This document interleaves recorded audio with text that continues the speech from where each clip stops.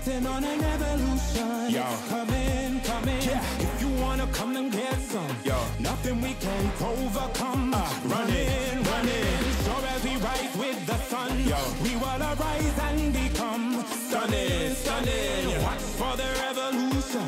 You can't stop what's begun. It's coming, coming. Wait. It's coming, coming. Wait. It's coming, coming. Just you wait. Just you wait. Yo, yo, yo, yo, yo. It's getting wild out here. It's getting wild. One by one we watch them all falling. It's getting wild out here. Yo. And I'ma be the last one standing. You can't stop what's begun. You can't stop a revolution. Come in, come in.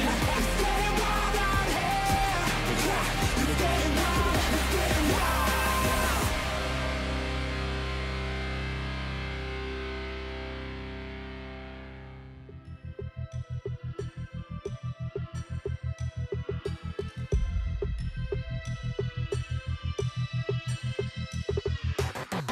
It's a madhouse, it's a madhouse. Had a lot of people showing me some mad doubts. It's a madhouse, it's a madhouse. I got love for the game, I don't cash out. It's a madhouse, it's a madhouse. Everybody with their hands up in the air like whoa. It's a madhouse, it's a madhouse. Shaking all the city, this is how I like my show. I got love for the sweat that I put in. Door with a foot in, proofs in the pudding. Things I did, all them said that I couldn't. Superhero bouncing like a villain. All y'all rooting, you the fan now. Yeah, you understand now what it took to be the champion that I am now. Head in the sky, it's about the time you land now. And let's see who of us has got the better plan now. Who has got the better plan now? Who has got the better plan? Who has got the better plan now? I'm just trying to understand. Who has got the better plan now? Who has got the better plan? Who has got the better plan now? Who has got the better plan? It's a madhouse, it's a madhouse. Had a lot of people showing me some mad doubts. It's a madhouse, it's a madhouse. I got love for the game, I don't cash out. It's a madhouse, it's a madhouse. Everybody with their hands up in the air like whoa. It's a madhouse, it's a madhouse. Shaking all the city, this is how I like my show. How I like my show. Hey. This is how I like my show. Hey. It's a madhouse. Hey. It's a madhouse. It's a madhouse. Had a lot of people showing me some mad doubts. It's a madhouse. It's a madhouse. I got love for the game, I don't cash out. It's a madhouse, it's a madhouse. Everybody with their hands up in the air like whoa. It's a madhouse, it's a madhouse.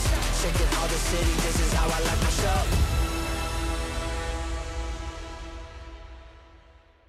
Ain't nobody in my lane. Me and you, we ain't even playing the same game. Take my own credit, no need to drop names. Drop the weight, clean slate, I'm insane.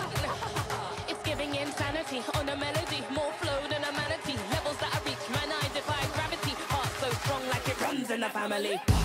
I got the haters out of breath. Ain't talking about dinner when I got them distressed. Giving palpitation when I say it with my chest. Do the calculation, it's time for invest. Acquiesce that I am the empress. Going so sick, someone call the vet. I just can't be tamed, I'm the Loch Ness. So blessed, they can't comprehend. I turn a skeptic to believer. I am a leader, resurrected like it's Easter. If you step to me, you'll get the misdemeanor. They can't defeat her, they can't connect the reader. Can't decline, don't worry, I'll be fine. Cause all I see is ups in the line. Did I plan this? Is this by design? Come reflect, my light can't be denied. Come correct, cause this moment is mine. It's mine. Tell me you're feeling the. Tell me you're feeling the. Do it like nobody does. Sipping that haterade, right to the finish line. Tell me you're feeling the. Tell me you're feeling the. Do it like nobody does. Sipping that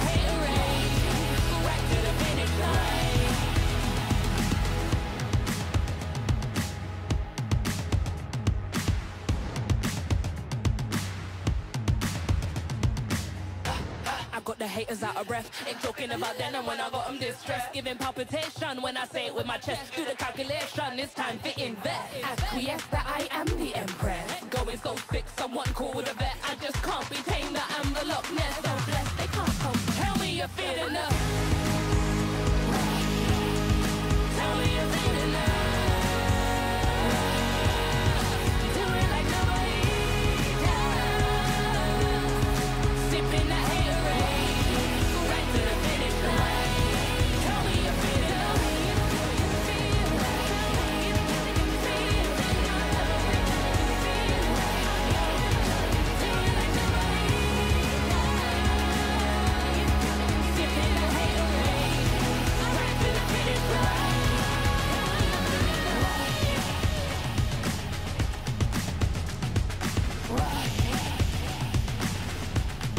Tell me you're feeling love.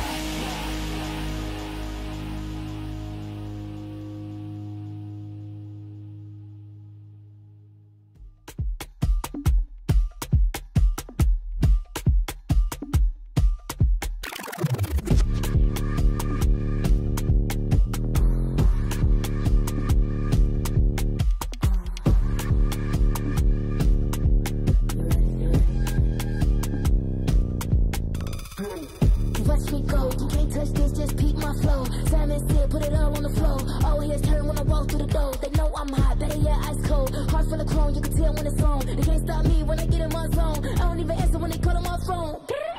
Baby, myself, I ain't right no wrongs. Here with me, I don't condone. I'm way too up, but I'm so far gone.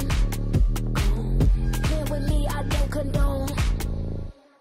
The man down doing up, beating up the beat till it's blowing up, chewing up. Look at me, look at her, look at she, tickle me, look at me, looking good, got the remedies in me, deep pulse energy, complimentary, they can never be fantasy. When they stare me, they like legacy, gotta leave a mark when I still make them look. Watch me, you wanna taste, love what you see, come and get close. Watch me, tell me low, I got you on, what you gon' do? Watch me, I'm in get high, blow the spot, ready or not. Watch me, watch me, watch me, watch me, watch me, watch me, watch me, watch me, watch me, get it, watch me do it, watch me slow. Watch me, make me feel it, take control, make me go.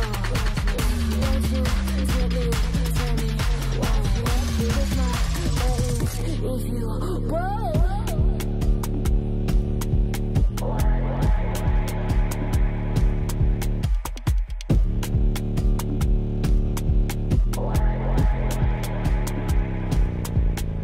Watch me, better than me. Kanye, you like a fool. Watch me, who's better than me? Watch me, you like a fool. Watch me, you wanna taste like what you see, come and get close. Watch me, tell me low, I got you on, what you gon' do? Watch me, I'm in your high, blow the spot, ready or not. Watch me, watch me, watch me.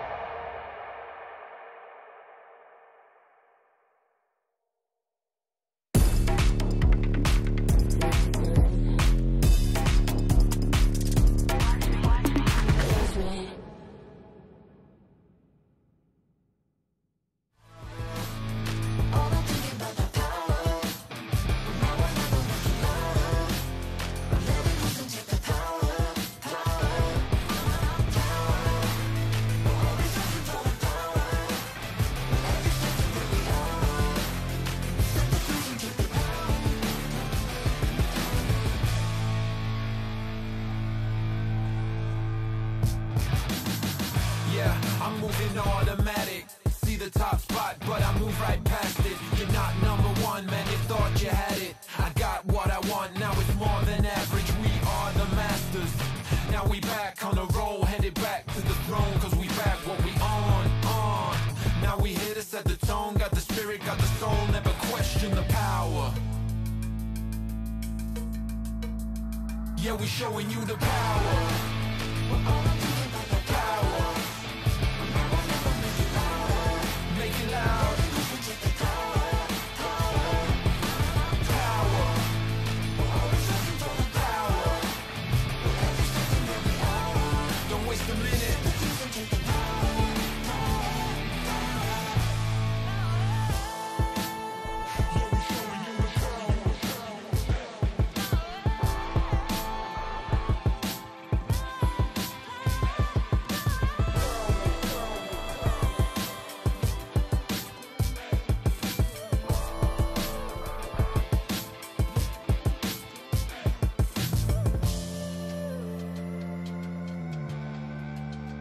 Yeah, we showing you the power.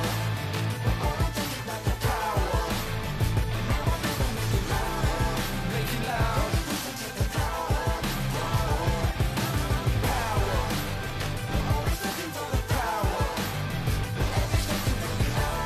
Don't waste a minute. Yeah, I'm moving automatic. See the top spot, but I move right past it. You're not number one, man, you thought you had it. I got what I want, now it's more than average. We are the masters. Now we back on the road, headed back to the throne. Cause we back what we on.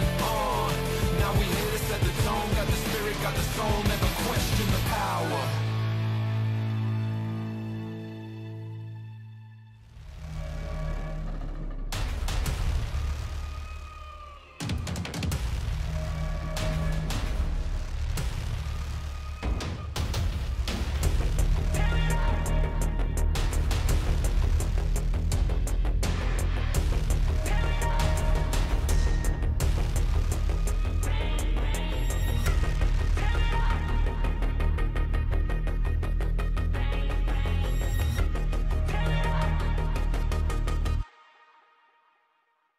You get one night before the sun's up. Bang, bang, tear it up. One shot before your time's up. Bang, bang, tear it up. You get one chance before you're out of luck. Bang, bang, tear it up. Tear it up. Bang, bang, tear it up.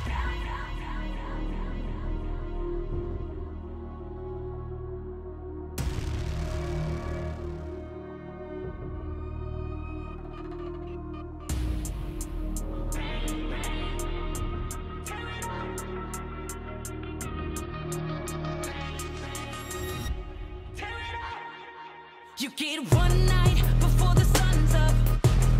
Bang, bang, tear it up. One shot before your time's up. Bang, bang, tear it up. You get one chance before you're out of luck. Bang, bang, tear it up. Tear it up. Bang, bang, tear it up. One army, we unbreakable. Won't ever beat us, we too strong.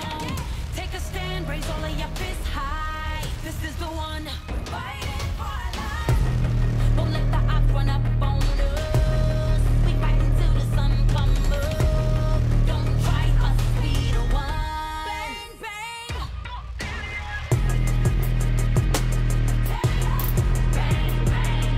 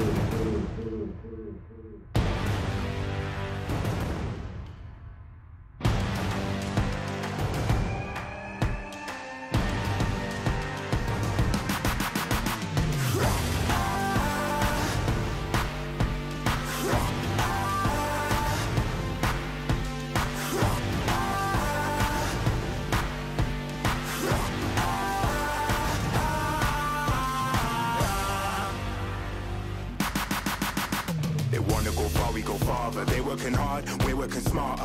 Where they're gonna go, we go harder. Hit every swing, roam like a king. Every dream in your head getting bigger and bigger. Isn't it time we start pulling the trigger? Shoot for the clouds, let there be no doubt. We're flowing without any drought. Baddest the baddest, just call me rolling. Playing with folks for the serotonin. Placing your best, yeah, we're going all in. There's somebody calling my destiny. Betting on me, you don't wanna be my enemy. Wait and see, lay on the waist. Taking a victory, not just a taste. Laying on flat and we're storming the gates. You don't wanna be my enemy. Wait and see, lay on the waist. Taking a victory, not just a taste. Laying on flat and we're storming the gates. Laying on flat and we're storming the gates.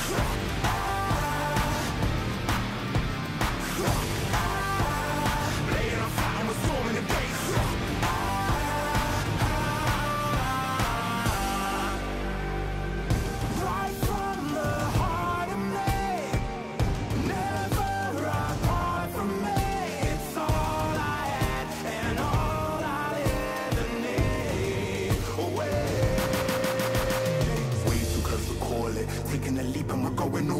baddest the bad. Fully rolling, messing with folks with the serotonin. I'm betting on me. You don't wanna be my enemy. Wait and see, lay on the waist, taking a victory, not just a taste. Laying on flat and we're storming the gates. You don't wanna be my enemy. Wait and see, lay on the waist, taking a victory, not just a taste. Laying on flat and we're storming the gates. Laying on flat and we're storming the gates. Laying on flat and we're storming the gates. You don't wanna be my enemy. Wait and see, lay on the waist, taking a victory, not just a taste. Laying on flat and we're storming the gates.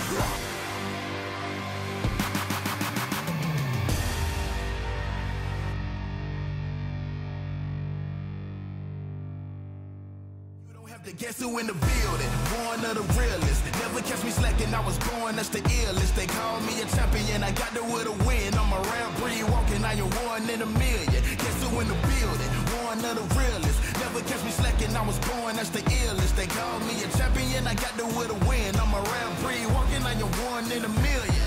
Yeah. I am back in the place, don't have to guess who in the building, cause I'm back in your face. Ready for anybody coming, I am here on my toes. Never was settled for defeat, cause I'm raising the stakes, yeah. And I'm not coming to play, I got my game face on and I'm ready to shake. You see my name will be known everywhere in the world, cause I'm a king, get it strong and I never will break. Hey, one of the chosen, going that's the illest, watch me kill it like a sposter. Never catch me slipping on my pippin', I'm the coldest. The best I ever do it, I'ma show you how I know it. Notice, I am on my way, I'm here to handle business, I ain't come here to play. I see they in their feelings, I don't care what they say.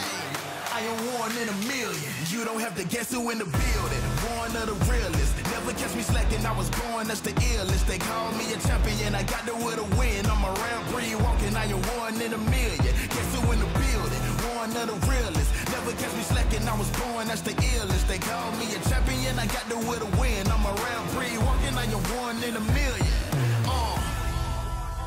I'm a rare breed walking, I am one in a million.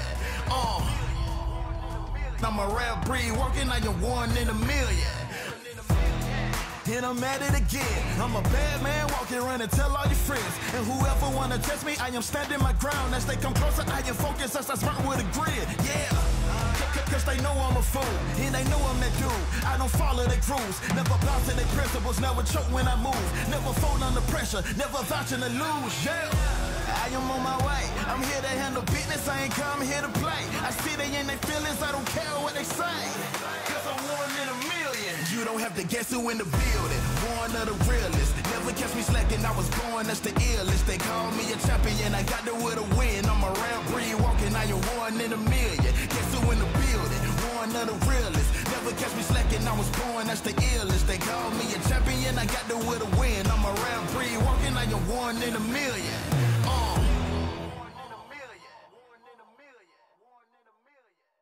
买酒街，到你就最近啦，买酒街，买酒街，不能错过。买酒，买酒，买酒街，买酒街，买酒街，买酒街，買酒街，買酒街，買酒街，買酒，買酒，買酒街，買酒街，買酒街，買酒街。買酒雞，買酒雞，買酒雞，買酒，買酒，把握機會買酒雞，機會咪出嚟，惡下睇漏眼仲喊都冇能為力，睇下邊個得戚，睇下邊個心息，偷雞唔成蝕8米被發現痕跡，成日發夢要點樣出色，其實努力有幾多得益，看風使盡你係唔知醜嘅圖蹟，我等你努力唔抵，你衰咗冇得唔計。咁知，但係有人好運，有人無計。機會嚟啦，咪就雞；機會嚟啦，咪就雞。錯過咗，喊到無謂；錯過咗，喊到無謂。機會嚟啦，咪就雞；機會嚟啦，咪就雞。錯過咗，今日一世；錯過咗，今日一世。咪就雞，到你就最近啦，咪就雞，咪就雞，不能錯過。咪就，咪就雞，咪就雞。買酒雞，買酒雞，買酒雞，買酒雞，買酒雞，買酒，買酒，買酒雞，買酒雞，買酒雞，買酒雞，買酒雞，買酒雞，買酒雞，買酒，買酒。喂，你聽住，我就講個錯過嘅機遇，成嚿叉燒擺到埋口，嚼到兩口，單一單就咬唔住。同你講句 sorry 咯，我對唔住，我想份對手，就份複習，個身份住好過要出盡力就不斷地輸。人生最寶貴一堂，公司唔係你學堂，簽咗份約將你捆綁，又唔出呢個節堂。乜嘢係好嘅時機？再諗一陣先，機會就不翼而飛。咪就雞，機會嚟啦咪就雞，錯過咗喊到無謂，錯過咗喊到無謂，機會嚟啦咪就雞。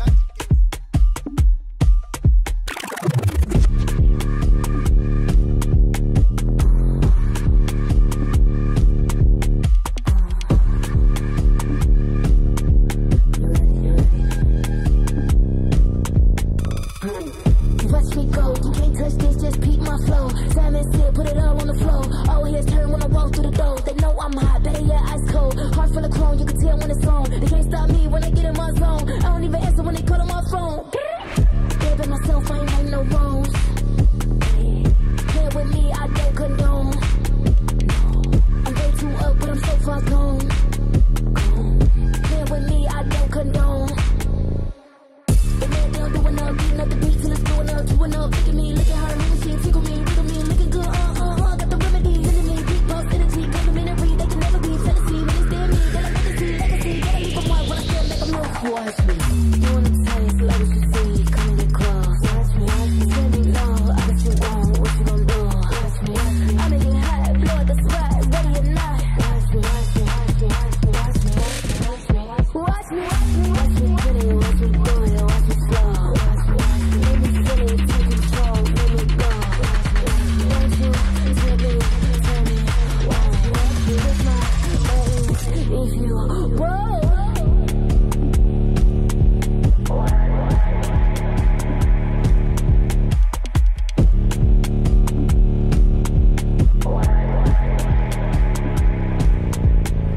Watch me, better than me.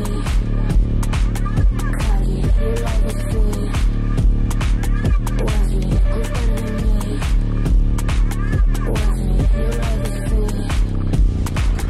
Watch me, you wanna taste like what you see. Come get close. Watch me, tell me no, I bet you won't, what you gon' do? Watch me, I make it hot, blow at the spot, ready or not. Watch me, watch me.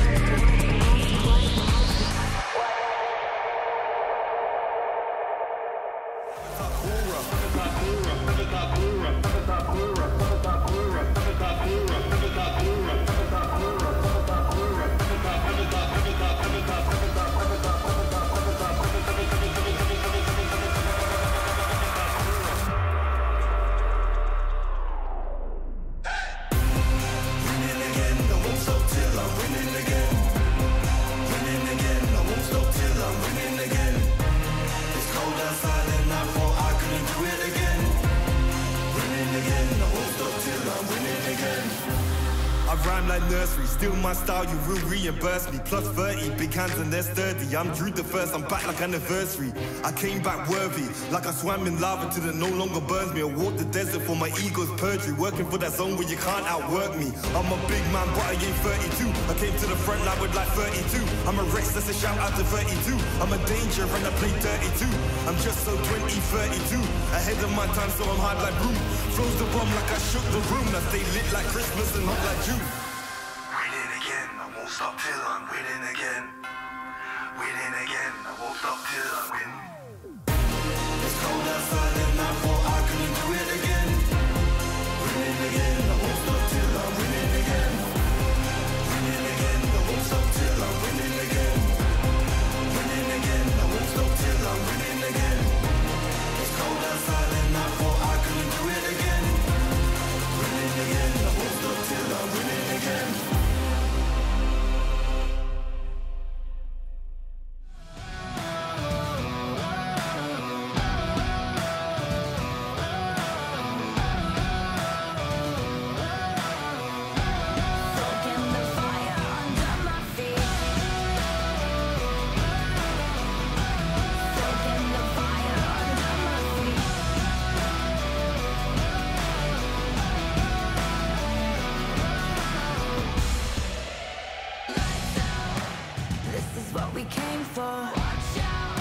What we got you can't handle. Cause We don't ever stand still. I'm ready for the gamble.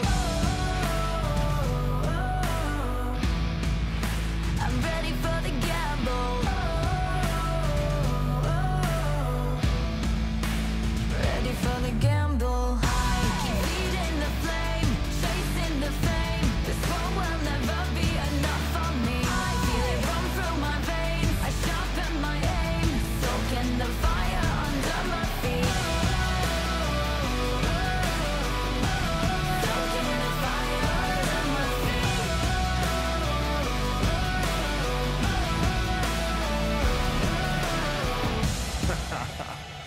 Yo, I switch, I swerve, wonder how I have the nerve.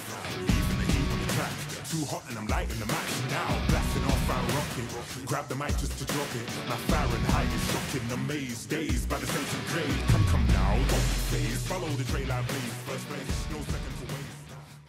The Snapdragon Pro Series is brought to you by Snapdragon Elite Gaming and DHL.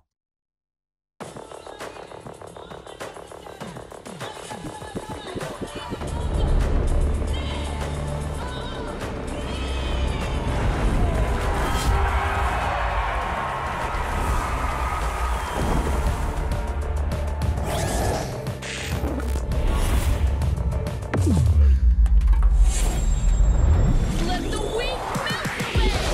Killing spree. Cops easy, taking the kill back. Prime time, baby.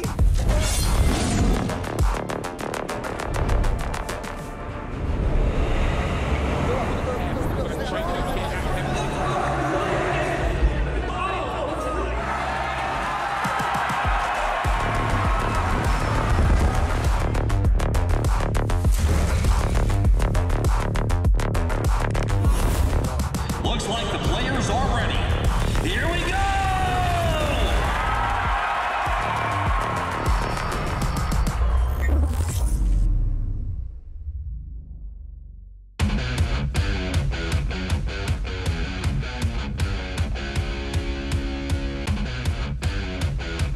Welcome everybody to the Mobile Masters Snapdragon Pro Series, once again bringing you exciting action. The international before the international, the very first coming this year. My name is Gideon Q and I'm going to be your desk host for today. Well, there is no desk this time here at ESL.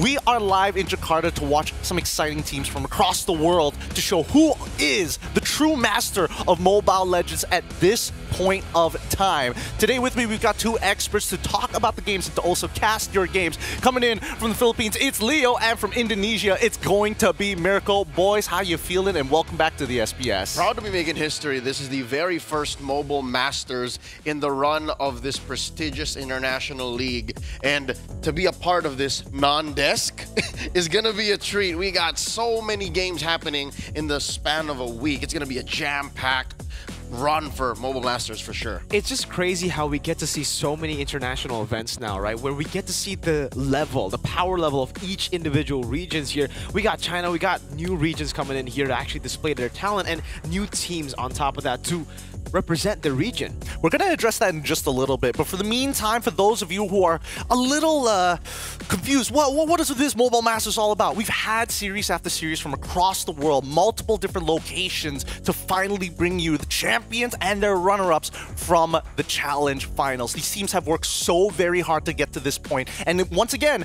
this is technically the first international with professional teams before we make it to the real internationals of the M Series. Here, check this out, the road to Mobile Masters.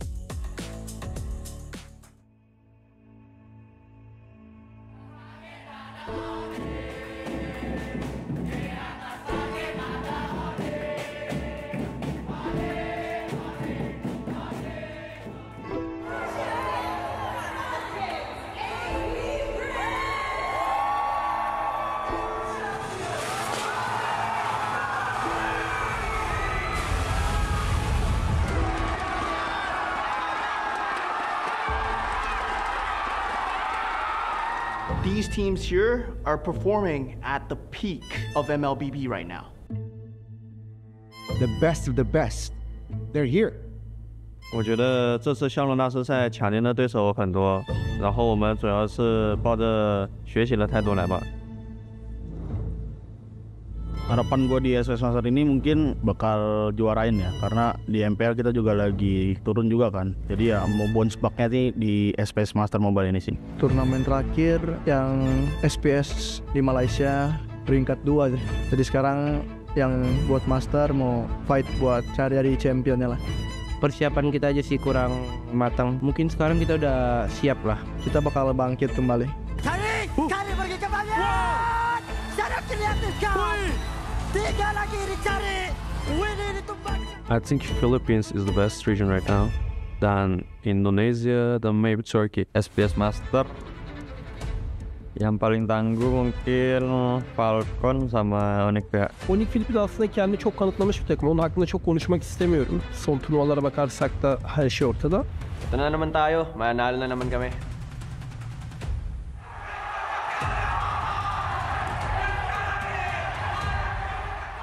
We are in Group B, and I think the toughest opponent will be Team Falcons. It's like the old friend roster, M5 winners, you know, great team, great synergy. And I think they will be a tough fight. Huwag niyong kalimutan na nanalo kami ng World Championship, hindi lang isa, kundi dalawa. Seolah-olah ditarik ke arah belakang. Namun begitu penalti zone baru saja dilepas kali Sanford tidak berjaya untuk melakukan tangkapan. Kaltizi terus mengunci lor kali ini untuk melakukan Sepi berhasil Marco menjadikan Sanford. Masih coba untuk masuk ke hadapan JP dan ada free gun dari mana JP? Kali terakhir kita melakukan kesalahan, tetapi kali ini dia tidak akan mengulanginya. Me gustaría enfrentarme al mid laner de Onyx Filipinas porque me gusta mucho su estilo de juego y también me gusta los personajes que suele usar. Sekarang diorang mesti berhenti dengan mungkin balasan. Jangan hilang. Nyawa ke atas tas ditumbangkan dengan mudah. Karena bukan saja dapat 1 malah karena dapat 2. This is the new era. 现在是我们的时代。 Ipapaalala namin sa lahat kung sino kami.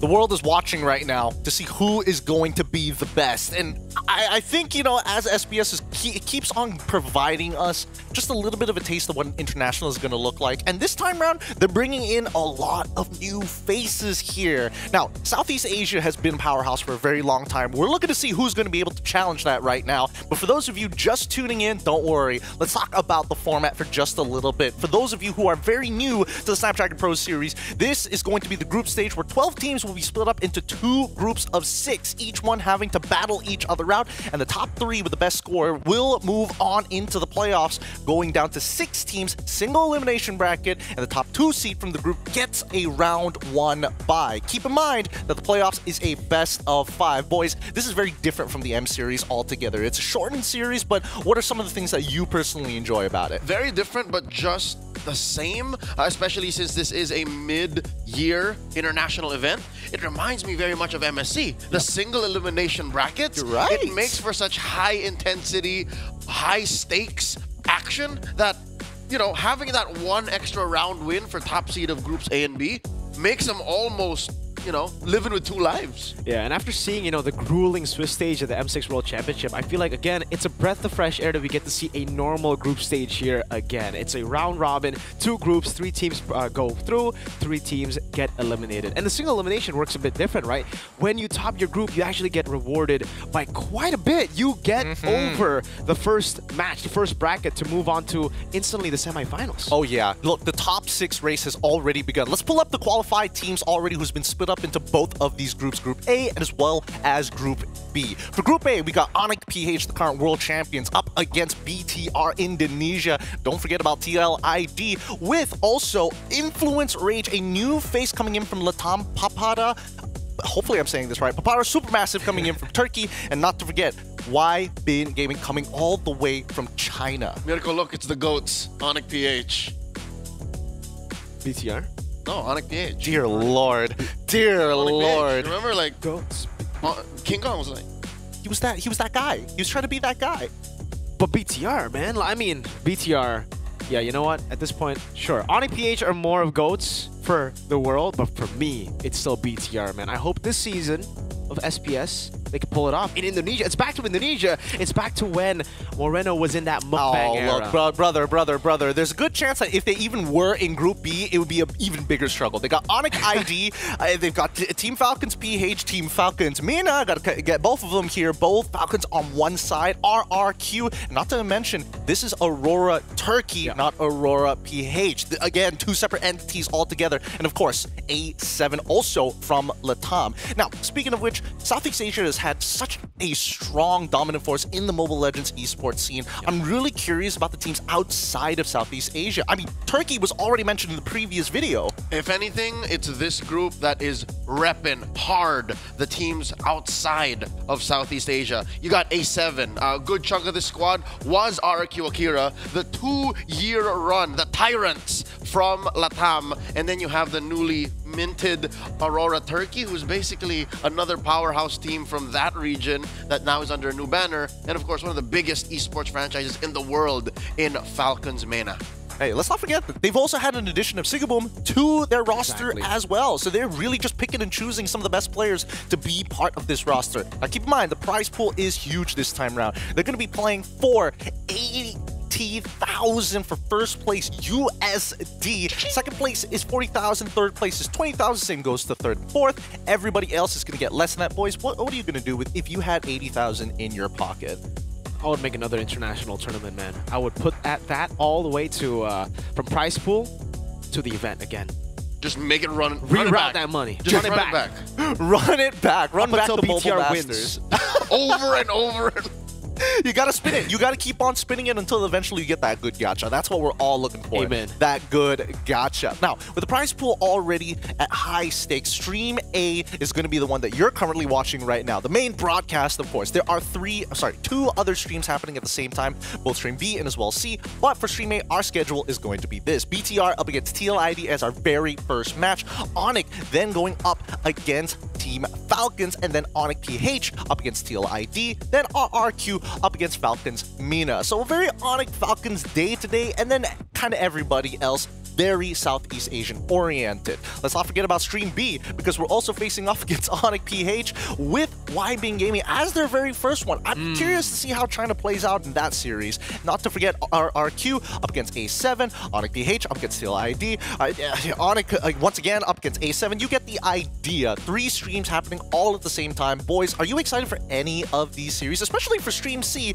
Because I think they felt like they had the short end of the stick initially, but no, they've got some banger games. I'm gonna be honest with you, it's all about Stream A, Gideon. But Stream C does have some interesting matchups, all right? You're seeing a lot of the teams aforementioned from outside of Southeast Asia. You got a lot of Latam here. You got a lot of EMEA. China. You have, yeah, that's not Falcons versus Aurora PH. Like, that is Falcons PH versus Aurora Turkey, and then Aurora Turkey versus Falcons MENA.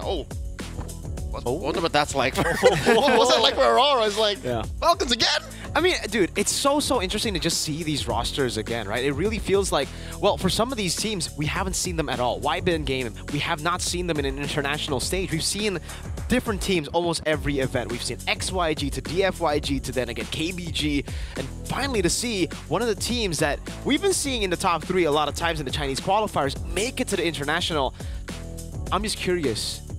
How strong is YBin compared to DFYG, compared to KBG, these teams that we've seen in the past? Look, it's the GGG trifecta here in China so far, and the competitive scene there is continuing to grow. Obviously, we want to see their growth as time goes by, but we got to talk about the current meta as of right now. Now, both of you have, well, unfortunately for MPL MY, hasn't even started yet, but we're in the middle of MPL PH and as well as ID. We need to talk about the new hero, Kalia. Could be polarizing opinions here, but what do you personally think about it, Leo? Because Kalia could be, you know, the end-all, be-all of Kaja and maybe even Gaton. She's a good chunk of everything. Healing, CC, peel, definitely able to scramble team fights, maintain a solid lane presence. Her kit is amazing. she's currently at what, 70-80% win rate in PH alone. You mentioned this. You said just yesterday in the rehearsals, she's basically what Suyo is to the jungle, but to roam. Same colors too.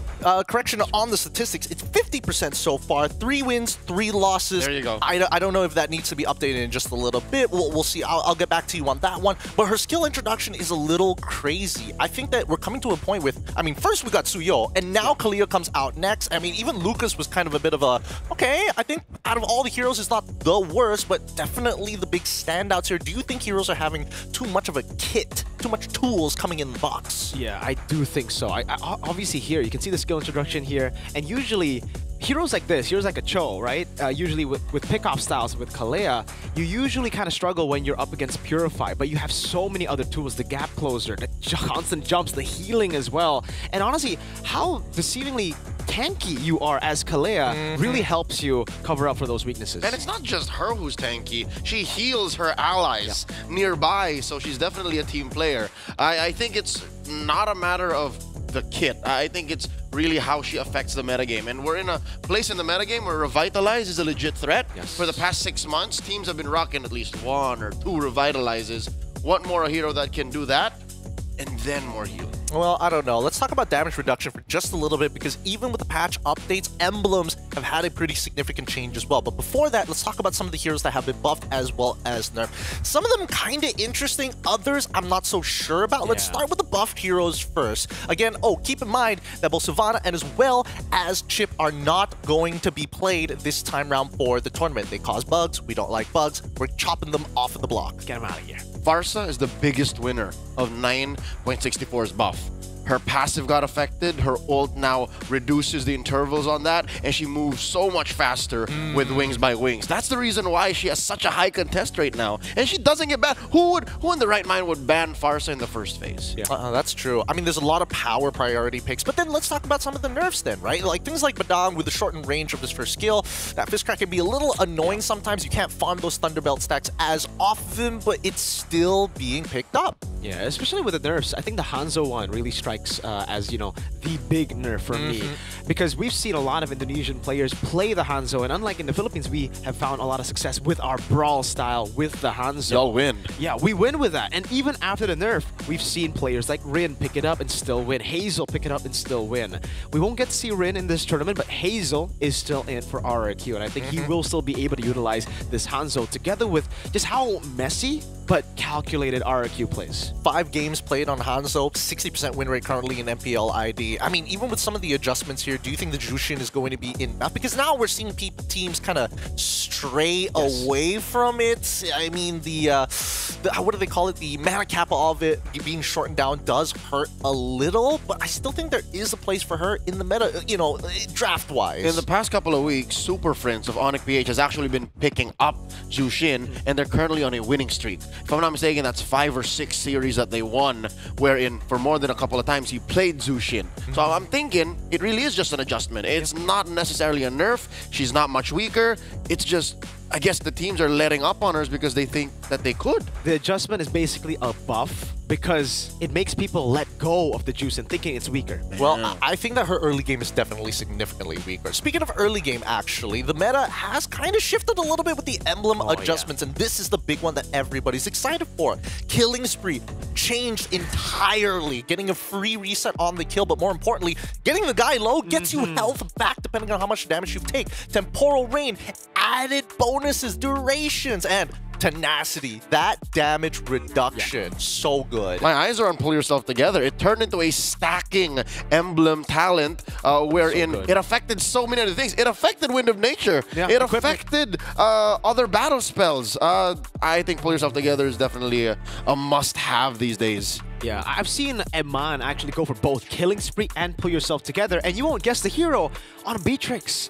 Went for those two. Pull Yourself Together for the equipment, for the flicker as well. This really helps heroes who in the past, well, not in the past, even currently, can't go for Purify. They can only go for flicker. You have to Pull Yourself Together. That means you'll have flicker more time. So maybe the Brodies come in hand, the Beatrix that was just adjusted, but the Killing Spree is so good. We've seen King Kong go on Suyo with Killing Spree. I think Grangers have found a lot of success with killing speed too, because you get the additional movement speed while you're kiting away. Oh yeah, so much good stuff. Now, obviously, there are some equipment adjustments, not the greatest in the world, especially for those who don't really understand how Pull Yourself Together work. Winds of Nature, obviously, going to have a bit of a change, but Rose Gold Meteor as well, getting a little more expensive. However, Dire Hit is the real question here. Dire Hit now requires a level of CC. You have to crowd control your targets for that extra damage to proc, so it's a more specific kind of roaming boots choice. It's no longer just I touch you, everyone else hurts more. Yeah, the Rose Gold nerf is very, very good, right? I mean, it was already so broken. Most marksmen, even mages slash fighters in the jungle would go for Rose Gold over anything else as their first item. Julian would just abuse the heck out of it in the jungle. But I think the Lord, we can talk about that Lord. Oh yeah. Every Lord jumps. Every Lord jumps, but they also changed those turrets. So, in a way, if the competition is, if your enemy or if you are better, so much better than your opponents, you will be able to capitalize on the new Lord. But if it's more even, then I think it's kind of like whatever, it's the same. It is kind of well, it depends. What do you guys think at home? We want to hear your opinions. Contact us through social media. Follow us on all of our social medias, whether it's the X Everything app at ESL MLBB or even Instagram or Facebook. We're everywhere. So please let us know your thoughts, not only about the show, but even about the meta. We want to hear you. Now, guys, as the games are going to go out, what are some things that are going to come to mind when we're not only seeing these teams, but the way that they're going to play the meta? Because we were already talking about the Lord helping to snowball the game, not to mention, I mean, things like Jushin, but now with the addition of Kalia, is it going to be more snowball-esque around the 8-minute mark, or is it just going to be like, oh, let's play it slow? I'd reckon it comes down to the draft. We talked about how heroes like Farsa come through. We talked about how Zushin might be, maybe she can be played, especially with these two in action. BTR, the... what do you call them? Best of the world. Best in the world. Against, of course, the Young Stallions. The draft is where I'm looking at, what they're willing to let go in the gold and the jungle. And then I think they understand the patch pretty well at this point. Yeah, and I think especially for both Bigatron and TL, we've seen them experiment so much in MPL ID. So it'll be interesting to see what they've finally been able to, get out of all those experiments, because we've been seeing so many cheese picks, so many weird picks in MPL ID for both these teams, for E2 Max and SDL. We'll get to see very, very soon what they decide on. Well, let's see whether those results are actually going to be worth it. It's going to be BTR up against TLID next. We're going to go on a short break, and when we come back, more to discuss here at SPS Mobile Masters. Oh, yeah.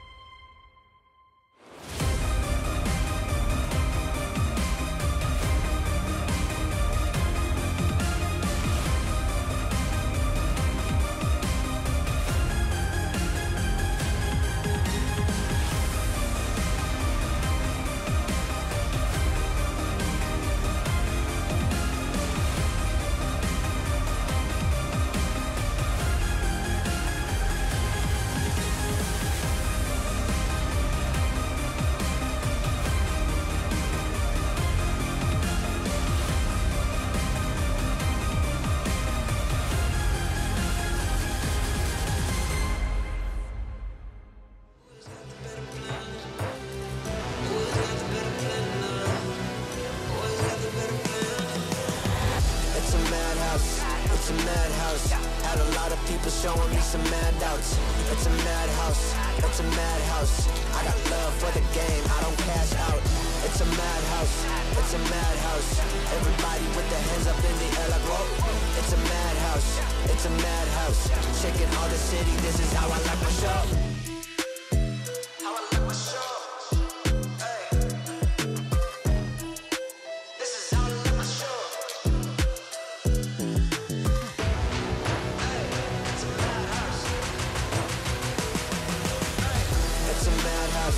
It's a madhouse.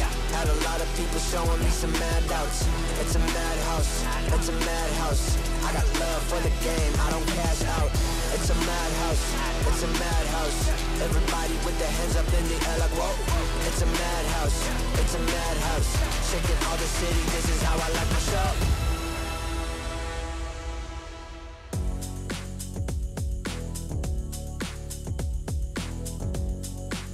The road to top 6 begins live in Jakarta, Indonesia, where teams from across the world are going to be battling out to see who is a true master. With our very first matchup, our first best of 3 of today, it's BTR versus TLID. Now, before we get into predictions here, this is obviously going to be quite an exciting game. Mirko, tell us a little bit about the matchup between BTR and as well as TLID. You've had plenty of experience in multiple weeks of professional play. It's weird because we haven't actually seen their matchup this season. BTR and Liquid have not met just yet. We've only gone through 3 weeks. So we've had like a 3-week break. So maybe we'll see in week 4. But before that, we get to see it here. BTR versus TL. TL, very, very shaky. Same for BTR as well. But for TL, I think it's weird in a way because it almost seems like in the past they've relied heavily on just their mechanics, their individual skill, and maybe they've gotten complacent, maybe they've gotten too comfortable, but that's what we're seeing from TLID. They just look messy, very messy, and it's not working this time. Is that how you describe BTR, by describing their opponents and saying, yo, this is just the best in the world going up against so-and-so? Yeah, That's how you do it. Dude, you're talking about Luke, Annabelle, Moreno, Light, Emma in a very positive light here. But Leo, let's play devil's advocate for a moment, because we saw this team during the challenge finals. And let's just say getting grouped was very much on the table. It was close, it was close, but BTR is super reliable when it comes down to it, especially with Eto Max at the lead. I do think, I don't know if Mirko agrees with me, but they can still work on their chemistry. There's so much that they can do, because they've been a team for a while now, 2-3 months. With that on the table, I don't know if that has changed. Given the break that they've had, there's a lot of bonding that could have gone down there. Interestingly enough, it looks like even on the Indonesian stream, they're saying that this is going to be the Slayers, the Filipino Slayers, maybe even all team Slayers. And that's a scary thought, because I do think that there is potential in this team, but we haven't seen that level of polish just yet. Is it too soon to ask? A little hard to say. But let's talk about Team Liquid ID. I'm really excited for this team, but as you mentioned, they have been looking really, really shaky. What about you, Leo? You've seen their counterparts in PH. Have you seen that little bit of that polish, that light coming in for TLID? I've been watching from afar, and I don't like what I'm seeing. I'll be real with you. When I first met them at M6 in late 2024, I fell in love. I was like, wow, look at this team that can freestyle. Look at these young guns who are basically living the dream. Their first real season in the pro leagues, and they're going this far. Like, I don't know what it is that's put them down to, what are they now, number 6? In the league? And they're defending champions! Dude, the thought of Aran, Fabian, Yeheskel, Witty, and Aaron Chiki already at 6, I want to build more confidence, but it's only week 3, like you mentioned, Mirko. I think it comes down to, again, the individual flair and the confidence that they had in their first season. When they joined MPL, they had no pressure whatsoever. Aaron, Shiki, Fabian, they were both looking for beef everywhere. They were, constantly trash-talking their opponents, and that's the confidence that we saw in the Grand Finals, ultimately, to get the MPL trophy in Season 14. Where is that confidence, is my question here. Aaron is kind of like, he's a shadow of his former self. Fabian as well. They're going in for very, very weird plays a lot of times. To be fair, much like their rivals in M6, Onic PH, they also had their dip. I'm talking Onic, right? So maybe this is ID's dip too. Maybe they also need to know what it's like to be at rock bottom and then build up. Again, it's only been 3 weeks. I mean, we talk about rock bottom, but if we're looking like match history, TLID has basically taken out BTR 3 out of the 4 matches against them. Stats. Hey, I like the stats. I like the numbers. They tell me stories, and I like telling stories with the numbers. But Mirko, do you think that this is the time where it's really going to start flipping the script? Well, I mean, for me, I hope so, right? For Bigatron, they have this new roster. They got Light. It could be Light and Annabelle, both of them joining this season. For them, it could be the last 2 pieces of the puzzle. But I feel like it could be another puzzle to solve. And that's what we've been seeing so far for Bigatron. They've actually been struggling more with Light and Annabelle, mainly because of the chemistry issue, the bonding issue. It doesn't seem like they're clicking together just yet in the first 3 weeks of MPL. I'm hoping with the 3 weeks that they got to prepare, the confidence comes back for them, for Light and Annabelle, and the team play starts to finally be visible, hopefully. And that's the reason why I'm so cope with TLID. I know that they have been grinding together a majority of this squad from the ranked game ladder all the way to the MDL under Academy, and then now in the big leagues.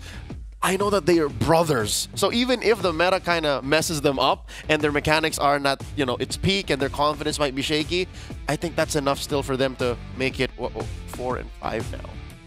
It's 3 and 4, right? 3 and 4. 3 and 4. So maybe after this it becomes 4 and 5. I'm thinking that. I'm sorry, I'm light. I'm sorry, light. I'm sorry, Eman. Sorry, Atomax. Like these are my Pinoy bros, but it's look, it's just facts. It's just the numbers that are looking not that great. You could, but he's not. He's not gonna take your side this time round. Okay, we gotta keep it clean here. Keep it clean here because you guys are gonna be taking us into the game very shortly, and I'm curious to see whether this is going to set the bar for the rest of Mobile Masters. If we see that high level of polish on both of these teams, I'm excited to see the rest of the series that are going to be happening here today. And obviously, there are going to be some changes in the meta, and whether or not they're going to be experimenting is going to be an entirely different story. But if they were to experiment, what would you take? I don't think they do. I don't think they experiment. Come on! Because for TLID and BTR, I think they've experimented enough. It was all about looking for the right, right ingredients to finally show. And here, this isn't a random group. This is a very, very competitive group. 3 bottom teams get eliminated. I think there's no way that they risk experimenting here. Hey, glass half full. 3 teams move forward. And if it's gonna come down to can we play Kalia or not, then I think you better damn well be able to play Kalia. Yeah. So the question is, can Light pick Kalia? Can Widdy pick Kalia? And here's maybe where I step a little to the red. I think Light could play a better Kalia than Widdy. I'm sorry, Christian, but...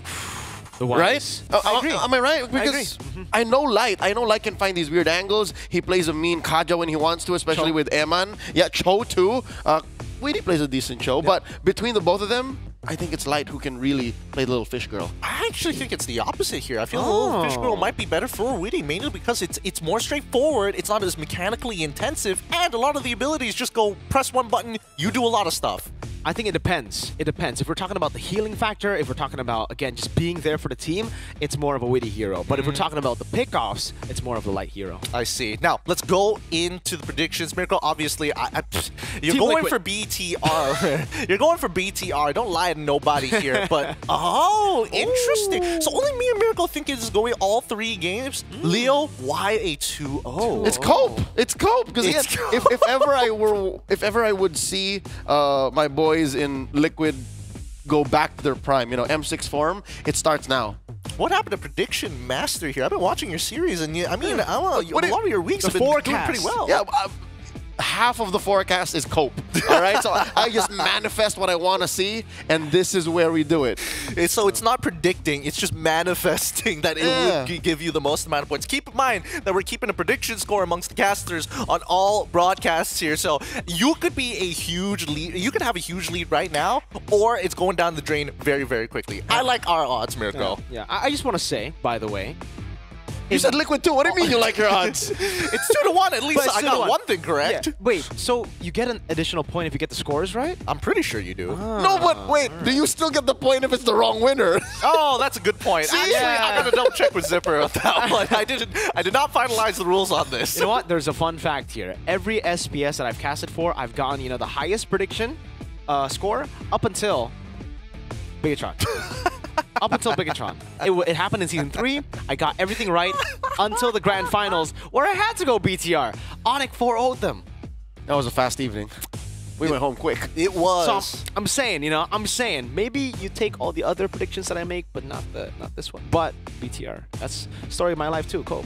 We had 2 full games of Magic the Gathering after that. 2 full games amongst 4 people. I'm telling you, it was a real quick day. It is going to be a little scary though with how the teams could be potentially positioning themselves here. But we got to go matchup to matchup as of right now. Let's start with the EXP lane and then start moving down the roles. Based off of your predictions, I'm just going to assume that the Cope of TLID is going to be good for you in this particular sector. But Luke's been doing good too. Yeah, Luke a little more explosive. Aran, in my opinion, more reliable when it comes down to it. Maybe that's where the draft goes down. That's where you see what they end up picking. Hilda's pretty hot today, but from PH side, what I'm seeing, you got a good glue, you got a good start. Yeah, I think for Luke, he's actually been struggling a lot. After the patch dropped, he started to struggle a lot because the Badang, that was his main hero. He always gets it first picked for Bigatron. It was nerfed quite a bit. We didn't see him pick up the Badang at all after that. Suyo for Annabelle as well has been kind of it's been very 50-50. He's always gone and opted more for like Joy. He likes Joy more. So some teams do. I don't know if the 3 weeks has changed this Bigatron to, again, get more comfortable with the meta, but if it stays like week 3, I think Bigatron will be the one struggling in the drafts. Well, before we even get further in our discussion, let's quickly jump over to the draft to see how Bigatron Esports up against TLID is going to start off, with Bigatron Esports on the blue side up against TLID on the red, and the bans are already through. Oh, there you go, SDL. Yep. SDL and Facehugger know what's up. They take out the Kalia. Take out the Kalia and the Chusin with Loyi too, so a lot of respect to Moreno, who has really been the pillar for Bigatron Esports with Eman.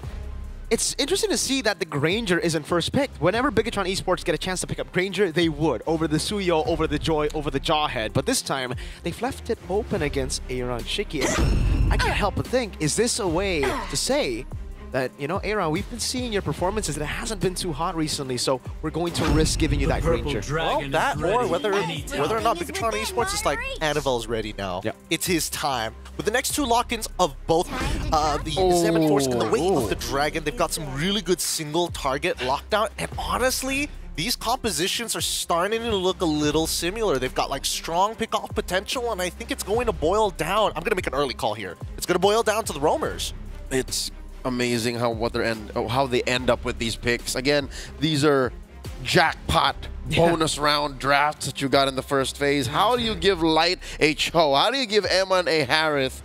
And for Liquid, again, snowballing is just literally step 2. You got a Jawhead, you got a Joy, you got a Granger. And Mirko, to answer your question, I think there's a inkling in Etomax's mind, is like, hey, he's getting a little more touchable. So let's give him his comfort and just beat him up.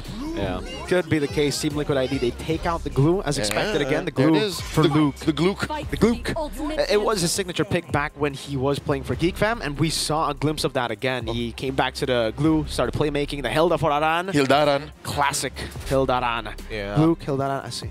That's him. I think banning out the blue is good, Sunday. but also there's like a sub-theory that, again, they don't want the mid laner to just be, oh, you have to play Vixana, you have to play Farmis. Let's open up the options just a little bit more, and maybe we can actually have that mid-trio work together. If there is a way that Liquid walks away with a Farsa here, oh, that is so much range. Ooh, boy.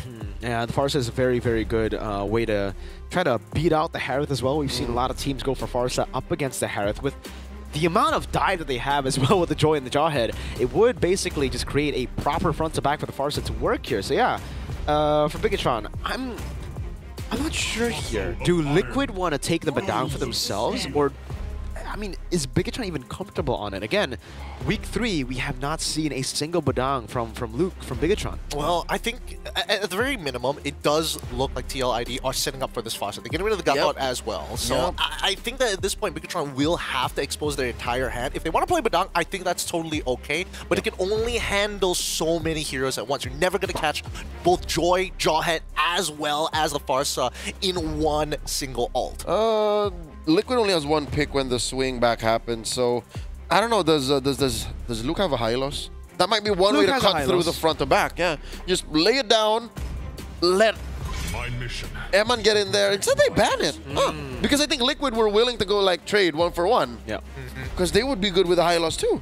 Yeah, so now I'm thinking, right, for Liquid ID, again, do they just go for the Farsa pick here? Is it still too risky considering Bigatron Esports could go for more dive? They go for the Farsa. There you go. So for Bigatron, yeah, it really just feels like they gotta go for dive, and I think the proper dive right now is Badang, right? You get those sets for your team, then Harith and Suyo take control, and for the mid lane, they might have to stick to what, like basic Vexana, or are they gonna go Vex for like is amazing. Yeah. Badang Vex is Badang Vex Cho. Right, so there are multiple layers to make that work. So exactly. Can really punish that Jawhead because, again, no escape mechanism whatsoever. You just kind of hobble around, shoot some missiles, and then die. He's all in. Yeah, he's very all in. Punish him. There it is. Good call. The Badang is in, but they're going to go with the Selena instead. Interesting solution here. I guess they want to be able to fight on a dime if they do find that initial pick rather than waiting for the longer cooldowns. Do we like this? Oh, I would have preferred the Vex. That's just me. Yeah, I think reliability-wise, Vixana does, you know, fit better into this composition. But for Moreno, this guy, we did see him play the Selena once in week 3 after the changes again. He played it, he won. That was against Na'Vi though, right? So I think it was more experimental. I was saying maybe they don't want to experiment here, but maybe it's no longer an experiment. Maybe they have what it takes to actually pull this off, because they've set up for it quite well. They have enough magic damage with the Harith itself, physical obviously from Suyo, and they have that Cho to clear up mid. But there you go. That's the additional dive that they could use to just go and steamroll through Bigatron if they snowball early. Yeah, absolutely. Especially if they don't see the Harith first. He comes in later. Hey, at least you got Lucas to buy you those precious few seconds to then re-engage into the fight. I think this is really 50-50 here, but Bigatron definitely has a more coin flippy-esque type of composition, which, I mean, I'm looking at Mirko's face, he's like, oh boy, I wish it was more reliable. If you miss hard. While Liquid has a lot of allowance, you know, they just have to actually watch where Witty goes. If Witty makes the right calls, the rest of the young stallions can just stampede through. So I love the Lucas pickup. Catches arrows like a champ. Absolutely. Now, the question is how the early game is going to be played. Because, again, I feel like if Witty dies early on against Bigatron esports, just gets hit by an arrow, gets blasted down by the mid trio, what are you going to do? So does that mean he doesn't help out with the mid lane and then goes off to try and cheese? How are they going to play this out? I don't think they want to play defensive. That's the thing. Liquid has to always find a way to be pulling out threats, not answers. So it's going to come down to this. Game 1 in a best-of-3, the first on Stream A in Mobile Masters live from Jakarta. Bigatron Esports versus Team Liquid ID. Yeah, for Bigatron Esports, it's much more of, I think, the waiting game, right? I mean, the early game, it really depends. If Moreno lands the Abyssal Arrow, then we will see those fights happen. But if it doesn't, I think they will relatively play it safer. Again, like you said, it's all up to Liquid to really push the tempo. Lethal 1. Lethal, going to be taken by Annabelle. Yep, didn't even need the Retribution. Looking for that Queller. That's also as Jikundo used up Life Force to flick around. Aaron Shiki doing a bit of damage over to Moreno, who walks up. The Queller missing onto Fabian, but Annabelle still wants to walk up. Goes for the Soul Sever. Fabian low. He will be zoned away from the green camp, and BTR take an early win. The Usurper gets sent back. Mirko, that's exactly why. Annabelle, despite having a small preference to the Joy, is picking up the Suyo. Again, what they're lacking in the gacha 50-50 kind of engagements, he makes up for in the reliability in the jungle. A quick look at the emblems there. You see now confirmed that Annabelle is one of those killing spree Suyo enjoyers, which I think I am too. At this point, like, 80-90% of Suyos have foregone Impure Rage. I think it really depends on the draft. I mean, sorry, on the draft of your opponents. If you are up against a squishier lineup, you can get them lower, you can get those executes. The killing spree gets tremendous value. But if you're up against tankier heroes, maybe the Impure Rage, you know, serves to be the better choice. Level 5, 1 level lead already for Annabelle as he takes the XP crab too. Yep, this has been symptomatic of the Usurper's downfall.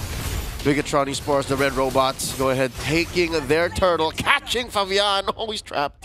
Yeah, well played by Luke. Just flickers forward and pins Fabian to the wall. Again, the setup, we were expecting Team Liquid to be the ones, you know, starting off strong here, but it is going to be Fabian in the bottom side, still on the purple buff. They go for Witty here. Not enough damage just yet. Iman walks up with the Synchro Fisher, unable to get the kills of Force and a flicker right. Annabelle taken out by Aran as he goes in with a Sacred Beast. Flickers forward, dives in, and gets a double. Gets traded back, but it's still a win for Liquid. That is worth it. 2 for 1. Aran for Annabelle and Eman, the 2 cores. What are the odds? Aran ever so reliable. I was gonna say a win is a win, but did Witty just throw Eman backwards away from the feathered airstrike? And we saw that, you know, again, mismechanics happen here and there. It's a Witty classic. It killed him still. Oh, hold up, Light. That's a Shunpu getting out his roll. Electrifying beats to chase him down, but he gets out with the Jikundo and a Shunpu reset. Fabian starting to really feel it here, despite that initial turtle take. Moreno forced a flicker in the mid lane. All right, we talked about how Fabian was behind slightly, but let's look at this gold lane matchup. The untouchable one is actually out farming Eman. Again, that one death in mid really affected Eman's pacing. For sure. For the Harith versus the Granger matchup, it is favorable for the Granger. especially early on when you don't have the instant resets with your Chrono Dash with the Zaman Force. So you're still going to be waiting for items, right? I think once you get the Starlium Sight, that's when you really have a power spike to try to face off against the Granger. But other than that, you're just taking in the poke, playing it safe, and clearing up waves. Yeah, patience seems to be the call here for Team Liquid. They got to pick their fights. Fabian just working to secure his purple. There's a turtle coming up in about 10, lower quarter of the map, and the red robots again are circling that pit. Did we see a pull yourself together for loot? No, I think it was an Inspire. Yeah? What he gone for? Wait, the dragon at the bottom lane. Aran gonna be caught in the fist crash. Still goes into the Sacred Beast. Will be able to survive. Now it's the Unstoppable Force and the Ejector over to Annabelle, who's still able to escape from that with Feather Airstrike. Does a little bit more. Fabian almost got that assassination. The Abyssal Arrow whiffs, and it will be a 1-for-0 in favor of Liquid as they go for the turtle. The early game is Aran's house so far. Catching arrows like a champ, taking down, chomping down robots. Would have thought that a big dog like that would eat metal. That does delay Bigatron Esports' time in taking the turtle. They're thinking twice about it. Look, all the way on the other side of the map is Annabelle, and Witty and the Pixel holding it down. I wonder if Light knows. Oh, he doesn't. He doesn't. He's just resetting. He's just playing the time again. He's trying to stop the Sake from Liquid ID. Fabian is actually trying to go for the mirror. He's thinking the BTR is setting up for the turtle already, but Annabelle was quick on it. There you go. Starlium Sight already built up. Look at the rotation with the Feather Airstrike being ready. Yesgil to decide to pop it off up top. He does. But the Airstrike up top and Mind Force to flicker out. But this should be a free turtle for Bigatron as he goes for the Fist Crack. Annabelle wins out the Red Tree battle. Fist Crack coming down as the Dragon locks Mr. Man down. Witty gonna be caught still. The chase over Annabelle. Picks up the kill with a killing spree. Now as Light will be chased down by Fabian. 1-for-1 with the turtle to BTR. Lusa walking up. Soul Sever over from Annabelle over to Aran. Yesgil and Aaron Shiki coming in. And it will be a disengage for now. They still want to chase. They're not done. Holding the Y brush, checking range. Annabelle and Luke back off. Fabian still here, looking for a dash, popping those beats. Queller coming down, electrifying beats over to Luke. Annabelle forced back. Moreno waiting in the flanks. Looking for a kill. Fabian doesn't read it out. That's the Abyssal Trap and the arrow landing. Fabian to be very low. Moreno looking for the kill. Lethal Ignition. And it's Annabelle traded in for Fabian. Unstoppable Force. Moreno able to flicker out in time. Yesgil wings by wings. Gets caught by the trap. Moreno gets out. The discipline by Christian Witty, the de facto leader of Team Liquid ID, did not force the flicker and ejector. Now they're cornering Light. Great conversion by Team Liquid ID, up by about 500 gold. Trading out that tier 1 down bottom. Eman takes down the one up top, and that delayed turtle take changed the pace of the game entirely. These two teams are now playing MLBB for the streets, as our good friend Renma will call it. They're just picking fights left and right. It's back to level on the board, right? I mean, in terms of gold lead.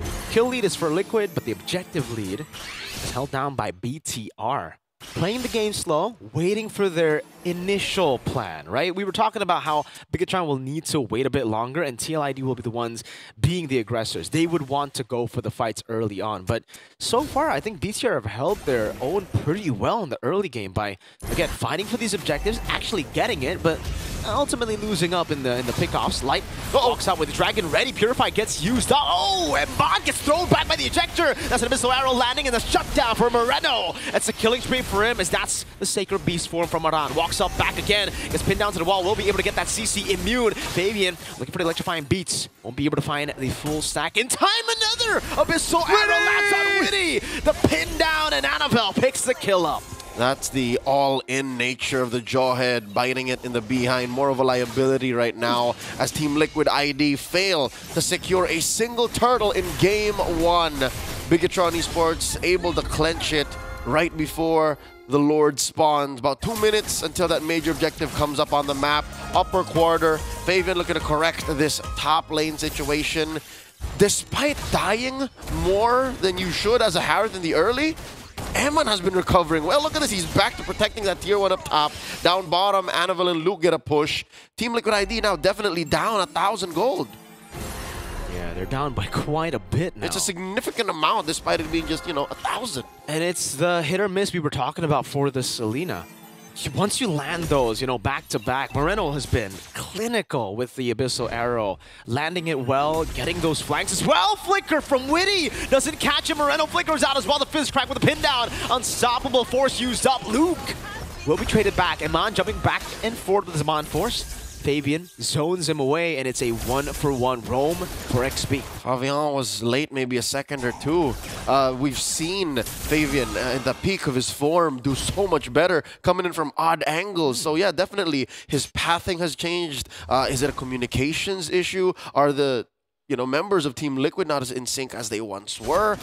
They are up on kills, but the lack of conversion, the lack of cohesive movements on the map is not paying dividends right now for the young Stallions. Fabian here, look, he's staying there. He's like, dude, I didn't catch the last one. Maybe I should just stay nearby. And that's the Oracle, actually, for Luke. This has to go for the Oracle. Glowing Wand picked up by Moreno. Playing at this very, very slow again. Luke opening up, finding Yehezkiel. Light will be going in. Doesn't get the G-Kun though. Great patience by Yehezkiel. And to conceal out. Aran in the bush. Another stack for Luke with the Thunderbelt. Yep. Besides Moreno's jumps, his dashes, his arrows, I gotta commend the Filipino mukbang enjoyers trap late placement. Like, it changes Team Liquid ID's positioning so much, and it forces them to be more patient. It forces them to like, all right, we gotta sweep these traps first before we come in, because what was it now, twice or thrice that Witty got caught out weird, and he was forced to just sit there because of a trap. And these traps, now it's used for vision, but oh my lord! The blitz! They just blitzed the lord out of nowhere! Bottom lane, Liquid ID set Aaron Shiki. And just like that with the trap and the arrow, I was about to say, the traps will be good poking tools as we get into the later stage of the game. We saw that glowing wand already for Moreno. And again, it will be a constant threat to these backliners. Yehezkiel, Aaron, once they take it, they're really going to feel the pain. It'll be the death of Liquid's momentum, I swear. We couldn't see Team Liquid ID get a definitive Liquid Stampede. Light gets the kick, looking for one, setting up. Oh, he gets ejected! Ejector over to the back. That's Luke with a pin down over to Witty. Now gets caught by the Feather Airstrike. Is able to flicker out to safety. Aaron together with Yehezkiel looking for the final shot. With Light down, Annabelle. Whoa! 2-level lead on the Suyo. Down below he goes for the tier 2. Aaron and Aran dealing with the wave up top. We'll be able to clear it out. Mid lane. Oh, Eman gets the kill. Where does Zaman Force? Fabian caught inside of Zaman Force, and that's another for Eman. Oh, across the board. I was just about to say that pickoff on Light was one of the few free wins for Team Liquid ID. And now in the effort to take care of the Lord, they got scrambled. They got taken out. Roll per roll, 1 for 1, none for none. Annabelle so deep in. Point blank. Shiki gets one. Punished. I wonder what stack Aaron Shiki is on with the Sky Piercer. He does have 4 kills, but I think he picked it up a bit late. The Sky Piercer, he's only gotten it once? That's right. Was it one stack? May have died once as well during the build-up. So regardless, he is playing with 5 core items now, on his way to a BOD. Should be fine for Liquid ID. Again, they took care of the Lord pretty handily. A big mistake, though, from Annabelle, right? Walking up. Luckily, there's nothing really to fully punish on right now. Witty has popped in the ejector, does have the flicker. Won't be able to use it, though. And a fun fact about Selena is her wave clear isn't too bad, funnily enough, when it comes to mid-game, right? Later on, when it's super minions, yeah, that's when you kind of struggle. But here, it's still all right. Put down those traps and dash. Caveat, though. Don't take Mirko's comments in a vacuum. It's good wave clear, but it's high committal. It's not safe. Yeah. Like, you have to be in there and make sure the coast is clear, or else you're going to get punished. It's not like a Farsa, not like a Granger, not even like a Suyo. It's a different type of clear, right? You got to walk up close, get up close, maybe even threaten some of the backline members from Liquid ID, like we are seeing here for Yehezkiel. He cannot walk up. He walks up a bit too aggressive. And a trap could land on him. A flicker from Moreno with lethal ignition. Well done, team. You can take a look at the builds later on, but Moreno is dealing a lot of damage right now. And he hasn't died once. Exactly. 3-0-4. Eman has gone to his item power spikes as well. I believe he is on the Holy Crystal. Annabelle is holding a 1,700 gold lead earlier up against Fabian. And the EXP just got repaired between Fabian and Annabelle. Yeah. So now they're both at 15. This Lord here at 13 minutes, second of the game, should be as close to a retry battle as it gets. I give a slight advantage to Annabelle, given the Sever Retribution combo. Much cleaner. Queller, trap, arrow. So many ways to poke, more ways than Liquid ID, despite the fact that, you know, in terms of range, they should have the advantage with the Granger and the Farsa, but in a way, the poke is also very commitment-based, right? They got to commit. Luke goes in, finds 3 on the board, forces 2 purifies. Iman still able to dish out some damage. Now with Zaman Force as well. Moreno's zoned away, flickering out, but that's Iman with a mega kill. Light goes down, so does Iman. 2 for 2 the current trade, and Anavel folds. That's an arrow, a trap down as well. Fabian gets the shutdown, but Luke punishes him in the end. It's a 4 for 3 trade in favor of Liquid ID. Both damage dealers still up. Yehezkiel walking up, trying to deal some damage. Aaron's taking up the Lord. Luke goes in, pinning down Yehezkiel, taking him to half HP with a fist crack too. This might be a solo kill on Yehezkiel. Aaron looking for the kill. Luke finally falling, but the Lord got reset. 5 seconds on Aran, 1 on Light. He's respawning in. Can he get there in time? It's just Aaron Shiki and the Lord. 1v1, and the untouchable one gets it for Liquid ID. What a clutch move from the 2 long-range damage dealers of the Young Stallions. That definitely could have gone wrong, though. That Luke could have just unlocked his clutch gene and said, hey. All right, we'll see the instant replay later, but real quick, remember, folks, it started with a, what was that, a 4-man fist crack. Yep. Disgusting. But Team Liquid ID recovered and landed on their feet, ended up with taking control of the map, turning it red, Lord marching down bottom. And it's glimpses to the Liquid Stampede we have seen in the M6 World Championships, waiting for Fabian to come in to clean up, while Aaron and Yehezkiel just stay back. It's all up to Witty and Aran, though, to have that line. Style force over to Luke, still the fist crack coming down as well, but that's a big resource. Ejector coming in with a flicker, a pin down as well, and that's Luke still able to survive. Light taking a lot of damage from Aaron. Shiki with the Rhapsody, and Mom pops in as Zaman Force. That Lord will deal with a base turret down below. Anavel with the endless battle. Wave down below, dealt with by Eman. And they will be able to defend for now. Historians and archaeologists are still figuring out how Witty did not die. He was literally at about 2 HP, stood at the cusp of the turret's range. Got pinned down by Luke. With a wall right there, like, please don't touch me, please don't touch me. And folks, at this point in the game, it is a base siege. If Bigatron Esports pick off 1 or 2 from Team Liquid ID, suddenly the map's equilibrium changes. Moreno gets caught out. Flickers out, still going to be taken down. And Mom pops in his Zaman Force, a bit late. Fabian still, though, going to be taken down. That's the late game damage of a Harith. You dive onto him, you're dead. Le punish from Eman. This does turn into a steal, though. Aroshiki taking away the purple from Anavel. He's got 1 star. Ladies and gentlemen, Team Liquid ID have recovered from what was seemingly a surefire hit from Bigatron Esports. But just the same, I gotta say what everybody's thinking. Is Anavel a little too forward? Is Anavel putting himself in places where he shouldn't even be?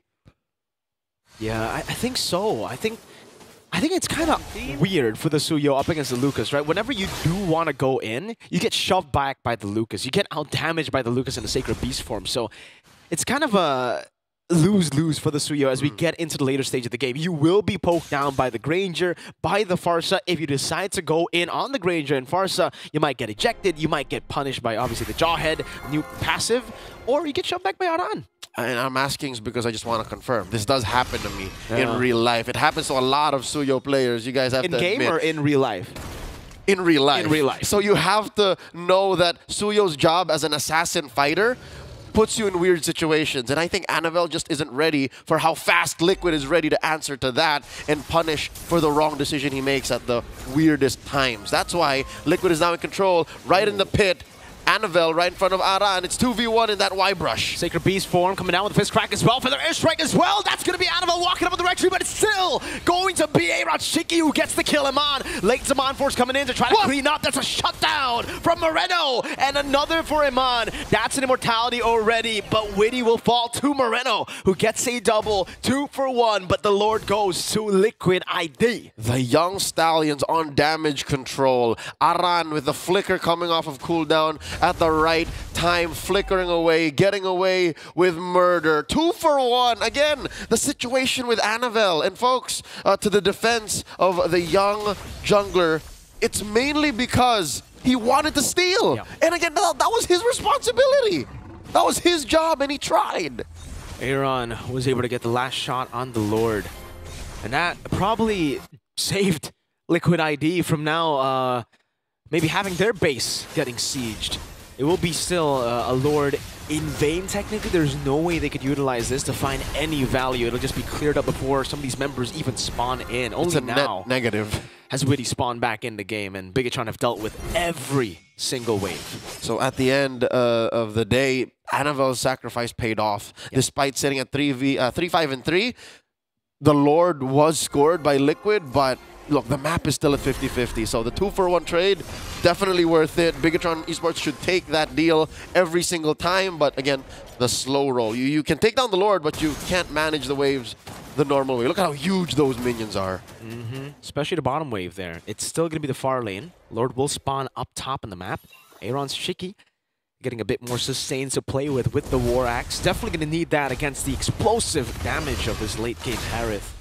But that's the thing. Liquid ID can never truly all in as we get to the later stage of the game here up against the Harith. You all in on a Harith with Zaman Force. If you don't get the CC down on him, he will shred everyone, including the front lines. The front lines are backliners to a late game Harith. Yep, someone's got to lock down this young child or else he just tramples all over. Cat child.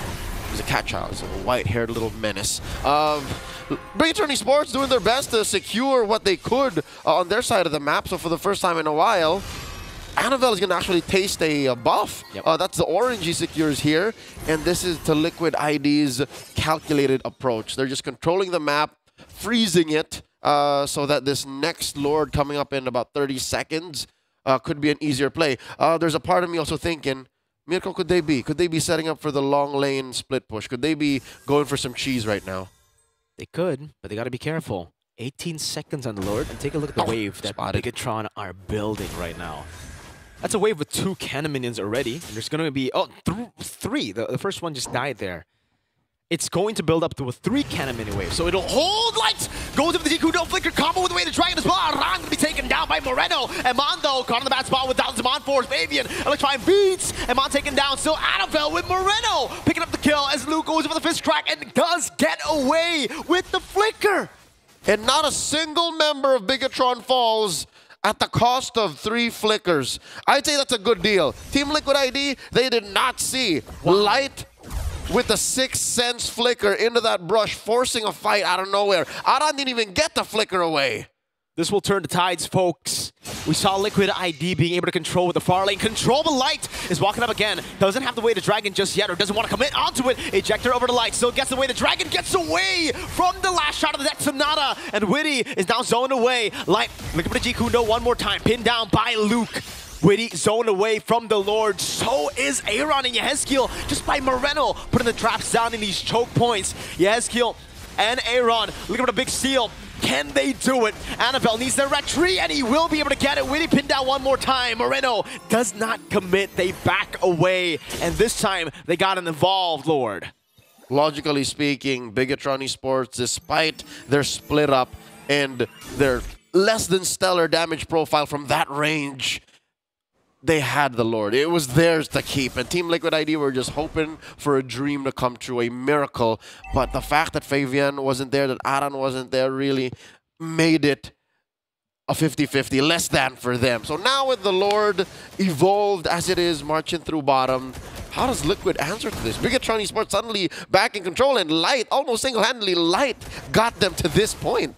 And this is the new form, again, of that Evolved Lord. You can play with the Lord itself. You can just get that damage reduction together with the team, and technically that's what Bigatron want to do. This is a team fight composition that want to stick together, aside from Moreno, and deal damage. So if they have enough damage reduction to deal with the poke coming in from Aaron, from Yehezkiel, and to just plow through these turrets, it'll be a concern for Liquid. And the way that Bigatron are building the wave up in the bottom lane too is just so well organized. They are waiting, slow pushing this as slow as they can, so that once they go in, they end the game. They're looking for an end angle. It's here, it's now or never. That penetration is inevitable. And Liquid ID are hunkering down. They are bracing for impact. Lord down bottom. The rest of Bigatron Esports holding on for some flickers. Feather Strike already spent. Oh no, Luke gets caught again. The ejector thrown back. That could be the angle, but Baby gets caught by the Abyssal Arrow. Moreno finds an angle again. It's going to be Light with the Wage Dragon kicking Witty back, but he will be cancelled out. Immortality down. No, not just yet. He has skill very low by Annabelle. Still able to escape. Witty with Immortality. Lord dealt with. Liquid ID prolonged the game again. An impressive defense by the Young Stallions, trading 1-for-1 and losing just that inhibitor. This, by all means, ladies and gentlemen, is a miracle. Any other team could not defend. What? Ejection flicker. Annabelle gets a 3-man blade surge. Light dives into the back, and Iman gets through them all. That's a double as he goes in for the Zaman Force. Witty has finally got that immortality proc, and he will fall as Annabelle deals with the base with one cannon minion. The dream didn't last, and Liquid ID thought they could get away with it, but Bigatron Esports puts a cap on it and takes game 1. Game that we've just experienced. This is only the first best of 3, and it's not over just yet. 1-0 currently for BTR. Man, that was a banger of a match. What a way to start Mobile Masters here on Stream A. A slobber knocker is what we call it in the business. What was that, 24 minutes? Close to 25, honestly. Both of these teams were really trying hard to not make a mistake. 20 to 18, the final kill score. I gotta say, man, you know, the pick that we were kind of doubting in the drafts, not as reliable as a Vexana, turns out to be just as, if not more reliable on the hands of the Maestro Moreno. Oh my god, it's him or Eman as the MVP. Light had his moments, but you're right, never doubt Moreno, never doubt when Bigatron decides to pick these specific heroes. And come on, it had the blessing of their coach. Etomax is also a prolific Selena player. Oh yeah. Huge coming in from Moreno. If his kill on Farsa is a trebuchet, Moreno is a crossbow. This man is able to throw these quick shots, and inevitably one of them is eventually going to hit. He is a volume shooter, as they like to call him in the business. But so far, I think this is something that TLID will keep into consideration, because I feel like the only downfalls of TLID is, yes, they caught him on, but Fabian just wasn't quick on the item switch. It was the clutch moment as well in the later stage of the game when Luke got picked off as the Evolved Lord charged in. Oh, man. Luke got picked off, but Moreno found the clutch arrow to get Fabian. If that had that not happened, I feel like TLID would have been able to, again, force another Lord fight. It would have been more 50-50 because the far lane baser would be level at that point. But still, we got to see a crazy game here in Game 1. It was back and forth all the way from the start to the end. And ultimately, it did end according to our expectations, right? Early game, Liquid with those fights, with those brawls, definitely had the edge. But as we get to the later stage, with the arrows, with Lights getting the clutch pick-off too, that 6th sense, you called it, Leo, down below in the bush, over the orange buff.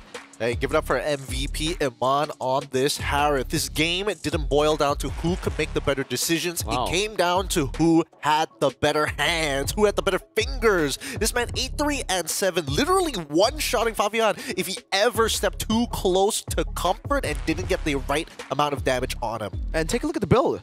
This is a very, sustain-based build, and it's because, he's up against more damage than tankiness. That's why he didn't need to go for the Divine Glaive. Went for the Concentrated Energy, the Oracle, sold the boots for, and the Winter Crown. I think that was swapped over, Imo, Winter. It's a jungle, But, really good itemization from this genius. Yep.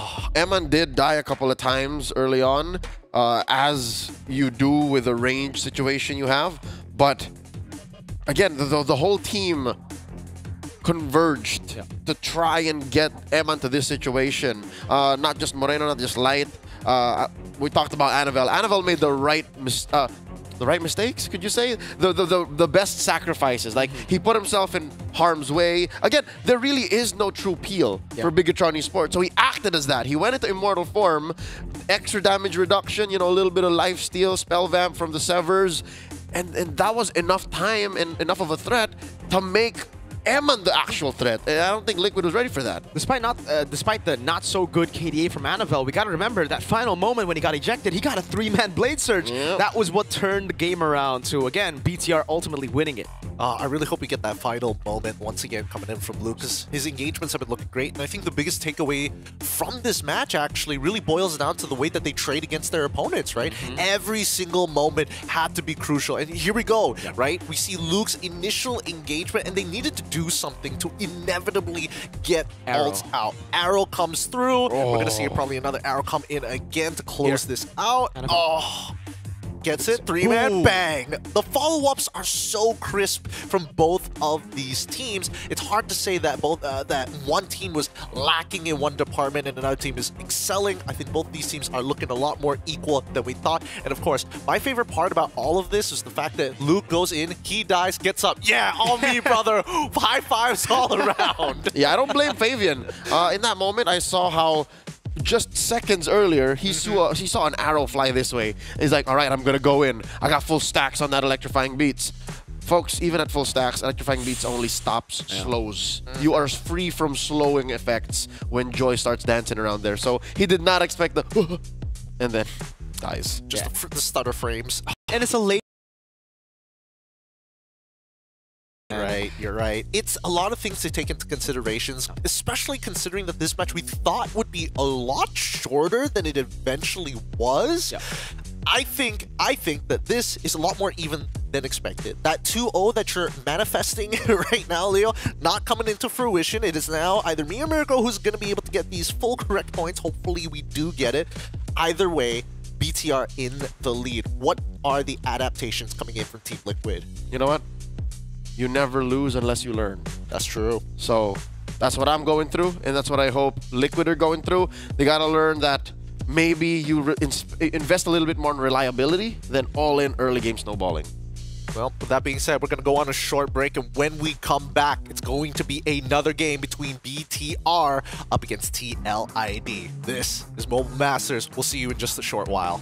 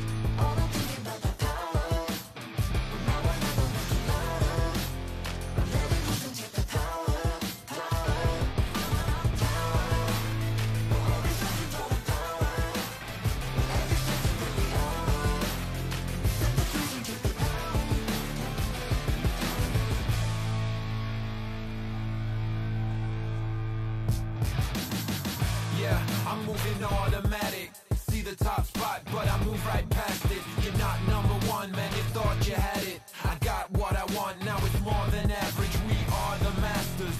Now we back on the roll, headed back to the throne, cause we back what we on. Now we here to set the tone, got the spirit, got the soul, never question the power. Yeah, we showing you the power. Power. Make it loud.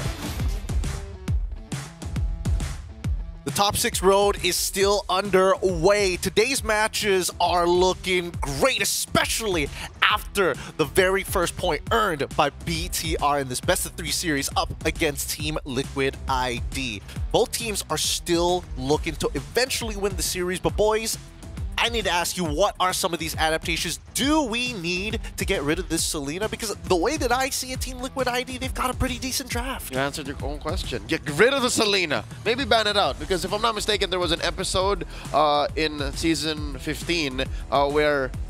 Is that right? Yehezkiel tried to play a little bit of Selena? He played 4 games, he won 1. But even in the game that he won, he didn't do much. See? He kind of existed there. He existed. Yeah. A quick cameo in the episode. He was definitely one of the Selenas of all time.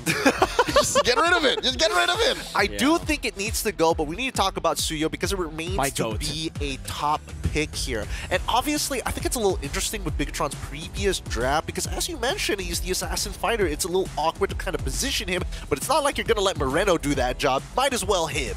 Yep. I remember, when did you start picking up Suyo? Yeah, I have. I have been picking up Suyo. Oh, when? Yeah. When it got released, dude. When I figured out this man was a certain someone in the collab we're going to be getting. Oh, yeah. Mr. Sasuke. I have not stopped playing I have not stopped playing Suyo since M6. Wow. I'm at like 200 games now. I'm close. I'm 178. It's ridiculous, dude. You guys remember your stats on your things. Holy. Ridiculous. Look, TLID has made the adaptation saying, you know what? Blue side may be the winning side now. Bigatron Esports still may be a game up, but at least they're second pick. Maybe they can look for some power picks this time around because they've already gone through the bans, and I'm not seeing Kalia banned. Kalia has been left open by Bigatron Esports. We saw it banned out by Liquid on red side, so Bigatron playing a dangerous game, but maybe a game that they want to play. Maybe a game that they know, Liquid might not want to go Kalia. They might take it up. No, they go for Suyo. Kalia open for Bigatron. But I have a question. Blue side or red side in the Philippines? Which 50-50 right now. It's 50-50. It's as close to 50-50. I will double check. There she is! Oh, it's already in. Wow. First Kalia, a Mobile Masters paired up with a Harith coming in from Bigatron Esports on the red side. What I say, I know my boy Dylan Katipon, Light, a.k.a. Pamela. He knows how to play Kalia. Yeah.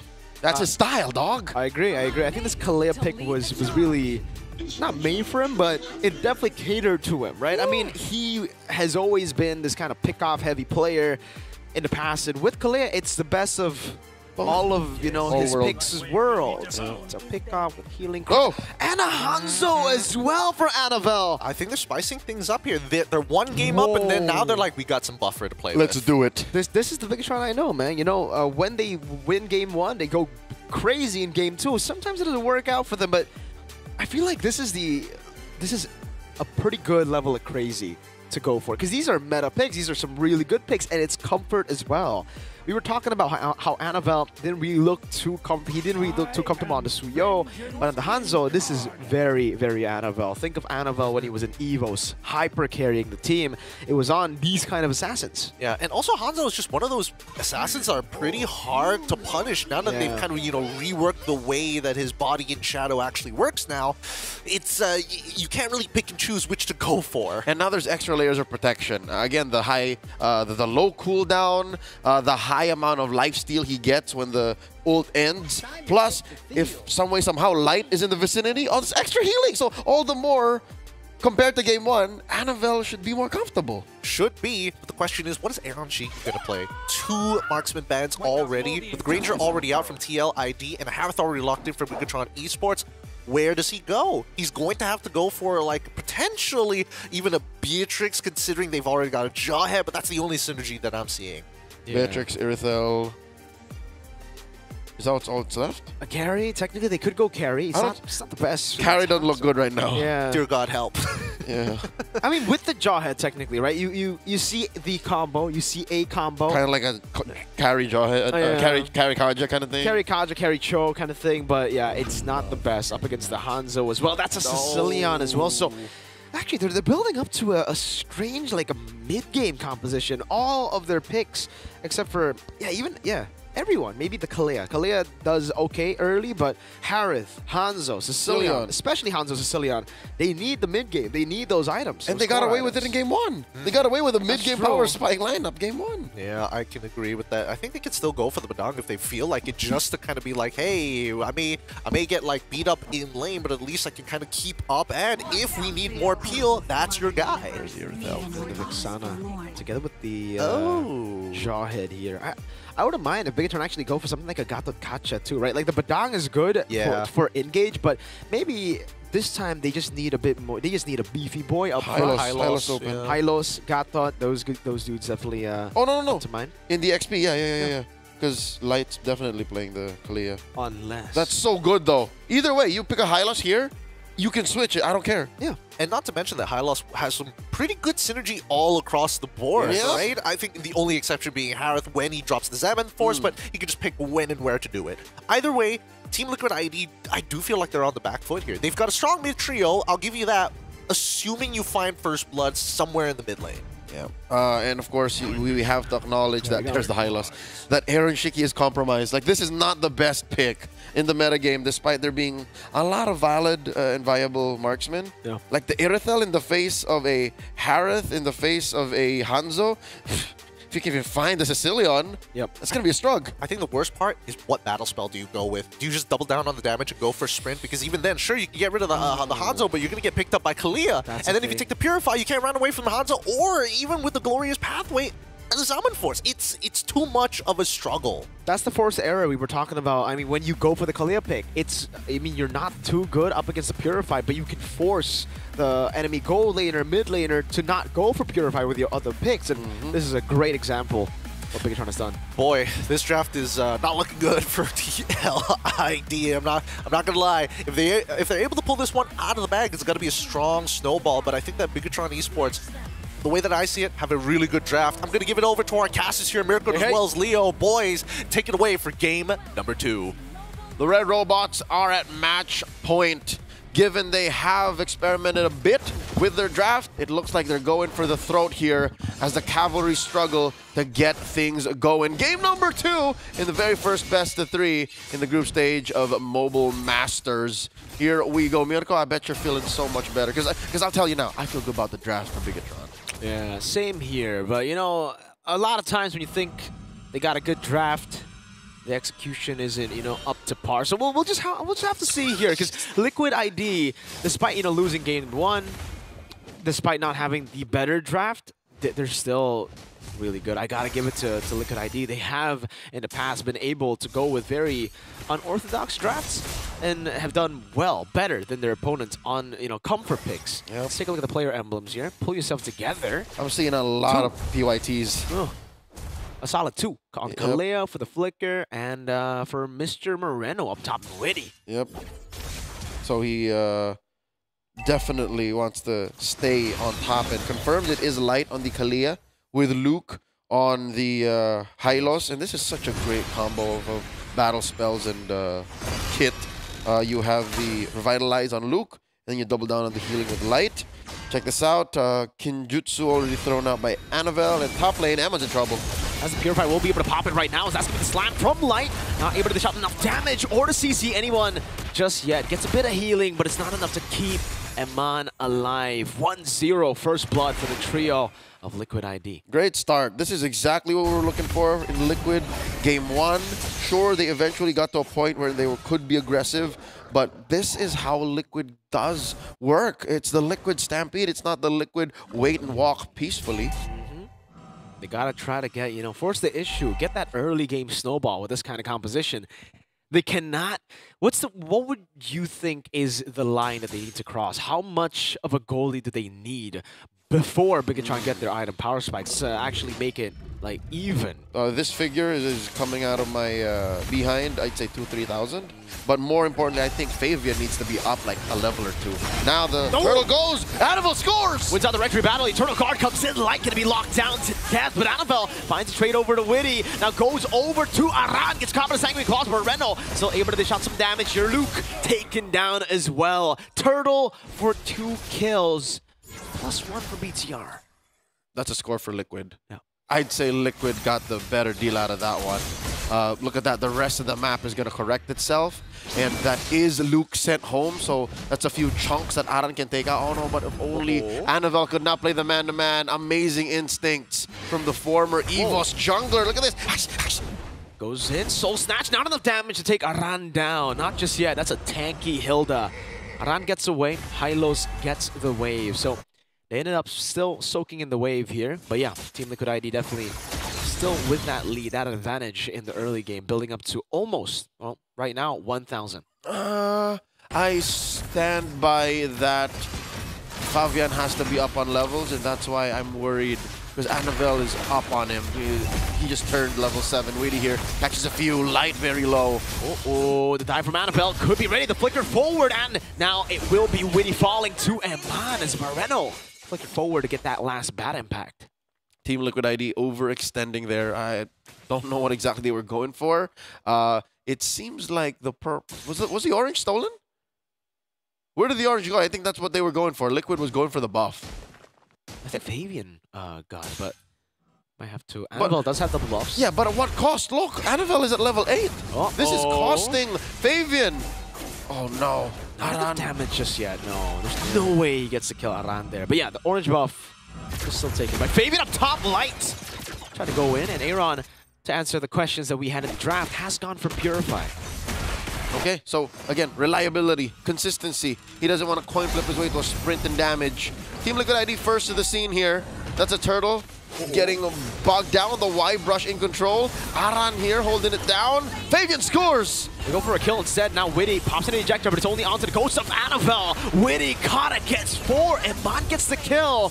So it's a turtle for 2.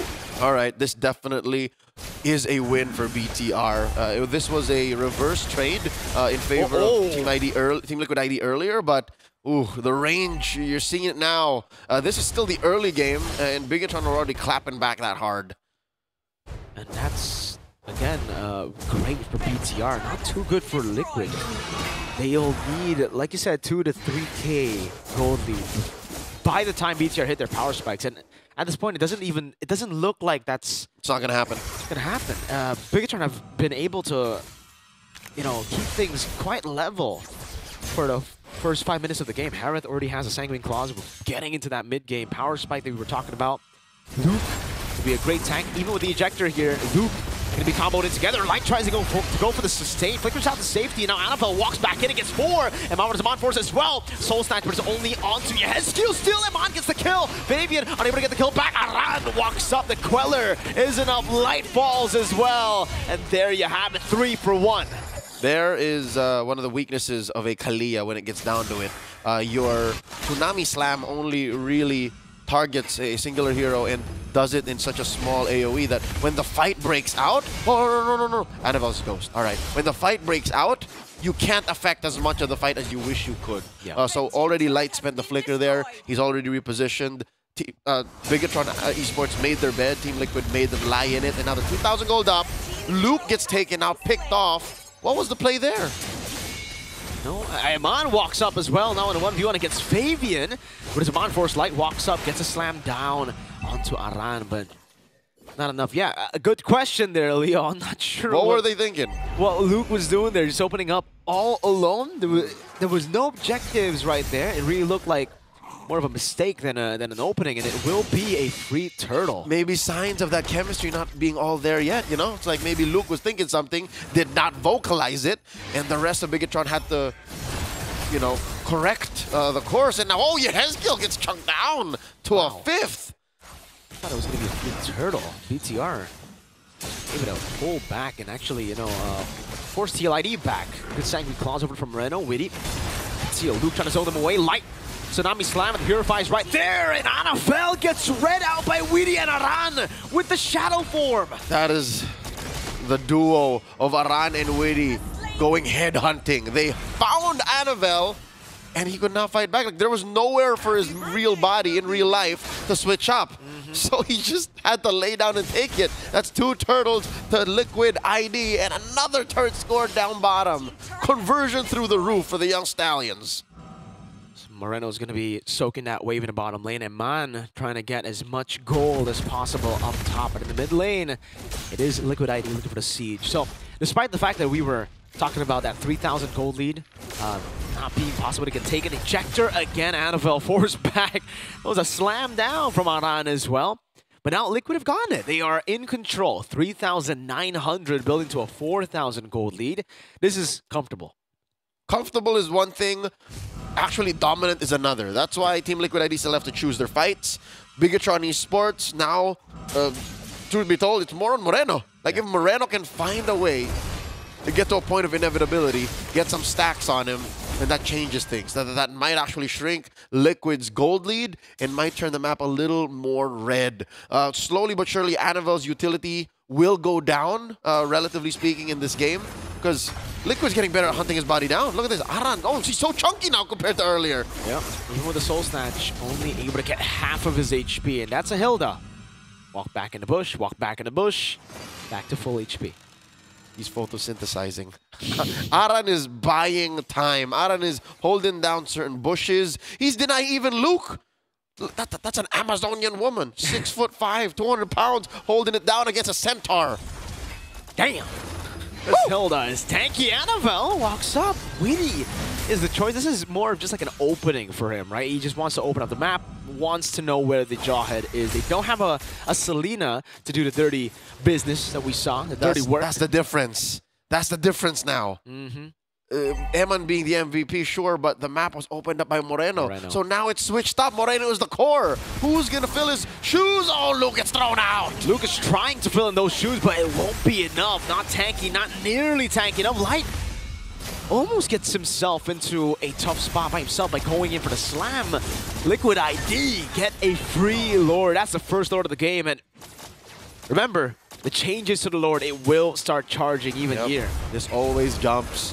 Luckily, there are still Holy Shields up for Bigatron Esports. They got about 2 minutes to make the most of that time frame before the Holy Shields go away. This is odd, Mirko. I didn't expect for these tier 1s to still be standing in mid.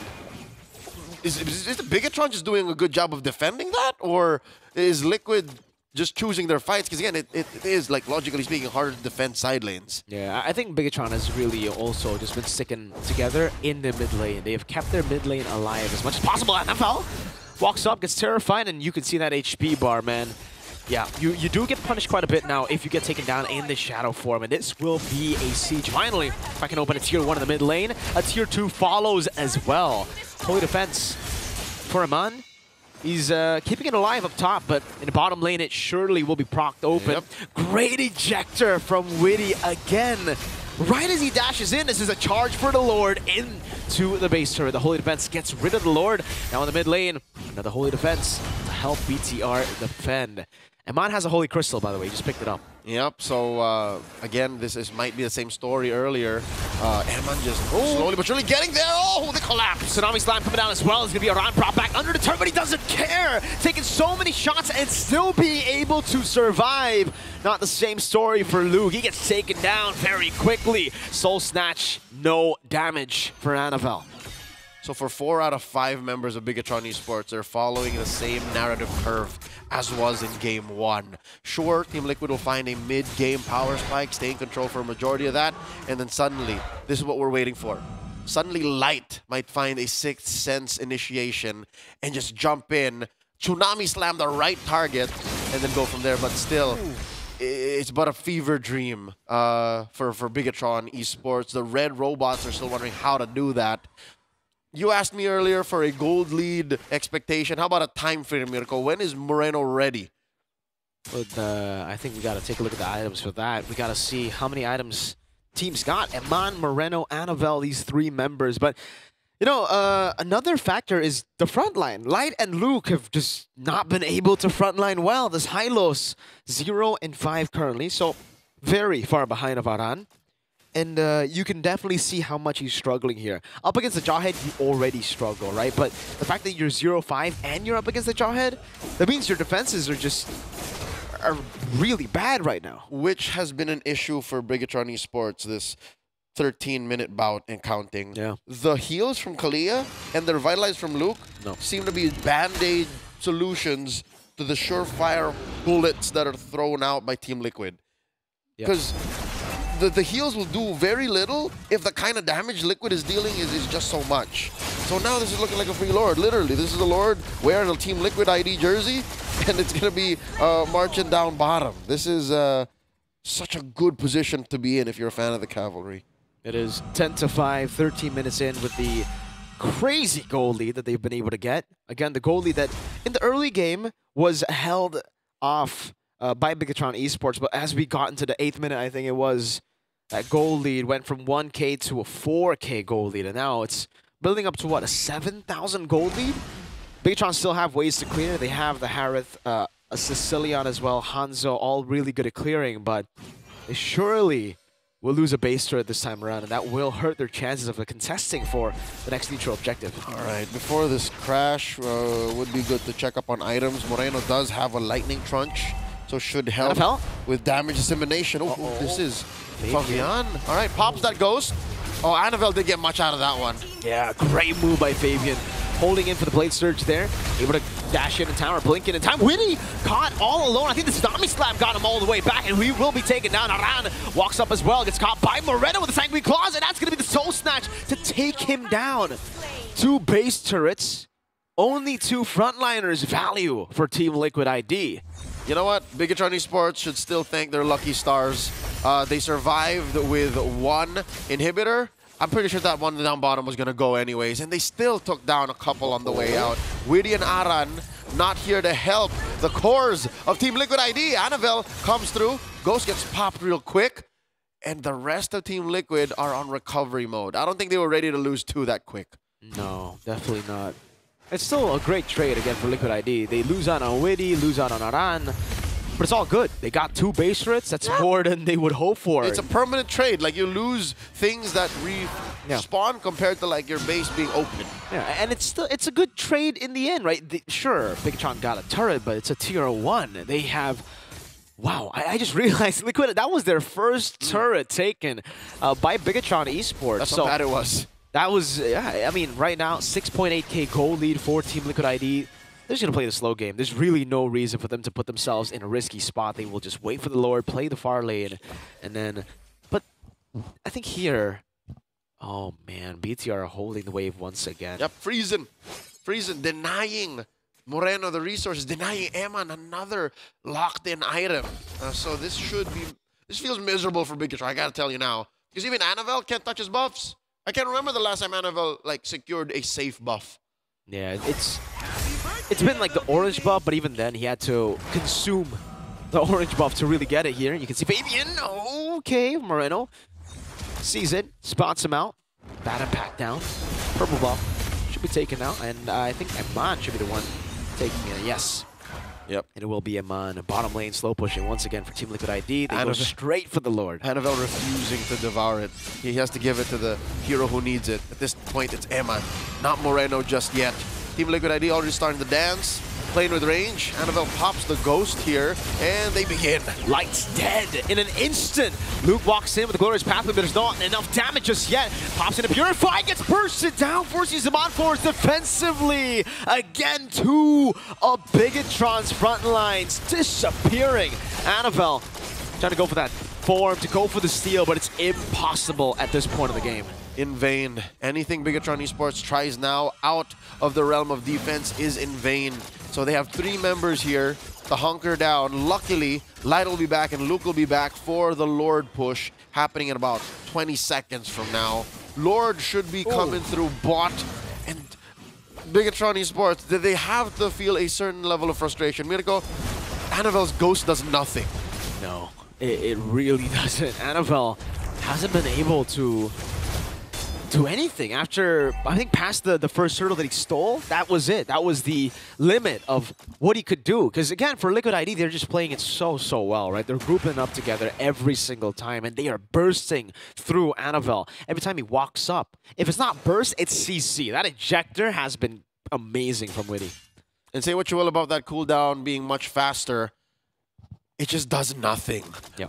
You're basically doing it over and over again. Insanity is what it is. The Glorious Pathway dropped down by Luke, and he gets ejected. Uh-oh, Immortality going to be popped by Witty, going to be taken down as well. Zamanfor still down there as well. Good poke over to Aaron Shiki.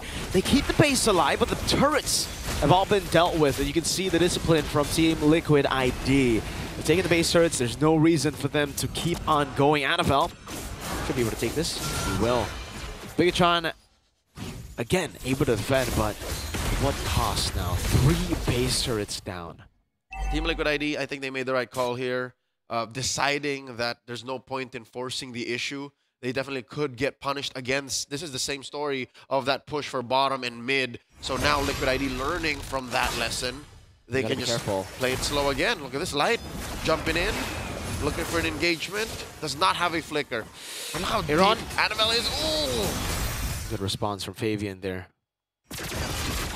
Aaron had to jump over. Does he have a win in nature, by the way, Aaron? Or is he just going glass cannon here, thinking that, again, his front line will be enough to hold off the Hanzo? Folks, there is very little incentive for Aaron Shiki to build Wind of Nature. He's only afraid of Annabelle in that case. Everyone else does magic damage. So that should be a question we'll be getting the answer to in just a bit when we get the item check. Should be a rose gold, right? Witty, no immortality, was popped just earlier in the team fight. Light has just bought that immortality.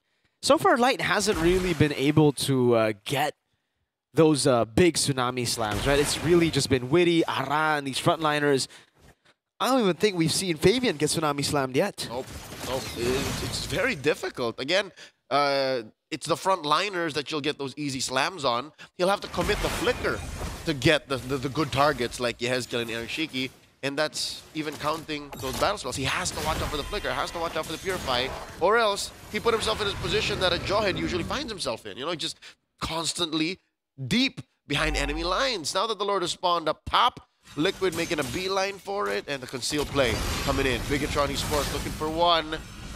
Light does have a flicker and a Tsunami Slam online. They find one up top. Tsunami Slam over to Witty. Doesn't have the immortality. Goes to Rejector. Does Purify from Eman to escape. Witty going to be taken down right now. Zaran's going to be dealt with by Annabelle, who's dealing so much damage, but Luke will fall as well. Morena trying to go for the kill with the bad impact and the flicker, but won't be able to find it. Light caught again. That is the Curse Blast together with Aaron Shaky to take the kill over. That's a 2-for-1 in favor of TLID. Only the damage dealers left alive for BTR. Another 20-minute banger coming your way. Annabelle starting a lot of damage.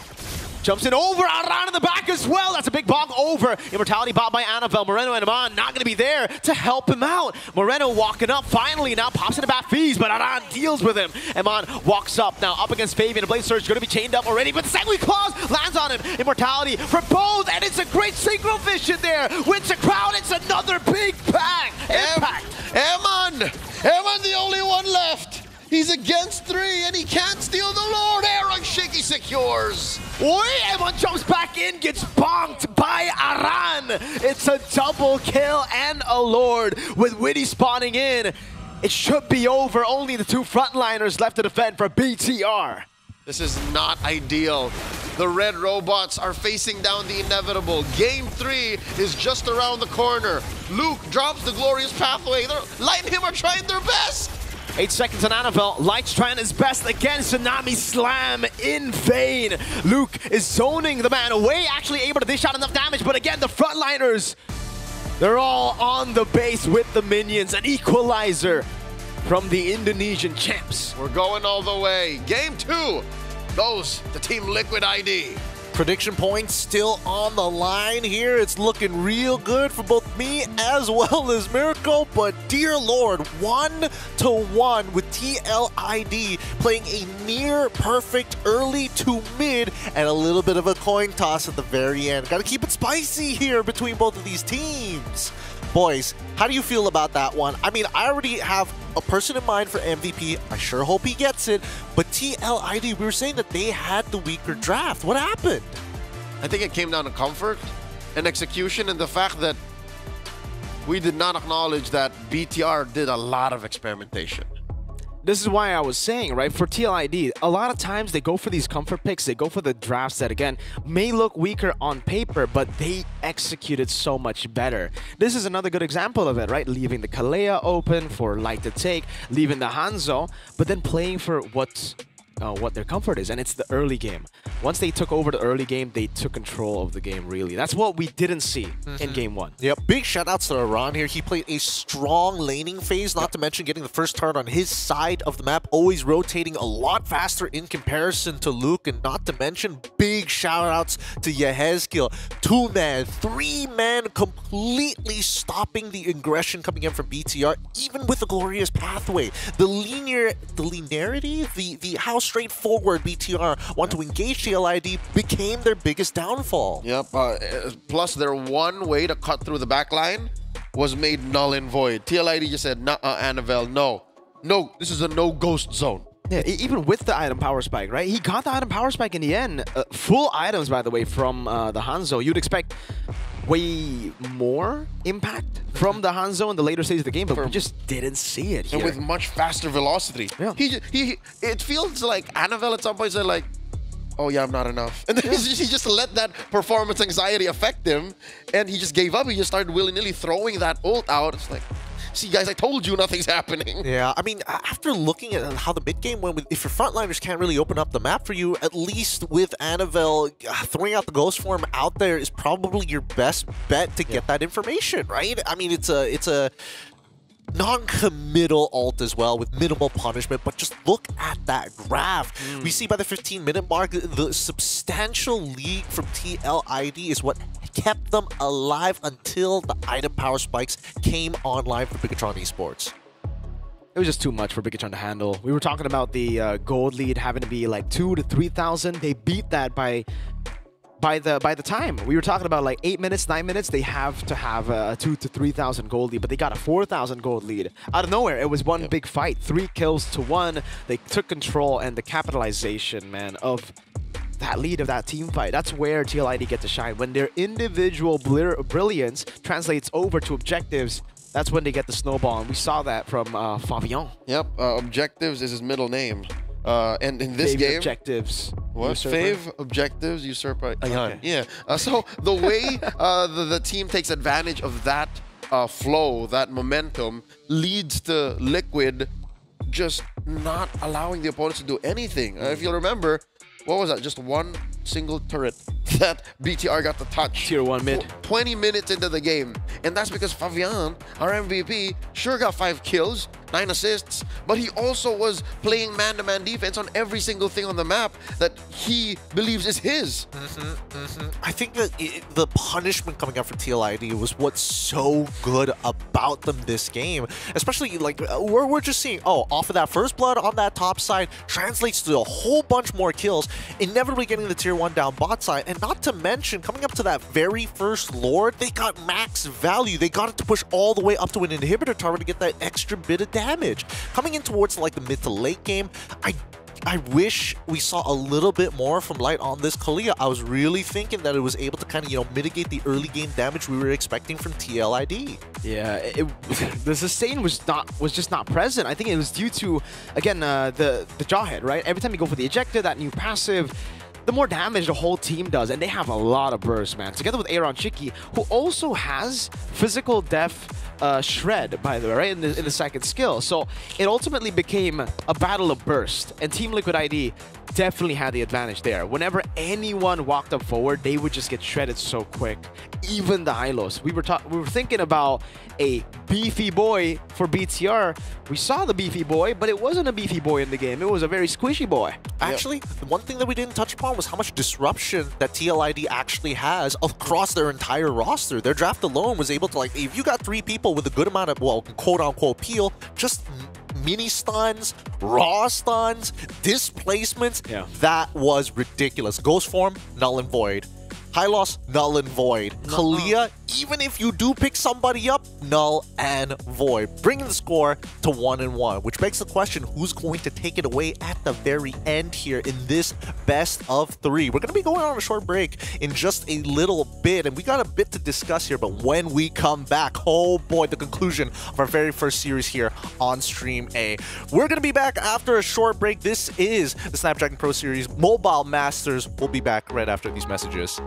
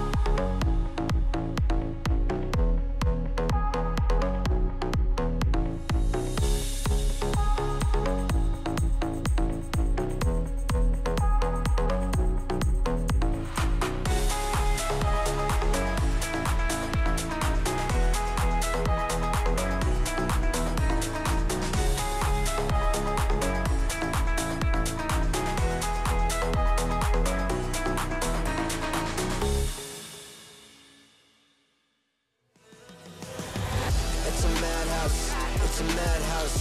Had a lot of people showing me some mad doubts.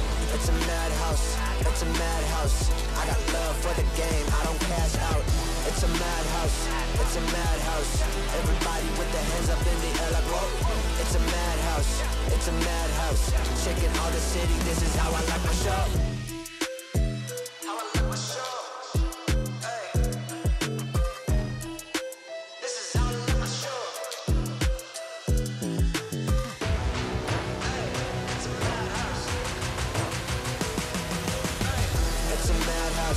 It's a madhouse. Had a lot of people showing me some mad doubts. It's a madhouse. It's a madhouse. I got love for the game. I don't cash out. It's a madhouse. It's a madhouse. Everybody with their hands up in the air like whoa. It's a madhouse. It's a madhouse. Shaking all the city. This is how I like my show.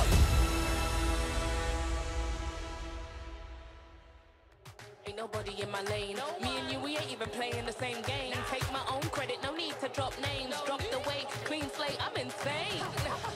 It's giving insanity on a melody. More flow than a manatee. Levels that I reach, man, I defy gravity. Heart so strong like it runs in the family. I've got the haters out of breath. Ain't talking about dinner when I got them distressed. Giving palpitation when I say it with my chest. Do the calculation, it's time to invest. Acquiesce that I am the empress. Going so sick, someone call the vet. I just can't be tamed, that I'm the Loch Ness. So blessed, they can't comprehend. I turn a skeptic to believer. I am a leader resurrected like it's Easter. If you step to me, you'll get the misdemeanor. They can't defeat her, they can't connect the reader. Part 3. Welcome back, everybody. This is going to be our very first series, the very final game of this series to conclude who is going to get some extra points here at the Snapdragon Pro Series Mobile Masters. My name is Gideon Q, and once again, we've got our casters, our professionals at the desk to keep you guys entertained throughout the game. It's going to be Mirko as well as Leo here. Boys, we talked about adaptations initially, but we need a deeper look, a deeper intake of what BTR needs to do to win out this game, because I think compared to game number 1, game number 2, there are some clear flaws. Just don't experiment. Don't experiment. Stop it. That's 1. Just experiment. But not so much. I feel like it was a bit too much. The Hanzo plus Kalea. Remember in game 1, it was just the Selena. But even that wasn't an experiment, technically, because Moreno's good. Moreno's really good on the Selena, but we've only seen it once, right? So it's still kind of a gimmick. Whoa! We got a B stream update. Yep, that's Onic PH taking the 2-0 against Swibin game. And it was devastating. It was what was 16 or 17K gold lead by the end of it. But last time I was watching it earlier. What's the time? What's the duration of the match? Oh, that I don't know. I didn't stick around for the post games. It was it was a brutal beatdown, to say the least. A BB, some may say. Beloyski.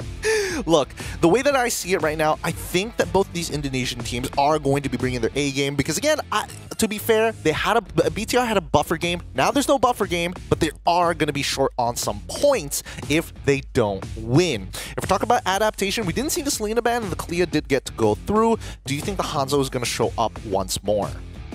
No, I don't think we're going to see the Hanzo anymore. I think we're going to see the Joy plus the Suyo more times for Annabelle. I think it really depends though, right? Because I feel like the Kalea, the composition works, but the front line didn't.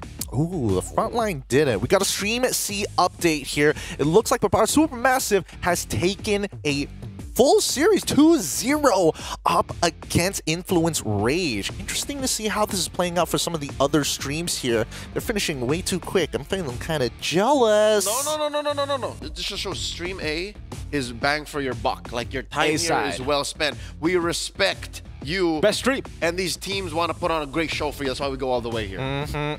We're so Asian. Have to be keeping an A, keeping it a stack here. The best possible grade as we go into game number 3. Let's look at the draft. BTR going to be on blue side, Team Liquid ID on the red. Oh, look at that statement from Liquid ID now. We saw your Kalea. We're not impressed. We don't care.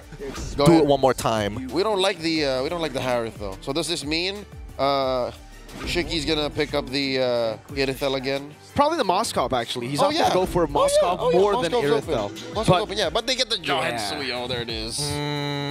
JHS. This is what I expected Game 1 to look like. Bigatron with the first pick, Granger, and then Suyo, Jawhead for Team Liquid ID. But for Bigatron, this should be a Joy pick.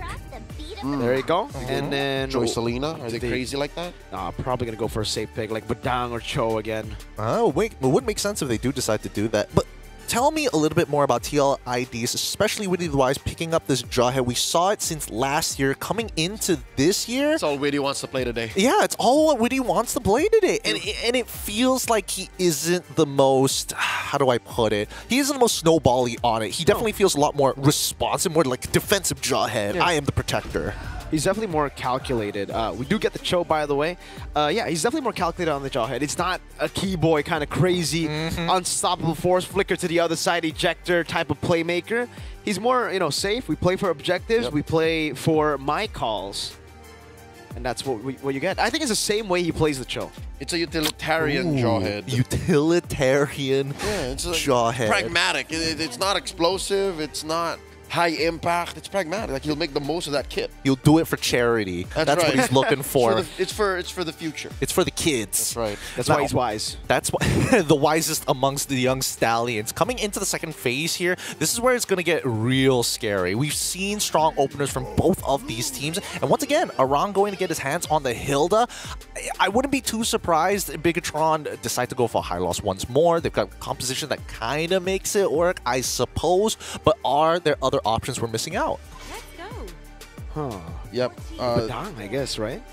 Yes, but also a mid laner. Like, what is BTR gonna play? I think because I could have sworn they were gonna go for the Selena again. Yeah, there you go. Hurt Liquid so bad. There you go. Never mind. Yeah, it gets banned out. That's a good read by Liquid ID. They know how scary it is to go up against Moreno when they have a Cho to help the Selena to open up the map. It's just too perfect. You don't lose, man. You learn. Exactly. But they've also made the question of what is the final ban going to be for BTR? Are they going to get rid of the Farsa like we saw previously in game number 1 picked up by TLID? They're going to go for the Moskov instead, which means Farsa will fall into the hands of TLID. What does Shikster play then? A Claude? Carry Claude. Still sounds like the carry dude. Yeah. I'm with Leo on this one. I'm not a big fan right now. What else? Beatrix is even worse against the Cho, right? So he's always just reverted to the Claude, man. Yeah, I think the Claude will probably be the last pick coming in for the Liquid ID. They do go for the Farsa. This time it's a bit more risky because you have a Joy on the other side, but again, it's the same kind of formula that they went for in game 1, but just better. They have dive, enough dive to create a safe space for the far side to just feather airstrike. Man, I find it so strange that TLID is now reverting to, hey, instead of like playing around our two big cores, Aaron Shiki now takes a back step and Witty has gone up in priority in terms of the draft. I'm so used to seeing jungle, marksman, let's go. Yeah, and then the mid lane later, like a Xavier, like a random pick. Yeah, skill cries in Indonesian. Now, Bigatron Esports going to be lucky in the high losses as well as, ooh, the Yves this time around to kind of keep it within the box. Okay. So still a high-lows, despite the fact that, again, the high-lows didn't do well against the Hilda, the Jawhead in game number 2. They still go for the high-lows. Maybe this time, Luke has taken a learn as well instead of a loss. He's learned from that mistake of walking up with no one there to back him up. Yeah, he's got better support now. Like, the draft around this high-lows feels so much better. And... yeah, I'm gonna say it. This is a clawed game for Shiki, especially since we confirmed the Hylos and the Eve. Yeah, he has to protect himself. He has to pick a very mobile hero. I've got to blink out. Yeah, he's got to blink out. It's got to be MI here. All right, you guys called the draft so far. Which team are you favoring at this point, based off of their drafts? All right, we say it on together. 3, 2, 1. Liquid. Yeah.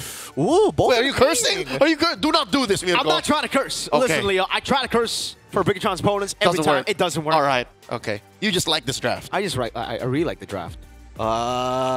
This is game 1 draft, but better for Liquid. I agree. I agree that it's a game 1 draft, but slightly better. But I think that Bigatron, this is more within their play style, right? At least they have a couple more options in the way they can actually engage and play from multiple different angles here. But that's just me playing devil's advocate at this point. As we are going to start heading into game 3, I'm excited to see how this is going to play out one more time, because this is a repeat of game number 1 with the big difference being, hey, we got Yves, we want to keep it in the box rather than throwing out random bolts and praying that it mixes. Now, take it over, our casters. It's going to be Mirko and as well as Leo taking the mic. It's time to get into the Land of Dawn and finally settle the score. Who gets the dub here? Is it Bigatron Esports with the momentum snatched from underneath them by Team Liquid ID with a draft that, again, we would argue and admit takes some cues from both Game 1 and Game 2. We gotta remember though, Leo, in Game 2, we did also say that we like Bigatron's draft a bit more, right? Oh no. It's a thing for Bigatron, really. When they don't have the stronger draft, usually they execute the game plan a bit better. And when they do have the stronger draft, they don't. You know, it's just a Bigatron thing, man. You know, I've been a fan of this team for so long. I know their patterns, and that's been the pattern for the longest time. And whoa! Excuse me? In the bottom lane, Eman just... Well, put him in that corner. You see that corner? I see him. It's almost like he got scolded by the teacher, told to just stand in the corner. That's right. Oh my god. Time out. Time out, Eman. What? That is a free first blood down bottom. Up top, though. Oh, yes. Kill gonna be caught. Annabelle puts in the beat spin. Fabian's still able to claim it. Annabelle gets level 4. Now jumps back over to Fabian. Soul Sever coming in. Annabelle electrifying beats to escape. So far, Team Liquid ID, they're playing to this tempo, their tempo, the Liquid Stampede trademark. Team Liquid up by about 500 gold, and the first turtle will be spawning in the upper quarter in about 20 seconds. So we saw that the gold lane definitely is a win for Aaron Shaky. Great start for him. How about that mid lane? What's that mid lane like? I think it should be favorable for the Yves. It really comes down to the roamers to turn it around. Ejector Luke pops in revitalized, and that is the Jawhead we're talking about. High-lows shredded down. Witty waking up. His investment in this Jawhead paying off, saying, Coach, I'm playing Jawhead today. You can't stop me. Team Liquid ID scores a massive early game objective in that turtle. Not even Bigatron can stop him from picking that Jawhead, man. The Jawhead, then the high-lows pick up. Eman in the bottom lane for the airstrike, locking him down. Another kill onto Eman with Aaron Shiki picking up the kill. Another one down bottom. 2 of the 3 kills for Team Liquid ID in the early game is on Eman, and Aran here just bothering Annabelle, living in his personal space. Down below, Aaron still able to escape Jeet Kune Do from Light. Man, that's a lot of gold that they were able to soak in down below, and that's a lot of gold Eman will be missing out on, by the way. Gold Crab completely denied away from him. So Aaron's probably sitting on like a 600, 700 gold lead early on. Fabian also has a big gold lead with a kill. There you go. We get to see the gold leaderboard. Big money. Oh. Oh, Emma's trying. Emma's catching up. Wow. He took a cap. You see that? He took a small cap. Oh, Glorious Pathway. Wait, the Dragon locking him down. That's an Annabelle walking and dying over to the Feather Airstrike. A kill over Aaron Chicken with the Blazing. Win over to Luke coming down as well. Iman. So kind of way Aran falls under the real world manipulation. And it will be a kill. Annabelle, Luke traded for Witty. All right, there's one way to counter the real world manipulation. Number one, force it out of your opponent. And number two, walk up to it in a way that your opponent regrets putting it in that spot. Aran here gets flushed out by Eman. Dude, 3.5 minutes in, Liquid is unrelenting. They are making Eman's life a living hell. You want to shut down Eman on the Granger. It's a great move. They're oppressing him. This has been a way for Bigatron to, you know, get wins in the past. Even when the team loses, they can always just rely on Eman on the Granger to carry in the mid game. But this time, it'll be a bit later, I think, for Eman to get those items. And even then, Aaron in the bottom lane. Oh, Witty coming down as well. Unstoppable force. Flicker out from Eman. Goes in for a bit more damage over to Witty, who's going to be very low. Aaron should get the Blazing Duet coming down as well. 2 members down below. That means Bigatron have a man advantage up top. That is huge. It's a 3v4 there, but Light still goes down first. Yehezkiel pops him. Retribution. One out by Annabelle. Moreno taking low, still able to kite away. Arad walking up again. Annabelle looking for RW. Went for the shielding. Arad bypasses it. Luke would revitalize a Queller from Fabian to take Annabelle down. And Aran gets away with murder. Who'd have thunk by diving 2 turrets deep, jumping onto Moreno, getting the kill, getting out would be passable. And this whole time, Witty and Aaron Shiki do not get punished. That was a 3v4, Miracle. 3v4! Whoa. A win 3v4, 3 kills to nothing. They only got a turtle out of that. Liquid is so back.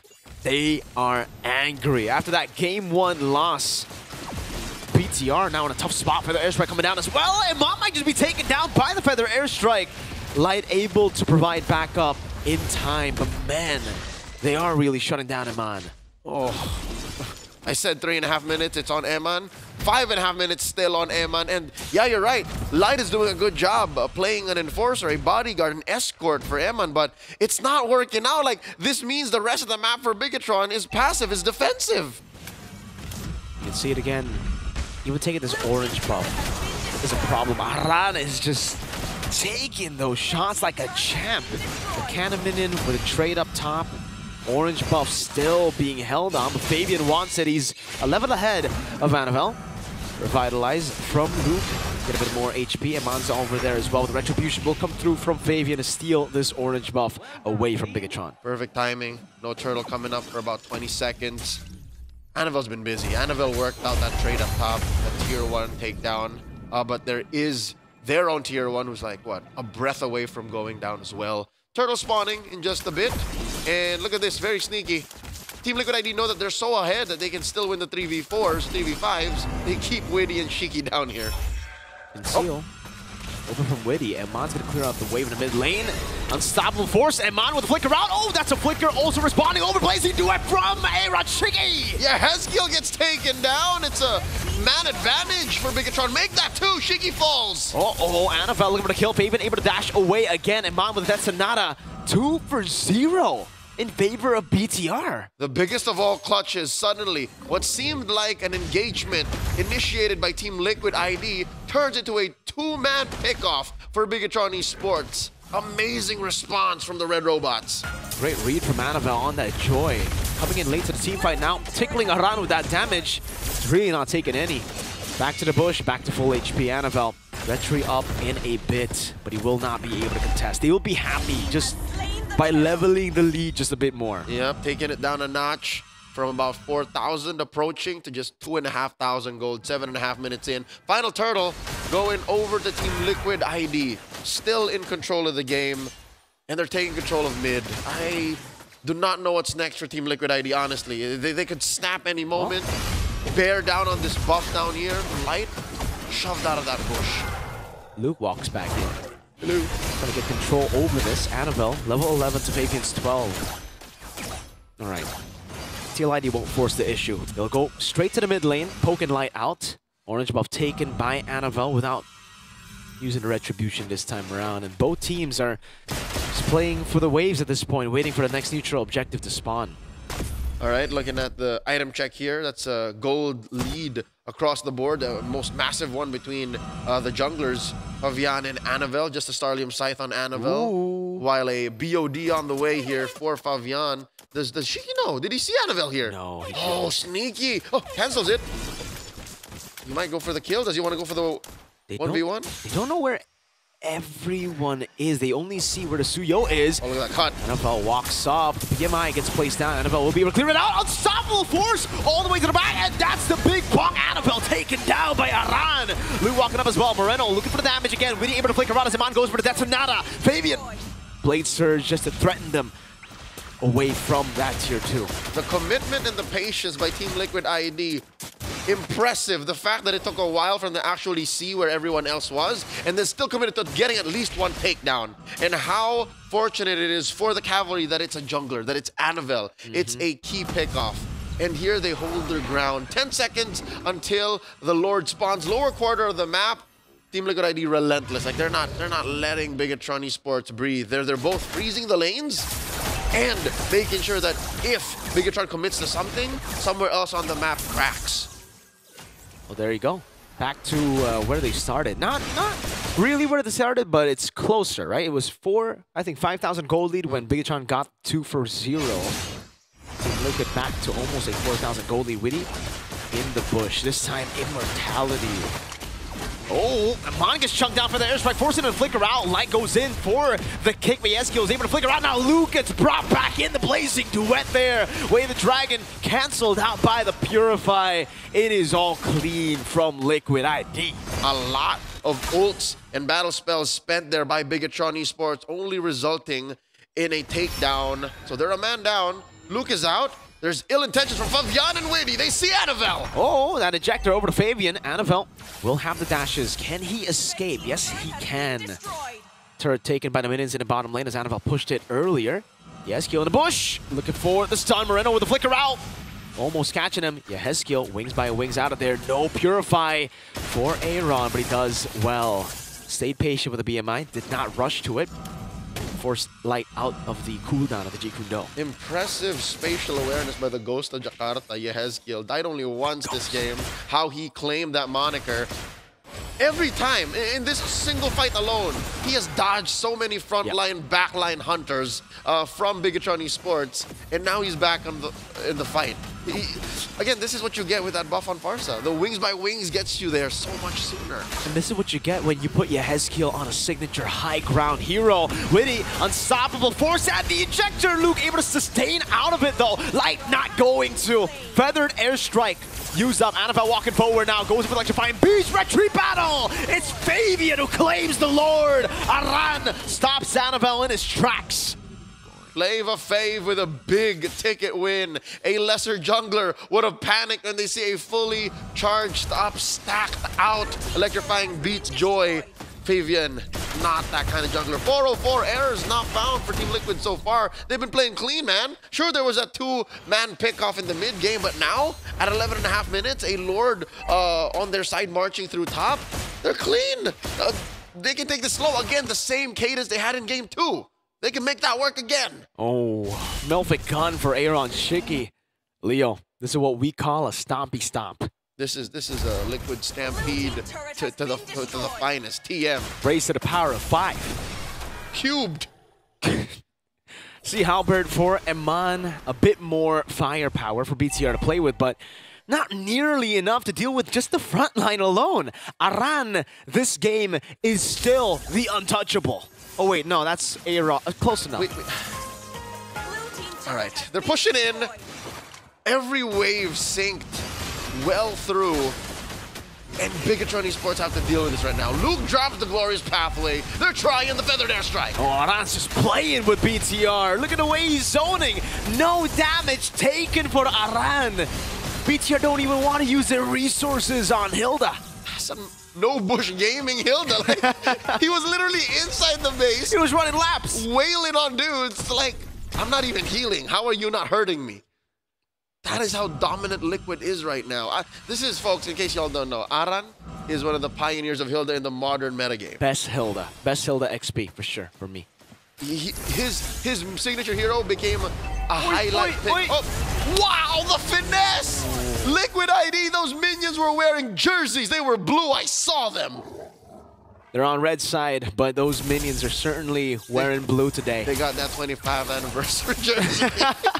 They got that as that special logo. By the way, it looks slick, clean. For Liquid ID, they're back to playing a slow game again. For BTR, they do better in these very cramped spaces where they can actually utilize that box. But as long as Liquid ID play it slow, go for the neutral objectives, attack from these different angles, utilize the poke, there's not much Bigatron to do. Bigatron can do to keep the box alive. The box is a cardboard box that has been beaten up and torn to shreds, man. It's a concept. It's a fallacy. It's an abstract fallacy. It's a myth right now because, say what you will, at 14 minutes, Team Liquid ID, time is still on their side. Sure, Eman is stacking up, but look, they can freeze the map. They can make sure that the waves don't cross the river as much. So Bigatron Esports have to crawl out of their base for resources. Look, Luke is a walk-in sentry, man. Like that's a mythical beast used as a sentry. Like that's a huge waste of abilities for. Oh, he's trying. See, he tried again. Oh man, that's a freelord to TLID as Aran just stood in the bush, giving the information to the team, and then walking up saying, "What you gonna do about it?" It's man-to-man defense. Like, no, sir, you're not allowed here. No, sir. And to make things even worse for BTR, that's Aran. He's already untouchable. Has the immortality too now. So even if you get to touch him, it's not gonna do good for you. It's gonna be pretty bad for you. There'll be a lot of wasted ults. There'll be a lot of wasted battle spells, which we've already seen. Oh man, you have to go for Wind of Nature. That's when you know it's tough, right? You have to go Wind of Nature. Good damage from Iman, but it's on Yehezkiel. You see the damage on Aran and you're like, what damage? And that sucks. An Explainer threatened you that way.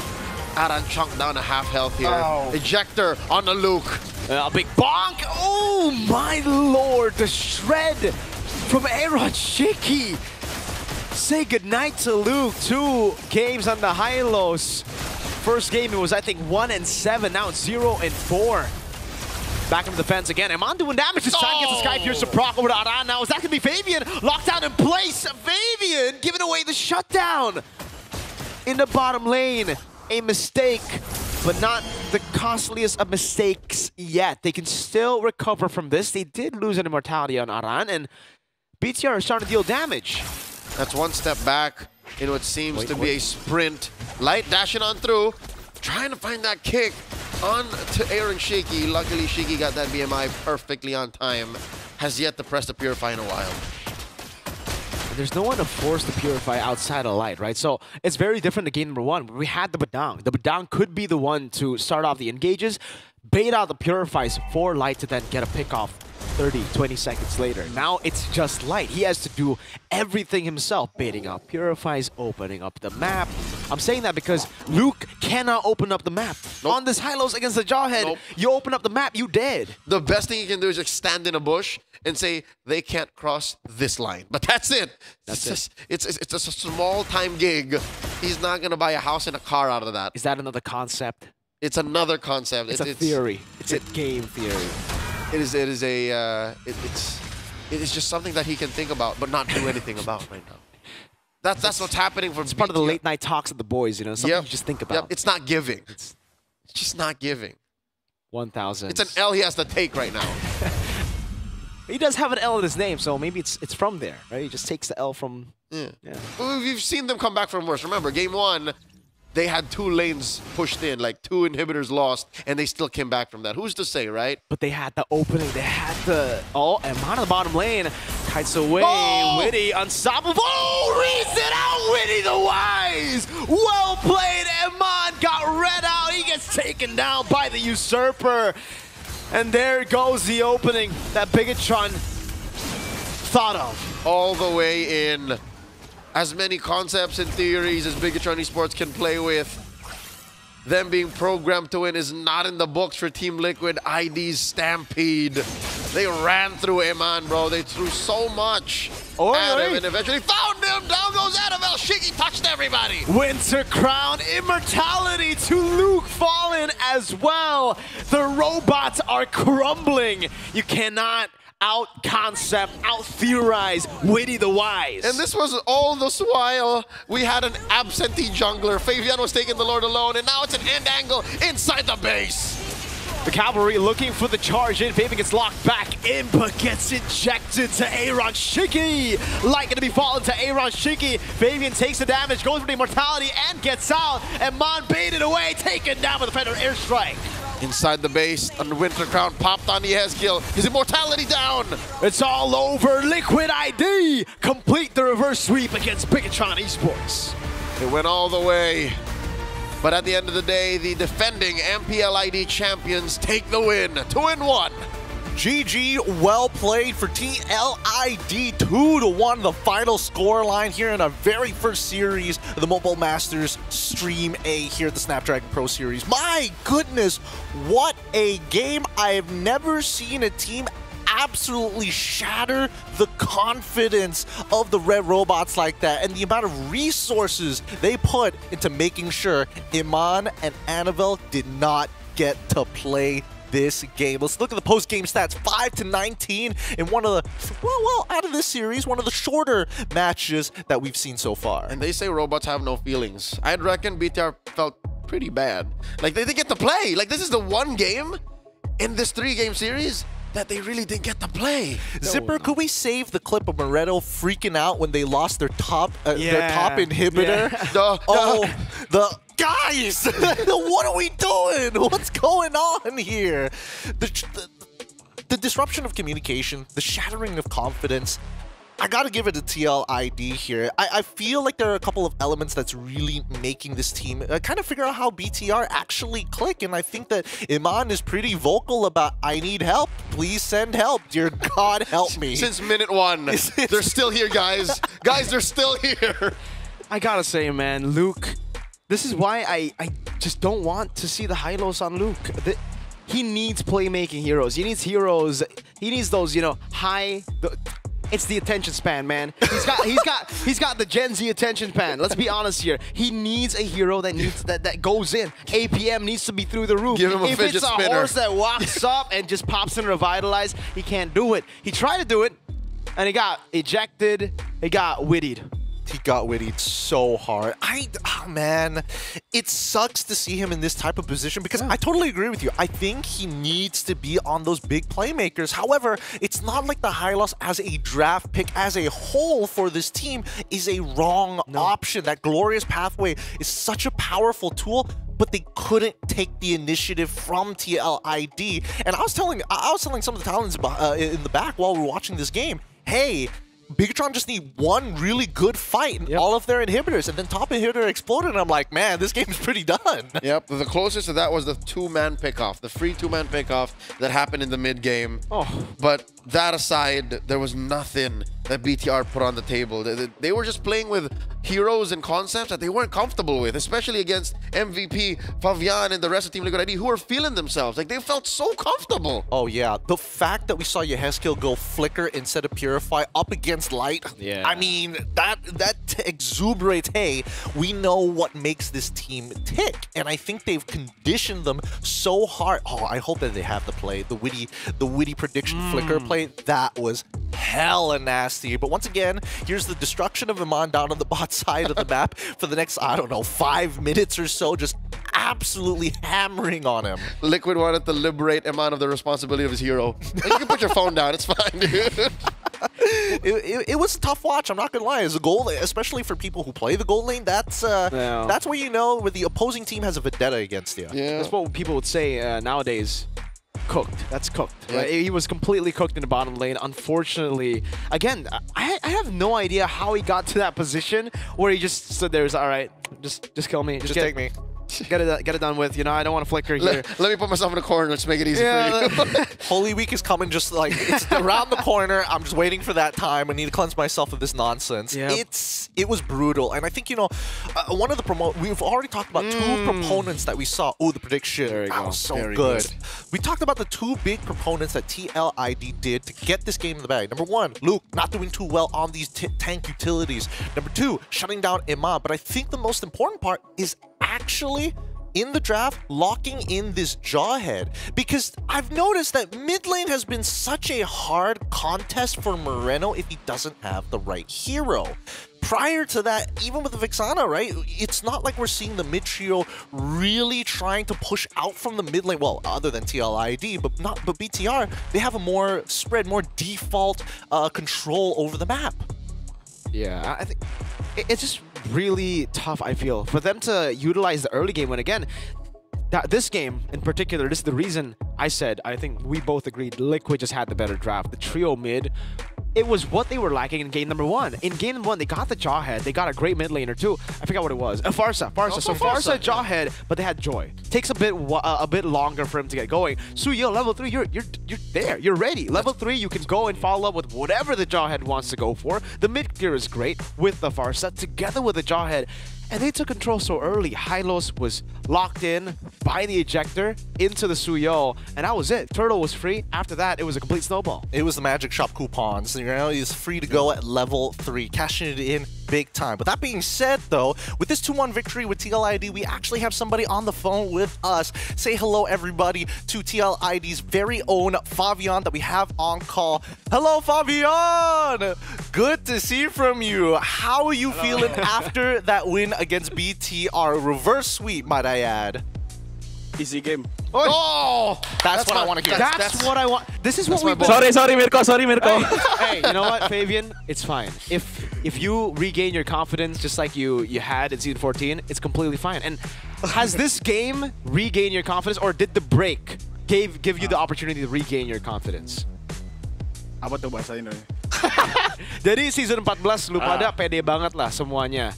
Dan season ini kayak season 15 kelihatannya lu pada kayak nggak sepede lah. Tapi apakah dari breaknya 3 minggu kalian bisa balik lagi jadi pede, confident? Maybe Team Liquid will bounce back in SL Master Mobile ini. That's what I said. If Liquid will bounce back, it has to be in Mobile Masters. Fabian, congratulations. Amazing work. Your performance in this series reminded me of M6 Fabian. Okay, compare. You. I want to ask you, Fabian. Compare M6 Fabian to Mobile Masters Fabian. Which is better?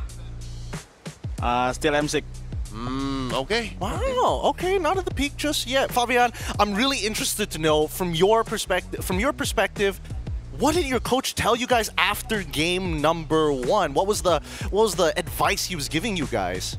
My coach maybe tell the Suyo series. Suyo. If pick Suyo, we'll win. Yes. Okay. Yes. Yeah. I agree. What's up with the Jawhead, by the way? Witty picked Jawhead 3 games in a row. Is it just Witty being comfortable on the hero, or is it just a team strat? Witty has confidence in Jawhead, yeah. So, yeah. Suyo Jawhead, OP. Okay. OP. Look, we're not going to hold you for much longer, Fabian. Do you have anything you want to say to the fans out there who are supporting this? Hey, the whole world is watching TLID right now. Any words of encouragement? For the cavalries, thank you for supporting us. Don't forget to supporting again until champion. That's our 2-time MVP of this series, Fabian from TLID. Thank you so much for your time. Thank you. Makasih. I love Fabian. This guy, such a character. Such easy game, and then sorry, Merc. God damn it, man. he knows you were on the other end of the call. God damn it, you should have seen it come in here. But Fabian, once again, doing a phenomenal job. TLID. Hey, I don't know. We were talking at the beginning of the show. Oh, I don't know. TLID's not doing too well in MPLID, so therefore they could be bad. They're coming back slowly for Mobile Masters. I told you the cope hit. The manifestation. Not 2-0, but you got it done. I'll take it. You know what they say about a negotiation, right? If both parties don't walk away with feeling like they lost something, not a good deal. So, just worthwhile. It is worthwhile. But the fact is, the coach was telling them, we get Suyo, we win this game. And they did it. They were like, okay, let's bench that joy. It's not doing God's work just yet here. But with that being said, with this 2-1 victory, we've got another series going on. Actually, the rest of Stream B and Stream C is already done. We'll double check it in with the results that are coming in for the second series of that day. But up next, it's going to be Onyx ID up against Team Falcons. And this is going to be a big one here. We're going to see some ID versus BH all over again. We're going to go on a short break here at the Snapdragon Pro Series Mobile Masters. We'll catch you later after these messages. The Snapdragon Pro Series is brought to you by Snapdragon Elite Gaming and DHL.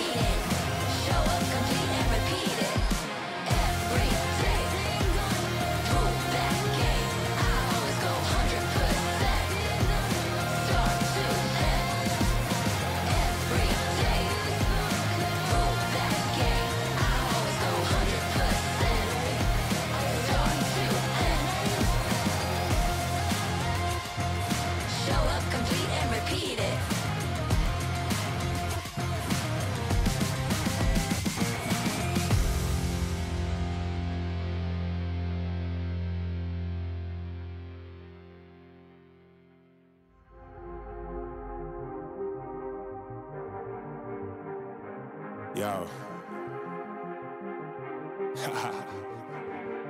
I don't think they're ready for it. On the loose, on the loose, on the loose, on the loose. With the beast, on the loose, say the truth, on the loose. Off the chain, it's all the gauge. Yeah, getting wild, yeah, we out the cage. It's getting wild out here. One by one, we watch them all falling. It's getting wild out here. But I'ma be the last one standing. You can't stop what's begun. You can't stop a revolution. Come in, come in. It's getting wild out here. Yeah, it's getting wild, it's getting wild. Eating them, beast, eating them, feast. Fire the most, tire the least. See them admitting defeat, and they so useless. I'm so ruthless. New phone, who this? Give no reply to excuses. Got no bite, man, a toothless. Living a lie and the truth is. Got this power, bringing it. Play my anthem, singing it. Every mountain, ringing it high. I soar, I rise, reborn. Strapped, I'm back like never before. Taking my final form.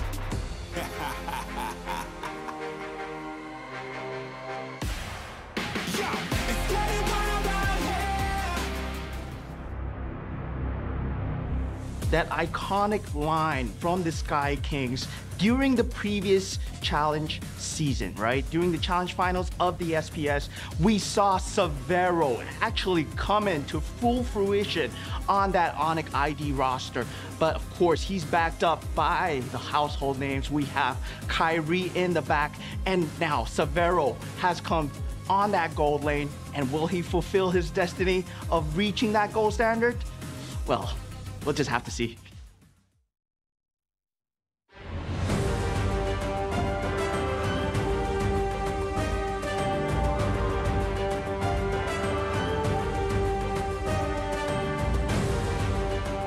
The competition heats up here at the SBS Mobile Masters. We're on to our second series of the day after a very short break, and we have Onic ID up against their very own team, Falcons. An ID versus PH here on Stream A. Finally, an exciting time. But with that being said, let us introduce to you our professionals and casters and analysts who will be taking care of this game. We've got Leo and as well as Eterna here at the set. I gotta stop saying desk here. It's a change of mind. How are you feeling? And welcome to the set. I'm feeling good. I'm feeling good. After that win in that first match, I'm like, yeah, those are my boys. Yeah, the gas is there. Maybe only the second most prolific Team Liquid ID fan. Eterna's happy. I'm number 1, by the way. That's not Hey. that's not fair. Ask Fabian. That's not fair. Fabian and I. Besties? Yeah. We were besties too. Were besties? Okay, I don't know about that one. But welcome once again to the set here. Leo's all warmed up this time around, especially sitting on that chair real comfortable. But for this upcoming game, it's going to be some exciting stuff. We had the longest series by far, so far, amongst all 3 streams because they finished fast. What do you think about this one when it comes down to Onic versus Team Falcons? Honestly, I think we have the best stream. And I'm not saying that because of the people, but I'm saying it because of the matches. Things are going to be so tight. We saw that reflected through match number 1. And in match number 2, I'm not going to be expecting anything less.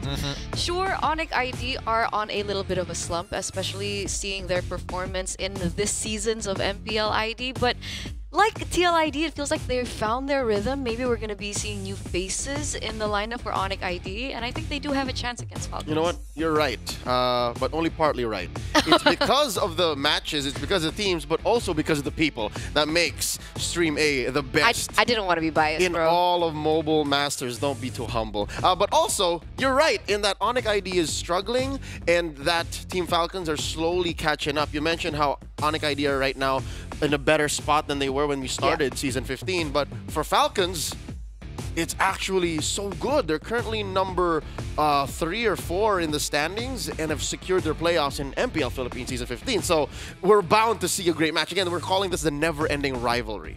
The never-ending rivalry. They faced each other so many times, but let's first talk about Onic here. Because again, as Eterna mentioned, they are currently on the slump with Ryota, Sans, Keyboy, Severo, Mr. Breaker of Change, Mr. Steal Your Girl, Mr. Hide Your Sisters. It's Kyrie Targaryen here. And I think that so far, what is the slump? Because again, we had that talk about Severo. Can he fill in the shoes? And we're seeing another EXP laner swap places coming into the new season? Yeah, it's been tricky for Onic because I think among all the teams, we have 9 teams in MPL ID. They were one of the only teams that were sitting at a 3-match lose streak, and that was alongside Navi. So that's not the best of comparisons, understanding the accomplishments as well as their experience that they've had so far. So as we got into the second week, we finally saw some changes to the roster. No longer Rez, we see Ryota coming back into the fray, and then we see Severo, who has been a good replacement to CW. Hey, good is an understatement. Severo in his debut international tournament right here in this very tournament series, Snapdragon Pro Series Season 6, he went all the way to the grand finals. What were we saying about then?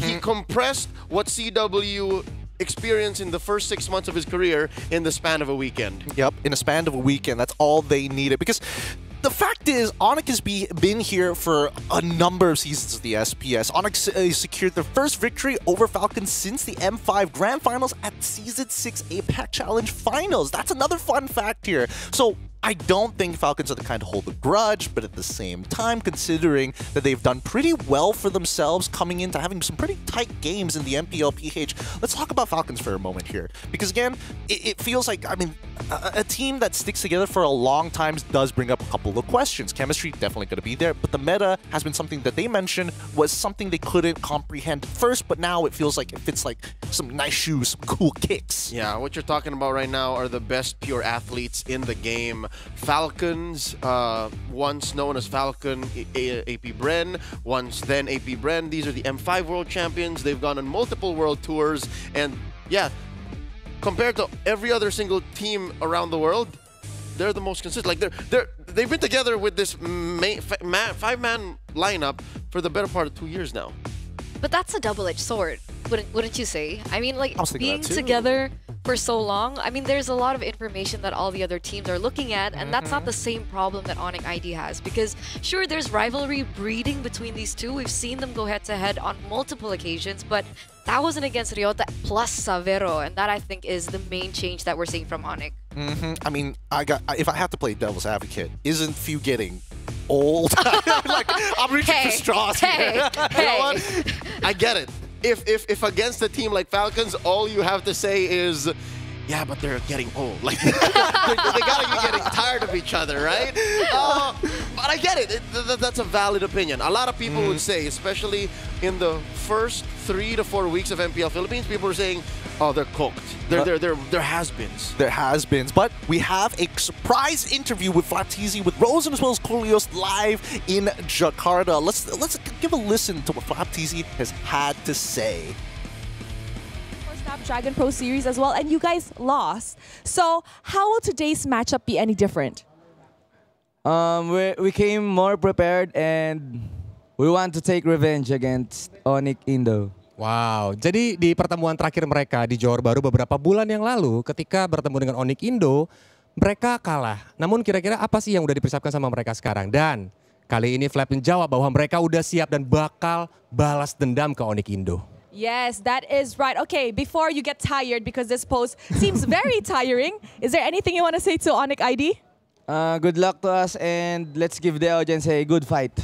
Oke, ada yang ingin disampaikan nggak ke Onyx ID? Terus dia bilang, ya semoga beruntung buat kita dan kata berikan pertandingan yang terbaik. Thank you very much, Flap. Thank you, Flap. Thank you. Okay, back to you guys.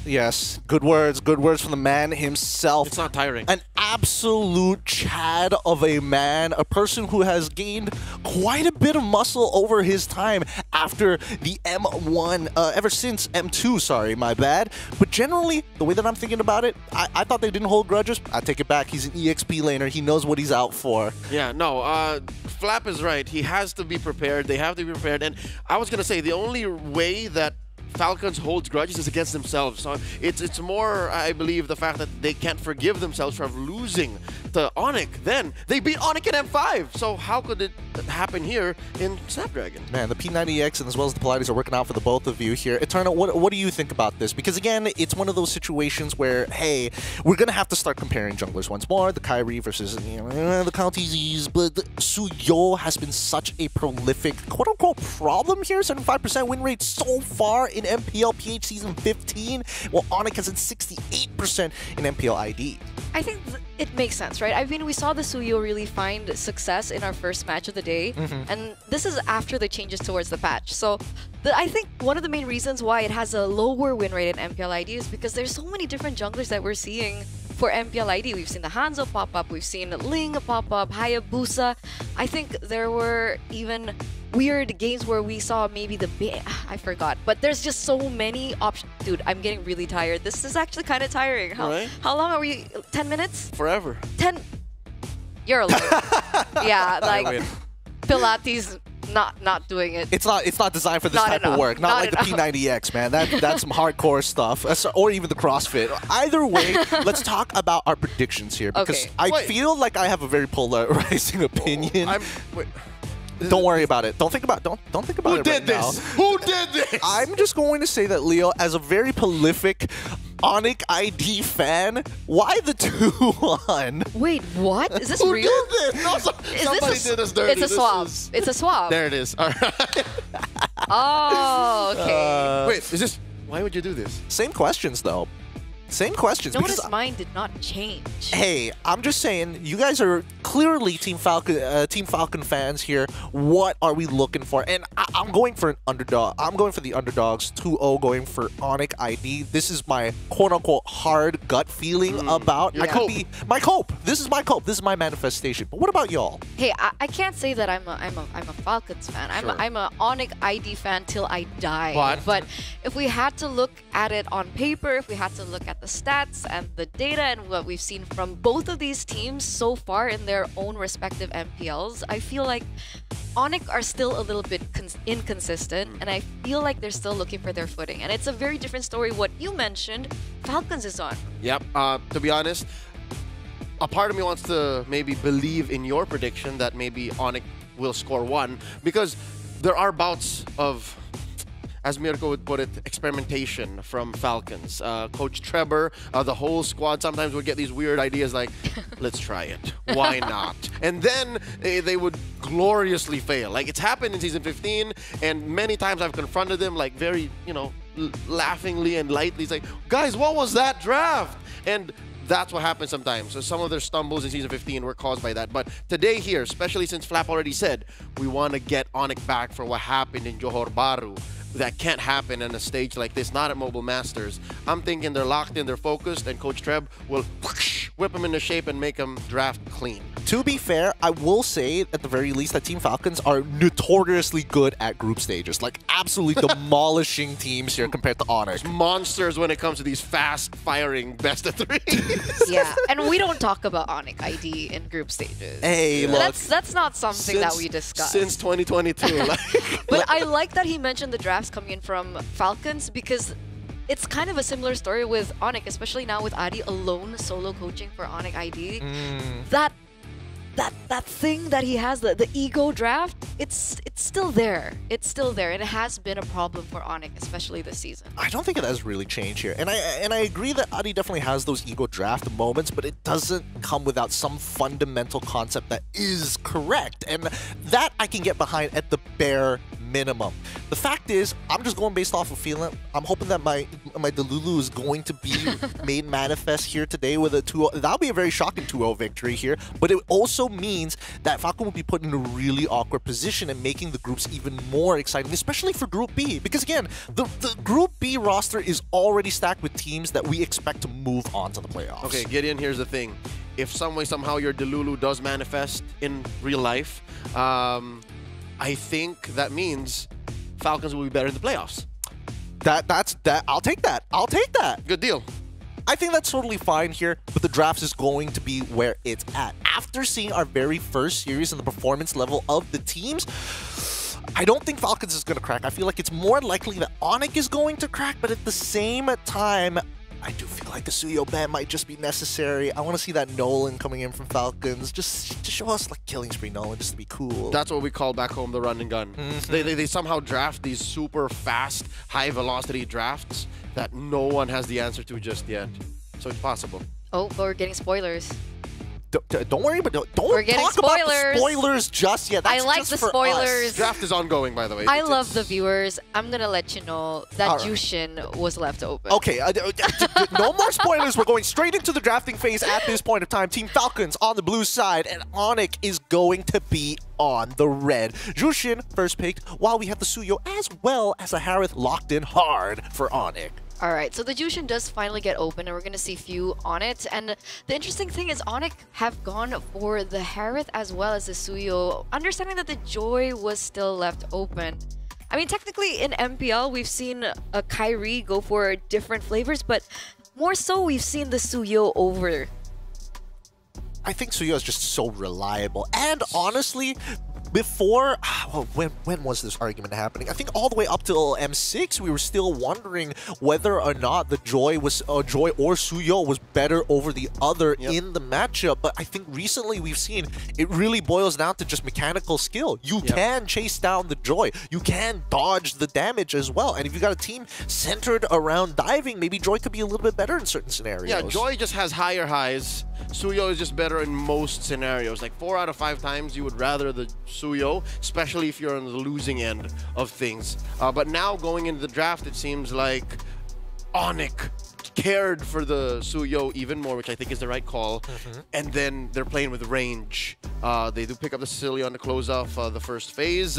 Oh, look at this. Coach Adi is on the flap teasy. He's taking away that glue. Yeah, I like it. I like it a lot because you don't necessarily have an answer when you lock in your mid lane super early in the draft. Speaking of which, the nerfs did come through onto Zushin. Her early game isn't that great. When I talk about great, what I'm really meaning is that you can't continuously pick up somebody 2 times in the row at level 1 all the way up to like roughly level 3, level 4 is when you get that, is when you're starting to be able to pick people up multiple times, and with a couple of items, of course. Do you think that this is going to hurt Team Falcons, or are they designing a composition that's a little bit slower, but they're going to use Mr. Flapteasy himself to kind of initiate something, to get a response from Onyx? I think maybe later on, right? Which is why I think the Sicilian into the Jushin is actually a really good pick. Understanding that the Jushin can't be as oppressive with the reasons that you mentioned, the Sicilian with the range should be able to clear a lot quicker. And for Onyx, I think the mid trio is going to be very important. So hopefully the mid trio is a lot stronger. We're waiting on who the roam will be, because right now we are looking at only the Sicilian and the Suyo. And hopefully that can be a way to combat few in that mid lane. Speaking of which, we also need to make sure that high loss is gone, which has been done by Onyx, to make sure that this Jushin doesn't get added support to the mix, while Team Falcons got rid of the Phobias alongside with the Gatot. Kind of interesting here why they wanted to get rid of the Gatot. Yeah, no, I was gonna say the Gatot is very good. It compromises the Granger. It changes possibly how the Jushin positions herself, because you only have one way in most of the time. It's just a Crimson Beacon. So they read into that, and Onyx then picks up a Hilda, most likely going into the hands of the new general, Ryota. And the Team Falcons, they still need an XP laner. Again, the question is, what is the Filipino going to do? Or the Filipino Cannon going to do? And it's a Badang. It's got to be the Badang. I would rather it be Badang XP than Roam. It's fist cannons here. That's what we're hoping to see. He wants to go for that quick 1-2. He was doing the pose with those iron hands, and it looks like it's going to be Khalid lock-in in just a little bit. I mean, what else can they go for at this point, right? Because they need something that's a little mobile. They need something that can actually initiate, because Hilda isn't that sort of initiator. She kind of likes to poke at the beehive, the Falcon's Nest at this point. Sorry, the Falcon's Nest. Sorry, I'm still thinking of their previous iterations of past lives. It still is the Falcon's Nest. It's still the Falcon's Nest, yes. Poking at the Falcon's Nest, looking to get the babies. Hopefully they get a response from it. Do you have Sixth Sense? Do I have Sixth Sense? How did you know the Khalid was gonna pop up? You're the one who was doing spoilers earlier.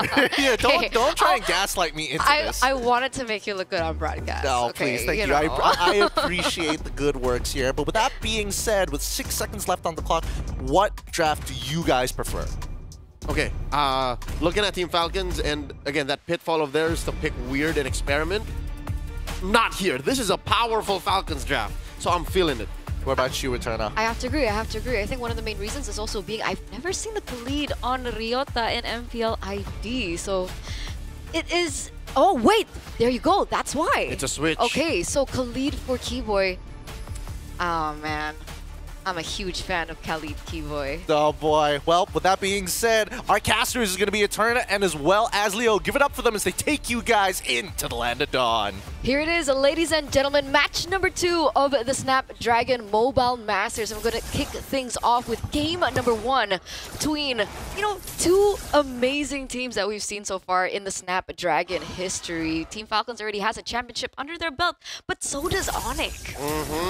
This has been dubbed the never-ending rivalry. For the better part of almost 3 years, these two teams have been going at it. And non-stop, they've been delivering banger after banger. Keyboy here, catching few. Oh, Idle Monk is in trouble, forced to flicker away. Ryota looking to finish the job. He does get it done, but he's traded out for Kyle scores 1. Yeah, we did mention about how aggressive things could be. You see Ogwen getting caught quite low at the moment. Meanwhile, Flapteasy and Keyboy are still going at it. Should be able to get out just fine. But this is what we were talking about, right? When Keyboy gets his hero, Keyboy is getting his hands on a hero like the Khalid, very aggressive, it can be oppressive, especially in the early game. Kyrie, though, that's a forced flicker already in the first few minutes of the game. It's a technical knockout, I'll call it. For at least a couple of minutes, Ogwen will not be getting that flicker kick combo. Flapteasy up top, Bear down by 2. Keyboy gets stopped in his tracks. So far, it looks like mid has Team Falcons on lock, while, hold up, Flapteasy looking for pushback there. What was Sans thinking? Was Sans trying to get that level 4 up top? Probably, right? As he gets that level 4, it doesn't make that much of a difference, but I mean, when they start going and corralling around the neutral objectives, it should help him sustain through. So that is most likely what was going on, and here we're seeing it actually all unfold. Keyboy not yet level 4, so that is something that we do need to take into consideration, as it looks like, though, Onyx have the better footing. Oh, that's 3 in the pit. playing in the paint. In retribution range, Kyrie scores. Flapteasy pushed back. Ryota doing amazing work. The Ryotarmy goes wild. This was the hero that he debuted MPL ID with, the Hilda, and he's used it a couple of times already since he first performed in MPL ID, and he has been doing work. I don't know what it is with, you know, Indonesian teams and the Hilda in the EXP lane, but it has been working out so far. Meanwhile, Team Falcon still looking for that clapback setup going on, but again, Onyx just really stepping up on the gas. Oh, Kyle Teasy compromised, jumped on. Keyboy scores one. It might be another on the way. Owen gets popped by Sans. And MPL ID, this is what we call the brawl server, right? So Onyx RD are like, you know, welcome Team Falcons. This is how aggressive our gameplay can actually get. And so we're looking at 3-1 already in the first 3 minutes of the game. However, Super Marco has still been left untouched on the Granger, and that could still be a potential problem that Onyx will have to deal with. Yeah, that might be that one spot that Onyx has to watch out for, where Team Falcons finds their comeback. In mid, though, it's impressive. I dare say maybe a little even stubborn that Team Falcons continue to pressure mid. I get it, though. I understand. It's because you have a Jushin, and there's a Sicilian there that is slowly ramping up. You gotta apply pressure. Absolutely. That Sicilian will become a problem. We've seen it in the hands of Sans before, and, you know, at some point, he's been able to get so much stacks even before minute 15. So that is one of the, I would say, problems that, you know, Team Falcons needs to deal with, considering that they can utilize that to the later stage of the game as a secondary carry. You know what else is a problem that Team Falcons has to deal with? Why does Onyx have a 2,000 gold lead? Where is that coming from? Kills have been scarce, map has been quiet, but where is all this money coming from? I mean, technically, they were also able to take that first neutral objective down, and they do have a few kills under their belt, so maybe that's where it has been coming from. Economy-wise, we'll take a look at the, you know, comparisons later on, because right now, both teams are looking to secure this next neutral objective. Turtle at a third of its health. Kyrie holding his ground. Ryota keeping away too. Savero firing away. Wall put up by Flapteasy. The Filipino can only do so much as another turtle is secured here by the handsome future of Kyrie. Few gets jumped on. Oh, there's a crack coming in from Flap. The kick from Ogwin, isolating Keyboy. Savero holding the back line. There's not enough damage. Where was Marco? Yeah, that was so well played. I don't know, the follow-up just wasn't there in time. But luckily, Team Falcons, they do have a little bit of a trade going on. Kaltiza was able to pick up that tower in the top side. Meanwhile, Keyboy should be fine. Yeah, he gets kicked out of that bush, flushed out. And I don't know, is this right? Am I reading the map right? Team Falcons is investing in the long lane. They're farming out for Kaltiza anywhere else that Onyx isn't.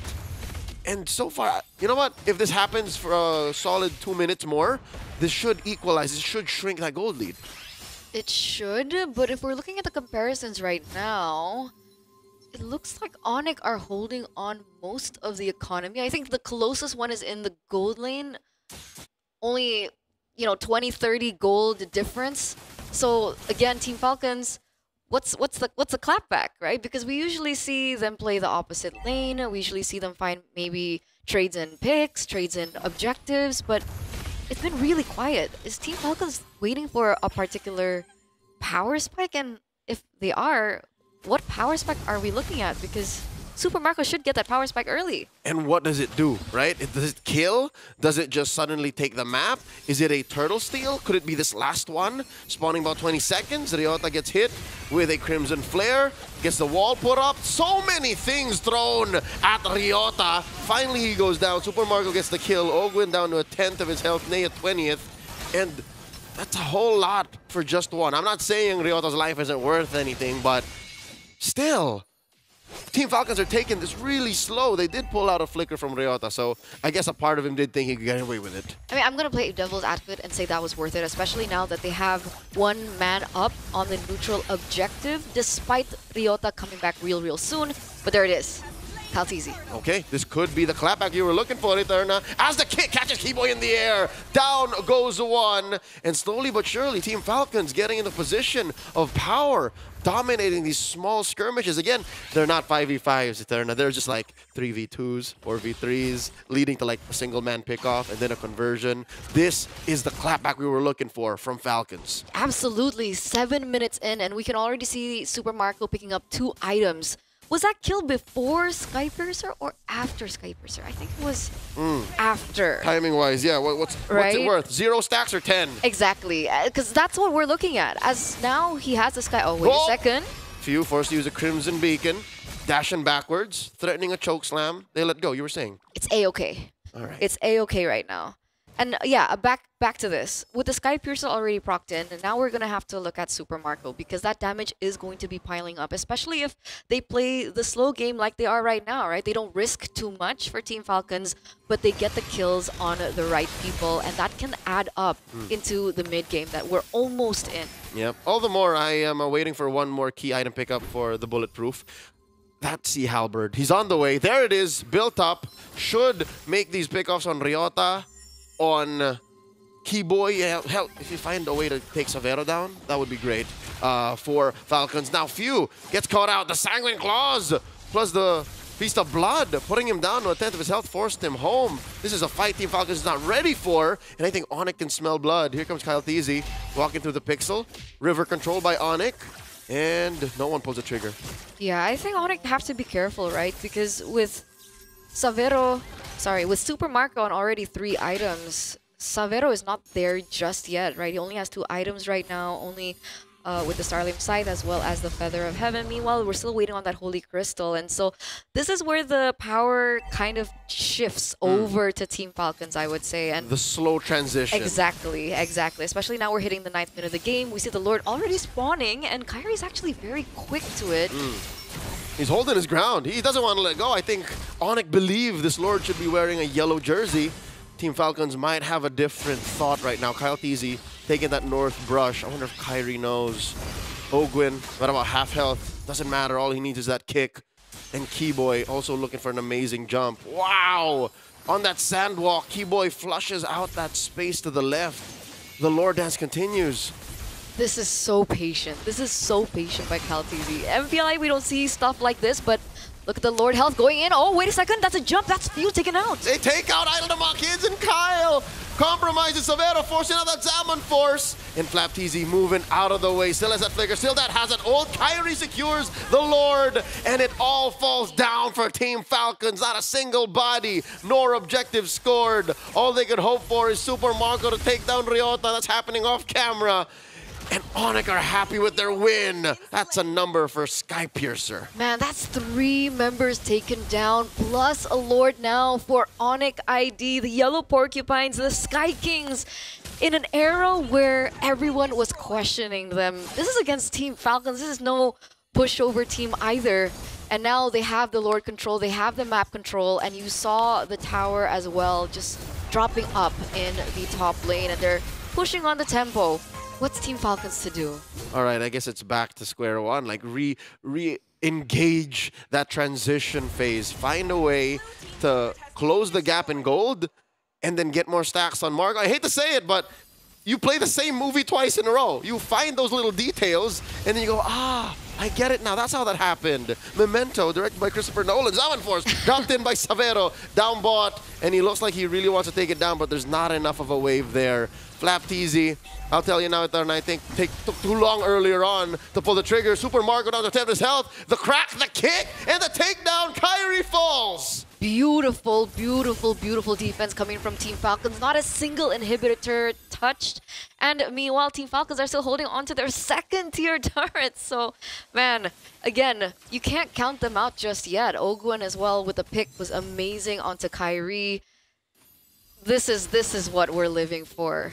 Yep. Again, I did say the way Team Falcons could win is if they once again go for those singular pickoffs, work on the map, and then get Super Marco back on track is how they're going to win. And they're doing it now slowly. The remix, we're seeing it now. Slow push down bottom. Tier 2 gonna get cracked here by Team Falcons, and suddenly the gold swings once more. Oh man, now I get why they call it the never-ending rivalry. These two teams know each other way too well, and this is with the shuffle in Onyx roster. The young Sky King in Severo, the new General in Ryota, they fit in like puzzle pieces. Yeah, so even despite all of that, this is still the read that Team Falcons has over. And we saw the interview coming in from FlapTZ, right? He means business. He wants to find his revenge here, and it looks like they're on their way to it. Remember, we were talking about Super Marco from the early push of the game. He's already sitting at 3-0-1, so that's at least 2 stacks. And wait a second, Onyx are going for it. Oh, they want to bear down on Ogwin. He still has a flicker. Not enough range from Onyx nor lockdown to finish the job. So Team Falcons, they win and live another day for that engagement, but the rest of the map is still at deadlock. Kyle TZ, meanwhile, already at level 15. We do see Kyrie at 15 as well, so that's kind of an idea of what we're going to be looking at in the next neutral objective take. However, as the game progresses, again, Sans is going to be stacking up, and that damage should be able to be felt. We can already see that Onyx are already on the Lord. Oh, Ryota on a pickup. Might be a late entry here coming from Falcon. Severo secures the Lord. The quick 3-man knockup from Ogwin in the collapse. The 3-man punch, the crack from FlapTZ. Down goes Ryota. Flap traded out for. Keyboy does flicker out of the way. A less than ideal trade for Team Falcons. 1 for 1, but Onyx gets the Lord. That's an L, bro. Oh, but they could be getting this turret. So, right, I understand. The trade was not as great, but look at the pressure that they're still holding on to. Kaltis actually goes in 1v3, deals some damage, and in the grand scheme of things, the fact that they were able to get a permanent structure, if they can hold off this Lord, I think it's still okay for Team Falcons. You're right. There is a point of counting your blessings and being optimistic about it for the Green Falcons. But look at bottom lane, Eterna. That is a chubby wave that Onyx have led up. And Falcons are for sure going to lose that tier 2. And if Onyx won it, I think they can even threaten this purple. All right, but Kaltis is lucky enough to secure it, and they have to deal with the rest of the map. They do take down the Lord, but the map has irreversible damage onto it. Look at that, like tier 2 up top. Onyx just blows on it and it breaks. And now the clock ticks for Team Falcons, right? We're already in the 14th minute of the game. Like we keep mentioning over and over, Severo is actually already on his power spike. I think the next item would be maybe Divine Glaive, because he already has the Holy Crystal in his kit. And a concentrated energy. Plus, he has the concentrated energy. There you go. Those are the item builds, ladies and gentlemen, for those of you wondering back at home, seeing the progression. And things get a little bit worse, seeing how far ahead Sans is in that mid lane. He already has 3 items under his belt, a little bit more, you know, magic power to work with, but also a little bit more sustain in his kit. He has a lantern to boot, so he can actually deal with the frontliners coming through from Team Falcons. And maybe that's one of the main reasons why FlapTZ hasn't been able to be as aggressive with the fist cracks. Yeah, that right there is a clear sign that Team Falcons should put a huge green target on Sans. Not a single shutdown, not a single kill on this young man. Gilak Sans getting away with so much. Yeah, we're ready for that. Team Falcons right now still doing their best. Again, say what you will about them being crazy sometimes, experimental, flubbing engagements as they have a couple of times in this game, but they know their fundamentals, they know their macro, they know how to take control of the map so they don't lose as much as they could. And now look at this, they're punishing Onyx for even checking on their purple. Kyle secures. Huh. FlapTZ doesn't have a single magic item defense build up at all. He doesn't. Yeah, he doesn't. It's Brute Force Breastplate, Oracle, Thunderbelt, Oracle. Yeah, he does have toughness stuff. Okay, so that's a little saving grace. But I mean, as compared to Sans right now. Yep. Who should have like somebody. Oh, the king from Ogwin collapse onto with the rampaging sandstorm. Down goes Kyrie. Ryota flickers away to safety. 1 for 1. That's a winning trade for the Falcons. Absolutely. And now they're going to be able to get their hands on the Lord. So just a second ago, we were talking about the advantage coming from Onyx. Wait a second. Now Keyboy is caught in a precarious position. Still has the Immortal. Luckily, he's still able to get out. But this is it. This is the turnaround that we're looking for from Team Falcons. A successful hunt for the best pure athletes in the game. Team Falcons get one over the Sky Kings in that exchange. Now there's a Lord marching down bottom for the Filipino champions from M5, Season 5 of SBS. The collapse from Keyboy takes down the Filipino cannon. Severo gets hit with a Crimson Flare with the Zaman Force on cooldown. Do they pick the fight here? Do they force it? Here comes Kyle Teasy, looking to dash through. It's a fully stacked up electrifying beats. He dances through, but he understands that it's too much to dive into Tier 3. I think they stood there a little too long. They were being too overzealous with it. They didn't have to lose Flap Teasy there. They already had the Lord. And now they're going to have to push with only 4 members for the side of Team Falcons, as Onyx, they have all the range as well as the clear that they need. Look at that damage. Oh, they have the inevitability in Sans too. Again, still untouched. He is never died this game. 18 minutes and counting. Kyrie picking up the Queen's Wings here. This is a utilitarian Suyo. Like he knows that he has a switch between assassin and fighter, fighter and assassin at any given point. So that, folks, that's why you gotta understand the 0, 2, and 5 line. Oh man, what do they do now? Yep. Maltese looks like he's looking for an opportunity right now. This tower does fall in favor of Team Falcons. It's slow and steady. It really is. It really is. But again, Onyx still have Sans. Look at his KDA right now. We're looking at him on screen. He's super locked in, you know, in the bottom right corner. Yep. He's standing at 405. He's got enough KDA to share with some teammates to make it positive. He has 100% kill participation. That he does.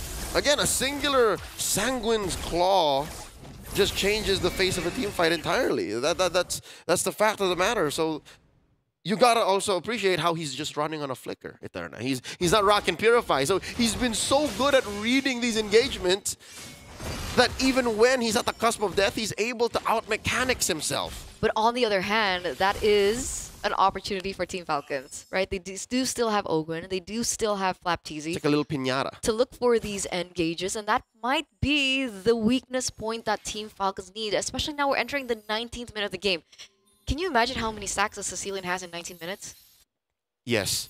Right? A lot. Like 200-ish maybe at this point, maybe more, 250? I don't like counting stacks because this is Sans we're talking about. It could be a Gilak amount of stacks. That's true, that's All true. right. Oh, wait a second. The kick catches Keyboy, does Raging Sandstorm away, so that is one resource that Team Falcons could count out short term. Lord spawning in 10. But remember, Ogwen burnt 2 for that, right? He burnt out the Flicker, and he also burnt out his own Way of Dragon. So a 2-2-1 in terms of, you know, resource trade. Math doesn't check out. Math does not check out, folks. And Keyboy kept his Flicker, mind you.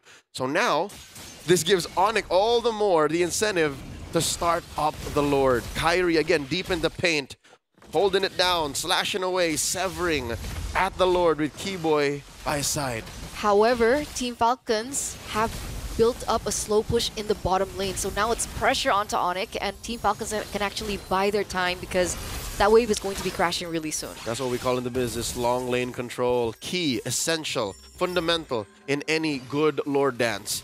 That is Keyboy with the concealed play. Flap Teasy smelling something is afoot. Few controlling the Pixel Brush. Forcing Ryota into weird range. Does get a few beads off from Super Marco. Pushing away Keyboy. I'm wondering what's going on in Severo's mind. Like, where does he drop the Zaman Force here? What angle? I don't know, but it looks like the first order of priority for them earlier on was housekeeping, right? They had to clear in that mid lane. Now the bottom lane... They're sending Sans. Exactly, exactly. And this is information for Team Falcons to press the gas, understanding that the main damage dealer, Sans, is not there. All right, well, not there for just maybe 3 or 5 seconds more. And here now comes the Gilak from the east, coming through. Severo right by his side. Few looking for a good Crimson Beacon. Finds it on Keyboy. This is a non-starter. I don't know, we've been watching the same sequence for the past minute. It's okay, it's okay. We have to be patient with these things. And no! Both these teams are patient with it too. Remember, this is high stakes, right? This is a revenge story that we're looking at. It's the build-up! Flap Teasy wanting to get the revenge on Onyx Idea, but that's a Lord. Already really low. Oh no, this is the point of no return. Look at the crash back and the collapse. Oh, Ryota's very low. Kyrie secures. Down goes Kyle Teasy. Severo with the Zaman Force are zoning out, Team Falcons. This is a no-fly zone. Say the Sky Kings. And Falcons get nothing. This is a disaster for the Filipino reps here in this match. Ladies and gentlemen, they punched the gas. They looked for the opportunity, but unfortunately, Onyx did not let it slide. And Kyrie on the Suyo is still able to take control over that Lord. And that's why even in the beginning in the drafting phase, we were talking about Joy versus Suyo. And again, Suyo has a little bit more of an edge as compared to Kyle TZ right now with that additional damage. And that neutral objective take is a lot easier and a lot smoother for Onyx. Oh, Few here compromised, forced the flicker back and used the Crimson Beacon. Now Winter Crown, Lord still standing, down goes Few, and the base will follow through. Onyx ID take game 1. Wow. Wow. I don't know, how are you feeling about this? I mean, objectively, I have to say, Onyx has an amazing lore dance. Onyx has amazing resource management, and when clearly you see Team Falcons forcing things out from Onyx, they just don't budge. And they win out on trades. Boys, wow. I'm surprised. Mr. G-Man. Hey, look, I was surprised that game went the way that it did. There's definitely a lot of back and forth, and this is why it is the eternal rivalry, the eternal struggle between two sides of the world. Falcons, unfortunately, dropped the ball in game number 1 with Onyx ID taking it away 7-11 in this 22-minute battle of the borders. Because my goodness, both sides were trying to disrupt each other's anchors. I mean, Few got a lot of punishment there. Sans played a really, really strong game. But overall, it all depended on the engage.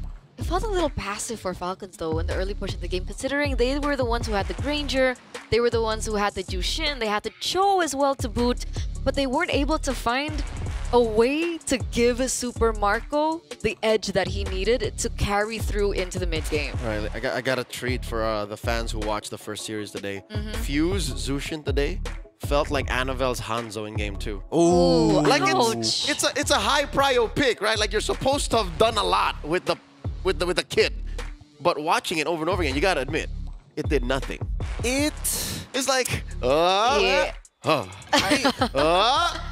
It was underwhelming. It was a little underwhelming, but I gotta give it to Onyx because, again, they saw this pick come right at the very beginning. They let it through. They let it through, and then they designed a composition around him. Every hero that you're expecting to quote-unquote get caught has means of escape. The only exception being Keyboy, and that's assuming that he whiffs his Raging Sandstorm. And I think we saw 1 or 2 punishes, and I think Keyboy was like, okay, that's fine. Next time I'll have Flicker, and then I'll get out. Yeah, we've seen moments for Ryota too. He gets, punished quite a bit, but at the end, it felt like sometimes there was a little bit of disconnect to Team Falcons, right? We saw Flap TZ picking up a really good moment with a 3-man fist crack, Oh, yeah. but there was no one there to follow it up from Team Falcons either. So technically, that should have been where Few had a moment to shine, right? But in hindsight, there is a disconnect, not just in execution, but even in the lineup. You're trying to get these dudes lined up so that Kyle and Marco can finish the job. But that's so much easier said than done. Conceptually, you're trying to catch not just Sans. You're trying to catch even Severo. You're trying to take down, maybe, if you're lucky, Kyrie. But Sans alone was enough of a threat. So if you can't catch Sans, then this whole setup, this whole shebang, wasn't worth it.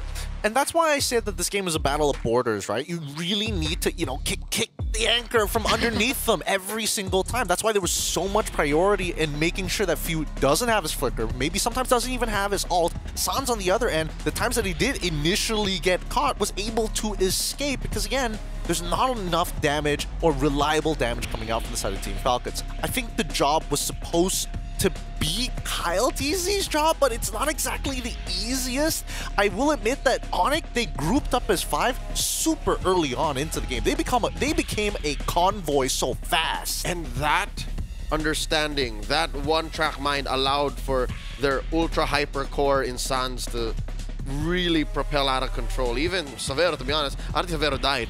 Did Severo die? I don't think Severo died. Severo, let me just double check Did not this. die, sir. He had a perfect game. He was bulletproof. So here's the thing. I figured it out. The reason why I think Fuse Zushin did not feel as good as he could have.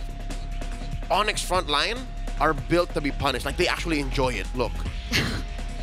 No, but it's true because you're looking at the Hilda and you're also looking at the Khalid. Right. Who technically don't take as much damage. But yeah, aren't as compromised. Exactly. So it's because there's always ways for them to rejuvenate back to their initial form. Or even enjoy being thrown into the front line. Which is so weird to say. You've got, I mean, it is a little masochistic, but I think Leo's got a really good point here because keep in mind the Team Falcons only have a limited amount of bullets in the mag, right? Because they're depending on the electrifying beats, they're depending on a resource here coming in from the Granger as well. If they run out of those resources, there's nothing they can do. Not to mention that even if the Khalid and the Hilda just disengage from the fight, they can heal back up to full and then come back in. Yeah, so at some point for Falcons, I could imagine it's like, why are they enjoying this? Why do they like it?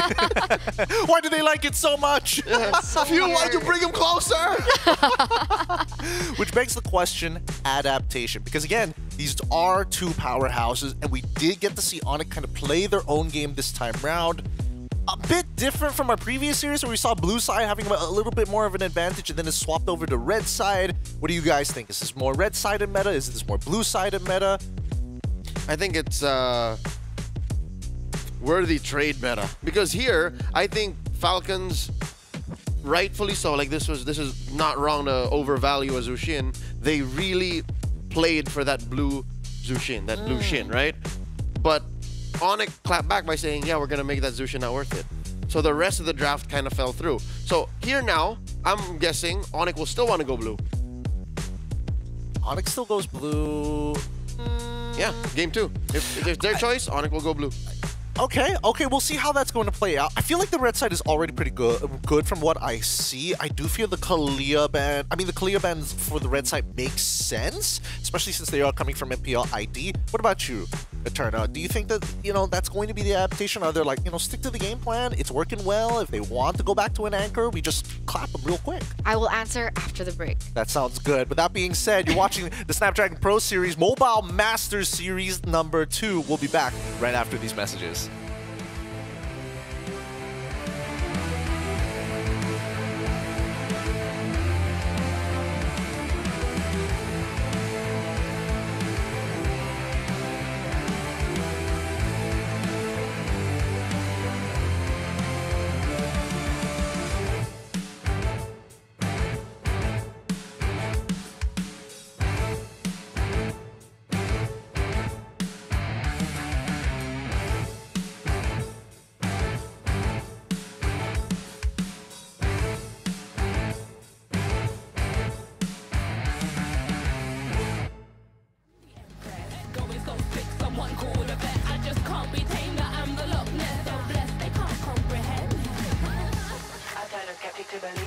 I am a leader resurrected like it's Easter. If you step to me, you get the misdemeanor. They can't defeat her, they can't connect the reader. Can't decline, don't worry, I'll be fine. Cause all I see is ups in the line. Did I plan this? Is this by design? Come reflect, my light can't be denied. Come correct, cause this moment is mine. It's mine. Tell me you're feeling love. Tell me you're feeling love. Do it like nobody does. Sipping that haterade, right to the finish line. Tell me you're feeling love. Tell me you're feeling love. Do it like nobody does. Sipping that haterade, right to the finish line.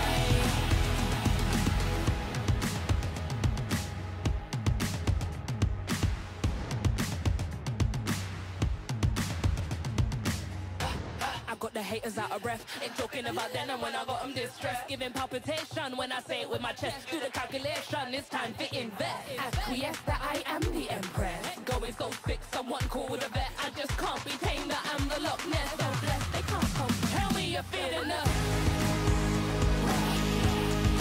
Tell me you're feeling love.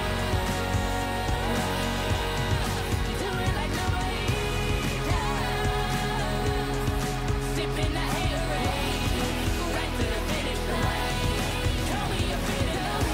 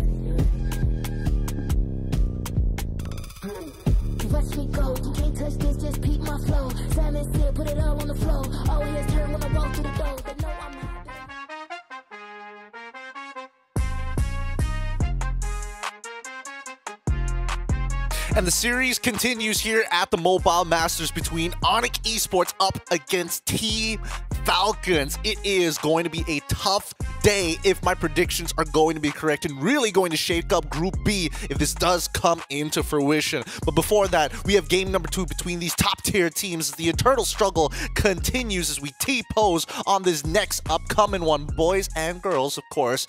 Eterna, adaptations that we were talking about earlier. Leo was mentioning that Onyx is going to take blue side this time round, but what about you? Do you think that there's going to be a bit of a change here for Team Falcons? I mean, there could be, but honestly, I think whether it be on red side or blue side, they both have like an equal say. What I'm looking at more is just, you know, overall composition and their synergy and their chemistry with one another. Because what was the idea for Team Falcons with that composition? Did they want to play for the Granger? If they did, they didn't really have as much of an underlining on the Granger in the gold lane. What they want to play for pickoff? Because Jushin is not as great because her damage isn't a burst type of mage. She's more, you know, DPS, I would say, in a sense. Yeah, no, we were kind of cobbling together what the concept was as we were going, and it seemed like just line them up for Kyle, line them up for Marco, and if it didn't work that way, then they scramble. So yeah, I think I agree. It's just, it doesn't matter what side, and there it is. Onyx does end up on blue. It's more of like, get a clearer concept. I'd say chemistry and execution aren't much of a problem for Team Falcons. Just, yeah, if it's not clear, then they just suffer. I think, I don't know. I think it is the ideas coming in from Trevor, coming from Team Falcons, that there are some, I don't want to say anti-synergy. There is somewhat of a concept of being able to kind of peel very, very slowly against a composition, but I don't think that they were ready with how resilient that front line was coming in from Onyx. Because with no real burst, it's like, oh, I get you down to 50% HP. That's not enough. It was so resilient. Oh my god. I truly believe something came out from these players' mouths. Like, why are they not dying? They're enjoying this. And we saw that even from like the first few minutes of the game as well. So, and they did not stop. They threw like 16 ults. It's like Rehata's like finally dead. But Badang banned by Onyx. I think this is a good ban, because again, it did give them a couple of problems. It made the engages really hard, especially if you want to kind of, you know, leg sweep them, get to their anchor straight away in Few, but that's under the assumption that they want to play a composition designed around Few being the one who kind of stands tall. In the meantime, though, let's see what this first pick is going to be. The Kalia, the Jushin, as well as the Fanny's open! You're right! Fanny is open, and Onyx happily obliged. The Falcons, they could just go for the Cho here, or look for that, you know, mid-prio EXP, evade, insta take blue. Yep, no. Despite the Granger and Harris being open, Team Falcons, they don't pick the best heroes, they pick the right heroes. The heroes that will compromise Kyrie's cable swing in, and they do so in 2 roles, in Roam and in the gold. Because look, how often does this happen? That the Harris and Granger open, you don't pick them? It's because of that singular hero that disrupts everything. That forces you to pick something else. It's the Fanny. It's a lot safer. It's definitely, I think, the right pick. But guys, I just want to like put it out there once again. We have not seen Fanny Kyrie in a long time. Being first pick, there are so many ways to work around it, and I'm fearful for that, and I'm concerned for that. I have no doubt for the Breaker of Chains, the Hydra sisters, he will kiss your mother on the lips, Mr. Kyrie Targaryen. He is a monster in the jungle for a reason, a superstar import, and I still think that he can hold up to that name, even if his hair changes any other color. However, I am surprised that Onyx did not want to start locking in their marksmen a little earlier on. I guess they don't want to, you know, double down on getting rid of both the Granger as well as Harith, or maybe put that as a question for Team Falcon so that Sans could have an easier time. Yeah, so here you see another round of not the best hero, but the right hero for Onyx. You're right, they could have picked one of the more high-prio gold laners, but instead they go for the heroes that support Onyx overall strat. This is what we want to see. This is what they did in game 1 that trumped Team Falcons, and now Team Falcons close off with the first phase by picking a hero that's just good overall. There's a Suyo. Now banning out these pain points, Team Falcons take out the Sicilian. I'd reckon Onyx are gonna crack down on mid as well. Yeah. And it does make sense, right? The Sicilian being banned out, because technically Team Falcons, if they want to pick it up for themselves, it's not as safe, especially with the Fanny now in the picture for Onyx. So still something that Onyx could have picked up. And they want to also underline that they have already that early game pressure, right? The Jawhead and the Hilda is going to be very aggressive in the early stage of the game. Mid Prio is also going to be a problem. So I'm expecting another mid lane ban coming in from Team Falcons. So they would rather let Onyx kind of decide on what their marksman is going to be. I mean, Team Falcons only has so many bans to go with. They could go 1-1 here. I think at least for the early Moskov pick, it does make the Harith kind of like, ooh, gotta be a little careful in the lane in comparison to things like Granger, for an example. And there's still cross-map plays, which is accessible for Team Falcons, which they're so good at. Yeah. That's one thing that they learned the hard way from game 1. They're investing in the map. They're investing in macro. That's why they picked up the Moscow first aid. They're saying, hey, Granger, Harith be damned, whatever. And they're now investing in range.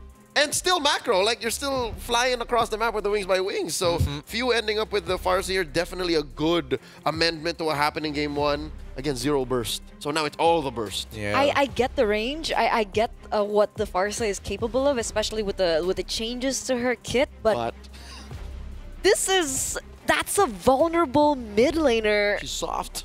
Soft, and she just stands there when she ults. You know, that's just prime target, I think, for Onyx at this moment. Especially they have so much dive. They have the Hilda, they have the Jawhead, and we're not even mentioning Kyrie right now on the Fanny. Some tender love and care is going to need to be invested into Few if he wants to stay alive and get those early rotations. However, let's see what Onyx is going to do to finish off their composition here. To kind of wrap things up, it's going to be how... Oh, wow! They go for the Veil as well. Interesting options here. Whoa. It's not really zone control, but they've got burst out of the wazoo now. And even better yet, when it comes down to the Lords, the Turtles, these objective fights, it's going to be interesting to see how Onyx is going to play around it, with the final pick being in the high loss.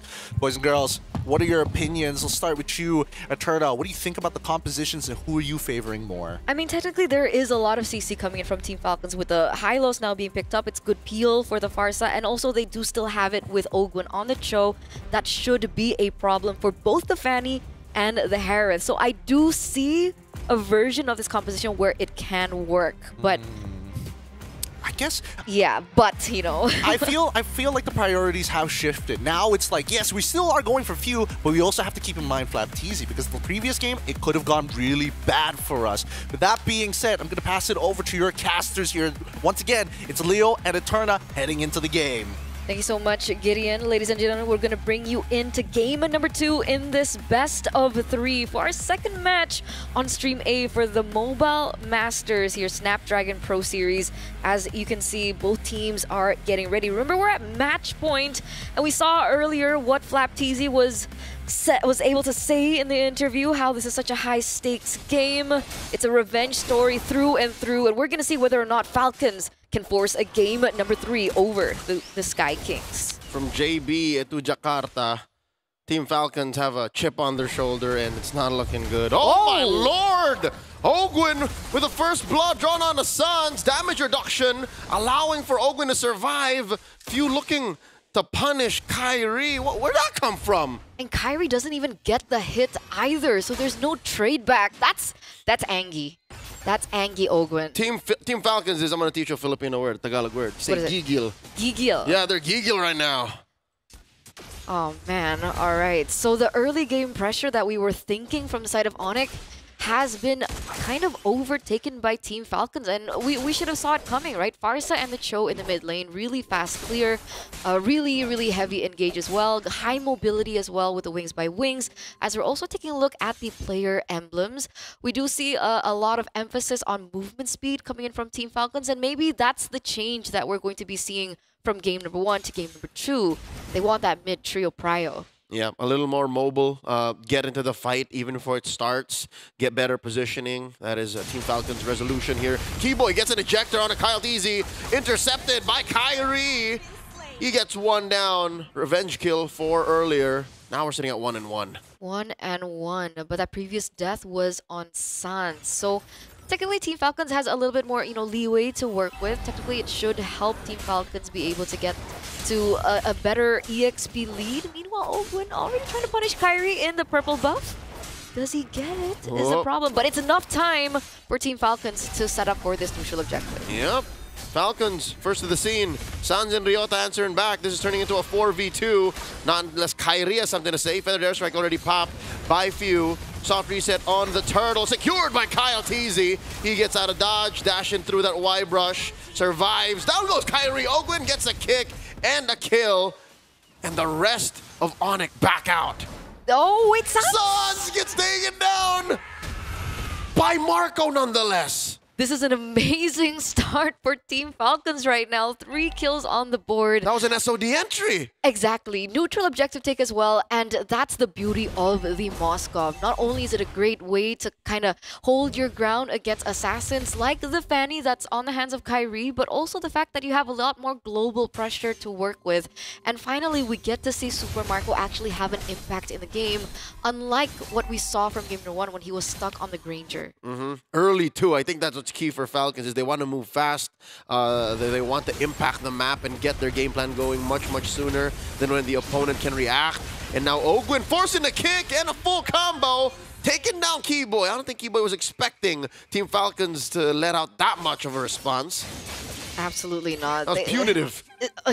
It's disgusting, right? The damage again on the Farsa is immense, and if they work around the fact that the Farsa is so vulnerable, but they play it in a skirmish like that and not in a pure 5v5, Team Falcons will be able to get a lot more value with the Farsa being picked up. And now we already see some rotations happening from Team Falcons into the top side. Savero needs to be careful. And here it is, that pressure in the mid lane back onto Ryota. So Ryota, Sans, and Keyboy, not as aggressive as we saw in Game No. 1. And that's mainly because Team Falcons are so proactive. 3 kills up, a turtle up, 1 spawning now in the upper quarter. What's this Fanny to do, right? The next thing you know, I'm going to say now, is he's split pushing. Kairi is just winning the long lane, and then he just jumps in, and, you know, it puts Onyx in a weird position. Oh, speaking of weird positions, Few bursted from 100 to 1 and forced to wings by wings out. Ouch. That's definitely the potential of the kill pressure that Kairi has. Wait a second, that's a flicker used. And they don't go for the engage. Now Few's caught low. Yeah, Few knows his team needs him. Hides in that brush, asking, can you guys hold out? I have a feathered airstrike. There it is! Popping it onto Ryota. Glory's pathway by Flap TZ. Deterring the entrance of Onyx. Savero takes down Ogwin. It's a man down, and Kairi scores 1 for his team. That's a turtle and a kill for the Sky Kings. That's the clapback here in the 5th minute of the game. Just by Kairi dishing out the damage onto Few because what? Down bottom! Oh! That's what! Oh. There it is! Super Marco gets caught out by Kairi. A free kill down bottom. Super Marco was just working on the turret. Come on! That's a good break. That's a good break for Super Marco. Now caught in 1-1-1 in terms of that KDA. And this is the kill pressure that we were waiting for the Fanny to have. What do you mean a good break? Getting to that power spike as fast as possible. I would say, like, oh man, they didn't see that coming. No, Keyboy here holding that orange brush. And Kyle Teasy, that's too much burst even for Suyo. All right. Kairi is actually holding on to only 1 item right now. So that's the damage he's already having just with the Heptases alone. That's right. No, and that's how much Marco took to the face. And now he has to recover from that. And he's still holding on. He's still pushing it. Look at this down bottom. Marco falls again. And now Kairi had some help. Ryota was there as an accomplice. They're not letting it slide at all. They're going for more value. And look at Ryota being able to assist that, maybe a boost of confidence. Look how aggressive they are. Oh, Glory's pathway set in by Flap TZ. Kyle TZ gets out of dodge. Feathered airstrike. Stopping them from retreating so fast. And now Ryota in trouble, looking for that passive proc. No slows, no stuns. Ryota gets away. They were able to take Keyboy down in that, re-engage coming from Team Falcons, but they were already able to trade it with a tower up top. Savero gets it. It's a good deal. It is. And it looks like despite Team Falcons holding on a lot more control in the early portion of the game, Onyx are definitely looking for opportunities too. They're not going down without a fight. That's right. They won't have to wait till Kairi can just farm the long lane. Keyboy picking up the Antiqueras here definitely should do some work, especially since he's going against Kyle Teasy. Feather Air Strike, compromised here by Savero, pushing Few out of that brush. Now Ogwin forced the flicker out, down to about 1 HP. Flap Teasy, Glorious Pathway, getting out of the Zaman Force, survives, but only for a second longer. Gets out of dodge. No kills for Onyx. Team Falcons happy with the final turtle take and a turret off cam. So again, they're trading back and forth once again. A turret for a turtle, a kill for a turret. And Team Falcons were able to get the better out of it in this particular engage because they didn't waste too many resources as they took that objective take. And that was information as well that Onyx had, which is why we didn't see Kyrie going full ham into the members of Team Falcons. Despite them being on a relatively low amount of HP, we do see Onyx trading it for a turret in the bottom side, but that gets instantly traded back by Team Falcons there, as we saw earlier up on screen. Wow. These teams are so in sync with what they're trying to do. Their cross-map plans that they're willing to trade for, that it happens within the second. Bottom lane for top lane, tier 2 for tier 1, rotation for the buff, holding down these bushes. Look at that, Ogwin kicking Keyboy out, flushing him out, and Ryota backing up as well. This is a Lord spawning in the lower quarter. Question, is Kairi getting his purple? Is Falcons not attacking his purple? I don't think so. I don't think so. I think Kyrie has been able to get his hands on the purple for a little bit. I don't think they've been able to find the right opening maybe into the enemy jungle. And so that's good. Oh, there it is. See? Okay. So again, that's step 1. As a fanny, you secure your purple and then you can talk business. That's why I guess Onyx is not so worried. Their fans watching all around the world. Eterna is not so worried. I mean, that really? You know, despite everything that's going up on screen right now in the first 9 minutes of the game, Team Falcons are still holding on to the gold lead, 1,400. I know it's not too much, but the problem is that gold lead is mostly being held in by Super Marco, who already has the Holy Trinity. And that's going to matter as now, ladies and gentlemen, we get to see the Lord back in action, and that is going to be a problem for Onyx. Yep, they can't, the way they were in game 1, just preemptively starting it. This is a fanny we're talking about, so late entries are the way to go. Ogwin here, blasted by Savero. Ryota pushing him out of that brush, backing off, has to recall. I guess that's technically a man down. Few, feathered airstrike, pushing them out of Lord Dance range, and Ogwin holding his ground, refuses to recall.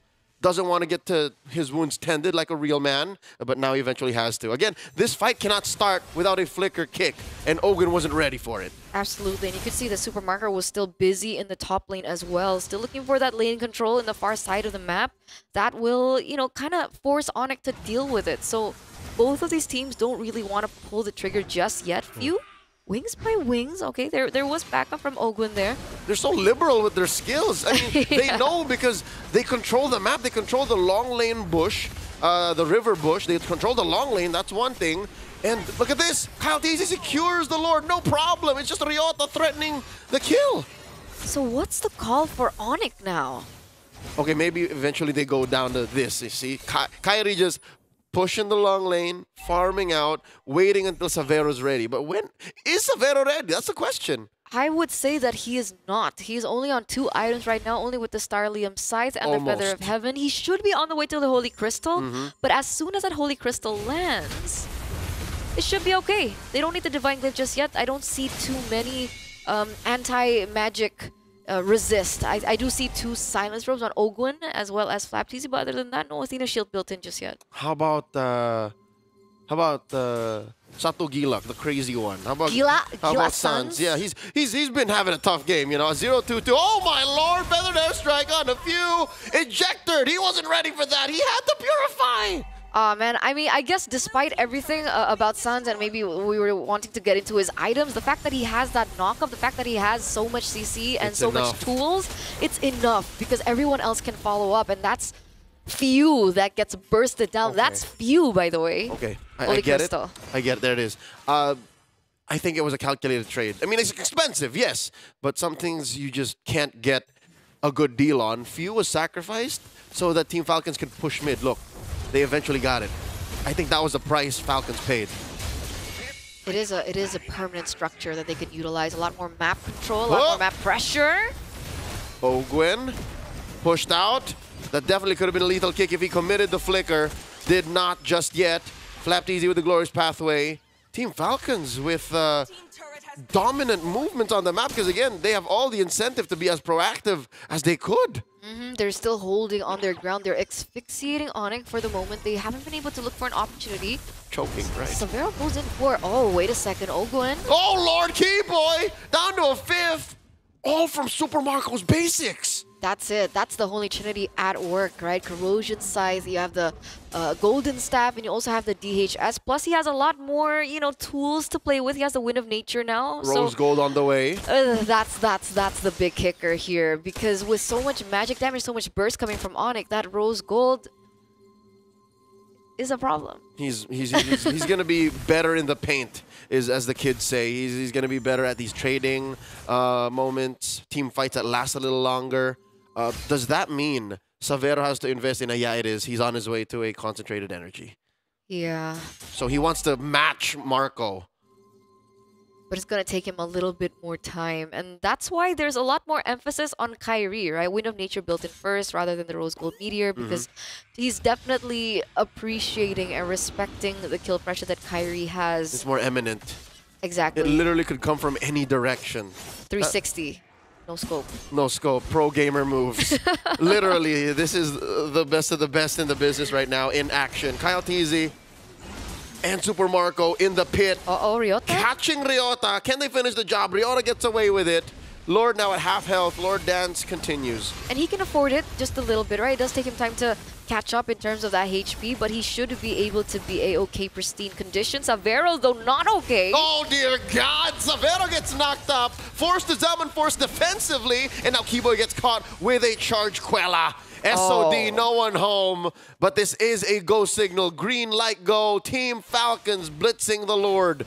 All resources wasted as well from the side of Onyx, so they're not nearly as prepared. What was Savero doing in that push? It's a weird angle. Oh, Team Falcons, you can't make mistakes like this against this team. They will punish, they will capitalize, and they will now have the Lord on the way for the airstrike just to zone the members away from Onyx, so they will be able to get that turret in that mid lane. Yep, Lord will be marching down the bot in about 3 seconds from now, and Falcons are going to be synchronizing these waves. They're freezing the rest, so it all comes crashing down at the same time. Looking at Savero's items right now, there's the concentrated energy, short of one more. I wonder what his last item will be. Is he gonna go DG? Full cannon Divine Glaive? Glass cannon build? Or something safer. I mean, that should be Divine Glaive. yeah, then he can just sell his boots for like an Oracle if he needed a little extra. That's true, that's true. But either way, Savero should be at his power spike, but we do see Athena Shields building through, so they desperately need that Divine Glaive. Can Onyx defend this one? It comes down to choosing your battles. Again, they'll have to lose something, and that something is that tier 1, 3 down bottom. Next up is the second in mid. Glorious Pathway already spent up. Salmon Force as well. Savero dashing through. Ogwen gets his immortality popped here.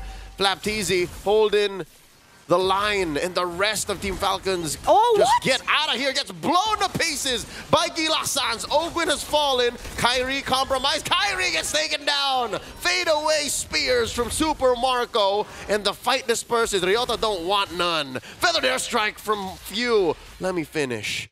Oh man, that's a 1-for-1 trade. I wouldn't say it was as worth it, right? I mean, it was already a really great ejector coming in through Keyboy, so they can go on, you know, damage control. But did they really have to go for that extra pick coming in from Onyx? And they lost out such a key hero too. It's Kyrie for Ogwen. That's how mad they were. That's how, I guess you could say, desperate they were for something on the clapback, on the return. Because it's been so long since they actually won anything in this 16-minute game. Absolutely, and now things are going a lot more interesting for Onyx, right? Savero does have the Divine Glaive, so the damage should be there, but the main problem is, sure, Savero, you can catch up on these items, but if you position improperly like you did before... You can't buy good positioning. Exactly. I can have 1 million gold and still stand in front of y'all and get kicked in the face. And that's exactly it, right? Savero really needs to think about it. Savero needs to be put in a position where he can be in the team fight long enough for him to dish out the damage that Onyx severely needs, because we know that Super Marco now, with an additional item, by the way, he's on Malefic Gun, so a lot more range that he can work with, can play around these team fights a lot longer with more DPS to give. And that's not even considering the macro aspect. Marco has just been with the team this whole time, and now they're blitzing it. Falcons are going hunting. Kyle D secures the Lord. The kick finds one. It's Ryota out of commission. Glorious pathway set in. SOD on the Kyrie. Marco presses it. Spear of Misery to the wall. Down goes Saz. Down goes Keyboy. Savero and Kyrie left. Zaman Force set in, but there's only so much he can do. Savero down. Double kill for Marco. Kyrie left. Ladies and gentlemen, it's a wipeout. Triple kill for Marco. We're going to game 3. Dear Lord, 1-1 the current scoreline. Both teams seem to not want to give up in any capacity as the eternal struggle continues again, captivating the audience of the MLBB esports world. Onyx tried their best, but their composition is just way too hard to execute upon. So many things need to go right, and especially when you have something like Veil, you must get value. And unfortunately for Mr. Kyrie Targaryen himself, was not able to create enough of a lead, enough of an impact to kind of set that into stone. Yeah, it felt like a marathon race that Onyx were trying to live up to, especially with how Falcons was really able to set the tempo in the early portion of the game. They were a lot more heavy on control of the neutral objectives. They had a lot more picks in the early portion of the game. It was in the mid game that we saw a little bit of a change coming from Onyx, but I'm afraid to say that Super Marco was already on his way to that power spec, that Holy Trinity, that eventually Falcons was able to work with and work around, and Onyx had no answer. Yeah, Onyx long drawn-out victory from game 1 may have been a liability. The fact that they were playing to that pace, again, you mentioned they were going for a marathon, they did not account for the fact that maybe Falcons just want to dash. They just want to sprint. And that sprint they did, not literally, not in real life, but they just ended so fast and played to a pace that they were ready for. Every single kick mattered, every feathered airstrike, every SOD, especially towards that late game where a single SOD, and Marco didn't even think twice. Like, he SOD'd in the middle of 3 dudes. He got away with so much here, and that Kevlar vest was thick. It got penetrated only 2 times, but he learned very quickly from those mistakes. And I think, you know, a lot of the win condition coming in from Onyx was heavily dependent on Sans being able to flicker forward and catch somebody with that wind blow. I think that was pretty much the only win condition that they had other than Keyboy catching Super Marco, and even then, that's a very big ask, because we did see Falcons, as you mentioned, look for that sprint, and they did it in a very similar fashion that Onyx ID did in game number 1. Convoy together, make sure you don't have those opportunities, and minimize the points of contact with Onyx. Because that's the whole point of having an assassin in your jungle, right? That's the whole point of having a Fanny in the jungle, is you want to have as much kill pressure as possible. But the big question was, who was supposed to be the target in the early stage of the game? Was it supposed to be a Super Marco? That's why the Moskov pick came into clutch. Was it supposed to be the Farsa? The Farsa was always grouping up with everyone else on his team. And so Kyrie was also left in a position where he's like, okay, what do I do? How do I play this? And not to mention getting kicked out of the sky, literally through the cables as well. Not much you can really play against that. I don't know. I was hoping that Keyboy could make some savior plays a couple of times, but even then, it was still a big ask. This is a sign that even if teams these days, again, as shown by TLID, think Jawhead is OP, these are one of those moments where, yeah, even when you're down this bad, the Jawhead can't help you. There's nothing the Jawhead can do against a Moskov that's wilding out. Oh yeah, he was having the time. Dude, Super Marco was having the time of his life. Once he got 3 items down, he was like, all right, it's time. It's time to end this, and end it he did, being bulletproof as ever, as always. But coming towards and thinking about game number 3, I don't think there's a very clear path to adaptation this time around, because again, I did feel that Onyx made a good amount of mistakes in that early game, didn't play as cleanly as they did before, and I think that Team Falcons, they played a much tighter game. Yeah, this is a clear sign of Onyx making mistakes they thought they could get away with, and then Falcons just punishing them. Definitely a sign of Falcons not just taking the L in game 1, but also learnings. So yeah, no, this is scary for Onyx. Game 3. I won't lie. Falcons have woken up. Falcons have warmed up their wings and they're ready to fly.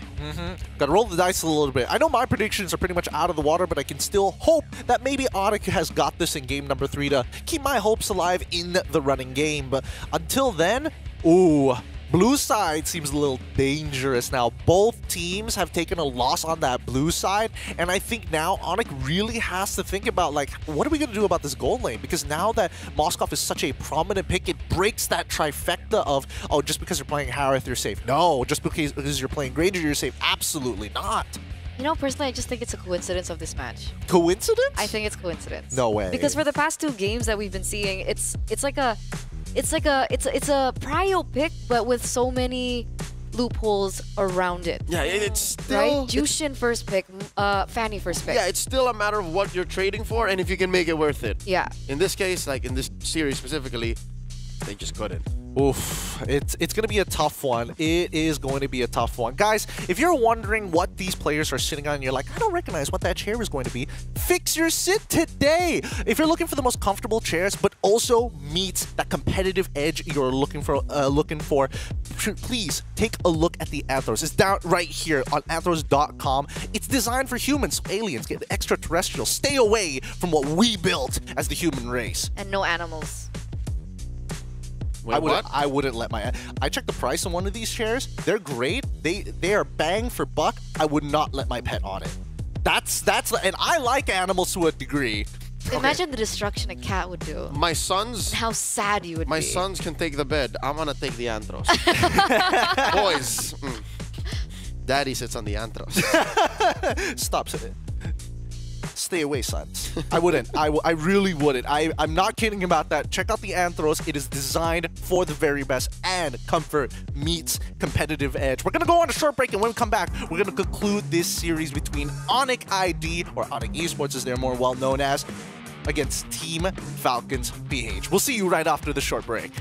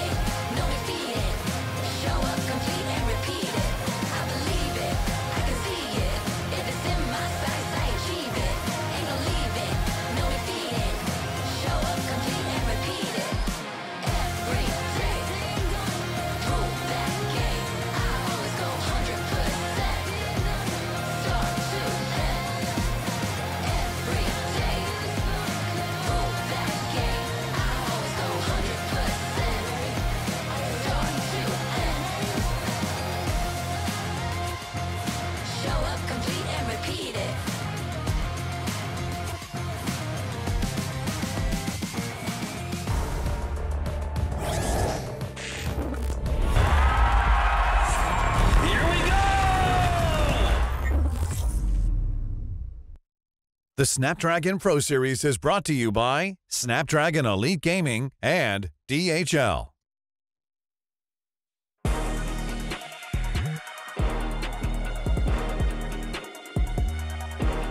The eternal struggle, the eternal rivalry as both of these teams are now coming to a conclusion here in the group stage. The point is 1-1 between Onic ID up against Team Falcons with, again, our professionals here at the desk, making sure that you guys are not only entertained but well informed about the game. It's Leon as well as Eterna. My name's Gideon Q. Once again, going to be your host. Boys and girls, adaptations need to come into play. And yes, would I call it a flub? Probably not, but good ways of drafting around these first picks on the blue side. Do you think that we're going to go back to the standard, the default, the de facto play it safe, take a Suyo? Yes, because in Game 1, they work out for Falcons. Game 2, it was Onic who got punished hard by investing so much into a Fanny against a team that also plays a Fanny and knows how to give a Fanny a hard time. So now, I'd reckon, yeah, just try to play as clean a game and draft as well-rounded draft as you can, and then we'll work from there. But also, we've also noticed that in this particular series alone, there's a certain pattern that we're looking at. Whoever has better mid-prio is usually the one to be able to take the game. Whoever has more aggression in the early stage of the game is the one who's able to take out the series. I love that you brought this up because that happened in game number 1, and we saw the punishment of it coming in from Team Falcons in game number 2, where they're like, haha, you thought Chill was going to cheese us in a different side? No, we're going straight for Sans. So that's something to keep in mind in this game, as the bans have already come through. Loyi, Joy, Jushin have been banned out for the side of Team Falcons, and Onic have decided to get rid of the Matilda, the Fanny. They've got one more pick to go, and what is it going to be? If this isn't a Suyo, Team Falcons should pick up the Suyo, but remember, Kalea. Yeah, I think that's what Falcons was going for. Is like, all right, you take out the Suyo, or else we pick another blue-haired hero that's pretty damn broken. And there it is. If Team Falcons are going the way we think they are, this should be the Kalea. Should be, or Team Falcons just go Super Marco, put on that bulletproof vest, put him on the Granger once more. He's comfortable with it. Do they want to go for that 50-50 gamble? Hard to say. On the Kalea? Because so far we haven't seen amazing Kalea games. Hey. Oh, they are still going. No, still Kalea. No, you're not talking about the Filipino Kalea. This is a Filipino Kalea. Okay. What was the record? 60% win rate, right? After the games last night, this weekend. Yes. Oh, I'll double check. 50. Yeah. I think it was 50%. I could be entirely wrong about that. I'll double confirm. So stats-wise, in MPL Philippines, Kalea is a great hero. Now you're going up against the Indonesian Hanzo. Are you talking about the pilot not being right? I didn't say anything like that. I just said, like, Kalea does good in our meta. Okay. 50%. I've double-checked that. There you go. 3-3, the current win rate. See? So it's not great. Hey! It's 50-50. If it does well, it's amazing. Okay. If it's 50% and above in MPLPH, it does better than most places. It does 100%. It works all the time. 50% of the time. Okay. You know, disregarding the Kalea, we're going to see exactly how Team Falcons are going to be able to utilize it. But the Hanzo, right? The Hanzo hasn't been finding as much success today, yeah. Especially with the changes to Hanzo. Is it still a viable pick? You've seen it in action, right? Like today alone, it's meh. Well, I mean, after that game, obviously most people's ideas are going to be it's a little meh. But generally, I feel like picking it so early on is kind of strange. It doesn't have to be too early, no? Well, I wouldn't pick it here. I would have picked it maybe here in 3. In 3? Okay, if it's 3 and beyond, I think that makes a little bit more sense. Because now Team Falcons get to kind of play around it. They got the Harith, which is totally fine. I do think that he is still a little susceptible to the Hanzo, but they got the Hayabusa at the same time. Now, this could go both ways. This could easily be like, oh, I go into my little ghost form and dodge your ult, or you don't have any purple buff. What do you do at that point? That is tough. I didn't think about it that way. I was just going to say clear, straight up, Hayabusa is the better Shinobi. Because I'm taking, again, from MPLPH standpoint, Hayabusa has always been sitting in A+, A-. Oh, yeah. Even in the presence of Joy and Suyo. That's a good point. That's a good point. Coming into this next phase. But it's a good read, though. Yeah. Even if Sans picks up the Sicilian, he always has to be at the mercy of how hard Coyotes he wants to kill him. I suppose. I don't know. This one's a little tough to say because I feel like, I guess this is Sans' comfort because he was probably given an option. It's like, hey, you can play Barca, you can play Sicilian. It's kind of like up to you. And Sans is going to lean in to what carried him in game number 1, which was the Sicilian. I think, you know, despite Sicilian being one of those vulnerable mages, there is still a little bit more of sustain to him. Is it the Bat Feast that gives him a lot more shielding? There's still leeway around it, and we've seen the Sicilian still thrive despite going against hard assassins like the Hayabusa. I mean, the infinite scaling is probably what the best part about him, but at the same time, I can't say for certain that Team Falcons wants to play an ultra dive comp because of how wide of a kit that we see from Kalia. She's able to pick people off, she's able to dive pretty hard as a strong engager, she's great at peeling, and she's got heal, like a crazy amount of heal. Yeah, Falcons is playing a mid-range comp here, not completely dive, not completely poke. Onyx here, going red for Phoveus. Team Falcons, they could answer with a smorgasbord of options, because again, they have committed to a mid-range comp, so anybody knows what they could draft. But here we go, a specialty pick for Flap. The Filipino cannon gets his hands on the glue. No clear counter from Onyx. No Faramis, no Vixana to get rid of it. Yeah. And they were the ones that banned out the Faramis. Exactly. And they picked the Vixana. Exactly. It's tough to say what the logic was at this point, because again, when I saw Phoveus, it's like, okay, yes, they have a bunch of dashes, but the laning phase is going to be really rough if they get the glue. Now coming into the last pick here, with the, let me just double check the beds, I guess they want him to play the Granger. Even so, it doesn't feel very good. You need something that's going to have that purify. Oh, that's why they wanted to go for the carry this time round. It does well into the Harith, deals with glue pretty well. I just don't know how you do against the Hayabusa. Maybe pick up a Wind of Nature. That's it. Pray. Yeah. Lord help me! And the rest of Onyx is going to be running to hopefully shield you from the damage. Share it! Share the slashes! If everybody takes one, we won't all die. Either way, this is an interesting draft coming in from Onyx. I like the idea of holding carry as a way to kind of deal with the glue as well. Another solution rather than the direct answers. But I'll leave the predictions to both of y'all on who likes the draft and who doesn't as we start moving into this final game between Team Falcons versus Onyx Esports. It's Leo and Eterna taking you into the land of Dawn. Will they be able to do it, ladies and gentlemen? Will Team Falcons be able to find their revenge as we are entering the final game in this best of 3 between these two teams? It's going to be tough. It's going to be tough. I'm looking at Savero on the carry. This is one of his heroes that he has picked up in MPLID, and he has been able to perform on it, but it's not as clear-cut, especially in the early start of the game. Yeah, building around a carry while you want to, you know, play to the early game power spike of a Jawhead and a Hanzo while investing in a Sicilian. It's a little too much you want to do in a single lineup. So that's where that's coming from. While Team Falcons, it's very down the wire. You know what I mean? It's like when they go wrong, they can really bounce back. But I don't know how they snowball just yet. I also do not want to call it as easy a win for them. But one thing is true, this is the never-ending rivalry, and it ends now. Savero gets hit with a shadow kill, and Kyle TZ gets one. And that's why the Moscow pick was really, really, really good, right? I mean, what can a carry do when an early game Hayabusa with that much base damage and that much kill pressure in the early portion of the game is jumping at you? Gideon already said it, you just pray. And I don't think he prayed enough because... Yeah, they have no allies. Like, that's step 2. Step 2 is you hope you have allies next to you so you can share the shadow kill. Now, Annabelle jumping in, point blank, Kinjutsu, Kyle TZ with the, again, arguably better mobility spell in the quad shadow, stopping the engagement. This is literally the performance that we were expecting from Kyrie on the Fanny in game number 2, and he's been able to do it really, really well. You can even see from his emblems, there's a lot more emphasis on, you know, neutral, objective take, jungling. There's also a little bit more, you know, just additional damage as well as attack speed as well coming in from this man. And how do they work around it? Oh, few though. Uh-oh. That's the superior range coming into play. I don't think Few was ready for it either. But now, up top, Turtle already started. Looking for an engagement. Sanguine Claws compromising Team Falcon's engagement. The split early on. And now the ride, the flicker. Ryota displaced, jumping into the skies. Slam dunking on dudes. Down goes Ogwin, but so does Ryota. And now Flaptease is gonna get popped here. Not enough healing just yet.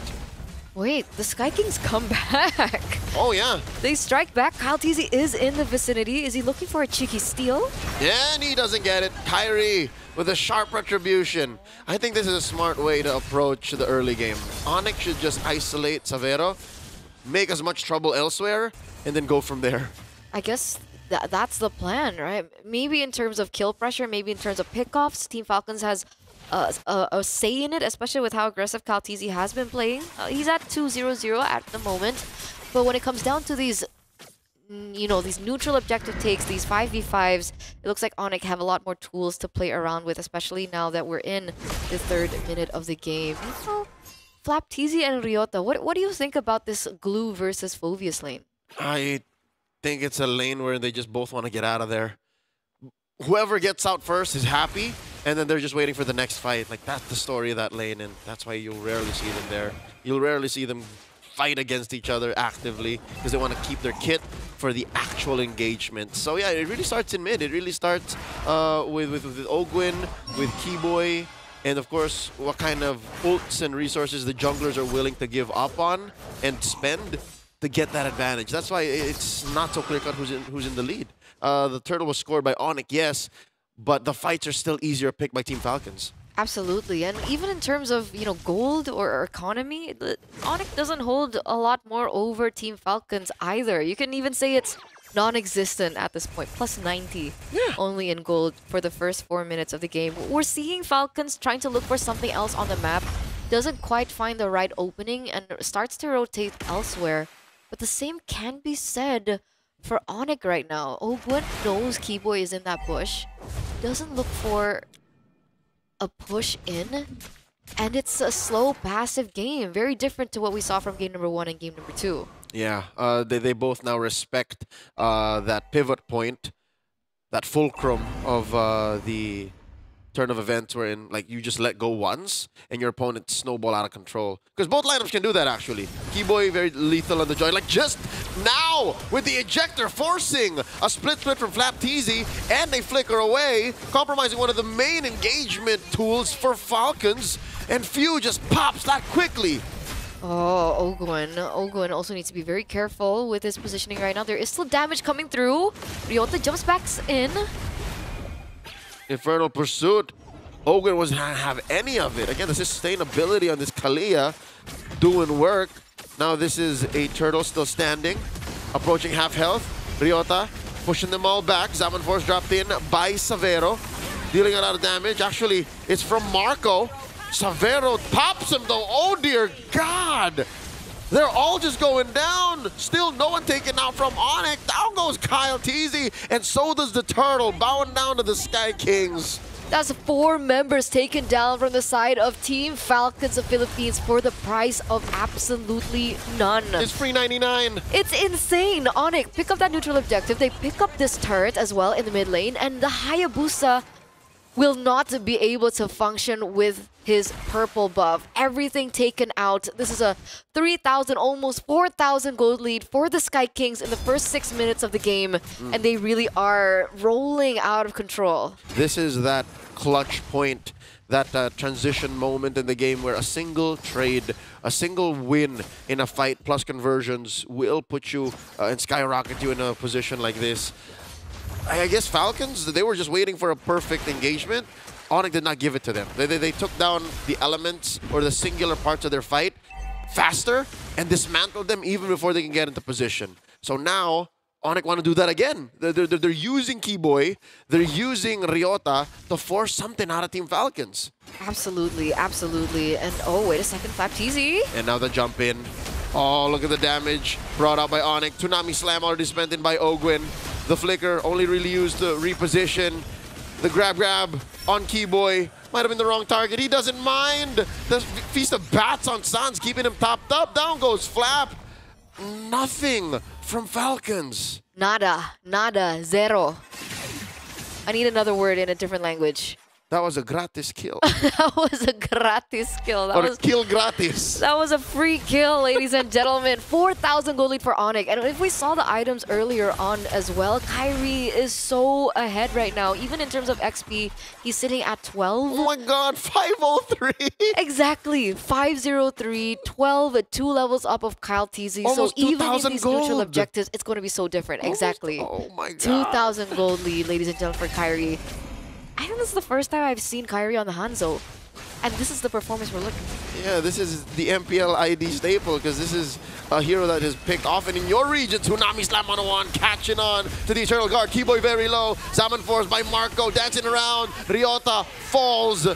And that's 3 members of Onyx pushed out of the turtle pit, still standing. They've been holding this turtle over time. He wanted to turn to a lord 10 seconds ago. Yeah, I don't think that was the best of engages coming from Onyx, and that's going to be a free turtle given over to Team Falcons. Well, technically not free. They traded 2 members from the side of Onyx for it. But this is the clapback we're seeing again from Team Falcons. Onyx have to be careful with these engages because, again, having the Kalea on the side of Oakwood does give them a lot more leeway to work around in these team fights. Meanwhile, Kyrie goes back in. All right. Dashing away, slashing away, forcing Super Marco to back off. That's what a farmed out Hanzo is capable of. Again, he's currently sitting at what? 3 items. That's his trinity, which is basically a marksman trinity. Yeah, it's Corrosion Scythe, Golden Staff, and the DHS for Kyrie. And speaking of the Holy Trinity, it looks like Savero is on his as well, already with the 3 items up. And it seems like they are ready now for more damage. I think in the earlier team fight, Savero did not have the DHS just yet. Yeah, no, it's basically a copy-paste build. Like, Kyrie, what are you building? Oh, yours. Same. So that's the kind of damage they're putting out. It's real and physical. Now Flapteasy forced to use a split here. He's scared of ghosts. Rides the actual body. Pulls him out. But where's the clapback? Where's the follow-through? Shadow kill spent in by Kyle TZ. But Kyrie has taken Flapteasy to a place he's never been. So far away from home, the Filipino cannon is going to get popped. Oh, and even Flapteasy also gets taken down, right?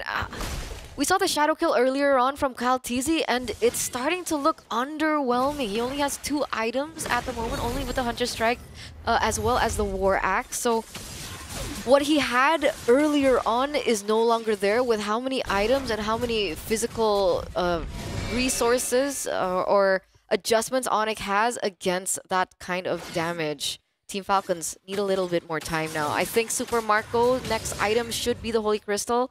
Just secured it in just a bit.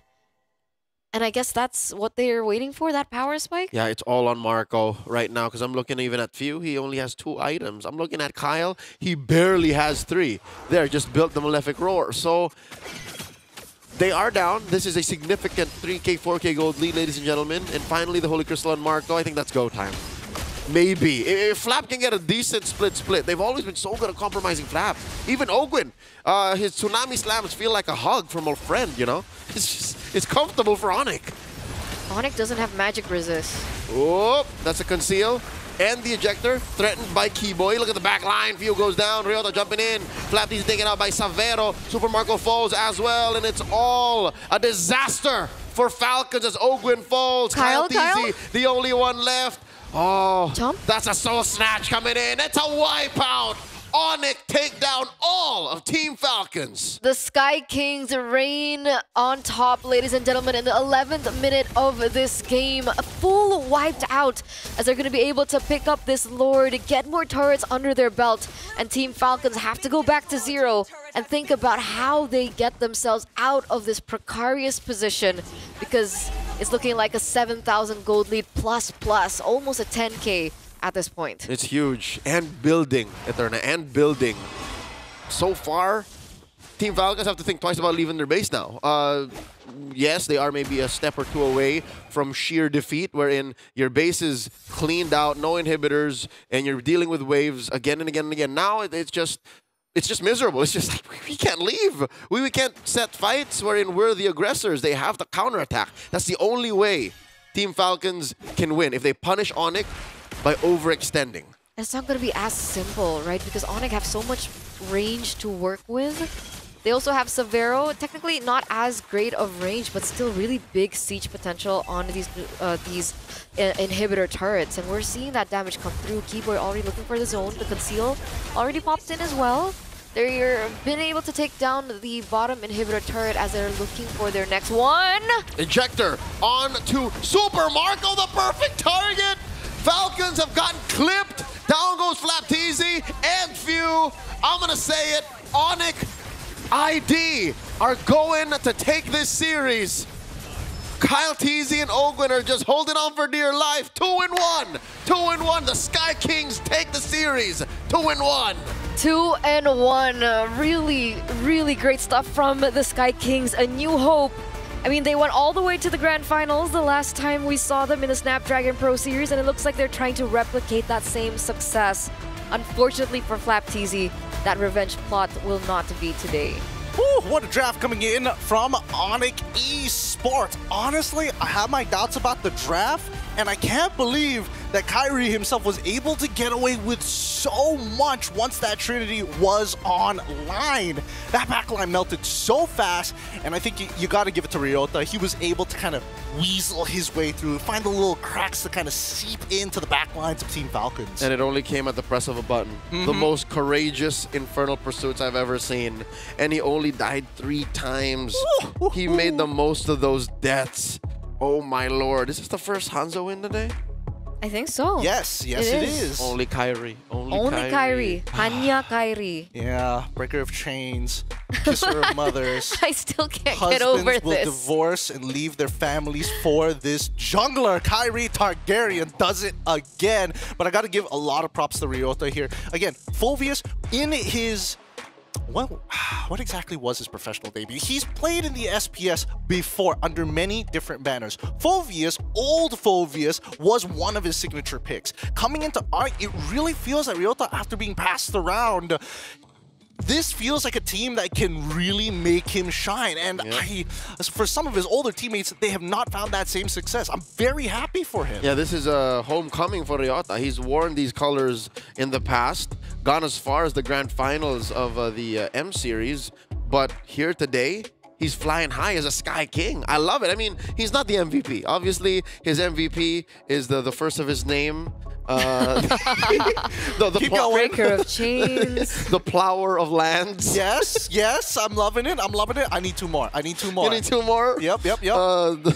The slayer of Lords. I don't like where this is going. You know what I'm about to say, right? It's Kyrie.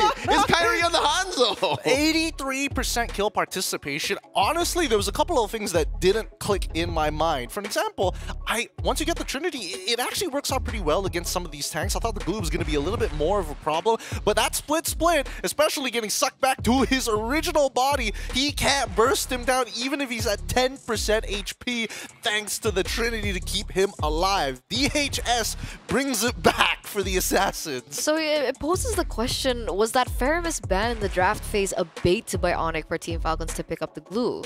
I mean, the fact is they already had Sans on the Sicilian, so it's just kind of like, stay back. We don't want you to have Faramis to ensure that Kyrie doesn't get those resets. Yeah. And also by banning out the Faramis, few could have picked that because the kind of damage profile Onyx has does not do well against a Faramis. Like, if you Netherrealm, you waste all of the potential. Like, imagine Infernal Pursuiting or, you know, I don't know how far they looked into the carry for this, but imagine a carry just sitting in front of, like, 5 dudes with 2 life bars. It's like resource base. Correct. I feel like I've seen this image somewhere. And 2-1 current scoreline. Well done to Onyx Esports. I thought it was going to be a 2-0. Falcons once again showing why this is going to be the eternal rivalry, the eternal struggle between these two teams. They do not find revenge just yet, but this is only the group stage, and there is more to be asked of them once they go to the playoffs. And I say once they go to the playoffs. Yeah, I'm just hoping that maybe it is the opposite, wherein Team Falcons PH become playoff slayers, and they just barely make it out of groups. but that's neither here nor there. Again, Onyx, well-deserved win. They played to their fundamentals. They punished Falcons where it mattered. They played their game, and this forces Falcons to evolve. Because if you look at this draft, right, it looks like it's a great Falcons draft. It looks like a lineup that you would have to dream and hope for and trade your soul to get in MPLPH. Like, you don't end up with these kinds of heroes. You don't end up with Harith. You don't end up with a Kalia. You don't end up with a Glue the way you do here in SPS. But Onyx beat him. Yeah, and honestly, I'm pretty surprised. And this is one of the few points that I want to mention. The fact that we are now seeing one of the few weaknesses that Kalia actually has. After her engagement, if you're not fighting on top of the Kalia, you're kind of dead in the water because you're healing just yourself. You're not getting that double value that you're hoping for as the Kalia. But with that being said, now with the victory coming in for Onyx Esports, we have the pleasure to say hello to the newest member, Ryota, that we have here on the line. Ryota, are you there? Coming in from all the way from Jakarta. Can you hear us? Hi, Ryota. Hi. I'm so glad to have you on the line here, Ryota. You played a phenomenal game at the very end there. First questions first, how are you feeling winning out that match against Team Falcons of all team 2-1? This win is important for us because we need momentum. Momentum. Okay. Yeah. Congrats again, Noe, for that victory, and you have the momentum now. I have a question. It's a little personal. Team Falcons, you became their teammates once when you played in the SEA Games. What did it feel like facing them again? How did you feel like reuniting with Team Falcons there in Jakarta? I think it's just same in MPLPH. We miss you. We miss you in difference. MPLPH. Yeah. Well, what's the difference between MPLPH and MPLID? I think the fans. The fans are different. So wild. Yeah. So the fans are wild in ID. Yeah. Is what he's saying. Yeah. Okay, Ryota, I'm curious. You know, they've been asking about your background and how you're feeling, but I want to know about Kalea. You went up against Kalea in the hands of Falcons earlier on. Did you think that it was a problem to you? Do you think it's still a priority hero that we should be looking at, or do you think that the hype is just hype? It's not an OP hero. I think Kalea is just OP hero. Just need a better composition. Oh. Sorry, can I pick that again? What composition is needed for a Kalea to work? Secret. Yeah. Secret, okay. He was building up to it. You should have seen that one coming. You should have seen that one coming. Ryota, I want to know how your transition into Onyx ID has been like. Has it been difficult? I mean, it's a whole language that you have to pick up to be able to be part of this team. How has it been for you? In first, it's so hard because I need to learn Bahasa first. Then next, and I keep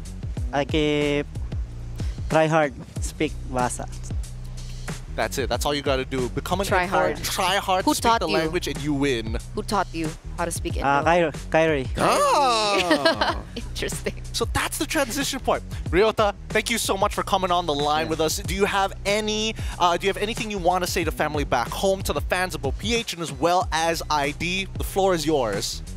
Thank you for all Onyx fans. Keep supporting us in this SPS Mobile Masters. Do it in Bahasa. Do it in Bahasa. Terima kasih Sonics. Yeah! There you go. Sama-sama. Sama-sama. Thank you so much, Ryota. Thank you for coming on board here at the SPS. Please take your break. We know you got a long day of games ahead of you. Bye, Ryota. Thank you. Ryota kuat. Man, I'm so happy for him. After having, so many years of just being passed around teams, he finally kind of finds his spot with a team that kind of fits his style. And that's, for a lot of players, a big ask. And looking at the other side of the spectrum, Onyx has been looking for that perfect fit for quite some time too. And now they've found Ryota. So it's good to see it from both perspectives. Actually, it's kind of funny that they're trying out the rookies, and they always do it they find themselves within the SPS. Something about this tournament of the S series is really bringing the best out of them. Yep. Not to mention how I guess he's at home because he's technically a new member, but also he's not. He's worked with their now Vice President of Esports and Coach Yeb. He's worked with Kyrie. He's for sure scrimmed with a lot of these Onyx ID players in the past. I'm super happy for Ryota here. It's great to see that once again, these teams, these players are finding their home here, and we get to watch it live at the SPS. With that being said, though, we're going to be going on a very short break because our next series is going to be another banger for you guys, because the Snapdragon Pro Series never fails to entertain here at the Mobile Masters. We'll catch you right after this.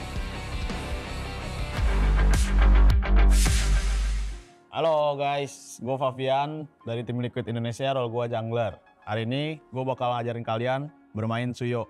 Kalau buat emblemnya, gue kalau main Suyo biasanya pakai Trill, kalau nggak Swift ya. Kalau yang 2 sama 3-nya nih sebenarnya bisa killing spree juga, kalau nggak Impurage. Cuma biasanya kalau buat farming mungkin Impurage biar lebih cepet aja sih. Terus kalau yang talent satunya nih bebas sih sebenarnya, bisa Swift, bisa Trill juga. Jadi ya lebih enak Swift sih sebenarnya, tapi ya udahlah, kita coba Swift aja lah. Ya paling kalau buat level 1 yang gini kita ambil skill 2 ya, karena biar cepet farmingnya. Terus biasanya kalau gua sendiri start mana buffnya sebenarnya tergantung turtle. Kalau misalnya turtle-nya di bawah ya udah gue start bawah, kalau turtle start atas gue di atas. Terus kalau farming, kalau dari gue sendiri sih langsung retry aja sih biar cepet aja. Terus juga main Suyo gini, skill 2-nya bisa di hold, bisa di tap juga. Jadi bebas. Habis merah gini ya ke biru aja sih. Kayak farming biasa aja sih. Ya terus kalau misalnya udah 2 buff gini ya kalian habisin jungle-jungle kecil aja. Terus kalau misalnya ada kutu ini Lito, ambil aja. Terus ada orang ya udah kita kill. Terus kalau masih menit 1 gini mungkin ya farming doang sih. Kalau misalnya ada orang yang buat di gank kayak di XP lane, kalau nggak di gold lane gitu, mungkin ya bisa digas. Cuma tergantung pattern kalian. Kalau misalnya pattern kalian ke atas ya udah ke atas aja gitu. Jadi nggak usah mondar mandir. Terus juga jangan lupa kalau misalnya ada jungle musuh, kalian coba invite aja sih. Biar lumayan kan XP sama gold. Yang turtle udah mau respon guys. Jadi kita ya stay turtle aja sih. Karena Suyo tuh ibaratnya kayak hero yang lumayan kuat megang objektif ya. Jadi ya buat pegang turtle, pegang lord gitu lumayan ada advantage-nya sih. Udah kalau misalnya udah dapet turtle gini, kalian tinggal farming lagi, terus kalian bisa gank mid, gank atas, gank bawah sih, bebas. Jadi kesimpulan main Suyo ini menurut gua ini hero buat di jungler sangat overpower karena dia mempunyai banyak advantage ya, kayak ibaratnya bisa sustain di early game-nya, ada damage gitu-gitu kan. Jadi ya cocok lah dipakai buat solo rank, entah itu party gitu, cocok banget sih. Ya paling dari gue itu aja sih kalau buat pro tips bermain Suyo ya. Kalian jangan lupa buat dukung tim Liquid Indonesia di SPS Mobile Master ini supaya juara guys. Thank you, thank you.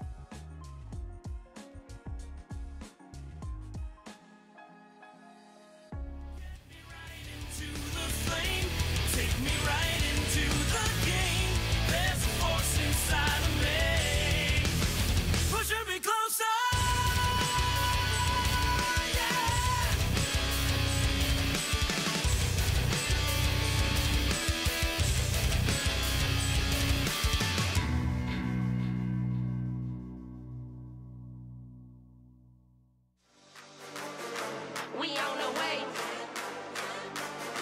We came to play. We on the way. Showtime. Let the games begin. You can't stop us. I came to win. You can't stop us. It's only us in the end. You can't stop us. We the best in the world, and that's a promise.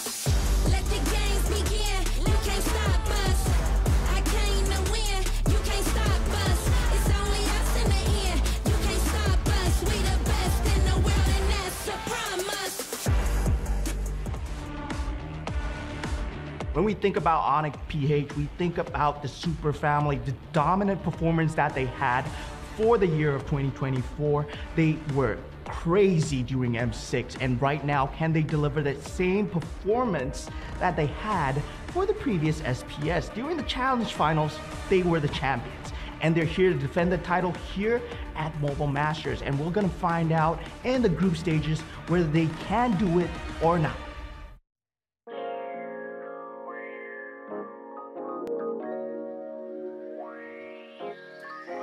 And we're already back for the third series of the day here on Stream A. The very best of the best is here to play. Welcome everybody, you're watching the Snapdragon Pro Series Mobile Masters. The internationals are here with all three streams going at full throttle with banger games of best of threes for you guys. But this time, we're going to see Onyx PH face up once again TLID. This is going to be the second time we're going to be seeing them playing here today, and I don't know if it's going to be any different, but we got our professionals here at the desk. My name, of course, is Gideon Q, but we've also got a Turner and as well as Mirko, hoping that the results this time is going to be different.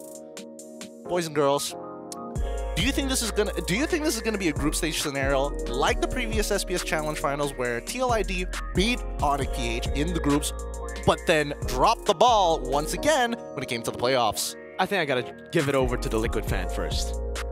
Liquid fan, what do you think?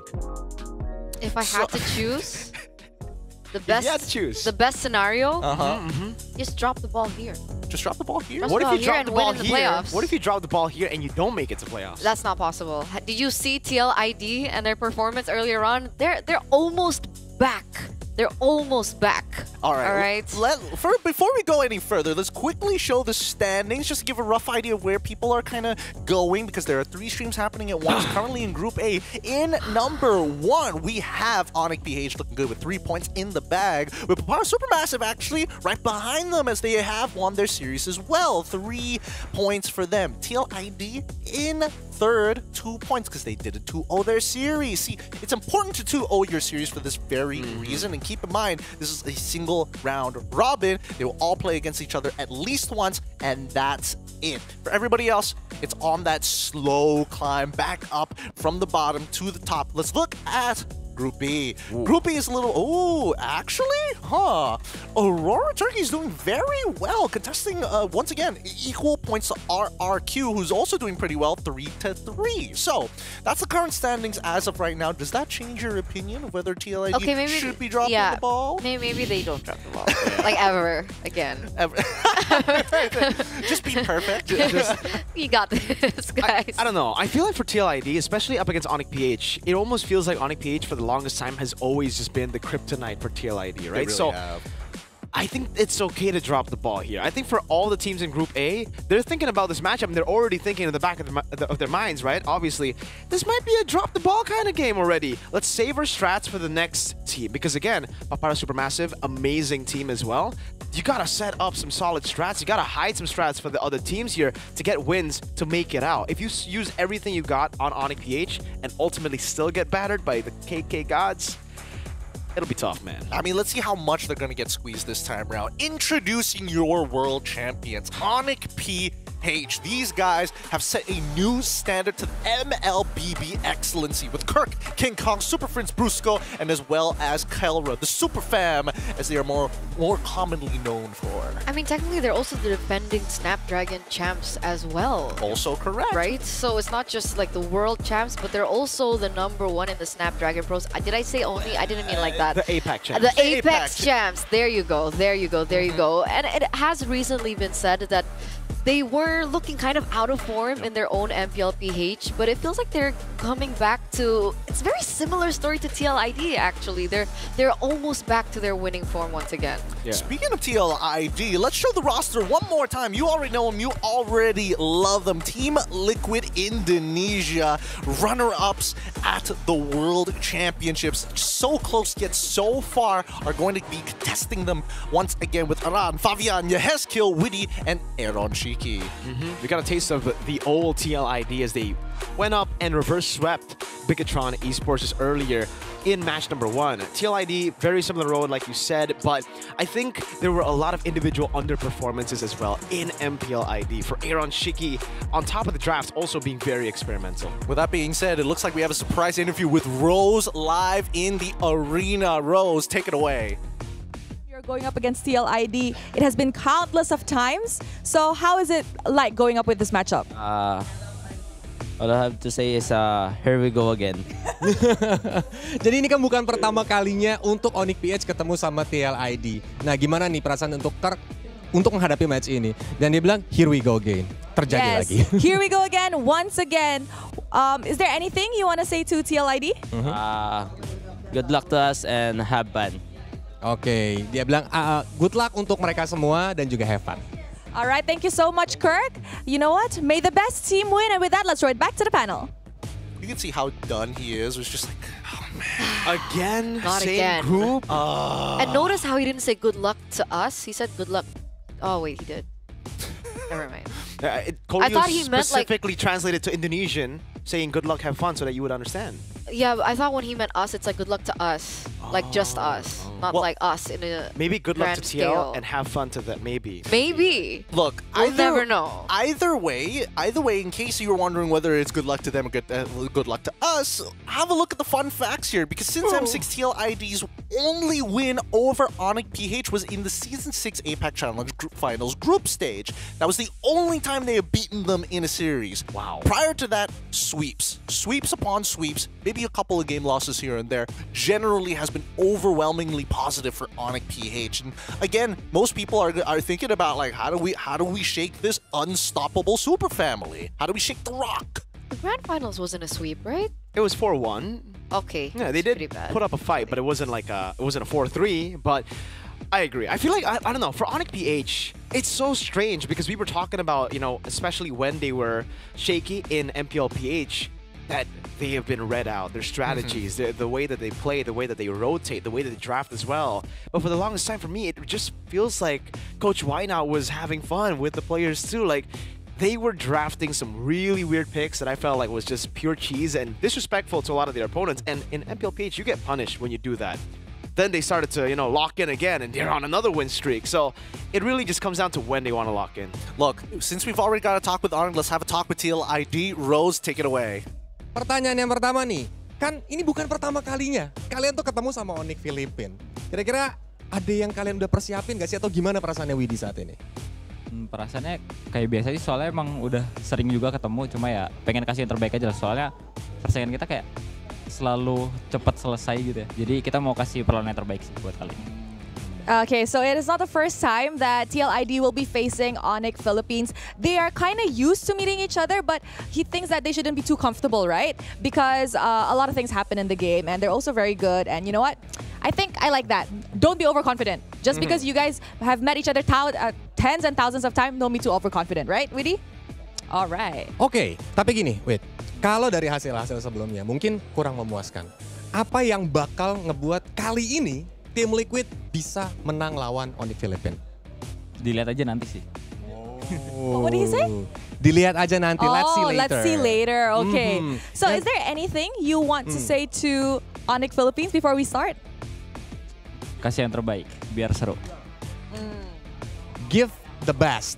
Because they won a very tight game. Yes, a very tight game is fun to watch. Yep. Stream A so far, very tight, very, very fun. Let's see later. So let's get back to you, panelists. Take it away. Thanks, Kulios. Thanks, Rose. We love it here in Stream A. We like it toit, real toit, as much as possible.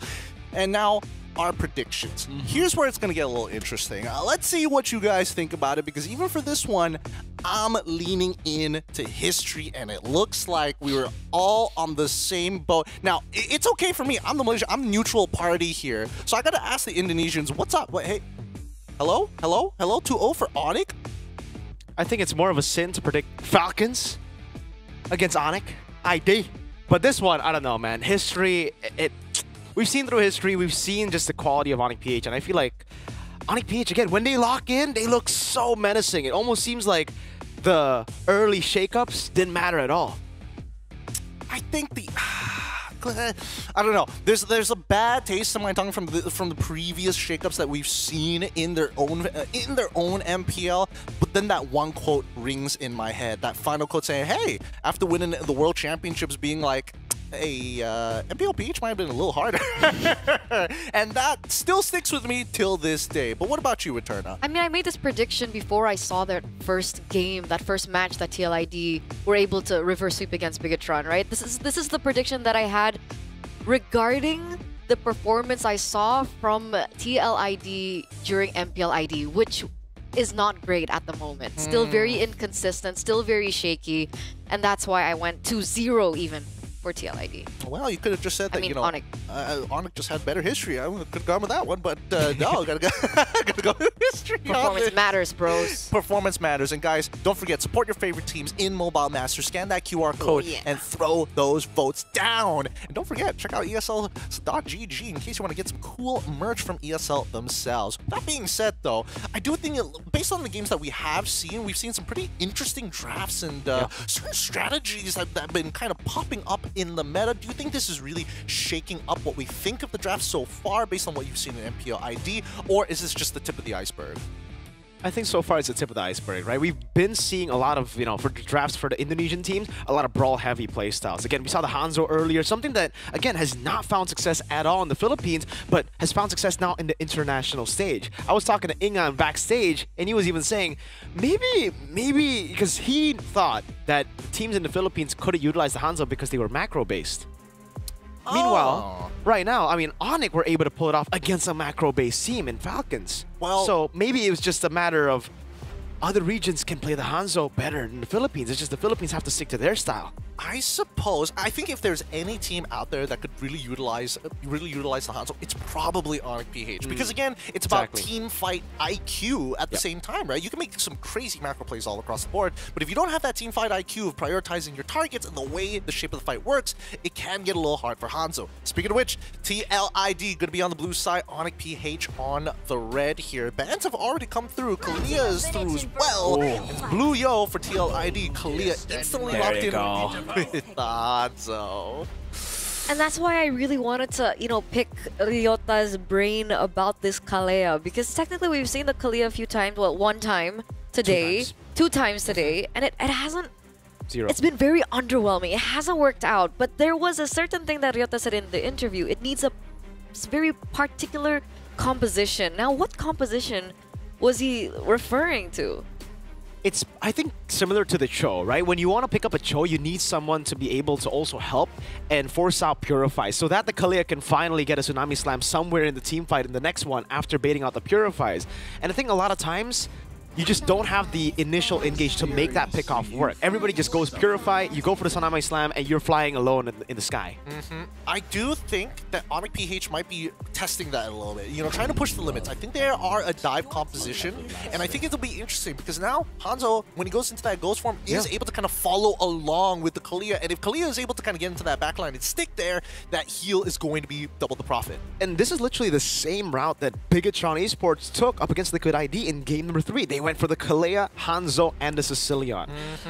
We then saw the Hylos, I believe, but I think for Onyx PH, the Hylos would work really well now. They've already banned out the Jawhead. That was the big problem for Bigatron Esports when they did go for the Hylos after picking up these 3 heroes. The Hylos just could not open up the map, always getting flung out by the ejector and then punished by the rest of the team. Here's the thing though, TLID have brought an interesting answer. They're like, Kalia, if you whiff, we will punish you so hard. There is no means of escape once the Jushin is right on top of you with the Lantern Flare, not with the Crimson Lantern. There's not much you can really do about that. And not to mention that they also have the Granger to kind of slow down their targets to make it even harder for you to get out of those scenarios. Now, coming into the second phase, I'm seeing the Khalid ban coming up from the side of Onyx PH. They want to make sure that Khalid can't just body check you, just man-to-man defense throughout the map. What I was really looking at was the gold laners, right? I mean, with the Granger already being picked up by Team Liquid, I would have thought that, okay, they didn't go for a gold laner in the first place for Onyx, and so the Harith was a really good potential pick for Onyx, but TLID sniffed that out. So what are we looking at Kelra playing against this Granger in the gold lane? What's left for grabs? We're looking at the Moscows? Literally anything. Yeah, I think there are just so many options right now for Onyx PH. They could even go Beatrix, honestly. But yeah, the obvious choice would be Moskov, Irithel. Those 2 choices, right? Up against the Granger, Tsuyo and Jusin. Irithel would probably be the best choice just to maneuver around in team fights. Oh, this is interesting. You brought up about the Hylos just now, but it looks like Onyx PH are going to be the ones who banned it out, and Team Liquid ID making sure that the Irithel is gone. So that means kind of leaves them with just the Moskov. I mean, worst comes to worst, there's always Claude. I mean, PH, all teams from PH can play Claude. It's Kelra, man. Even in the bad spot against a Cho Tigreal in the grand finals of against Aurora, they would pick up Beatrix. So it wouldn't be too crazy to see Kelra pick up a hero like a Beatrix even here. They go for the Hilda first, so that's their beefy boy. They opt to take away a big pick from Liquid. Again, the pick that saw Bigatron struggle against in their first match, the Hilda on Aran. So they ban out the high-lows, pick up the Hilda to deny Aran. And by the way, going back to that point about the Beatrix, you mentioned about the Cho being similar to Kalea. Do you think it's the same as a Beatrix-Cho combination? Kalea, Beatrix?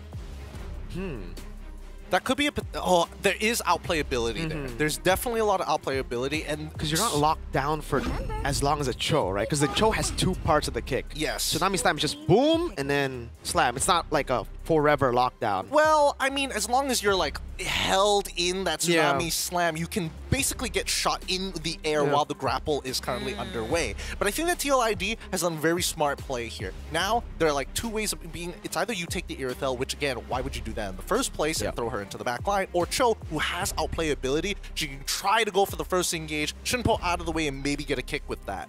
Yep, a signature Witty the Wise pick on the Cho.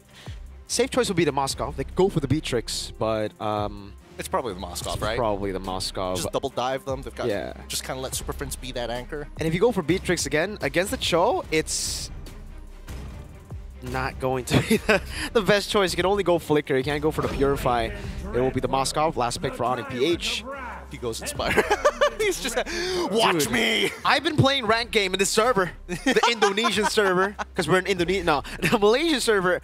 And why do you guys all go for Moskov Inspire, man? It's like you're asking me the wrong getting questions. so many easy games. Hit up DJY, man. He'll explain it to you. I have no understanding of our ranked servers. I just prefer professional play. I like to keep it a professional play. Keep it real. Keep it pro. What about you, Returna? What about Moskov? Moskov. What's wrong with Moskov? Inspire. Moskov Inspire? Yeah. It's gambly. It's risky. It's gambly. It's gambly. Oh, I know Gani when you see it's gambly. It's gambly. I don't like it that much. Everybody out with their debit cards. It's card roulette one more time.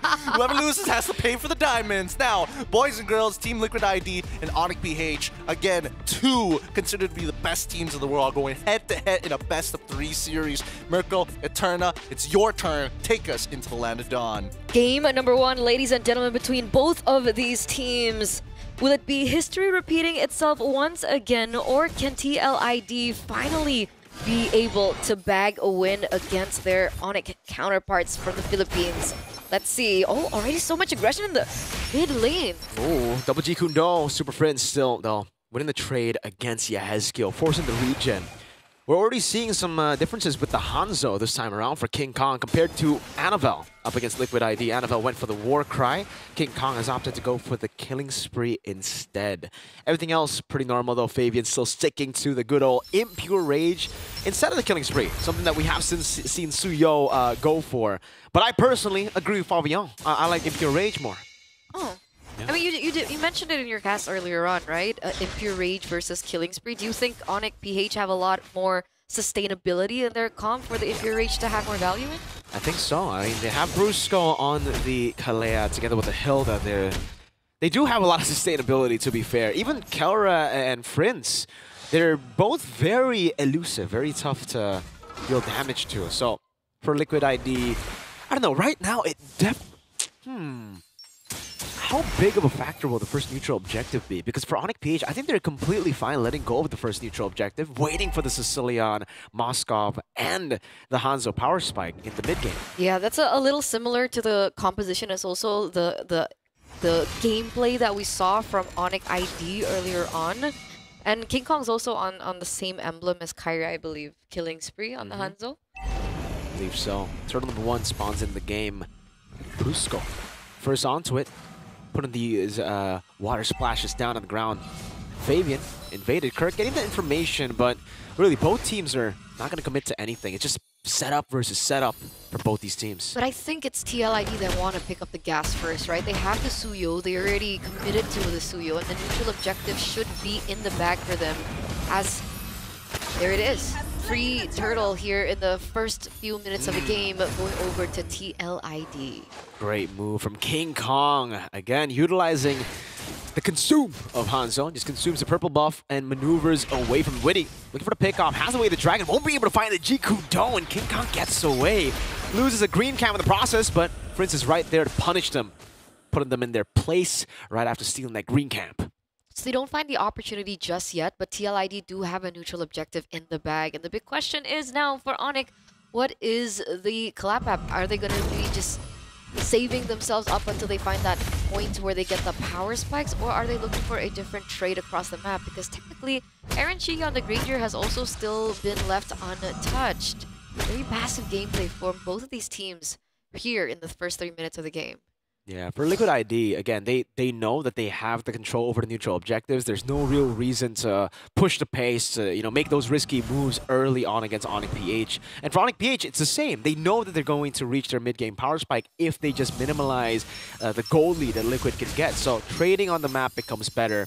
It's just a case of both teams understanding their win conditions really, really well. And it's working out for them, right?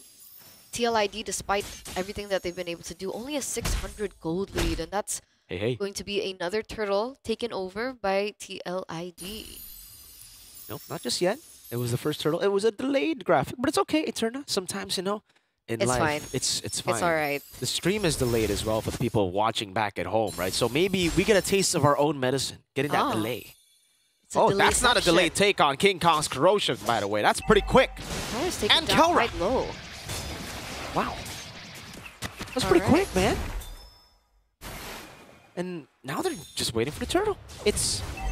Man, Onyx PH are just playing it so slow. And it works. It works for them. They want to take it slow. Prince is farming up a storm right now, and there's nothing Liquid can really do to force them in the fight. They're neutralizing the fights. Aran's walking up. Again, Witty walking up, Jikundo coming in as well. Now King Kong wants to go for the fight. Earthshatter coming out, that's away the Dragon, but it gets caught in the Soul Snatch. First blood coming in for King Kong. Fabian gonna be able to pick up the kill onto Kirk, that's a double onto Brusco. Brawling it out, King Kong forced to return, gets quelled just a bit. Yeah, that's a 1-for-3 trade now, ladies and gentlemen, plus that neutral objective. And it's actually propelled TLID to a 1,600 gold lead and counting, considering they should be able to pick up this mid-turret, plus the one up top by Aaron Shiki. And this is the interesting thing, right? Because even last season, I think it was Gideon that mentioned that if there was a team in Indonesia and MPLID that was a lot more PH, it would be TLID, right? They love to play the macro game, so the slow-paced game that we're seeing now from TLID is not uncalled for. It's not uncanny as King Kong, though. Oh, Soul Snatch. Not enough damage to take him down just yet. Still waiting on those power spikes. Is the power spike the holy trinity for King Kong on the Hanzo?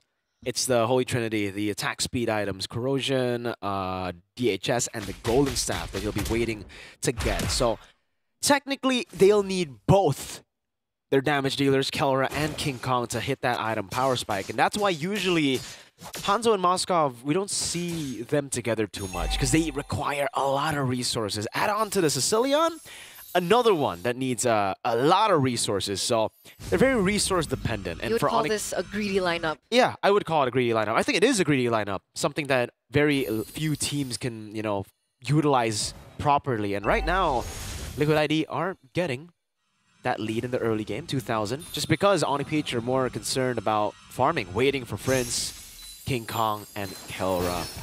Kirk gets put back, Earthshatter not heading there, but the onward does land. No follow, Witty! Way the Dragon, wrong side though. Flicker hurt. King Kong goes in, Cyclone Claws catches on it too! Soul Snatch away with a bad impact, but there's not enough damage to take anyone down! Even SOD connecting Kelra, taking a turret tier 1 up top for free. All right, no casualties just yet, and this is going to be the next bout that we're about to hit. The neutral objective just get handed over to TLID without any more kills on the board. And despite the power spikes that we're talking about Onyx PH being able to get in the later portion of the game, they've been able to trade back really well, right? Sure, in terms of resources and in terms of gold, TLID hold the cake with a 2,000 gold lead, but these structures are falling down like flies. Kelra is busy looking for a lot more pressure on these side lanes, and he's actually a lot closer than you think to his Holy Trinity. Already has 2 items, the Corrosion Scythe as well as the Golden Staff. Just needs a little bit more for that DHS, but again, these side lanes, they're dropping for TLID. That's the advantage for Onyx PH. They have the side lane control, much better than Team Liquid ID, because their composition relies heavily on them just sticking together and looking for team fights, control over the neutral objectives, over the team fights. Meanwhile, for Onyx PH, they have a good way to split push with both the Hanzo and the Moskov. So they can constantly just push the pace over to the top side, but Team Liquid ID are doing a good job at responding to it. Again, Aaron Shiki, Aran, Witty down below, they're controlling the bottom side of the map, leaving the top lane over to Onyx PH. And in the end, I'd say getting a pretty okay trade here. They are in the lead, so an equal trade isn't really the best for them, but they got to try to get what they can, right? Again, against this very, very side control heavy side control win condition of Onyx PH. He's got to get back control on the other side of the map. Yehezkiel engaged upon. Crimson Beacon used up by Yehezkiel. Still all going to be caught. It's Hanzo. King Kong walks up. Soul Snatch. Yehezkiel taken down. Witty going to be taken out by Kelra too. They're getting collapsed on. Aran with the Primal Wrath. Able to zone them away, but it's a 2-for-0 in favor of Onyx PH. Yeah, and that's not great at all, right? This tempo, this timing, the way that TLID was taken over by Onyx PH there. Remember, TLID, they're the ones that kind of on a ticking time bomb right now. They're on a clock. The Sicilian on the other side, Kelra getting to the power spike, King Kong getting to the power spike.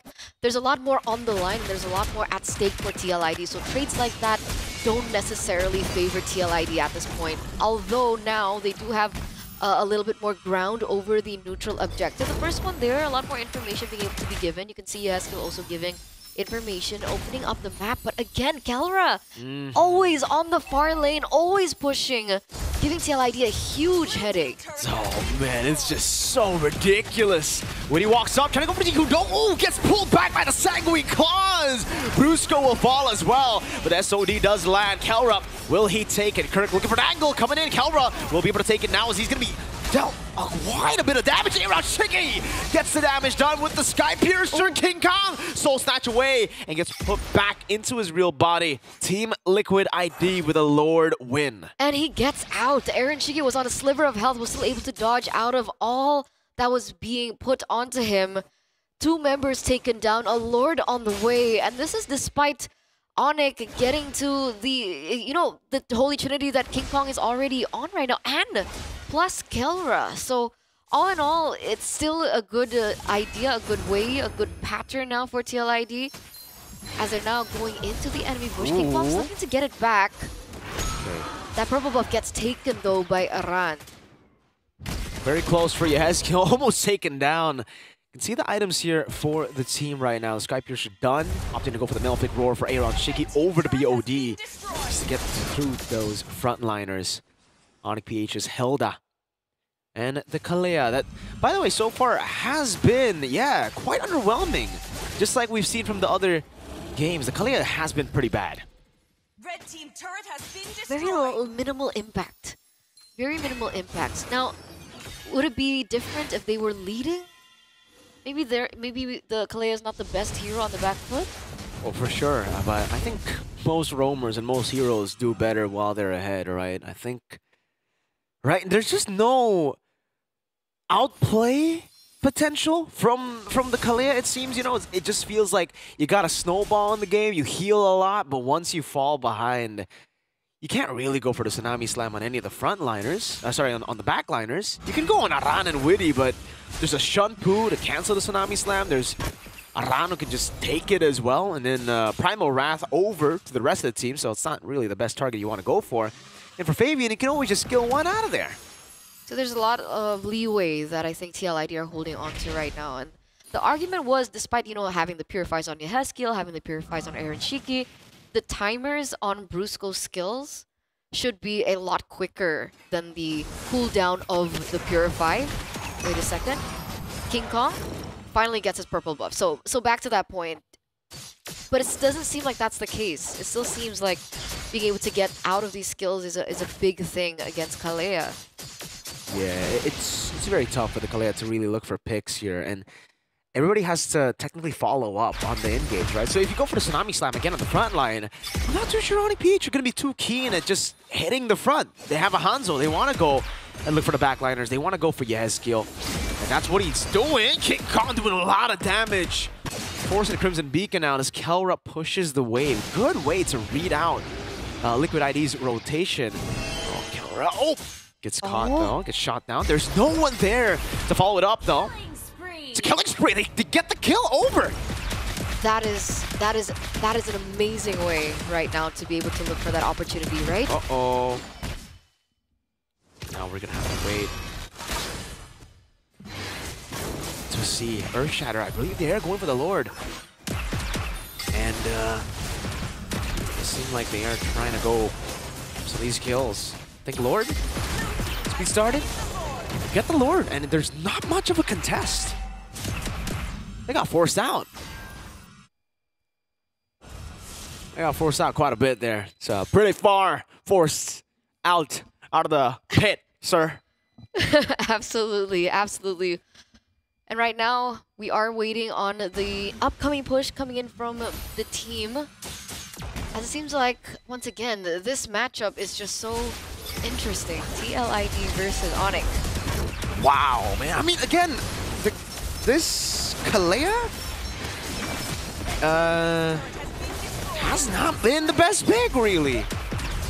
For most teams, Bigatron lost with it. Earlier, we saw Team Falcons, I believe, trying as well up against Onyx ID, and I don't know. Not too sure. Underwhelming pick. Maybe that's why a lot of these teams have actually opted to leave it open. Maybe. It seems like they are going to go to try to end this game. Oh, a big fight happening here. Base turret taken down.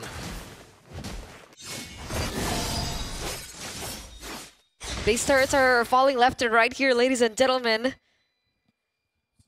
As, once again, we are seeing... There you go. All right, 7-7. All inhibitor turrets have been taken down from the side of Onyx PH. Okay.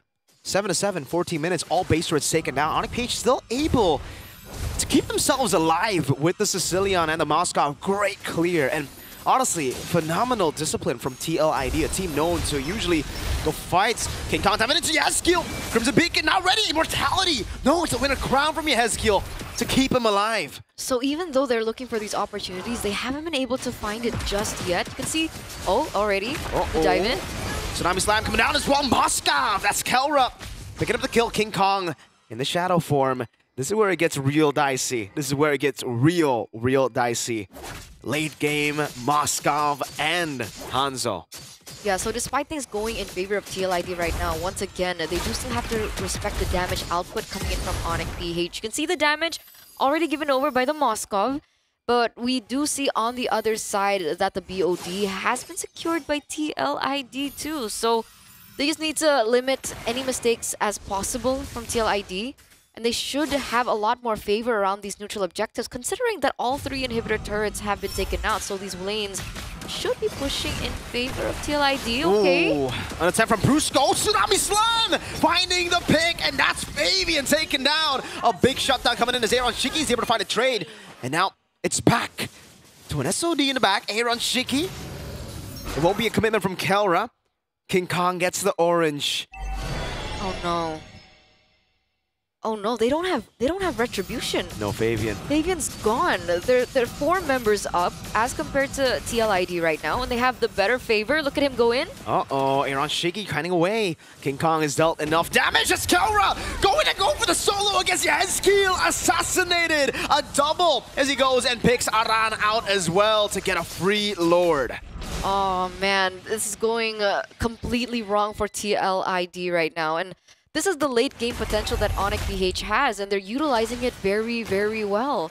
Small mistakes can be utilized by Onyx PH, and all 3 lanes are going to be pushing for Onyx PH now. There's going to be a dive happening. They don't get it just yet. Wrong side of the map. Wow. Onyx PH able to siege. This is the comeback moment we were waiting for. 17 minutes. It took him a while to get here with no base turrets, but it's the ultimate comeback if they're able to pull this off. That late game composition, King Kong diving in, won't be able to utilize it too well. Finds the immortality in time, now a dive, Witty! Able to find the Jiku no flicker combo, no Aaron Shiki going in, but it's body blocked. Witty finds his shutdown, going in again, Kelra right there to help out with Super Prince. Hilda walking up as well, now it's gonna be the Tsunami Slam, not there, Aaron Shiki gets a shutdown! A double on Brusco.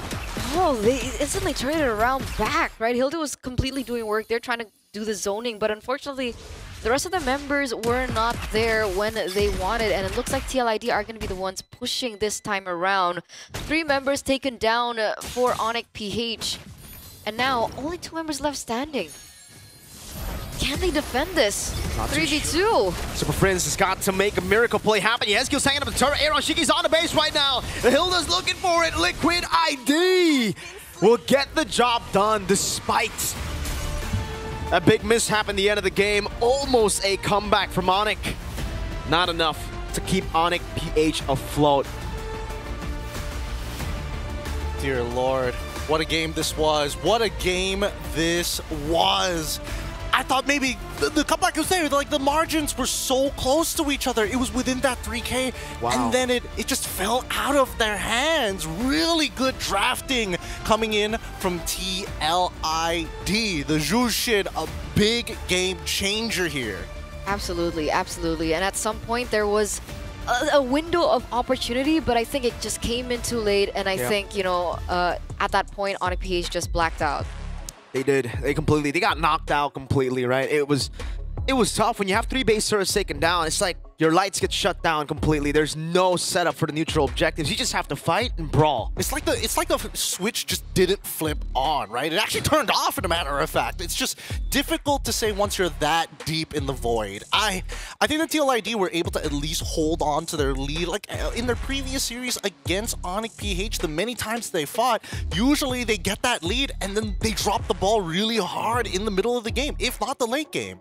And that's why it was on Weedy at that point, right? To look for that opportunity, because that moment when he was able to take down King Kong, I think that was the big turning point that they have there when they're like, okay, this is enough. I have to look for something. And then they were able to find their way from there. Hopefully, it should be enough, but at least there is a level of confidence for TLID fans that maybe they're able to take this series away. But I don't think Onyx PH is going to take that sitting down, if anything. Nope. They're going to stand back up and they're going to figure this out. But do you think it's going to be happening on the red side again, or are they going to move over to the blue? I think they have to go over to the blue, right? I think we have seen in Snapdragon as well here, Mobile Masters, the blue side has been able to find more successes. It's similar in MPLID. MPLID is just, we have been seeing more teams find wins on blue side here. It's mainly because of the Suyo. Mr. Flavor Fave told us in the interview, pick Suyo. That's what Satan DeLucas told us game 2 onward. Just pick Suyo, OP hero. And I agree with him, man. The Suyo is a menace. Fabian, even though in the late game, he kind of loses a lot of the value that he had in the early game, but it's really all about the early game. If you have such a big lead at the end of the game, with a base turret taken down, you've done your job as a Suyo. After that, you can just peel for your backliners, you can just trade on the map. You're everything a jungler wants to be. You have everything a jungler needs to be, in a matter of fact. So you are the jungle. You are the jungle. Sasuke. That's his character. That's his collab. That song plays every time you see a Suyo on enemy team. You're like, It's true. It's true. It's really difficult to play around him, man. I thought, honestly, I really thought that King Kong was getting to that point. It's like, oh my goodness, he's hitting those item power spikes. Yeah. He's forcing Jushin to utilize that ult super early on into that game. And obviously, yes, the Lord Steal was definitely one of the few things that kept them going in the game, but those team fights were extremely hard to win. But the thing is, like, being able to take down or trigger those resources, especially for the Jushin, it's not a make it or break it ult. It's not like Farsa, who relies on the Feather Airstrike. The Jushin and her ult is just an additional tool that she can utilize, but it's not imperative to her overall kit. So technically, they weren't able to find as much value as we are going to crown the MVP. All right, the untouchable himself, man. I mean, look, his KDA is something that people dream of, especially when you're up against a team like Onyx PH. So I got to give him credit where credit is due, but it's not going to be an easy road from this point onwards. Coming in to game number 2, the adaptations will make that difference. Whoa! But at the same time, it could be the sauce that Onyx PH needs to kind of make the difference here. And I think that, number 1, the Jushin has got to go. If not, they got to adjust their draft to make it have a little bit more, you know, a little bit more burst to kind of pop that Jushin early on. Yeah. The Jushin, I'm telling you, it's a secret buff. The adjustment to Jushin is a secret buff. It makes it so the Jushin gets left open so many more times, and we get to see it. Especially for players like Yehezkiel, you know, who's been able to really pull out the full potential, utilize the full potential of the Jushin. We get to see it here again. It's so good at running away and also engaging kiting away has never been easier, and dragging someone down with you has never been easier. With the juice in, it's a Lantern Flare away. Pick them up, throw them back, get them into an Edith combo with the Earth Shatter onward. You're stuck there. You CC'd until you die. Yeah, I just can't really do much about it in general. But I hope this is going to be like a real cliffhanger for us, because I feel like Onyx PH ain't going to make it easy, and they always come back from these types of scenarios. And I think even for Coach Why Not, it's something that he's going to be thinking about too. With that being said, here at the SPS Mobile Masters, we're going to go on a short break, and when we come back, it's going to be part 2 of this potential 3-game series or a potential sweep for TLID. Stay tuned to find out right after this break.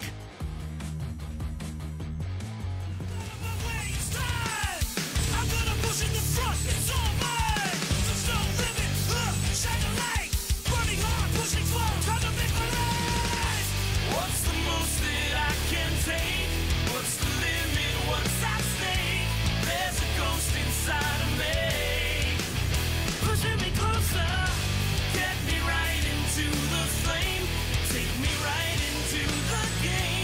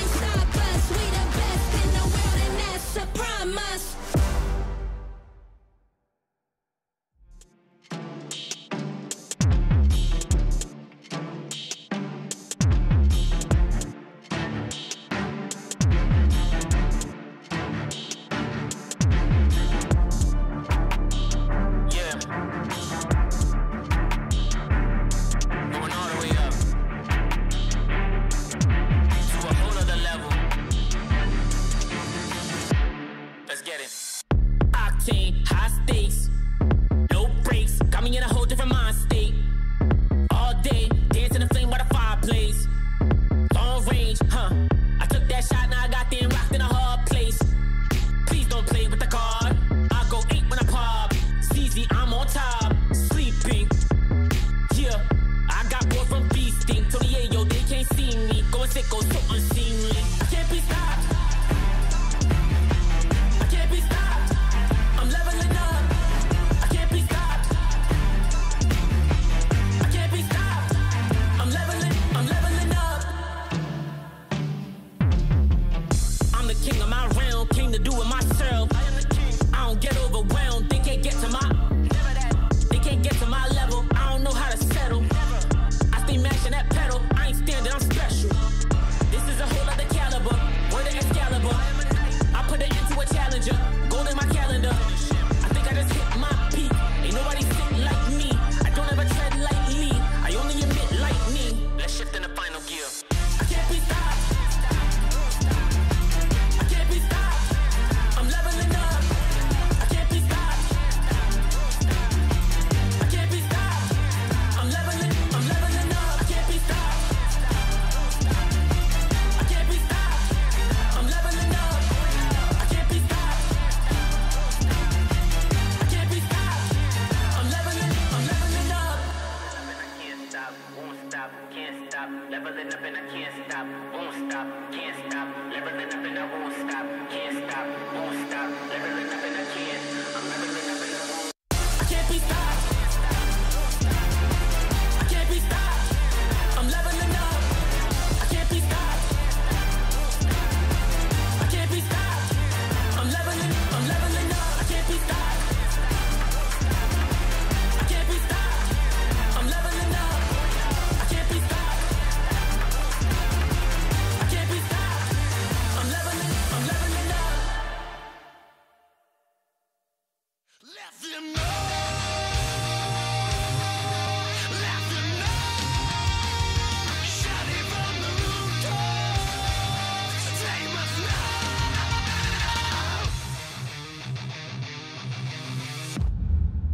Let them know of the weak and the weathered. Let them know. Let them flock to the flight of the feathered. Let them go. Let them know of the beauty you can see when your eyes are reborn green. Let them know of the magic.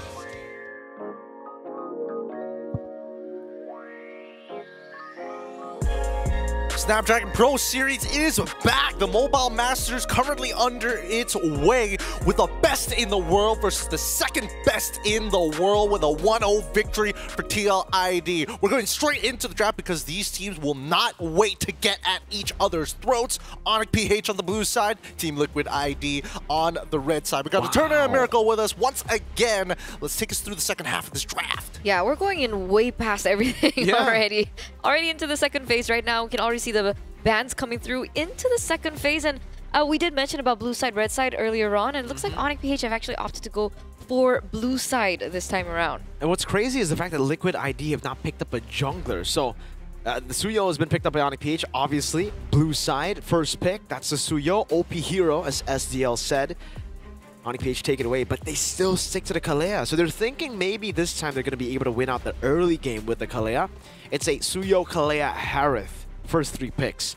Liquid ID got what they wanted as well, I believe, but the Joy ban surely will be the final ban for Onyx PH, right? I mean, the thing is about Fabian is that he has a lot of heroes that he can bring up as well. Technically, Lucas is an option for him to pick up. Hayabusa. He's also picked up the Alpha in certain occasions, as well as the Ling. I think, oh man, I think it's really scary when you're up against a Klee and you're thinking like Alpha, you're thinking like Ling as well. Yes, they have burst. Ling technically has iframes, but do you want to risk it for the biscuit against a Klee who could just grab you and you don't have access to Purify because you're a jungler? You have to take Retreat. Yeah, that's where the Hanzo will be. You know, the best choice up against the Kalea, you get Tsunami Slammed, it's not me. That's my shadow. Or the Joy that could actually try to electrifying beats out of there. You have a few dashes, so there are more ways to counterplay. Maybe land some Lancelot would have a way to like, you don't see me, but even then it's tough. Once you get, you gotta time it perfectly. It's kind of like a Suyo's first skill kind of thing, you know? Oh, yeah. You gotta blink at the right time before the Tsunami Slam picks you up and slams you back in the ground. How much of a banger would it be if he gets access to Lancelot in a game, in a high stakes match against Onyx PH of all teams? Do you really want to put yourself at that? Well, I don't want to say mechanical disadvantage, but the possibility of making more mistakes mechanically within the series itself. And that concerns me because for the past few games that TLID have been able to win, it's always Fabian that's the deciding factor. So whatever gets put onto him is going to be so important to the success of the overall team. Wow, what a combination that Onyx PH has right now. That's going to be a really tough team fight. I mean, obviously, the tanks might just struggle with the Jushin, but Jushin can only pick up a couple of people at a specific point of time unless you have the ult in the middle of them, but that puts you in danger. Oh, there you go. Ling. The fact that they didn't secure the jungler in the first phase gives me an inkling as to the setup for this Ling in the first place. We'll just have to wait and see. I don't know. I think this is a really risky draft coming in from TLID, but hey, gotta roll the dice here and there, gotta spice things up, especially against Onyx PH, who are out for blood. They want to win this series. They want to get that free buy to save themselves a best of 5. Wow, dude.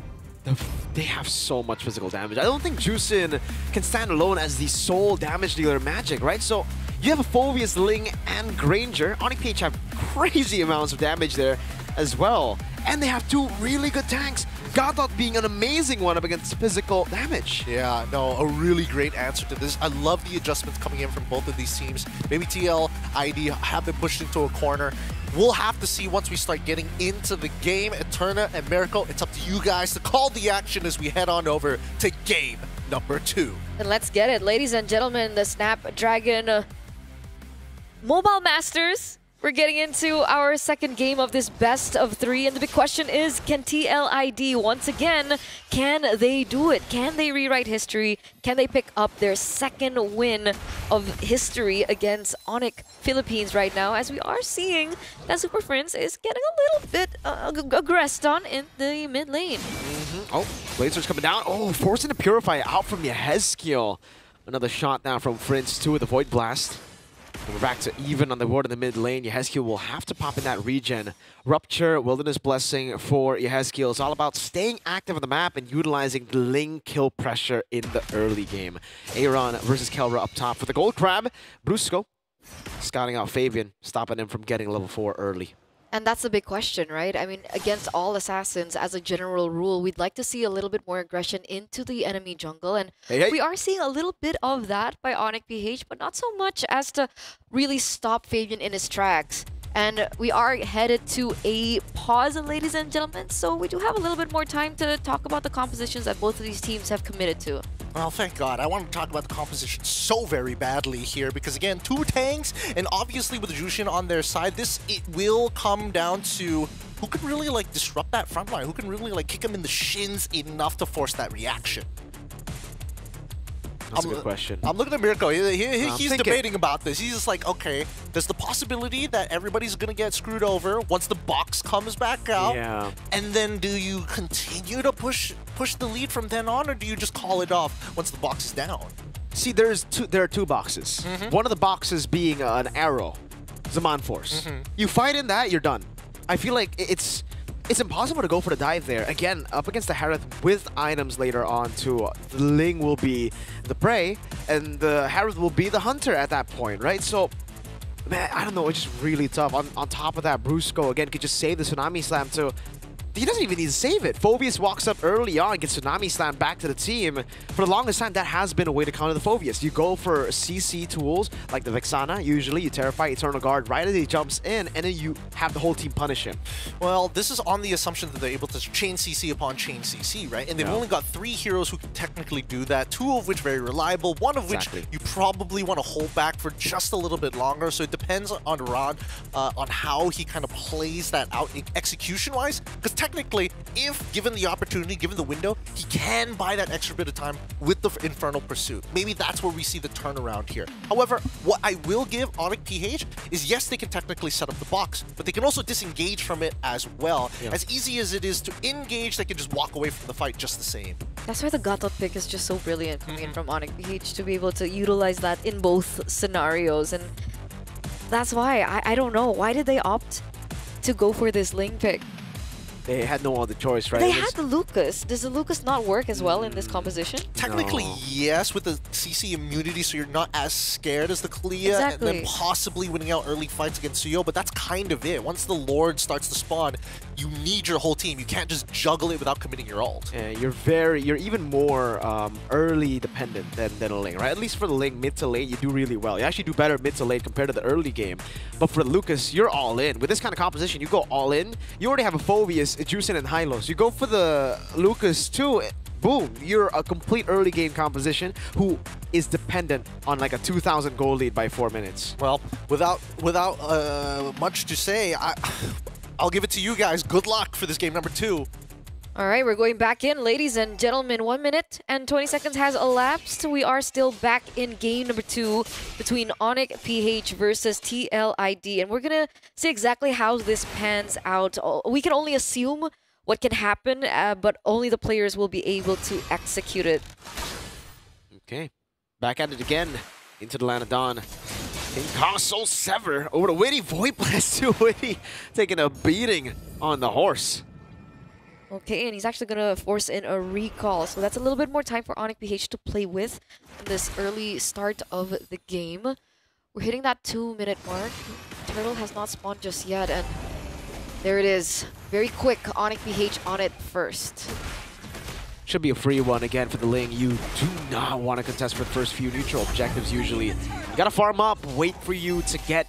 Even then, they didn't contest the turtle, but they're still struggling to go for the purple buff here. Aran trying to help out there, gets caught by Brusco quite a bit. Onyx PH not going to commit fully on here. Crick is brought back again. Force use AOG, gets cancelled and taken out. First blood to Liquid ID. So technically, Onyx PH didn't really have to force that fight, right? And they do give a kill over to TLID to kind of trade in for the neutral objective that they were unable to get their hands on. And it makes sense, right? They're against the Suyo. A lot more prowess in around the neutral objectives as compared to Fabian, who was forced on the Ling.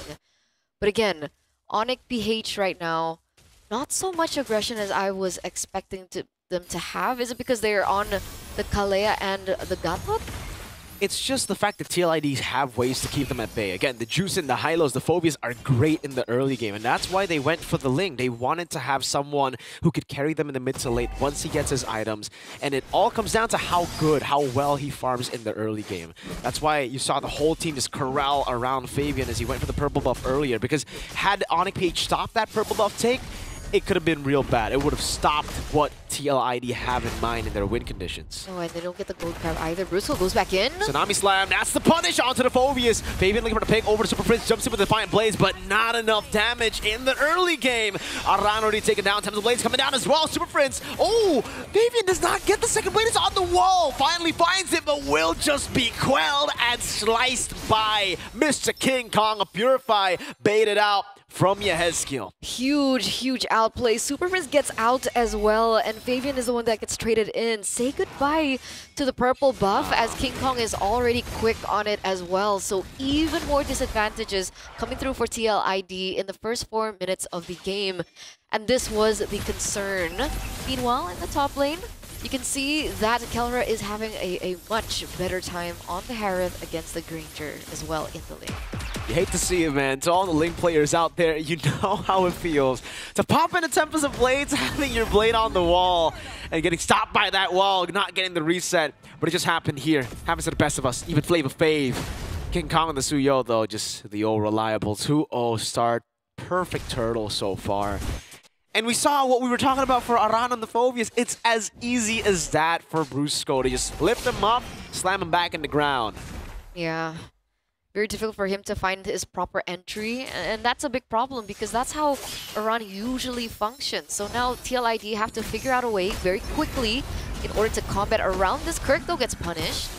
Stunned up again. AOG going to be cancelled, but actually works in favor of Onyx PH. Going back in with a Revitalized Witty. Looking for the play. That's a Tsunami Slam over to Fabian. Times of Blaze used up one more time. This time, it's King Kong again who deals with him with the help of Super Prince. Witty falling as well. Kirk very low, but Aran unable to chase. King Kong looking for the Blade Surge up top. It's going to be a turret taken by Keller. No, not just yet. A flicker out. Aaron Shiki looking for the kill in the bottom lane. Aran does survive that skirmish. And Aaron doing a good job at keeping that turret alive. Yeah, but it's only like a hit away of coming down, right? The inevitability of the Granger and the Harith matchup as well in the gold lane is something that is to be expected. But going back to Flava Fave, he must be so frustrated at this point, right? He's usually been able to weave in and out of these team fights, but here he isn't. And meanwhile, another engage. Stun over to Super Prince. Witty gonna be caught. Has a Revitalize. Now it's gonna be Aran jumping in with the Infernal Pursuit. Looking for more, but the Tsunami Slam locks him down. Witty falls. That's Aran falling from the skies as well. As Brusco gets out with the Conceal. Oh no, Fabian unable to claim the Blaze. King Kong with AOG. Kirk follows up. One last shot. Queller from King Kong to get a monster kill. Wiping Liquid out. In the 6th minute. In the 6th minute of the game.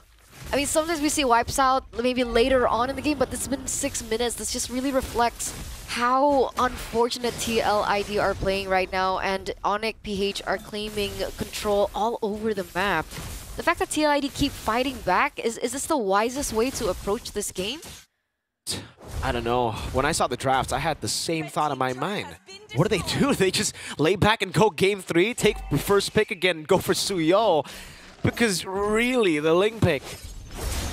Yeah, I mean, I don't know. For Liquid ID, it was very ambitious. Maybe a bit too ambitious. They technically just have to fight? I mean... Maybe they could have, played it a bit slower, sent the Ling over to the side lanes. But the thing is, on a Granger, you want to have gold as well. You want to build up the stack. So even then, I think about it and you can't even do that. You either sacrifice the Granger or the Ling. I mean, at this point, what's the choice, right? The Ling is falling so far behind in gold. He's 3 levels below. Tsunami Slam. Kirk holding his own. AOG gonna be... Oh, that damage from King Kong with the Soul Sever. Gets away from the Temps of Blaze. Forces the Finch Boys. Kaura, Zaman Force taking him down from the wall. A double onto Witty. Super Prince picks up a killing spree, and they're gonna wipe TLID out one more time. Slowly but surely, Kaura walking up for that final shot. Aaron Shiki, he's been untouchable in game 1, but in this game, 2 deaths. As if one time wasn't enough, Onyx PH come into the second game with a second wipeout. Ladies and gentlemen, only scars of 2 minutes. Imagine the dominance here for Onyx PH. And again, Fabian on the Ling has not found the proper moment, the proper opening.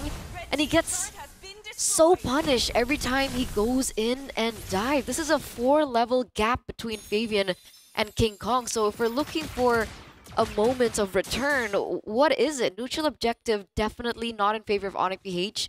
It's bad enough if the Fabian is the same level, but with 4 levels behind, they need to pray for like a huge mistake from Onyx PH at this point.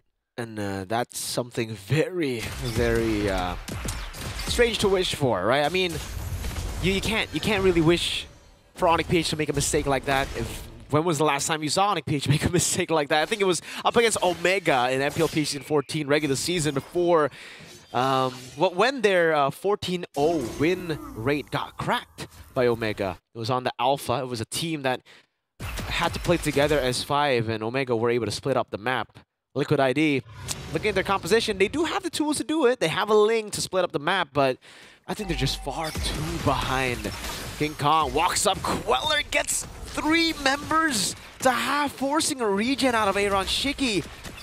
Man, a snowballing Suyo. That's what it looks like. 606 KDA right now. Only 3 deaths for the side of Onyx PH, and it's on Brusco and Kirk. Kelra untouched. Super Prince as well, untouched.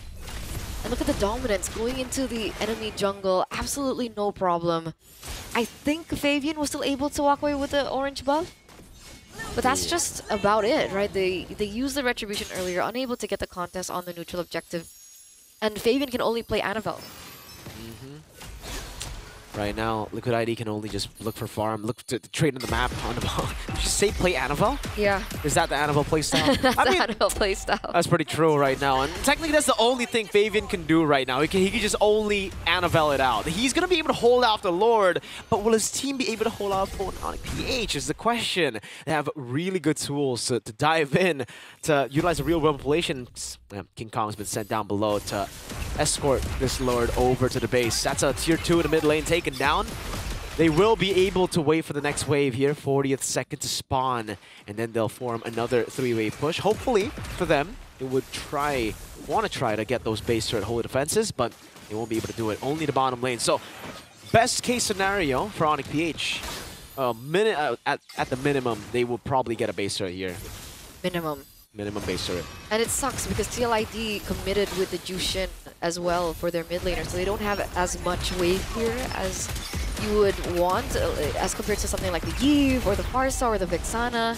So that hit inhibitor turret does get taken down in the bottom side of the map. The shield in the mid lane is still standing, but the one up top I think goes as well. So they're still holding on to what inevitably might be their demise. Fabian in no man's land doesn't get caught out just yet. Still looking for opportunities to buy more time for his team to get to that power spike. Oh my goodness. Yes, that lead. A 5,000 gold lead between the junglers. The Ling is starving. He's only got an Azure Blade at 11 minutes. Not even an endless battle completed. And oh man, he's going for the purple buff. He's gonna have to wait for it. I think he'll get it. Oh no, he won't. He has to recall. He has to help the team. You're looking at a 10,000 gold gap, ladies and gentlemen, between both of these teams. RWM coming down. Kelra putting himself in front as well as Mount Force going to be ready. He will be able to pop it and say goodnight to Witty. King Kong holding his own in front of Pursuit, out of range. King Kong gets away as Kelra wipes them in the back, getting a triple. Yehezkiel and Fabian. Good night in Game 2. There's nothing they can do about Game 2 going to the hands of Onyx Philippines. 1-1. These two teams have faced each other many times, but this has been one of the fastest games we've seen here on Stream 8 as Onyx PH showing their dominance this time round. No holds bars. We ain't letting the series slip through our fingers, but that draft, too difficult to play, not enough win conditions, and it looks like they backed the wrong horse on this one.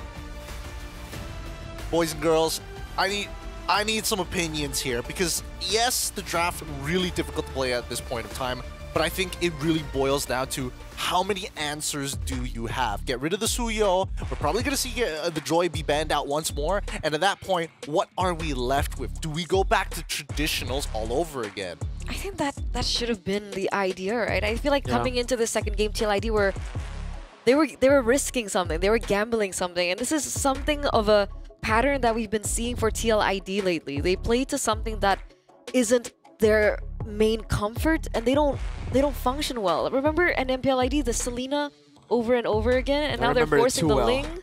Yeah, I don't like remembering it. Yeah, I don't know. Therapy.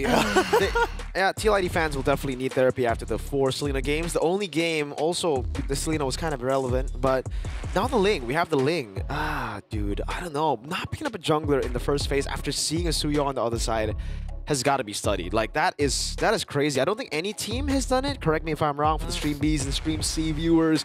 Stream A, we have not seen it. We've seen always a jungle picked up. If it's not the Suyo, I mean, if the Suyo's already picked up, the Joy, the Hanzo. Or Hanzo, yeah. You gotta pick what... I don't know. Yeah, I don't know. When it comes to, like, the teams having the same level of play, if we're talking about same level here, the drafts impact the game so much. So when you're already at a disadvantage early on, your clear isn't as fast. Your mobility, I mean, with the new river turtle change, it kind of matches up. Even with your Finch Poise, you're not that much faster compared to a Suyo. No, I totally agree with you. That was quite the blunder in the draft coming in from TLID. I think that at the end of the day, yes, if they want to push their limits, sure, but that's the only game they can give away. next game, they've got to buckle up. I think Kill unfortunately didn't have as much space to play with like he did in game number 1, but that's obviously due to the fact that Onyx PH literally square off a side of the map and say, you don't get to play here no more, sir. No play here, sir. No. And that's why it was a valid point that Mirko brought up. We're looking at 2 boxes that the Jushin really needs to be worried about. And again, mid-trio prio definitely not in their hands. Yaskill unable to clear as fast. And so everything just felt like it was going right for Onyx PH. Tempo-wise, neutral objective-wise, side lane pressure. They had no winning lanes. Yeah, it was so unplayable. However, at least there's a couple of principles that do overlap from game 1 and game number 2. If we're expecting Kalia to be coming on the opponent's side, TLID like to have Jushin on their side to maybe look for a bounce back, a way to kind of push the tempo forward, because Kalia likes to stand in one place and Jushin's like, nah, that's not gonna happen. We're gonna move you away. No, yeah, it was just really, really tough. We get to see it again, in case you want to see it again, folks, but... I don't want to watch the murder again. Oh, man. The only, like, win that they got, TLID, was the purple buff fight, when Kirk overextended, the whole team of Onyx PH overextended when they didn't need to, right? Yeah. They got punished and they adapted real quick. They were like, all right, let's just fight on our terms. Let's fight inside of our boxes here. And once they got that, yeah, King Kong started to really, really take control of the game. It was crazy how much damage he was doing, bro. Like, every time they would jump on him, boom, boom, boom, half HP. Guys, he's at 975 GPM. That's abnormal number. He was like 4K ahead, 4K ahead, and that was like crawling up to the 11th minute of the game. It didn't even matter. Look at this. Gone. Just see you later. It's too brutal to watch. Oh man, that's why we're talking about the adaptations. That's why we have to focus on the future at this point. But Onyx PH coming up with this draft is already pretty interesting. I am curious to see that if they got the same 4 heroes minus the Suyo, would we have the same results? I'm not even 100% sure, but I feel like yes, Suyo is a very big proponent of eliminating and staying on top of your enemy jungler, kind of like getting into that wrestling sort of like keeping you down, pin you down for as long as I can so the rest of my team can do work. I don't think it'll do the same without the Suyo. I do think that this team composition that wants to fight is deadly around its circle, but it really depends on your opponent. How exactly do you want to engage? Finally, Kalia works, by the way. Hey, first Kalia win. Let's go. We thought Kalia was bad. Well, turns out Kalia just didn't have that snowball in the early game. Once you do, the healing was pretty crazy, right? We did see the healing a lot of times. TLID got these members low, but then Kalia kept splashing, and you kept getting the HP. And it's so detrimental to someone like the Ling, who wants to get that final kill in. So the amount of miscalculations that were made by the Kalia alone with the additional healing was also one of the biggest problems that I think Fabian had to face as well. I do feel like it's going to come down to whether or not TLID will be like, ban out Suyo, ban out the Kalia, but at least stay comfortable, at least have that extra bit of edge. Hey guys, don't forget to fix your sit every once in a while, man. Check out Antheros here, because they're providing the best seats for some of the players back in Jakarta. I wish we had them here. Zipper, can we get some Anthros? Please? Ooh, gotta be one letter off from making that terrible. With that being said, we're gonna go on a short break. When we come back, the conclusion of our 3rd series here on stream. Good luck to both of these players as they think about adaptations. The SPS will be back, Mobile Masters, with all the action right after these messages.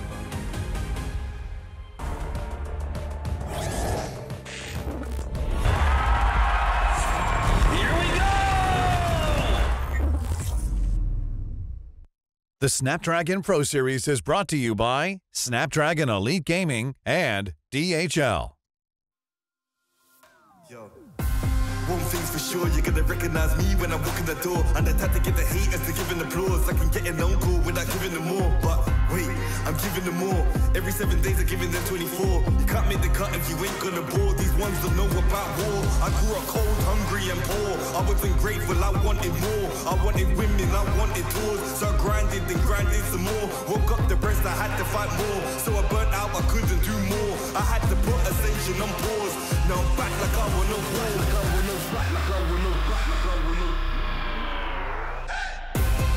Winning again, I won't stop till I'm winning again. Winning again, I won't stop till I'm winning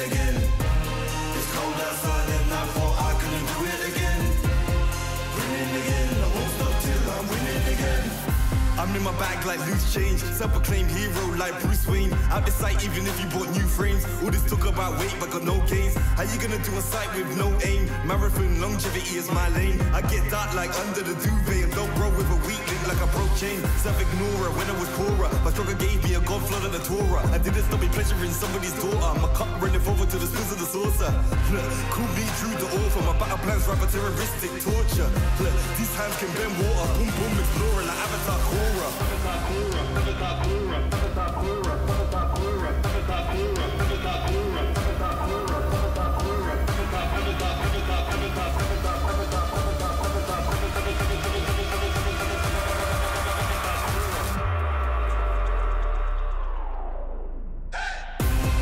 Winning again, I won't stop till I'm winning again. Winning again, I won't stop till I'm winning again. It's cold outside and I thought I couldn't do it again. Winning again, I won't stop till I'm winning again. I rhyme like nursery, still my style, you will reimburse me. Plus 30, big hands and they're sturdy. I'm Drew the first, I'm back like anniversary. I came back worthy, like I swam in lava till it no longer burns me. I walked the desert for my ego's perjury, working for that zone where you can't outwork me. I'm a big man, but I ain't 32. I came to the front line with like 32. I'm a Rex, that's a shout out to 32. I'm a danger and I play dirty too. I'm just so 2032. Ahead of my time, so I'm hard like broom. Flows the bomb like I shook the room. I stay lit like Christmas and hot like June. Winning again, I won't stop till I'm winning again. Winning again, I won't stop till I win. It's cold outside and I thought I couldn't do it again. Winning again, I won't stop till I'm winning again. Winning again, I won't stop till I'm winning again. Winning again, I won't stop till I'm winning again. It's cold outside and I thought I couldn't do it again. Winning again, I won't stop till I'm winning again.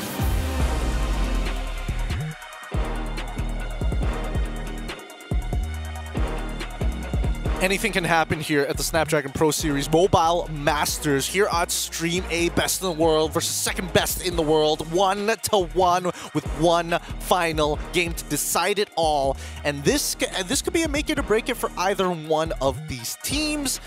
Although they won't be getting the maximum amount of points, but those drafts are so important as Onyx. Resilient, and they want this comeback. They want to make sure that they stay on top.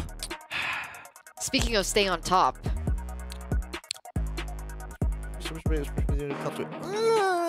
6 consecutive matches. That's what I'm telling you guys. I think you know the picture, you know the meme where the guy who plays video games like this and then he starts losing is alright.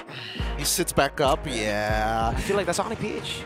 I mean, I feel like Onyx PH has definitely been taking it easy for a couple of games at the very least, but now that it's crunch time, they got to really step up their game and make sure that they, are playing at their polished level. So everybody wants to see them at that polished level. It's hard to maintain. I don't blame them for taking that break and taking their time with it. But even so, TLID could make them run for their own, make them run a little bit for that money here, especially if we see that Suyo come out once more.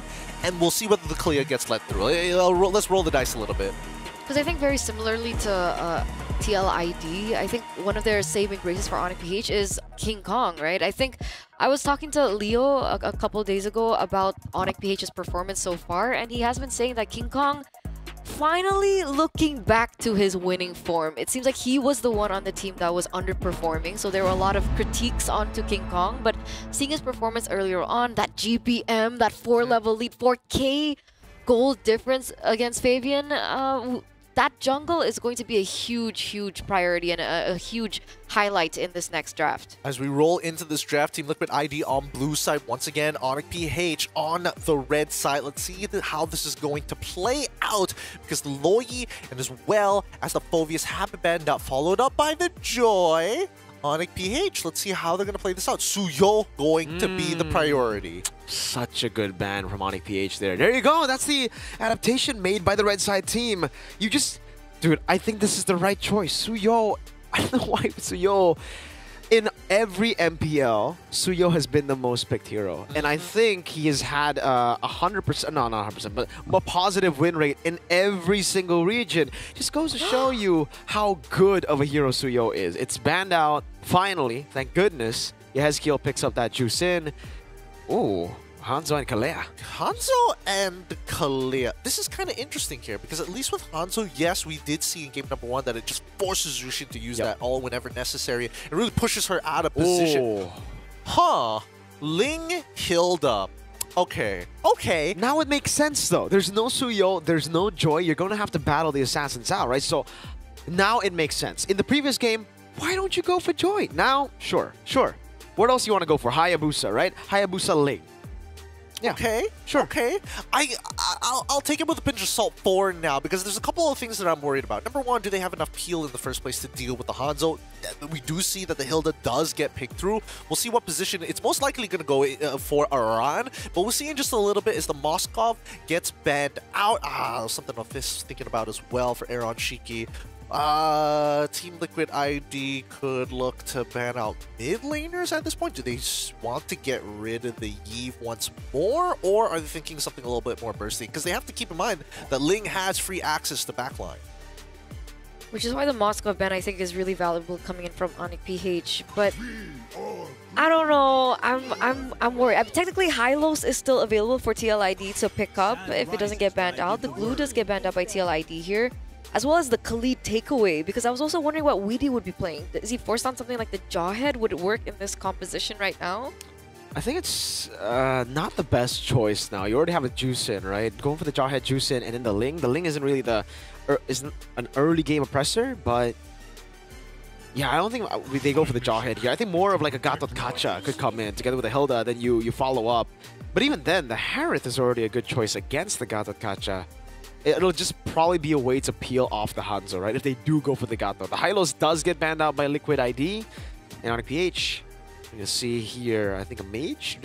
What do they go for here? I don't think they want to go for Farsa. Maybe is it? They just show the EXP, right? They should. They're going to take. I'm going to take a wild guess that the Hilda's going to go on Aran. I suppose should be Aran. So I mean, it's pretty straightforward from that point onwards, unless they've already got a pick in mind for Kirk as well. Wait, no, tanks are going to struggle against the Jushin anyways. Tough call here, but it looks like they lock in the Sicilian early on. So technically, it's one of the safer picks. Obviously, there's still the Aurora and like the Valentina against something like the Ling, but the Sicilian does have ways to kind of outmaneuver those kinds of dives, especially with the Bat Feast. But now for TLID, still need a hero that can be placed onto Weedy to help bridge in everything else that's already been put onto the table, as well as a gold laner for Aaron Shiki against the Harith.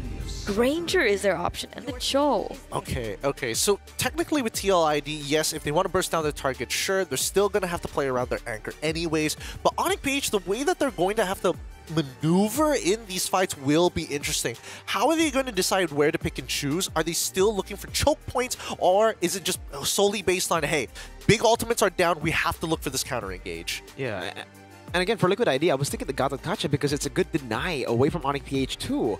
It's the same issue again for Liquid ID. They have too much dependence on physical damage. Granger and Ling. Gatot comes through here with Revitalize. That's additional sustain together with the Kalea, and they already have a Harith, Hanzo. It's basically game one, but Onyx PH need to wait a bit longer for their snowball, right? It's not as instant as, the Suyo. It's not as instant as the Yve Suyo, but still, it looks like the same draft, just with more steps for Onyx PH. It does, I'm not gonna lie, but I think even the scaling for Onyx PH is looking really good as well. It's gonna be tough. Ouch, Miracle. Viva RQ. Keskute is such a good coach. I think, RQ, I've always been a fan. Always been a fan. Always been a fan. We'll leave it at that. We'll leave it at that as we come to the conclusion of TLID versus Onyx PH. I'll leave it up to you casters to take it away for game number 3. It's Cherna and as well as Mirko, game number 3. Thank you so much, Gideon, as we are going to take a look at the finale of this highly anticipated matchup. Drafts already coming in hot, already committed into. We're going to get an assassin showdown to close things out as we enter our final game in this best-of-3 series for the Snapdragon Pro Series Mobile Masters. TLID versus Onyx from the Philippines. Zeta, ladies and gentlemen, into the land and down we go. Fabian back on the Ling. Type 1 in the chat if you guys think the Ling will work in game number 3. Type 2 if you think Onyx Peach are going to get it done again against the Ling. Brusco, man, that sustain is so deceiving. And you see it again. The deceptive healing sustain gets them first blood. Miscalculations. That's what healing offers, right? And looks like they do have a little bit more of an advantage. Okay, a little pickup here coming through, but Super Friends is still able to get out. Meanwhile, we are going to be taking a look at the emblems. All right, nothing too crazy. Everything really just the same thing as well. The Warcry from Fabian, the killing spree for Hanzo. It's different, no longer Suyo killing spree, but it's a Hanzo killing spree. It's something we did see in game number 1. Didn't really work out too well for King Kong, but it was up against a Suyo. Now it's up against a Ling. Why do you think different? The Fabian, why do you think the Ling doesn't do well on killing spree? It's always been just Warcry for Fabian. You deal more damage with the Warcry, yeah, right? Like right as you deal consecutive damage, you will be able to dish out more. On the killing spree, I think a lot of times for the Ling in the early game, if you want to look for Snowball, you gotta go for Warcry. If you play in Ranked, I think killing spree would be the better option. Again, because you should be able to Snowball in Ranked a bit easier. Up against Onyx PH, especially with the sustain, you need the additional damage over just, you know, the killing spree that you get because you don't deal enough early. There are a lot of stoppers right now. King Kong. Yeah, there you go. Forcing out types of blades. And that's the early Ling for you, man. Not enough damage. Definitely needs help for the emblems. And Onyx PH, I think with that, they get a free turtle. That's the types of blades already taken right before they go for the neutral objective, but it looks like TLID are still committing to this. Look at that healing coming down as well. Picked up a Lantern Flare, but it is a win overall for Onyx PH. They are able to fend off from this purple buff. Fabian has got the purple buff as well. Super Friends will clear out the wave to set up for the turtle. Exactly, but on the other side, it looks like TLID are also buying a little bit more time maybe for TLID to come back. I guess the call is on Fabian now. Do they want to go for the 50-50 against King Kong on the Hanzo? Diving in on Super Friends. Lantern Flare coming in as well. Aran's doing a lot there, but will be chained. Sanguine Claws bringing him back again. It's going to be King Kong with Soul Snatch. Should be able to pick up the kill. Aran taken down. The turtle not taken out just yet. AOG locks Fabian down for a bit. A stun and a Tsunami Slam. Forces out a Tempest of Blades. And now King Kong walks up again. Kirk just so tanky. Brusco, wow. Following through on that Finch poise. He can jump on walls too. He's not letting go of the Ling whatsoever. And this should be a free turtle now for the hands of Onyx PH. Despite the setup coming in from TLID. Who would have guessed Brusco Kalea being the answer towards Fabian? No fancy feat whatsoever here. Finch poise. There's another new ability that can get on walls too. Follow it through as well. This time with a slam and a puddle. 1,800 gold lead now for Onyx. They're building up the momentum that they already have built for themselves. You can see King Kong already a level ahead of Fabian right now, and they're looking for some more. Yeah, Friends with the flicker out there, trying to read out with his movement. Soul Snatch! Good way the Dragon defensively to keep King Kong at bay and to stay alive for Witty. But all these plays have been very reactive for Liquid ID. Yeah, unable to look for anything on the map, and this is the big question, right? What are you going to do with the Ling? In the early portion of the game, are you supposed to try and pressure Kelra in the gold lane? Look for a little bit more standing on for Aaron Shiki, who's currently struggling in the lane as well. He's getting zoned out as the Granger, and here comes finally the rotation. Up top, Witty walks in. Tsunami Slam from Brusco. Oh man, now it's an all-in from King Kong. He's gonna go for the Aaron Shiki play, but no. Turns back around, goes over to Witty. Soul Snatch to take him down. That's King Kong with a corrosion sight early on, and Fabian can only just trade on the map. Well, that's the example of TLID being the proactive ones. The insta shutdown, the insta lockdown coming in from Onyx PH as if they were already aware of what TLID were planning in the first place. Okay, for the fight, types of blades used up. Super Friends actually caught overextending there. Finally, a Lantern Flare there for Kirk. That's the way the Dragon locking him down as well. Kirk, oh, that's the same with the taunt too. One last hit should do it. Up top, Kelra gets a kill out of nowhere. That's a kill over. I don't think it was a solo kill. I think Super Prince was in... Sorry, King Kong was in the vicinity. But Brusco and Weedy in a 1v1 situation right now. King Kong is on the way. Weedy. Tsunami slam down to the ground. Boom. Soul snatch Witty. Cut down by King Kong in the Hanzo. He's at 0-3-1 already in the first 5 minutes of the game. So he hasn't been able to scout as freely as he would like usually on the show. And they are playing and they're working on with the lack of information that they already have. A little bit of, damage onto Kelra. He's good. Fabian wants to go for the dive, but look at the response from Onic. Kirk with the AOG preemptively.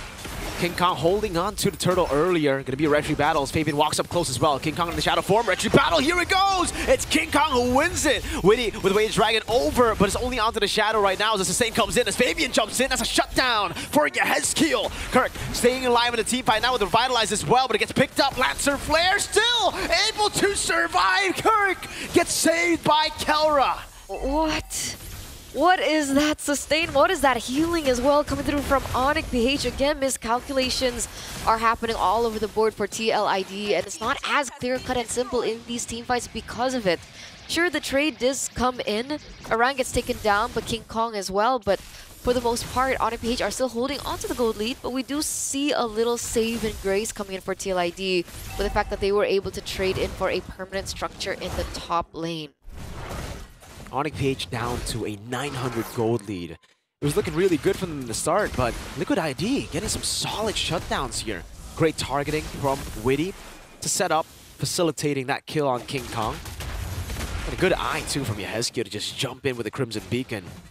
We're seeing Yehezkiel finally get online, something we didn't get to see in Game 2, unfortunately, due to the Suyo. But now that the Suyo is out of play, yeah, he's online, man. 3-0. 3-0-0 KDA already with one item, an Elegant Gem to boot, so a little bit more for him to utilize in this early portion of the game, but it's not a crazy gold lead that we're seeing between these two teams. If we take a look at it earlier on, it's still very equal on the board. But the problem is, for Onic PH, they have the Sicilian, so TLID are working against the clock here. The longer this game goes, the more Onic PH has in terms of damage. And we've seen the tools are there for them to help Super Friends on the Sicilian as well. Look at this, Kirk. He's gonna be poked down by Aaron Shiki. Takes a good beating. Regens back up. Gold lead basically non-existent at this point. Both of the assassins fighting. And this time, Fabian actually getting the dub in the skirmish, forcing King Kong to rotate over to the team right now. Fabian continuing this push in the bottom lane. And King Kong will just have to go back to the orange buff. The Ling doing work in Game 3. That's a good thing about the Ling, right? Really good rotations, high mobility, especially with the purple buff, so you are always able to have a little bit more pressure onto the far lane, and that's exactly what they're utilizing to their advantage here for TLID, considering, again, no Moskov on the board, so that is something they have above Onic PH. That turret goes down, and now Onic PH have to do housekeeping. They send King Kong back down, should be able to come back into the fray real soon after he gets that purple buff. Ooh. Does Fabian have purple buff? No, not yet. He's gonna go for the orange buff, and he's actually gonna rotate down below without the purple buff. Huh. Wants to have it by the time the team goes in. Onic PH are hesitating to go for the Lord right now, and it's giving, again, Fabian time to set up for the wave in the bottom lane and to go over the purple buff. So no force error from Onic PH. It's actually a force error for TLID, but Yehezkiel does get poked down quite a bit. Wave slow pushing the bottom lane. That's the engage. Aran gets out of it. Brusco wasn't able to go for the Tsunami Slam. Now it's going to be Witty jumping in with a Jikudo. Kelra taken out by Aaron Shigi. Seventh Blaze. Fabian diving in, getting them all over Aaron Shigi to clean them up. What? 3-4-0 trade now, ladies and gentlemen, in favor of TLID, as they are going to be the ones to be able to pick up the Lord to boot. Everything went perfectly for TLID in that team fight. Fabian, again, when he gets the space, when he gets the momentum rolling, he's always able to make these groundbreaking plays. In addition to the damage coming through from Aaron Shiki as well. Now, 3-1-0 in the 10th minute of the game. Uh-oh, King Kong. Ooh. Still able to get the orange buff there. gets the golden staff, third item, but Liquid ID have taken control of the game, and it's through the Aaron Shiki 3 stacks on Sky Piercer. Tsunami Slam, and the taunt coming down. Aran should be down. There you go. Finally, a successful Tsunami Slam into a pickoff. Which is great for Onyx BH, right? Because now TLID have to function this siege with one less member that they can utilize to their advantage. Sure, that that second tier turret in the top side does get taken down, but it's damage control for Onyx BH and not the best of scenarios for TLID. No, fortunately not. The Lord advantage, I think, will go towards Onyx PH with this one. They'll be able to take back a bit of what they lost, but TLID do have a bit more control on the map now, and that's going to be great. Look at Fabian, a complete different, I mean, almost 180 from what we saw in Game 2. It was a 5,000 gold lead for King Kong. Now it's a 1,500, a respectable amount of gold that Fabian has over King Kong on the Ling. And it's been because the Ling has been able to clear out the waves in the side lane better. Better side control equals a better farm. Oh, that damage though, with a crown already. Fabian wants to go for the dive, doesn't have that witty. Forcing out the Purify. Kelra with Zaman Force putting down damage now as Fabian dives back in. Top of the blades now used up. The Tsunami Slam not enough to take him down. Barely enough to get him out, Fabian. Whew. But this is the turnaround point, right? This is the concern. The longer this game goes, the more Onyx PH will be able to get to that power spike. And we saw from the items reflected earlier that King Kong already with the Holy Trinity, right? We see Kelra already with the Holy Crystal as well. So TLID, they've been able to find that much success because they have earlier power spikes, right? With Fabian, we have Aaron Shiki as well. But the longer this game goes, the more difficult it is for TLID. And I think Onyx PH have been doing really great at holding their own, only limiting it to a 3,000 gold lead after 12 minutes. Oh, Fabian go for the solo on King Kong, has the shadow to keep him alive. King Kong gets him out of there. 20 seconds though on the Lord. 12 minutes in and Liquid ID are gaining the momentum. Fabian about to hit his final item, that's the GDS as his 5th. But what do you think about that? Like, what do you think about the timers for both of these teams? Timers of the power spike? Yeah. I think it's great for TLID. They have a 3,000 gold lead right now in a 12-minute. For Onyx PH, they still have to wait up a bit for Kelra. He has the Holy Crystal, but he is going to have to get the Divine Glaive perhaps right now to deal with Aran. He's been such an impressive force, just walking up forward, soaking in the damage of Kelra. And again, getting space for Yehezkiel. Once you get CC'd by Yehezkiel, it's going to be tough because you're going to have to bait out the Purify. Oh, Aaron? Caught on the tough spot. Oh, that's an all-in over to Aaron Shiki! Brusco finding the angle, getting the conceal on as Kelra gets the Demand Force to burst him down with King Kong. 1-0 trade already. Aaron Shiki out of the picture, and this is not looking great for TLID this time around. Perfect opportunity for Onyx PH to step on the gas. You see King Kong. Play the Dragon to lock him down. That's going to be the shadow already dealt with. Recalls for Onyx PH. They got to deal with this Fabian Ling up top, and it will be Super Prince sent to deal with it. Kelra Zaman Force coming down. It's still going to be, wow, Aran soaking in all that damage, getting a kill in the process, walking back in the bush and surviving, buying so much time for the team. Fabian has the retribution. King Kong is down, the Lord very low. It's going to be Aran still finding a way to survive for quite a bit, landing or not, getting away from the bad impact. Now Aaron Shiki looking for the play onto the Lord. Fabian retrieves it, comes in time to steal it away from Onyx Philippines. And this is the way this game goes. This is where the story lies in. TLID, despite losing 2 members, have been able to trade it around with 3. Aran, despite getting taken down, bought so much time for the rest of the members to kind of tunnel vision onto him. And the rest of the members for TLID were able to keep their eye on the prize, which was the Lord that they were able to secure. This Ling, causing havoc in more ways than one. It's not just the kill pressure. Oi! It's a lot of damage. Finch poise over, Tempest of Blades used up. King Kong wants to go for it again. The shadow's right there. Fabian could have gone for it. Kirk was right there to stop him from doing so. King Kong on the back foot again. The Lord in the mid lane marching down as Fabian deals with the wave up top. They're going to have a 3-way push. They are, and it looks like it's going to crash down really easily. The saving grace now for Onyx PH is the fact that they do still have the Sicilian to go in for the clear. They do still have King Kong for the clear as well as Kelra. But it all depends. Can TLID look for a momentum to crack open this base? King Kong back at it again. This time over to Aran. He does have the Soul Snatch. He will go over to Aran. The wave in the mid lane to be dealt with as well. But Witty dove a bit too deep and will get punished. TLID, unfortunately, unable to crack the space open. That was the thing, right? The fact that Onyx PH still have Super Friends on the ceiling. They have the range. They have the wave clear.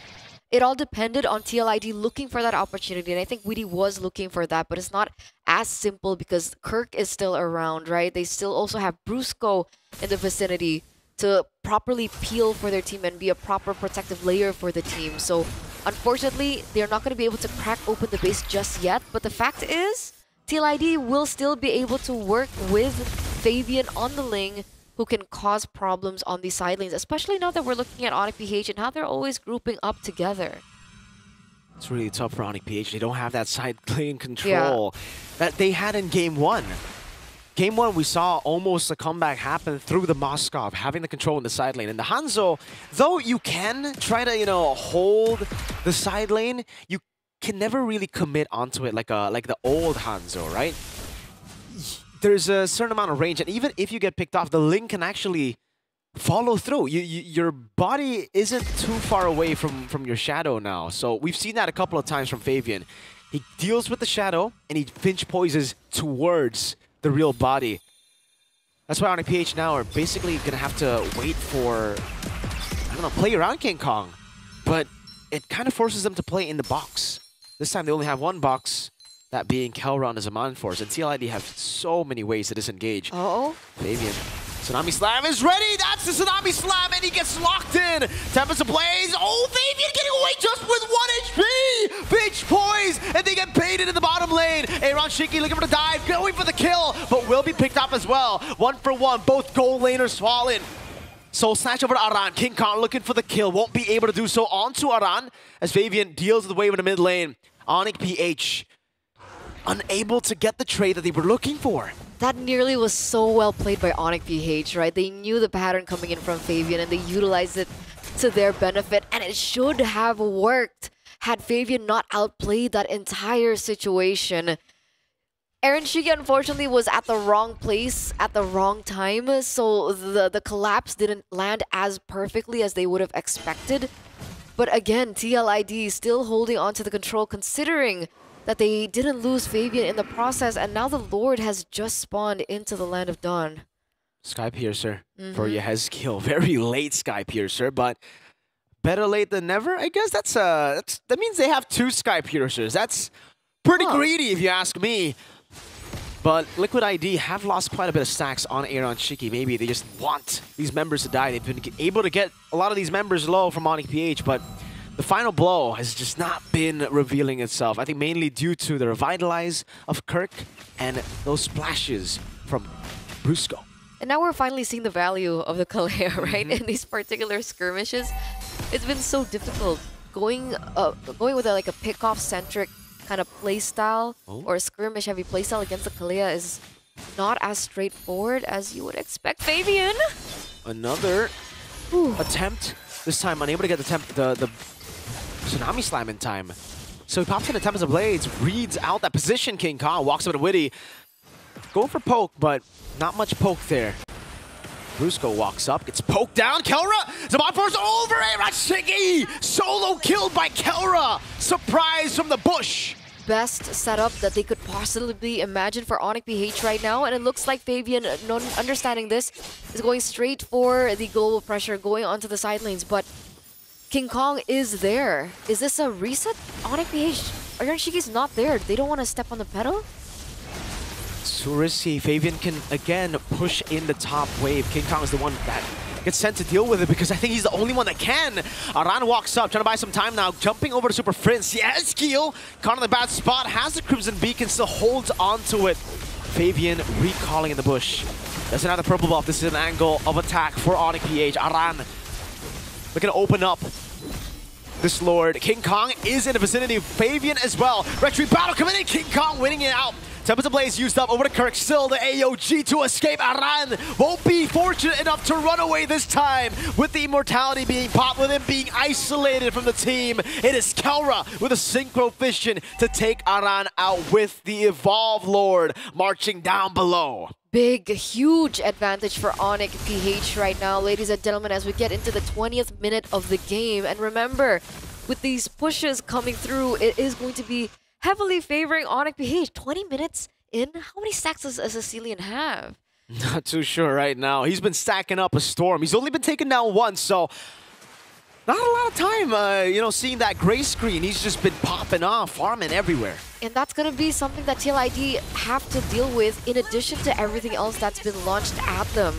We see that the Lord is marching down into the bottom lane. Meanwhile, Fabian's still trying to push in that top inhibitor turret, but this is imminent. The inhibitor turret has got to go, and that's the damage now of a 21-minute Cecilian. Look at Zaman Force gone already. Witty will lose his immortality. Super Frizz gets a bad impact, finding Aaron Shiki. Now it's all up to Fabian, but he won't be able to dish out enough damage to take Super Prince down. Yehezkiel putting the Lancer Flare down, trying to zone them away when the Zaman Force comes back up. That's a Lancer Flare to pick him up, but Kelra's going wild again on the Zaman Force. That's another Aran falling. Fabian has the immortality, but not for long as Kirk slams down on him. Super Prince will survive, buys the winner crown in time. Yehezkiel has the Sky Piercer. That's a lot of low HP bars, and he gets one.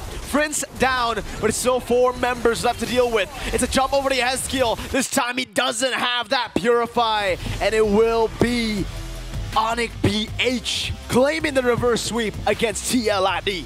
GG, well played. A tightrope of a game, but it's going to be Onyx PH who are able to walk away as victors in our 3rd series here on Stream A. What a match between both of these teams. The short tunnel visions, the expanding of the mine. We definitely saw a curvature, you know, a pure adaptation within the game. A little frustrating for TLID, but I think they got the full experience. This was quite a fun watch overall, despite, I mean, we all thought the draft was looking pretty good for Onyx PH, but we saw moments of brilliance from TLID. It was a great way to really handle Onyx PH's win conditions at the start of the game, right? For Fabian, it was all about farming, but they had such an oppressive trio. Do you call it trio mid? Trio mid's with the jungle. Usually. A trio with the XP laner instead. Aran held King Kong back so many times so that the snowball didn't happen. In the end, it was TLID who got their own snowball through, again, side control and forced errors. But, man, that adaptation, like you mentioned, Gideon, from Onyx PH was just phenomenal, man. I think they figured out that as long as he doesn't have that Tempest of Blades, he's going to be a little scared. He's going to be, you know, hiding with his tail between his legs. And I think they had some really good calls. I'm not sure whether TLID should have given them the space around the Lord to kind of figure that out, but at the same time, there's a good chance that there could have been a squeeze. It was also just a tunnel visioning of TLID. At the start of the game, all the way to the late game, they only really thought of King Kong being a threat to Aaron.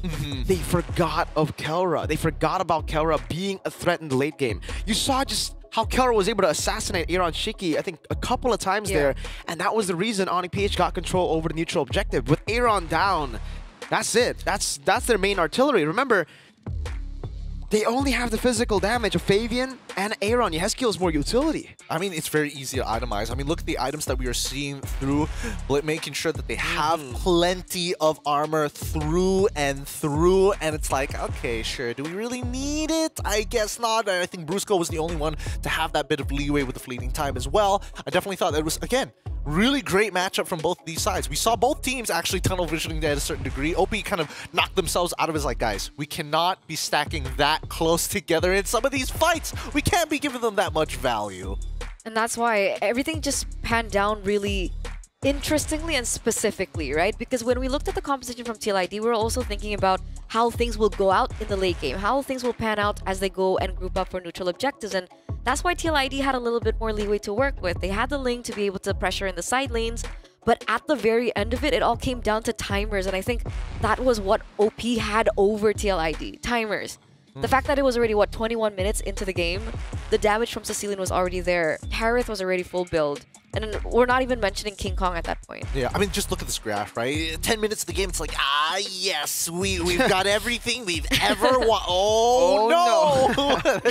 It turned around pretty quick when it comes down to both gold as well as the EXP. Honestly, this has been a great match to watch in particular. Maybe not so much game number 2, the second no, sorry, I was about to say series. Just second game here in this best of 3 series, but this third one really showed the full length and breadth of both of these teams, how creative some of these teams can get, but also how quickly can you knock out of that, you know, tunneling mentality. The crash was crazy, dude. That big crash at the end was Aaron Shiki getting picked off. They still held the advantage. Actually, a lot of the times that, you know, Onyx PH took control of the game back again, it was still TLID who held it. It was TLID who held it all the way through to the later stage of the game again, because there just wasn't any side control for Onyx PH. Yet they were able to find a way through the loophole of Liquid ID, completely forgetting Harith is an assassin once we get to a certain portion of the game. And rightly so, he's also our MVP. He got the right targets at the right time. It's a different take on the gold lane. Usually you just sit there, deal damage to the front. This guy was the real assassin this game. The gold lane god, Keldra himself from Onyx PH, scoring the MVP in this match. I think it was a total of, what, 3 separate occasions where he first solo killed him in lane, 2 times was able to assassinate him as he was on the retreat after a quote-unquote, oh no, we're just the zoning ult, gotta stand backwards. Oh no.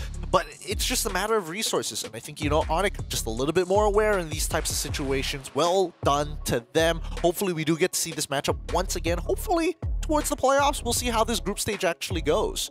And so they've broken something, right? This time around in the group stages, TLID unable to beat Onyx. So still have not found another win against Onyx PH, maybe the true kryptonites of TLID. So Eterna, is this according to what you said? Is this dropping the ball in the group stage so that they can do better in the playoffs? Only time will tell. Because I think that's what Bigatron are doing. Look. Right, okay. Hey, boy, guys. If not now, then when? If not them, then who? Wow, I completely forgot about that. Thanks for the reminder, guys. Hey, no worries, no worries. We'll always remind you if you forget. Don't worry. We haven't even brought out the big guns just yet, okay? That's just the tip of the iceberg, right? 2-1 scoreline so far, and I think, you know, this SPS Mobile Masters is going to be very interesting. I've been looking at some of the other streams as well. A couple of upsets here, some pretty surprising plays coming on through. We'll talk about it once we have the graphics all ready, but in the meantime, OP still looking best in the world right now. I don't think they're going to be shaken as easily, especially when it comes down to full series. Taking the game off of them, definitely more possible in this current metagame, because I don't think we've cracked it just yet. There's a reason why they're the tournament favorites, and we get to see why yet again. In a world in the Snapdragon Pro Series where the Kalea has not worked out, we're seeing Bruce go on this exact same pick and find success on it. 3 games in a row. Exactly. Exactly. I'm surprised he got away with it so many times. He got away with it. He has won, he has lost, and wait, sorry. He has lost, he has won, and then he won again, just to ensure that he is by far de facto best Kalea so far on Stream A. I gotta say though, props to Coach Why Not. That Suyo ban, I think, you know, set up for the game that we saw early, and picking the Hanzo, forcing the Ling out. It was good for a time, but again, just not giving out the Suyo to first pick. Gave the red side a win, finally. Yeah. Hopefully, I don't know whether it's going to change their mentality, but maybe we could ask the people who played it themselves about this Kalea and some of their drafts. We've got King Kong on the line from Onyx PH. King Kong, can you hear us over there on the other side? Hello. Hello, King Kong. Great to see you. Looking great. Back in the default skin. King Kong, I have to ask, how was the match against TLID? I know you guys were like, don't underestimate these guys, and they pushed you to a full best of 3. How is it, and how did it feel? The match was very, very fun. Good game, Fabian. I'm used to winning against you. He's ready to go. He's got his little guns. Pew, pew, pew. Speaking of the Fabian matchup against Fabian, it really seems like this meta is shaping up to be a whoever gets Suyo wins the game. Do you agree with that? Because we heard from Fabian that their adaptation against Bigatron was, we gotta take the Suyo. And we saw it from you too. Game 3, banning out the Suyo. Game 2, winning with the Suyo. Is Suyo that broken in the current meta? I think it just depends on the Suyo user. So is your Suyo the most OP, Yeah. bro. Okay. Just, yeah. So it depends. Yeah, it depends. If it's King Kong, auto ban. Okay. I have a question here, King Kong. In an era where everyone is currently doubting maybe your prowess, especially after your performance in your respective MPL PH, do you think you guys are back to your prime? Is this the strong Onyx PH that we're anticipating? Personally, for me, I think we're not back yet because I think we still lack a lot when it comes to the game, when it comes to decision makings. I think we just need to be a bit more faster and more connection. Wait, so what percentage of Onyx PH did we get to see earlier? Since it's Fabian, I think it's only 25%. Well done, King Kong. Well done. Always a character on the camera. A couple of questions here. I'm curious to know your opinion on Hanzo. I mean, it has got nerfed a little bit. We're still seeing it get picked up here at SPS. What are your thoughts? What are some of the win conditions you're looking for? And is it like the go-to pick now? Hanzo is very good, especially when it comes to the late game. He can kill very tanky heroes. He can target both tanky and squishy heroes. OP. I feel like Coach Winehouse is like, just tell him it's bad. Tell him it's really good. Tell him it's really good, guys. With that being said, King Kong, please, to all the international fans who are watching you from all across the world, whether from Southeast Asia and outside of Southeast Asia, please tell your message to them. What do you want to say? For all the fans around the world, thank you so much for all the support for Onyx Philippines. Please always support us and we'll always do our best. Thank you so much, King Kong. Give it up for King Kong. That is the jungler. Onyx PH. Give him that last fighting pose. Yeah, there we go. That's what we wanted to see, boy. Keep it up with the clips. Thank you so much. We appreciate you. You got a long day ahead of you. I'm sure you have more games to play. We'll see you then. Thank you, King Kong. You gotta salute the beast. Oh yeah, I forgot. Ooh yeah. Look, King Kong is doing a phenomenal job with OP, but the fact is, as Leo mentioned when we had the talk in the back, yeah, they're struggling to a certain degree, and I think even King Kong has confirmed that. It's like, yeah, we're definitely going through the phases, the growing pains, of course. Whether he's going to tell us exactly what that's going to be, he can point in a direction. No way to confirm. Apparently that was 25%. 25? He only needed 25% to deal with TLID. I wonder if we caught him behind the scenes just going after that game. Nice! Deep sighs, deep breaths. Turns out it was 100. Oh, hey, please. We got plenty of Onyx fans in the house here. That being said, we're going to go we're going to go on a short break, and when we come back, it's going to be the final series wrap-up day number 1. It's RRQ versus Team Falcons here at Snapdragon Pro Series Mobile Masters. We'll be back right after the break.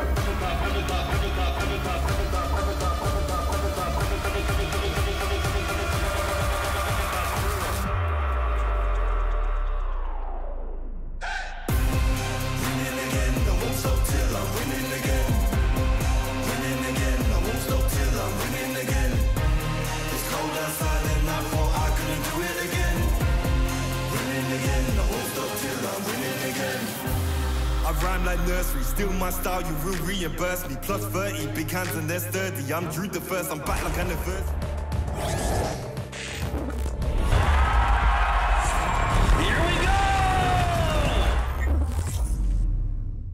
The Snapdragon Pro Series is brought to you by Snapdragon Elite Gaming and DHL.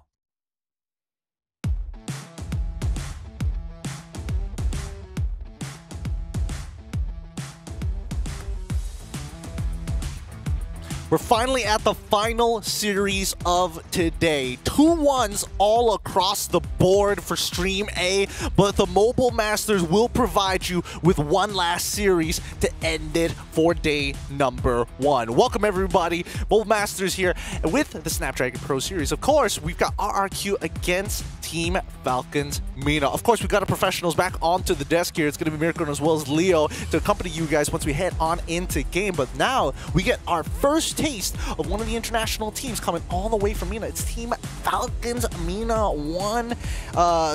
This would be their... You know what? I'm going to save that for later. They played a couple of games already. They're still looking for wins. And against RRQ, last time we checked the tables, they were sitting right on top. Yep, this is us welcoming Falcons Mina into Stream A. A-side. We've seen a lot of... A-side, what's up? A-10. We've been seeing a lot of Southeast Asian teams. And again, that's why the competition has been so tight. 2-1s all the way. These teams know each other, right? Very well. So now, this is the Kingdom saying hi to a powerhouse team from the Middle East. I am curious to see how Team Falcons is going to play this out, because again, after acquiring quite the roster in PH, they still had the funds to get one more in Mina. It's just a never-ending supply, as they like to call it. But still, their opponents today, RRQ, the Kingdom, has had a legacy of winning international tournaments and then holding the crown for as long as possible with Dyron, Sutsujin, Rins, Idok, and as well as Toy. Mirko, introduce your team. How have they been doing so far in their own local leagues? Ooh, man, before week 3, they didn't drop a single game. They only then dropped 2 games, but they still are undefeated in matches.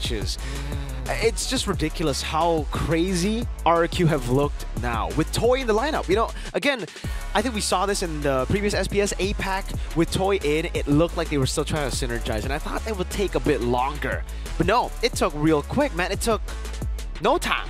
Kescute was able to make this team work, and again, it's through the drafts. Kescute and MM doing a phenomenal job to keep this team at a tip-top shape. Hopefully we get some more information with Dyron on the line with Rose and Kolios. How's he doing? He was told to pick Kalia XP, but why? Yeah, what's the power? Kekuatannya apa sih sampai Kalia tuh bisa jadi XP, Le? Sebenarnya kekuatannya di early tuh lumayan kuat lah di laning kan. Apalagi karena pasifnya yang buat batek sama nge-heal tuh banyak gitu. Terus kayak nge-ganking, terus nge-pick off juga enak gitu. Jadinya hero itu ada potensi lah di XP. Oh, okay. Kalia has big potential in the EXP lane, especially in the early phase where he wins by 1, I'm pretty sure, and even in the ganking later on. So it's pretty aggressive too, right? And they actually won that game, so I think we're going to be seeing more Kalia XP in the near future. Ya, catat ya penonton kalau mau coba pakai ya. Nah, iya nih Le, kalian kan bakal ketemu sama Falcon Mena. Mereka ini turnamen internasional pertama mereka. Kira-kira gimana nih persiapan kalian untuk berhadapan sama mereka? Ya persiapan kita mungkin kita lebih waspada lah, karena kan kita jarang juga kan ketemu mereka di scrim maupun di turnamen lah. Pasti mereka bisa jadi nyiapin hero-hero aneh atau strat-strat aneh lah. Jadi kita tetap respect ya. I see. So since this is Falcons Menace with this lineup, first international tournament actually, they've come prepared because they are well aware that if teams are not really familiar with the international scene, cheesy picks and cheesy strats will come, so they still respect the opponents. Terakhir Le, ada pesan nggak buat mereka semua nih? welcome to Jakarta. Welcome to Jakarta. Oke, makasih Lady Ren dan kita bakal kembalikan lagi ke panelis kita. Take it away. Thank you, Kolios, and as well as Rose. Welcome to Jakarta. I'm curious to see how that welcome is gonna go. Yeah, dude. You better not batter them after saying welcome to Jakarta. Ooh-wee. For context on the first half of that interview, they were talking about, their first ever EXP Kalia. And this has been something that I've been debating for quite a while because, yes, it has that hard sustain when it comes with her passive, but also great ganking capability as we heard into the interview. Do you guys agree with this? I have a feeling that Kalia is just going through her growing pains. Remember when we saw XP Kaja or XP Joy? XP Suyo.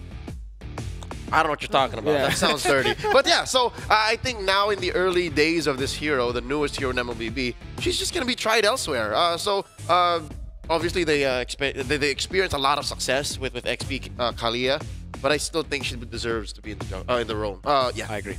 Yeah, I think it fits better as roam, but again, it could be another flex situation like we see from the Gata, the high-lows as well. Having that sustain is really good because, again, for the XP, a lot of times it's just a non-lane. You're just there farming out and then rotating over, so it technically fits. Because at this point, the meta is looking like XP is the secondary roam. Yay! Ooh, so much fun. Not as fun as the gold lane because we gotta look at Toy because he's looking to fill up some really big shoes. We talked about this in Challenge Finals APAC Season 6. Again, he's in the legacy of both Sin and as well as Skylar, both of which brand names of the kingdom itself are RQ. And I think, Toy, do you think that he has got higher potential than these two currently in the current metagame as well? Higher potential than Sin, I think definitely. Higher potential than Skylar individually. I gotta hold on to that for a bit, right? Because for Toy, he has been performing really, really well at the start of his career. That's better than Skylar's start. But usually when you start off shaky, you do better later on. Like something just, you go through the hard periods of life first. Okay, that's fair. You agree? That's fair. We might We'll get back into this topic in just a little bit because we have to introduce to you for the very first international tournament here. It's Team Falcons Mina with Orange Bob, Limi, Sensei, Boro, and Koba to fulfill the lineup. A very international roster here. Yeah, this is not the Falcons Mina we are used to. This is a one-time MPL MENA champion franchise. This was Season 5, the season also known as the Golden Season for that region. None of these dudes were there. It was a totally different face for Falcons MENA, but what that means is it's a new hope. It's a fresh take on Falcons MENA. So who knows what we can expect. Let's hear the opinions of Koba here as we have him on the line with both Rose and Kolios to see what he thinks about his team. He says hello back. Wow. Dah, gini. So, is there any Indonesian food that you've tried before? انت جربت اي اكل اندونيسي عموما قبل كده؟ لغاية الحين لا. Until now, no. Oke, sampai saat ini mungkin belum ada makanan Indonesia yang udah dicobain. So, because this is your first time to going on the international tournaments, right? How do you feel when you are know that you are gonna facing against RRQ, the kings of Indonesia? بما ان هي اول مره بالنسبه لك ان انت تلعب في بطوله عالميه هنا، انت هتقابل فريق RRQ هوشي الملقبين بكينج اوف كينجز او ملك الملوك، فبالنسبه لك انت ايه احساسك في ماتش زي ده؟ بصراحة احنا جايين عشان ناخد خبرة كبداية سنس انها أول مرة لينا كمستوى في المينا وكفريق جديد يعتبر، فإن شاء الله يكون ماتش كويس بالنسبة لنا وناخد منه خبرة كتير ونوديها للمينا إن شاء الله. Okay, so he's saying this match for us and this tournament generally is for them to gain more experience and pass it back to MENA and get it back to MENA, and also he wishes that this tournament is theirs. Jadi memang ketika Kolios tanya kan, ini pertama kalinya turnamen internasional mereka dan mereka bakal berhadapan dengan tim RRQ. Gimana nih perasaan mereka saat mereka akan tahu mereka akan bertemu dengan RRQ? Dan dia bilang karena ini adalah pengamalan mereka, so mereka bakal mencoba untuk mencari experience dan membawa experience juga buat teman-temannya yang ada di MENA nantinya, dan semoga bakal buat mereka lebih improve lagi. And last question, do you have any message that you want to say to Team RRQ? آخر سؤال بالنسبة لك، هل تحب توجه رسالة لفريق RRQ؟ اتمنى انهم يلعبوا باحسن مستوى عشان احنا بصراحه عايزين نتعلم منهم ونتعلم من خبراتهم وفي نفس الوقت نقدم مستوى حلو ضدهم فان شاء الله يكون في منافسه قويه بينهم. Okay, he wants you guys to play with your best performance because this is the way they want to win or this is the way they want to gain experience against you. Wow, jadi kalau ditanya ada pesan gak nih buat tim RRQ dan dia bilang bermain aja yang terbaik karena pastinya juga tim RRQ ingin memenangkan match-nya dan mereka juga ingin mendapatkan pengalaman yang terbaik. So that's all I think. Thank you Koba for the interview and let's throw back to the panelists. Thanks, Yasu. Thank you, Koleos, as well as Koba. You heard it himself. He wants the Jakartan introduction, the Welcome to Indonesia special. RRQ is going to be giving it to them, and I don't know about you boys, but this first encounter is going to be interesting. Yeah, Koba has what they say in Arabic, kabir dreams.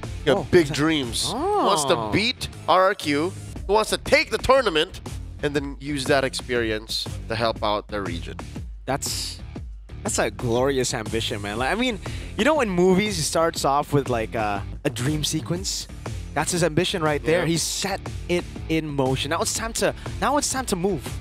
It's time to manifest. It's time to attack. The Kingdom is not going to be easy, and honestly, this would be a pretty huge upset if they were able to steal the entire series away from the Kingdom themselves. Or even take a game. I think that it kind of depends. Kind of depends on this one. Actually, I want to double check. Well, how's the consistency of RRQ? Are they I mean, previously not the experimental type, but no, they're clean. Crisp, clean, every single game taking it seriously. There was one game where they experimented, but even then they won, so it's like, yeah. I think they might be cleaner now than they were at M6. Yep. I'll say that. Yes, I think that is a guarantee for me. Okay, that's a good benchmark that we can play off of for now. The drafting is going to be starting in just a little bit. I am curious to know what they are playing over in MENA. I don't know if they take inspiration from Southeast Asia. They play a normal MLBB. Like weirdly enough, like I hate to say that because sometimes you play out of these regions that are so far off of Southeast Asia that you expect something exotic or different. No, like they hate Zushin. They like their Hyloses. Oh. They like Suyo. Oh yeah, for sure. They like they know the gold jungle trade. Bangers all across. And don't worry, our predictions are going to be leaning into our RQ here. The expectation is pretty high for them, but let's see whether Team Falcons MENA is going to, shake things up. I don't mind being wrong on this one of all things, but we're just going to have to wait and see their default normal MLBB in the draft. Let's jump right on into it here, boys and girls. This is going to be an interesting one. I can't wait to see this. RQ Hoshi going to be on the blue side up against Team Falcons MENA on the red side, and the bans are looking good so far.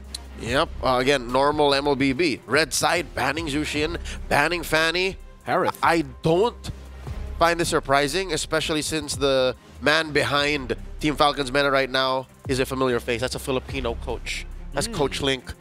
Previously seen in the pro scene. He was previously seen with RSG.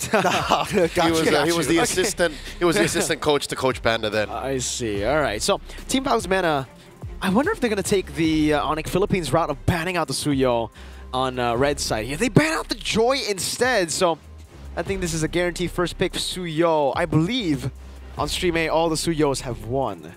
They've been doing a good 100%. job. 100%. The winningest. The winningest, the hardest. I think it's always blue side too, right? It's always first pick. Blue yo. I want to say yes. I'm gonna double check before you. I'm gonna double check for you. So far, 75% win rate in the tournament. 6 times being picked, 15 times being banned out. This will be interesting because now I want to see how Team Falcons MENA is going to handle this. Right? Usually you would leave out the Joy in some scenarios to kind of play the duality of the jungles, but now Kalia, all right, you might just call it here, Leo. Yeah, I'm thinking Kalia Granger. If not, they better have a plan. Yeah. They better have a reason why they're not picking Granger. Because the thing is, they kind of shot themselves in the foot with the Joy ban, right? Like Suyo gets, unless they want to go for the Hanzo, but if they don't go Granger here, the Harith is already banned out, so there's no Harith to be. Maybe they want to go Phobius. They want to go Irith or Moscow, but then one of the other roles, like you pick a jungle, the gold lane's gonna get attacked. You pick a gold lane, the jungle's gonna get attacked. So it's kind of kind of a lose-lose situation. This is for sure going to be a Granger. It's a signature pick for Toy. It's something that he's been able to utilize so well. 100% win rate at MPLID. And RQ Hoshi, I think they did their homework. They're stealing the Hylos here. How do you know? Just watch. Just a hard prediction here out of nowhere from thin air as well. Yep. That's a great... Whoa! There it is. Man, they really did their homework here. Oh my goodness, the abysmal win rate so far. Oh, man. Wow. Granger's that low. It's pretty bad. It's a matter of sample size. He just played a lot over and over and over again. I suppose there are 2 other streams that are happening at the same time, Yes, games true. happening at the same time. That is not the response I would expect. Now, say goodbye to Moskov and Irithel, and the Alpha without the Mathilda? I don't think it's too bad because you got Kalia to kind of support you in that sense. I suppose because again, it's like, oh, until you have your items, you're going to be that much of a threat, and then Kalia's kind of going to help buffer you till that point to sustain through until you get them. Have a glass half full? I'm taking the glass half full here because they're already banning Eve, and I think it's a pretty good idea. All right, so goodbye Irithel, goodbye Moskov, that's for sure. Which leaves them with what for the gold lane? There are also Beatrix. Claude, Beatrix, Carrie. Carrie looks okay, like pretty decent. You just have to survive the early game and the mid game, and then, you know, you melt down the Hylos. I don't know. I think that Claude might just be a little bit better because at least you can like keep up with Kalia as well as in the Infernal Pursuit as well. Yeah, that's true. You have a bit more ways to dive in together with the team, but yeah, at the early stages, the laning phase against the Granger is definitely going to be a tough matchup to go up. I mean, to try to make work here. No matter what you pick. Yeah. Well, we need to see at least the mid laner coming up from Team Falcon's meta to help that process out. If you can't win the lane because of your draft, at least have help from your mid trio. Rotate over, make it a little difficult. We saw it with Iman just getting pounded against TLID. Oh! I just want to say this is a perfect time for RQ to go for Edoc's signature Tigreal.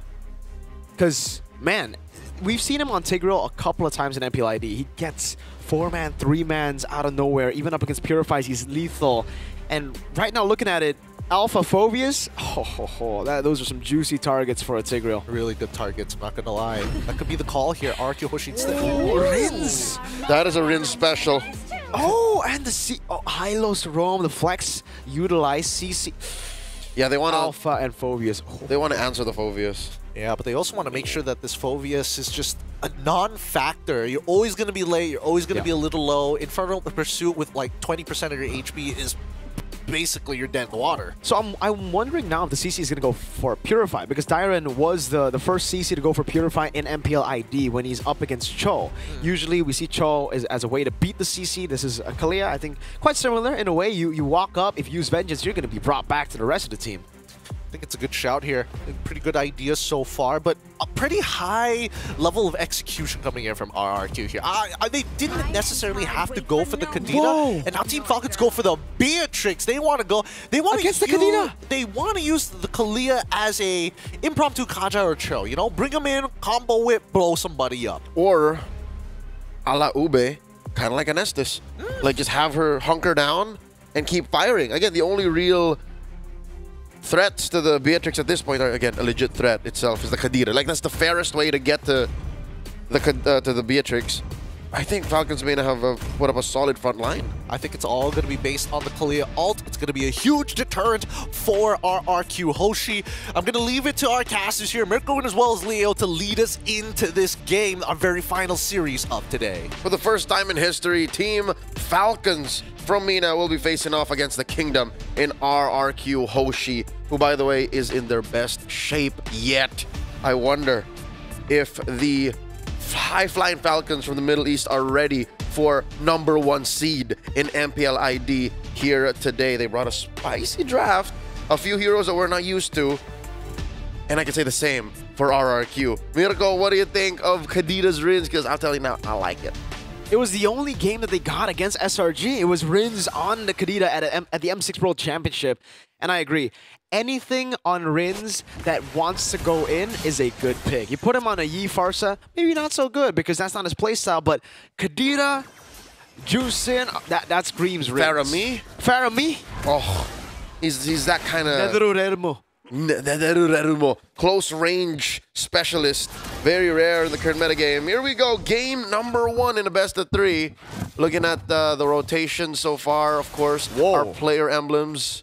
That's pretty unnatural. 3 plus firmness on Toy. It's a tanky Granger. It's a... Wow. Huh. Really respecting the damage potential. Blade Surge just to poke him down with a Queller to say goodnight to that laning phase. Dyron doing a good job at zoning as well. And Sutsujin gets the XP crab. I'm still trying to make ends of Toy's emblem build, but I guess anything to really give that Beatrix trouble. Oh no! Breath of the Ocean. Oh, Spear of Alpha used defensively. Now gets caught on the Blade Surge again. Still able to get the sustain down, but that's first blood for Sutsujin, the mercenary. They just dogpiled on Leave Me. He couldn't do anything. So that's mid. Definitely an advantage already for RRQ. Checking out the gold lane. I don't see Koba crossing the river too much. And Orange Bob, oh, he's in trouble. Oh, they actually do not go for the dive. Interesting. So, respecting Orange Bob, having the flicker, could be an outplay potential there. They go straight for the turtle right now, but Sutsujin not going to have the level lead here. We'll just start it out. Yep. Leave Me still going for the purple here. We'll have time to contest. Secures it, and Rin's just putting up a wall using his body. Spear of Alpha used defensively again. Tyron shoves him back. Free turtle, no retribution used. Orange Bob trying to go and open up a bit there. As you can see, Boro jumping back. Haruki Hoshi, despite just the first blood kill and the rotations that they're doing on the map, nothing spectacular, nothing too crazy, nothing out of the ordinary, are dripping with aura right now. I feel like Team Falcons Mena, they're farming.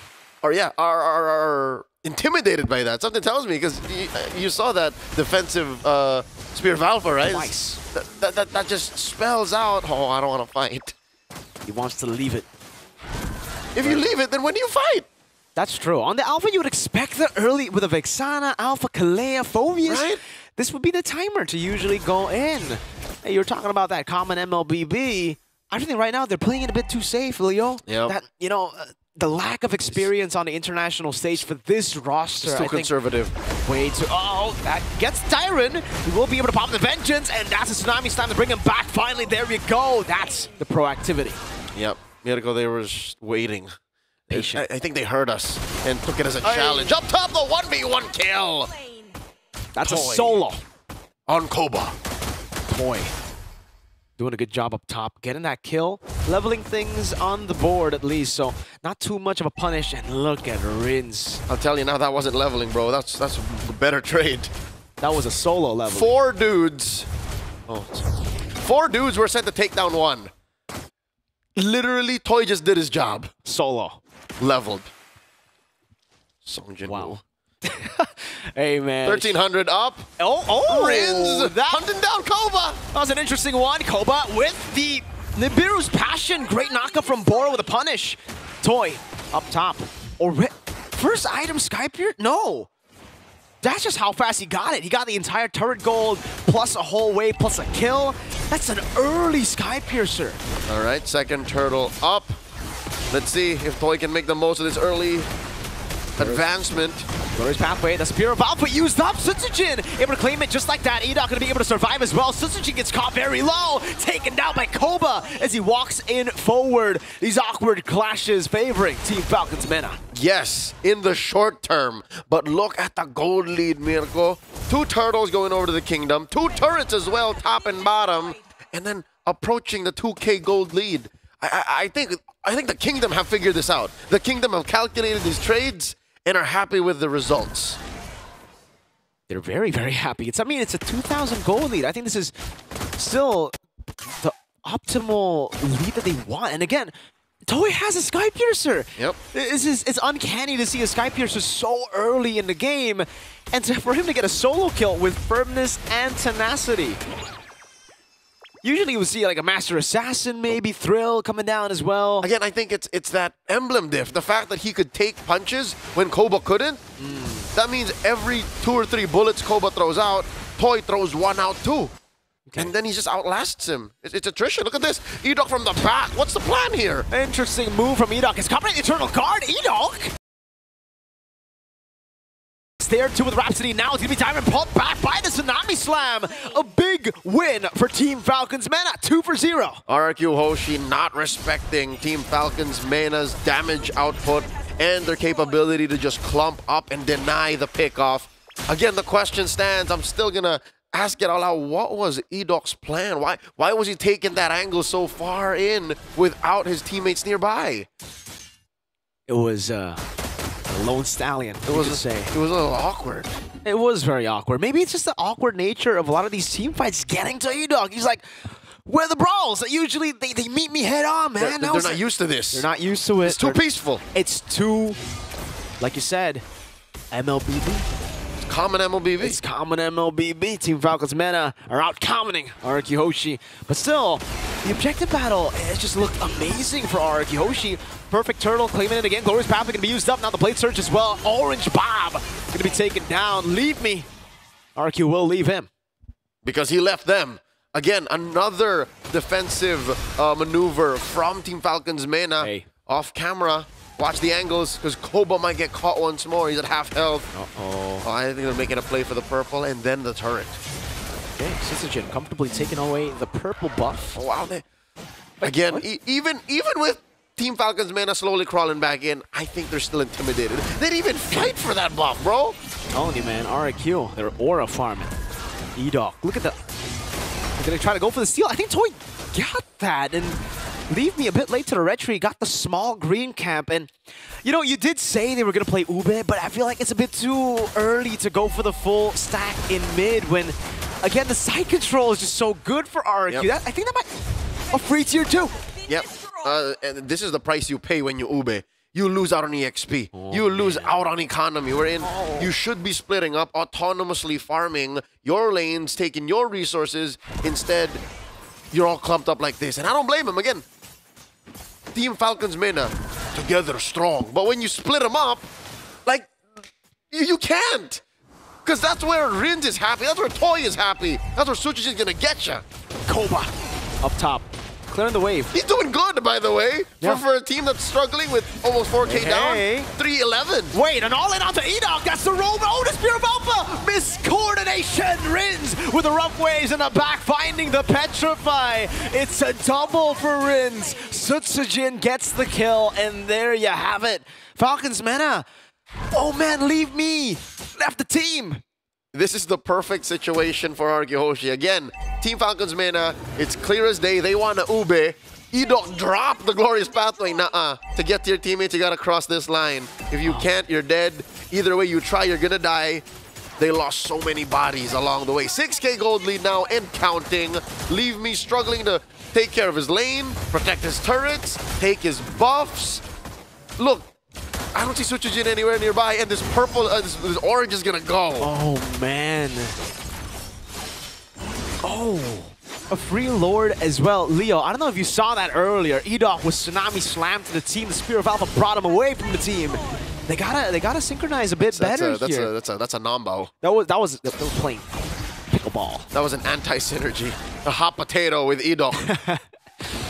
Oh, man. Now it gets tough because they're still sticking together. And slowly but surely, oh, Petrify, Breath of the Ocean! Rins gets another onto Sensei, and Toy is looking for the kill there. In the back, it's going to be Syzygen cutting him down. Still, a knockup from Boro. Look at Edoc! He's just walking him down. The DOT, not enough to take him down. Koba, he still stays alive. But look at his friends, look at the base, look at the game. 10 minutes in, Ibu's Passion coming down as well. Breath of the Ocean and Syzygen takes him out. RQ with a quick 9:59 finish. Under 10 minutes, a single attempt at an inhibitor into a wipeout.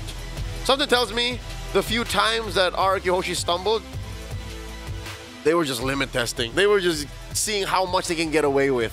And they got away with so much. They got away with everything, Leo. Let's be honest here. Those kills that went over to Team Falcons Mena should have been more value to Team Falcons Mena. They should have been able to find more value. Those kills. No conversions. Tempo, but like you said, they were intimidated by the aura. That's it. Do you agree, Gideon? You saw the aura farming that RQ was doing? Hey, after after what Rins did in the gold lane earlier, I was like, hey, what happened to respecting them? What was that? And RRQ, they got away with it. And honestly, these guys are the Kingdom's being a little slick right now. Yeah. There definitely was moments where Falcons Mina, they clearly know how to press buttons. They know how to team fight. They've got a rough idea. However, when the going gets tough, and especially when RQ just decided, you know what? We're not gonna keep respecting them. We're gonna double down. We're gonna multiply the pressure to see where is the breaking point, and they found it rather quick. Did you see Edok just walk down the face turret? He didn't even pop Glorious Pathway. Mans was just walking. So disrespectful, dude. Man. And he got away with it too. He didn't die. He didn't die. Actually, it was Koba who almost died to the DOT. About an inch away from his fountain. Oh, man. Oh, man. Look, it's clear that Falcons are a little rough around the edges, but they've got a couple of good fundamentals. They've got a couple of good ideas. But again, when your concepts crumble in the face of, you know, the simplest of attempts, then there's a lot of work to do. Hey, again, I mean, there's a reason why Southeast Asia has had this dominance. We've been in this scene for a lot longer. We've gone through that phase. Yep. MLBB did not look the same during M1. I'll tell y'all, even the Philippines look very different in M1. Yeah. Right? So, Team Falcons Mena, Koba did say in that interview with Kolios and Rose that they wanted, and Kolios and Yasu, that they wanted experience. So here's that experience. Absolutely. Welcome to Jakarta. As Dyron said, Mr. Lek Dyron. Ah, boy. I do want to see Team Falcons really start taking advantage of RQ Hoshi. Because again, there were some botched attempts. And I didn't feel like they clapped hard enough to be like, no, stop it. They didn't whip out the belt. Yep, Stop it, man. It's a little messy. There was a little bit of mess. It was messy, tough love. Messy. It was tough love. You know, they were making it messy. They were jumping in. That Petrify earlier, like you said, Gideon. Petrify waiting a solid 4 seconds before popping the breath of the ocean.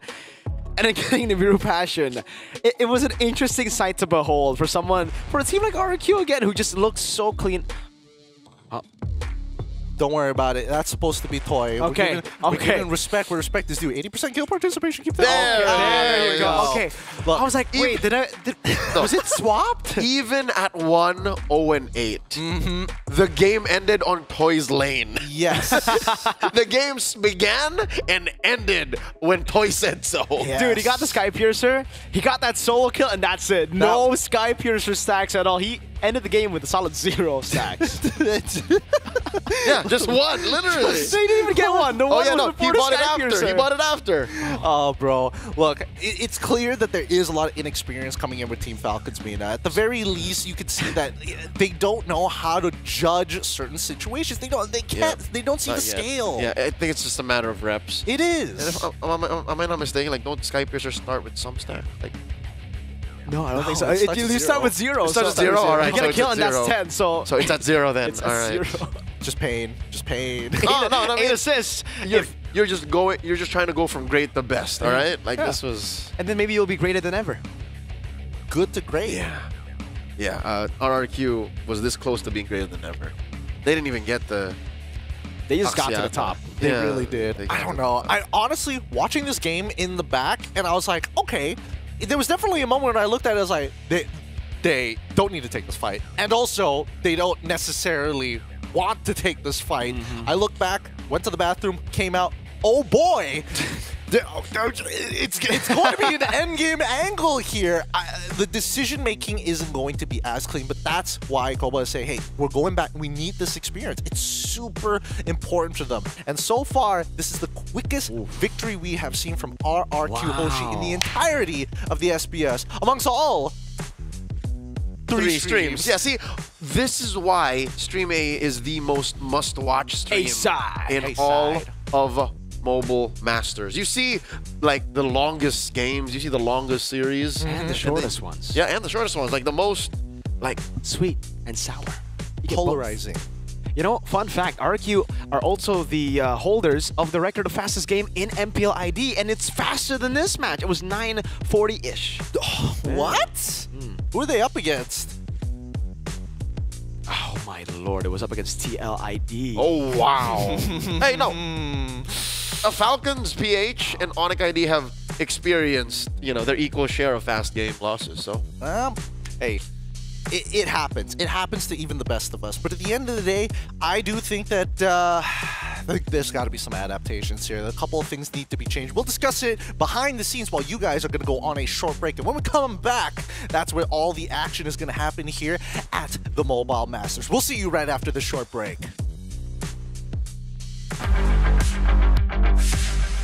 Halo guys, gue Sutsujin dari RRQ Hoshi sebagai jungler. Gue sekarang bakalan bagi tips ke kalian cara main Hayabusa. Oke guys, sekarang kalian bisa nentuin startnya dari mana itu lihat turtle-nya guys. Kalau turtle-nya di atas, biasanya gue start atas biar nanti bisa turtle-nya gampang. Kalian start biru pun kalian bisa rotasi ke gold lane juga nantinya biar bisa bantu gold kalian. Nah pas start jungle gini kalian bisa suruh roamer kalian buat bantuin jungle biar lebih cepat rotasi. Kalau enggak midnya kalian bisa suruh freeze hero di mid kalau nggak mau bantu jungle. Pokoknya Haya harus 2 buff dulu guys biar bisa biar bisa ganking enak, nyari level 4 biar bisa ada ulti ya. Nah kayak gini guys, kalian bisa suruh tim kalian kayak aduin aja terus nanti kalian datang geng. Sambil scroll map juga kalian bisa lihat limit. Kalau posisinya kemajuan gini bisa kalian bunuh guys. Jangan lupa skill 2-nya harus kena ya guys. Biar makin sakit. Di menit 2 turtle ya guys.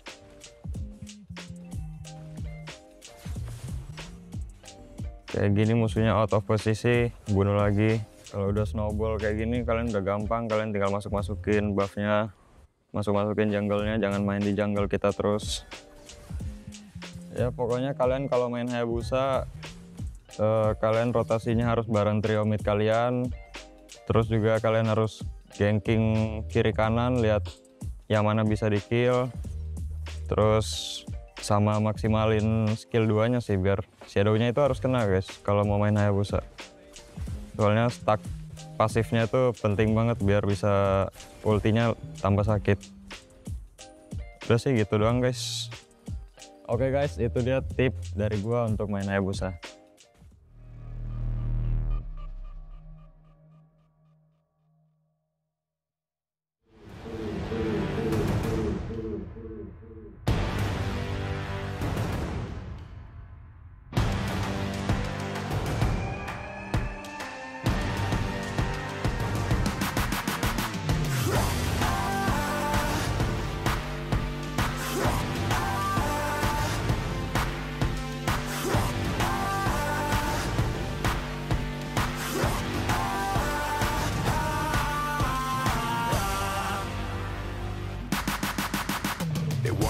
we go farther. They working hard, we're working smarter.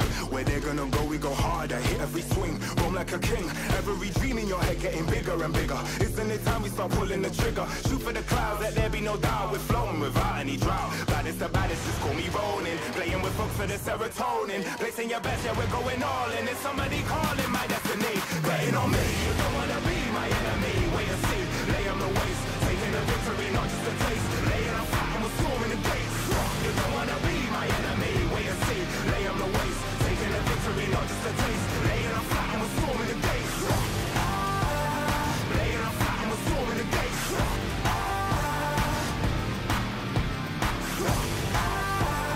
Laying on flat and we're storming the gates.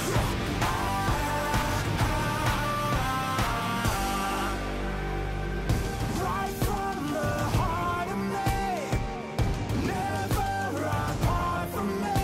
It's all I had and all I'll ever need.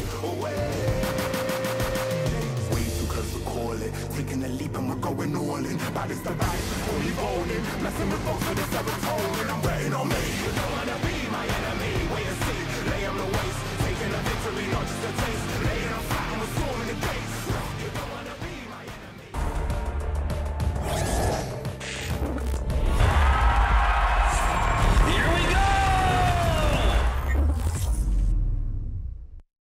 The Snapdragon Pro Series is brought to you by Snapdragon Elite Gaming and DHL.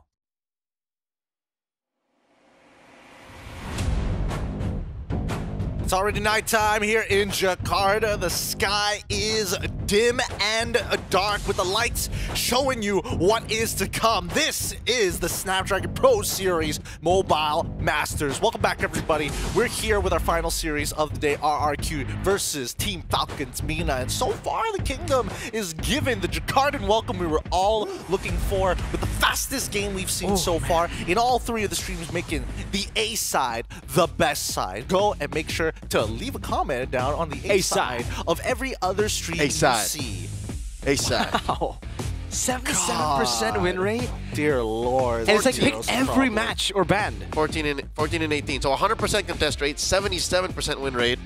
The numbers don't lie. If you can pick Suyo first in blue, do so, or else just ban it. You're trolling it for not. Oh man. Honestly, it does. It leaves Suyo with a really bad look. It's getting to the M6 Bruno level of please get rid of it, dear God. Without the Granger to answer for it, or the Layla in Kelra's hands. Like there's no equivalent. There really is. How do you stop a Suyo? Pray to whatever deity you believe in. Yeah, that too. And ban it. Yeah. I mean, banning it is the simplest answer. But God, this is going to be a rough one because now we do see that a couple of adaptations have been made here. It looks like Team Falcons Mina going to expedite the banning process with the Lo Yi and also getting rid of the Badang alongside it with RRQ Hoshi now getting rid of the Jushin. I'm curious to see whether they're going to let Team Falcons Mina play Kalia one more time. I think they can. They can do it again, right? I mean, again, the Harith is also... Oh, wow. They decided to ban it. But mind you, Harith, Granger, Mathilda are open. Yeah. Knowing the Alpha was picked up earlier, I think the Mathilda should make its way as first pick. There you go. But here's the thing. Is Mathilda Alpha really better than, like, Joy Granger? Would you say that that's a fair trade? Because right now, Alpha feels like he belongs in, like, the B tier. Well, it really depends. Hey, sometimes it's not just the plane, it's the pilot. It's so important that the pilot is able to, really max out the capabilities of their vehicle mode of transport. Oh, boy. Now, RRQ, man, I really don't want to spoil this, but we'll see the next two picks coming in real soon here. And I think that RRQ, with how much they got away with game number one, game number two, it's kind of up to them. Dude, RRQ Sutsujin just did a tutorial earlier on a specific hero. It's this one. And we're going to see it. We're going to see it on his hands here. A Hayabusa, not a Joy, together with a Harith. La Mercenaria. La Mercenaria. Team Falcons Mina, what's the answer to this right now? I mean, just commit to it. If you're going to do the Alpha Mathilda thing, if you really believe in it, Coach Link, by all means. Boom, there you go. It's a free world. Yeah, it's simple. Not a Granger, but an Aerithel. Why? They're overthinking it. You guys can't see it right now. Leo's upset. He's crossing his arms right now. He's angry. My gears are grinded. Like my gears were grinded when I saw a Joy ban and then an Alpha pick. Hey, not everybody is Southeast Asian level. I'm just gonna put that out there. I'm not saying they have to do these things, but if you overcomplicate and you discombobulate, then you end up flummoxing the gear capacitation, That's it, Sherlock Holmes. Dude, I love Tom Cruise. just the best. Cecilia, I'm going to be the final lock-in here for RRQ Hoshi as we move on to the second phase of the band. So here, they respect Tangerine Robert enough to ban his Phobius. He was one of the closest threats earlier. Tangerine Robert 50. Woo! We have fun here. We have fun here on the A stream. That might have been one of the key picks. Like, imagine if Falcons Mana got their Alpha Mathilda combo with a Phobius. Like, that's infinite re-engages. I mean, that's one way of taking it. Yes, sure. But I do think the mid laners need to have a closer look here for the side of Team Falcons. Because at the end of the day, what are they going to do? What are they going to do to stop it? Unless this is going to be a Mathilda flex. Then no way! Oh my God! Mid Mathilda? Oh, that's some Super Friend stuff, bro. How epic would that be? Dude, that would be so epic. That would be pretty epic. That would be Sensei level epic. I bet Coach Link couldn't wait for the press con to try and explain why the flex happened. Because all right, folks, just beside the fact that we know where drafts could go because of certain ways that the meta evolved, like there's no reason to flex when the way is clear. Hey man, some people believe in what they believe. Exactly.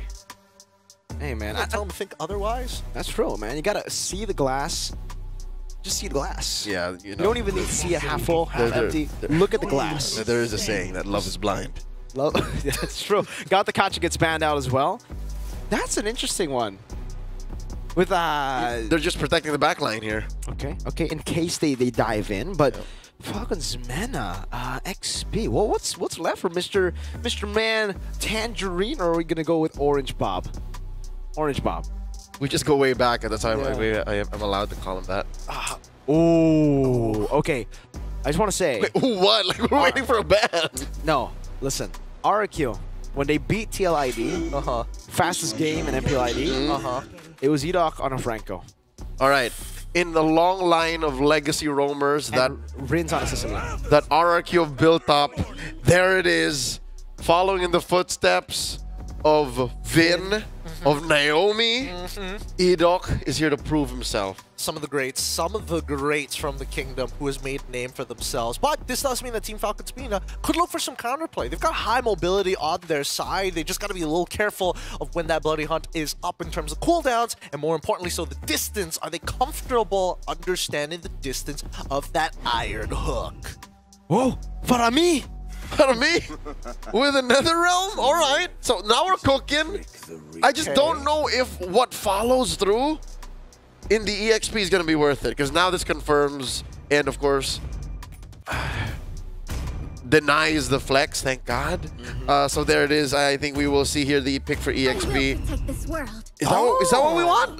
I think that's okay, because this is, again, I mean, I'm going to say this, that at least for Onyx PH, this is the go-to blind pick of like, is there anything else to play? Edith, because Edith is the Swiss Army knife of the EXP, brings a lot, is able to buy a lot, and not to mention the ultra sustain that Team Falcons Mina have with their mid duo alone. But RQ Hoshi responds with their own highlights. They want to go fast, they want to go hard. Solid draft, honestly, from RQ Hoshi. This is, again, dude, glimpses of what they did to TLID. Sicilian, just to put it into perspective, got a triple kill at the second minute of the game. It's very possible here, because at the second minute, or what, the third even, you're pushing it, NetherRealm isn't online. So the full alpha combo in and out is just not ready. Well, we'll see about that. Maybe Team Falcons Mina could surprise us against the Kingdom and bring it to a 1-1. With that being said, as we head on over to game number 2, I will leave you with the voices of our professionals, Mirko and as well as Leo. Please take it away. Away we shall. In just a few moments, we'll be heading into the Land of Dawn for possibly the last game of this series. Again, RQ Hoshi at match point up against Team Falcons Mena, who, you know what, I'll have to admit, had a solid second half of the draft. That was so much better than the first, despite all of the flex that they did not have to show, but instead went for anyways. The Faramis and Edith are good coverage for that EXP and mid lane, high initiative frontliners. All right. So also no purifies on the board. Rin's already stacking up, getting 2 on the Sanguine Claws. Oh, Orange Bob 25. Edoc's walking for the hook. Will be able to find it. First blood to Dyron. Bob. That's what I was hoping for, actually. I was still pretty shocked at the lack of Purify. I was expecting Sensei and Boro to at least have it. So, are we going to count, tally up the hook rate for Mr. Edoc here? So far, what is he at 1 now? of 1. So 100%. 100%, 1. Okay. Oh, he's going to be looking for the Edith again in the bottom lane. Look at this. You don't usually see people play for the high-low. Scoba up top has a sprint. So Sujin could jump back, and he does. Scoba, okay, gets away in time. Toy doesn't go for the flicker. He might be able to. No. Koba respects it. Oh, wow. Sutsujin, the mercenary, didn't even need to have level 4. Didn't need Shadow Kill to threaten the kill. He was willing to do that. Just Quad Shadow, slap, Quad Shadow, kunais. But again, now he just got it. Could confirm kills now. Still sitting at a... Oh, wow! The 2 chunky boys. Did he throw a hook there? I think so. Right? We'll call it 2 for 2. Walk up We'll call it into 2 the for bush. 2 for 2. DOT. That's what's very underrated in the kit of high-lows. Early game pressure. Oh, 3 of 3. Lining out to Leave Me. And Leave Me is going to leave them. Not going to go for the Spear of Alpha. All right. Luckily, he can just help farm here, clear the mid, take his purple, come back. Very mobile with guiding winds here. If he calls for Boro to go ahead. Boro keeping tabs on Dyron. Leoman, they're giving Franco the entire XP. And they got level 4. This is a very, odd thing to see. A roamer level 4 with the first turtle. RQ are going to get it for free, and there's nothing Team Falcon's Mena can do about it. Edo can just bite down on whoever he so desires. That is the mercenary scoring. Clean first turtle of the game. And with very little action happening, Miracle, they're building up to a 2,000 gold lead. There you go. First miss of the game, 3 of 4. All right. Currently 75% on the Iron Hook rate. Is Edok. Can work on it. I'm surprised he actually left XP. I thought they were going to just try to take down Orange Bob all game. Maybe they want to take Orange Bob down 25 times. Edok, into the bloody hunt. Oh no, not enough time to go for the Netherrealm. Rins picks up the kill. That's going to be the guiding win. Believe he cannot take it. Under the turret, Rins gets a double. 3 minutes, and it's 5-0. It's as if the players were hearing us talk about that throwback to that moment RQ Hoshi had against TLID. What was it again? A triple kill, a double kill at 2 minutes? Yeah. Triple. Yep. Rins tried. Currently, 3.5 minutes in, 0 and 5, 3,000 between RQ Hoshi and Team Falcon's Mena, and there's no signs of slowing down from the King of Kings. Oh, up top, Toy in a 1v1 against Koba. All right, here comes the backup. Koba calling for some friends. Oh, RQ have got friends as well. Leave Me with the Spear of Alpha defensively. Cobra trying to dodge, does get away. That's 4 out of 6 now. Thanks for keeping tabs. Yes, sir. 3,400. RQ Hoshi, that's the gold lead. And again, this is natural response to the aggression that RQ Hoshi are putting out here this early in the game. They're just oobying up. Mirko, look at this. They're clumped up in mid. Jin. Oh, Koba doesn't spot it. He's going hunting. No, Koba! Don't walk in the bush. Shutsujin's there. Shadow kill. Koba taken down by the how do you say it? La Mercenaria. La Mercenaria. Bloody hunt in the claws. Edok gets another. We're going to assume that's a hook. That is 5 out of 7. All right, keeping tabs, folks. Please do comment it in chat so we know that we can follow through. And if the stats are correct, then we'll check in later. RQ Hoshi converting through the roof, chunking down the gold shields in mid. Up top, though, what's this? 2v1? Uh-oh, Toy's going to win it out, it seems. Here in 2v1, Leave Me, unable to get the damage down. Boro left all alone. Up top, Toy. Oh, Edok. Not again, not to Koba. Okay, Koba's good. Toy was toying with them, man. I'm pretty sure he had that calculated. Oh, no! Leo! He's cornering him! What do you do? Edok. That was a dangerous game they were playing. Netherrealm, you're forced out of. Oh, Orange Bob trying to go for the Flicker, Earth Shatter. Rins reads through it. Sensei, I don't know what Sensei was thinking. He used it for himself, off camera. Sutsujin popping the turtle. And Edo, did Edo pick up a winner crown? I think he did. That was the first time to win a crown. Oh, Iron Hook landing over to the back. That's going to be Boro taken down. Zaman Force used up as well. Koba still able to escape. Say goodnight to Orange Bob 25. Good night, Orange Bob. Oy. Turtle down. Purple down as well. The Mercenary is a monster, a menace. Le Mercenaria. To Team Falcon's menace resources. And look at this. At 5.5 minutes, they already call it. All right, you know what? Koba, just switch it up. Let's see if they attack you just as hard down there in the EXP.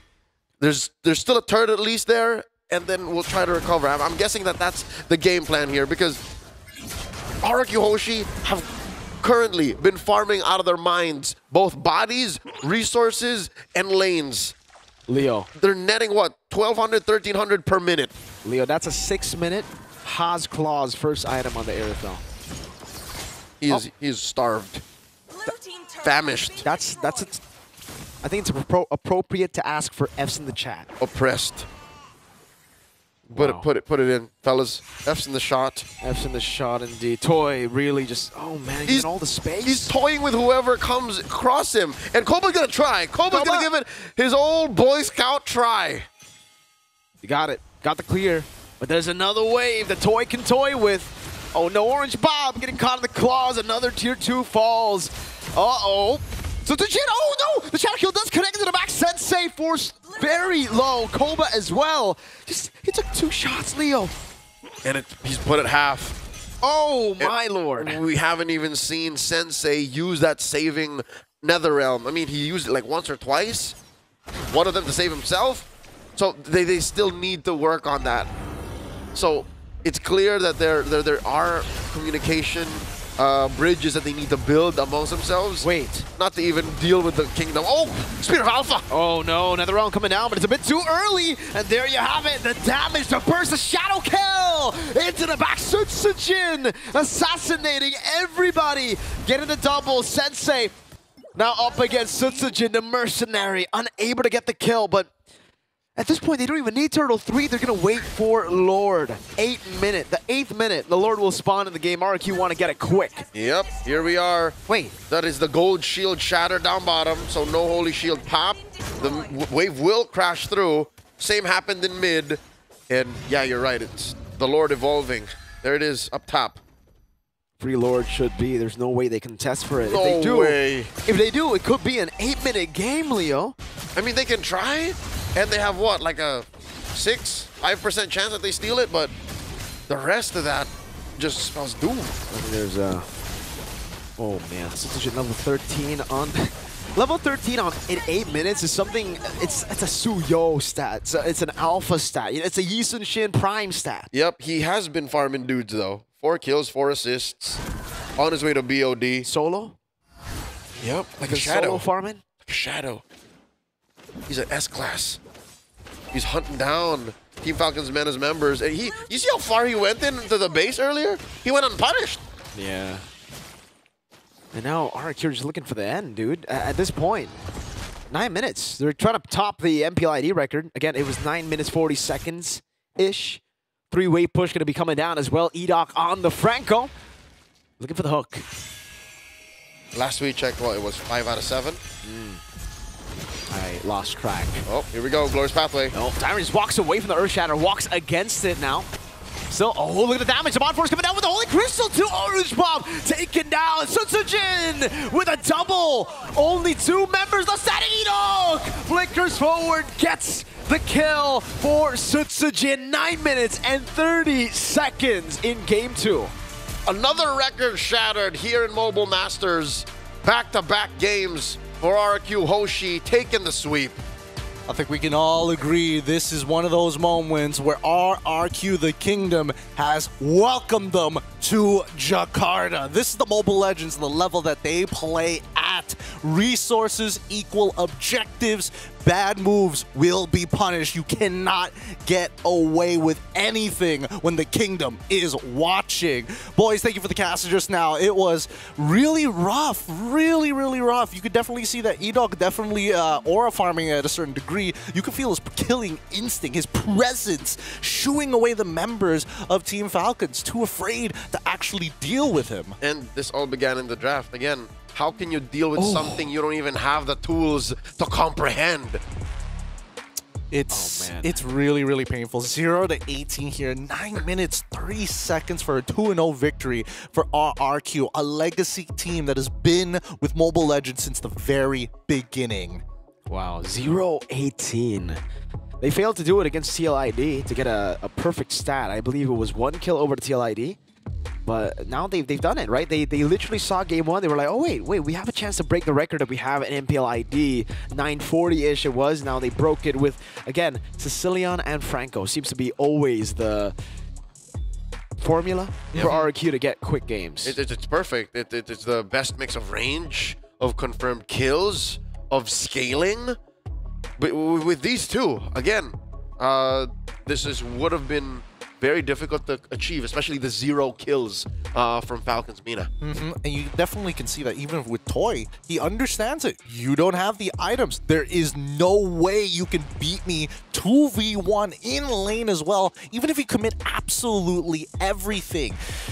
It's tough to see, of course, and definitely a devastating loss coming in from Team Falcons MENA, but they're going to be walking away with at least experience from this. All right, what exactly happened in this game? Where did we go wrong? It's only a true L if you didn't learn. And I'm hoping that from the draft all the way to the early game rotations, to the mid game, the potential comeback, and to the conclusion, there are notes that Team Falcons can take. Absolutely. At least coming into this game here, there's a likelihood that RQ just outplayed you more so than they've completely disrespected you, like in game number 1 here. There was a lot more cleanliness in their decisions, the way that they decided to kind of make the calls and push on in. And obviously, give it up for our MVP here. Rin's doing a phenomenal job. Oh yeah, no, actually, in the contrary, I think by being the best you can be and playing the way RQ did is the best way to respect your opponents. I agree.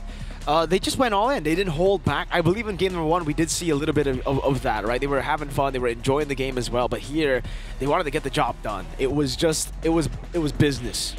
It was all business here. Oh, there's a lot of things that Team Falcons MENA can take away. At the very least, they need to understand some things just do not work. A lot of key concepts, especially when you're holding on to key ultimates and how your draft works all together. Not to forget the amount of vision you're able to obtain on the map. There is no fog of war here in MLBB that is per se visually seen when you play the game. You just got to know the angles. Yep, technically we do. The fact that you don't see certain parts of the map is that fog of war, and Koba did not expect Hayabusa to be there, for Sutsujin to be there, and that's why he walked into it. Oh my god, playing it back in my head. He walked into it, allowed a couple of free basic hits, and then the shadow kill. So, you know, fundamentals like that, like, I don't know where the Hayabusa is, so I better check first, I better ask, and then, but, you know, case it out for the next match. Something to think about. Definitely something to think about. I'm surprised that there wasn't a lot of Sky Piercers being purchased from the side of RQ Hoshi. They definitely could have gone for it if they wanted to, but no. They made sure standard items all the way through, show them what the real oppression is going to look like. I don't have to execute when you low. I just need you to recall, and that's more than enough.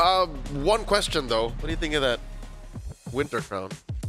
I think it was great. Again, when you're snowballing that hard, you already got the fleeting time. I think he went Winter Crown first and then fleeting time, right? So when you're already snowballing that much, might as well go Winter Crown. Flicker forward, start biting on your target, and then Winter Crown. Deny the kill, deny the clap. Deny the cancel. Well, with that being said, we do have an interview with the mercenary himself, Sutsujin from RRQ. Let's welcome him onto the line here. Sutsujin, hello, how are you doing? Hello, I'm fine.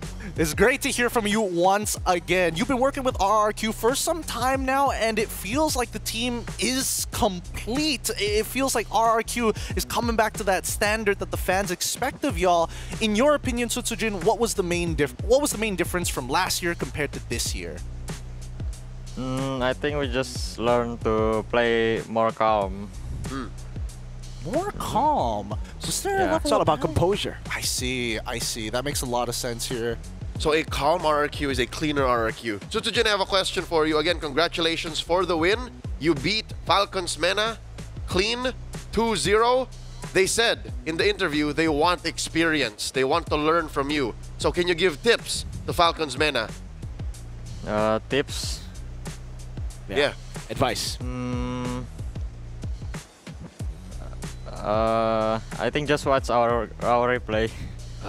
Just rewatch it, all go there. through the VOD. It's all there. But Sutsujin, I want to ask right now, RRQ, you hold the record for both fastest game in MPL ID and now fastest game in Snapdragon. You just beat it. You already got it with game 1. Game 2 was even faster. What's the secret behind these early game, very quick victories? Do you plan for these 9-minute 30 games, or does it just happen? I think because casket draft. OP. I agree. Casket is the key, man. It's my GOAT. Caske's the coaching GOAT. My GOAT. Oh, boy. So, Sutsujin, before we send you off, I'm curious to know, who are you anticipating to be your biggest challenge coming into the SPS? I know you guys are looking to be champions, but are there any teams in particular that you want to take on? It doesn't just have to be Onyx PH, of course, but are there any other teams besides the world champions? For now, I think we want to meet Onyx Indo. Oh, interesting, interesting. Yeah, he's got a lot of options to choose from, still coming in from Indonesia as challengers. Well, with that being said, Sutsujin, plenty of fans across the world are watching RRQ. Do you have anything to say to them? Buat Kingdom, tetap support kita. Kita bakalan kasih yang terbaik buat di ESL Snapdragon ini, ESL Master.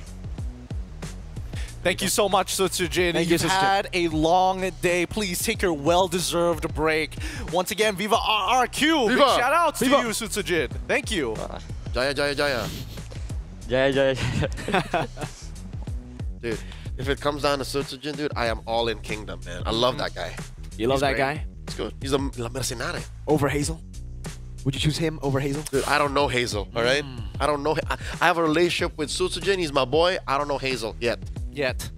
Wait until Kingdom don't know. Like, I just know Sutsujin. I'm gonna know. He's just cool with him, you know? He's cool with him. They worked out together or something. I don't know. Yeah, we did. We did. There you go. When are you gonna start the Sutsunatics? If they win. If they get the MSC. Oh, That's how it works. That's how it works. Back to back. The Mercenary Fan Club. The Mercenary Fan. I like Mercenatics. I like that a lot, actually. We might make that a thing, but back-to-back record here. RQ sets yet another fastest game at 9 minutes 30 seconds versus Team Falcons Mina. Round of applause for this guy. Stream A breaking records. A-side. Taking names. A-side. Make sure you're dropping capital A in Stream B and Stream C. Let them know we're the best side. Just hold A. That would be a good way. Oh, boy. That definitely, displays how dominant we are. It's the best stream in the world. It's not even about the games anymore. It's not even about the Stream games. pride, baby. It's stream pride, and the stream moderators are going to be so mad at us later. They're going to get a clip of this, and they're like, these guys, No wonder we've been seeing flame moderately. Responsibly. Once again, this does conclude our very first day. We got a little taste of everything that we had to see here at Mobile Masters. A really cool way to kind of kick things off and to get this group stage even more excitedly. Now, the standings. This is where it gets so very important. Because in Group A, it looks like Onyx PH still sitting on top at 5 points, Supermassive at 4 points, CLID at 3 still, and it looks like Influence Rage 3 points, as well as Yanbin at 2. Bigatron. Hey, what's that? What? Hey, whoa. Not all the streams have finished their games just yet. Look, what is that? What? What is what? Why is BTR just... Oh, no, it's all good. We're saving strat for M7. Bro, they played 5 games Not so even far. MSC. We're saving strat for M7. This is classic, heroes lose at the start to win later on. You were in the meeting to plan this out. Like, yeah, I was in the meeting. I heard my boy Captain Luke say, Mirko, yeah. Yeah, Mirko looks like the kind of guy who's just like, guys, he's in the writer's room. Boys, what if we lose early? What if we have the ultimate uprise of all time? It'll be a great story. It'll be huge. But now, let's look at Stream B. And keep in mind, Group B, Stream B and as well as C still have games currently going on. So we will update that as it goes on with the final conclusion soon enough. But RRQ currently sitting on top of the perfect score of 6 total points. The maximum that you can get so far, with Falcons at 4 points, Aurora Turkey at 3 points, Onyx Indonesia, Onyx Esports at 2, as well A7 and Falcons Mina currently 0-0. What makes it scary is in day 1 alone, after a good chunk of best of 3s, you already see who is in place to score for seed, or even to lock in top 3, because that's who moves on. Definitely. Again, looking at these teams, it just feels like we were expecting Group B to be a bit more competitive, but I think we just didn't get to see the matchups. I mean, RRQ versus Aurora Turkey later on, RRQ versus Falcons, and Onyx, something that Sutsujin was already, kind of foreshadowing, saying he wants to meet this new version of Onyx ID that unfortunately in MPL ID we didn't get to see yet. It was still the Res and CW version. that would have been a great matchup to watch, actually. Right? But hey, still, we're at Mobile Masters. We got to keep the locals to the locals. This minor international, about to be a major international real soon. Once we get to the playoffs, is going to be a good time. Keep in mind, everybody, you can follow us on our social medias individually, or even for the ESL on all 3 of the platforms, of course. And don't forget to fix your sit, boys. All your broken backs can be fixed simply with the chain from Anthros. Guys, don't forget to support your favorite team. Scan the QR code up on your screens and make sure that you are going to be supporting your favorites. And of course, if you're in Jakarta, buy some tickets, because the playoffs is going to be just as exciting. You're not only going to support your favorite teams, you're going to watch them live. You're going to see everything happen in real time. Look, Leo, he's there right now. Oh my goodness. Oh, is that Sutsujin? He's walking across the stage. No way. I'm too comfy on my Antros. I don't want to leave my Antros, bro. That's true. Not leaving we got it in Jakarta. I'm on my Antros. Oh, they do have it in Jakarta. Ah, look. With that being said, this is the very first day of Mobile Masters, the Snapdragon Pro Series. Again, thank you again, Miracle, and as well as Leo. For a big shout out to Eterna as well off the screen. She also thinks that you guys are cool here at ESL for bringing us the Mobile Masters. My name is Gideon Q, signing off for tonight for date number 1. We'll see you guys tomorrow. Till then, bye-bye.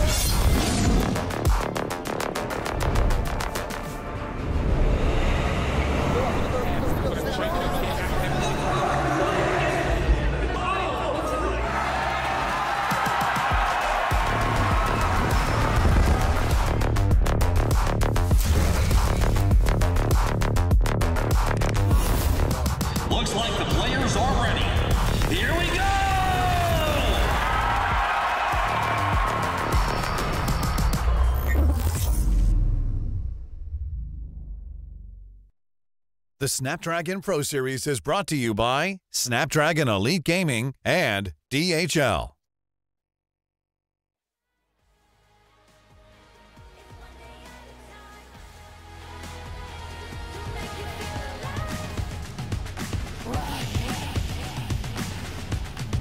Tell me you're feeling love.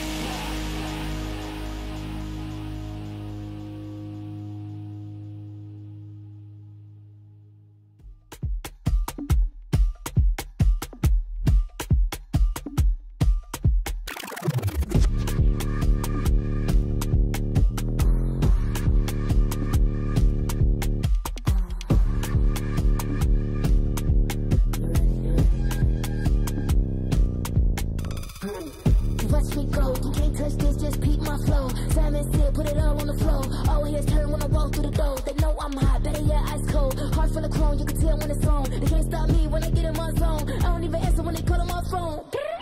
Baby, myself, I ain't no wrong.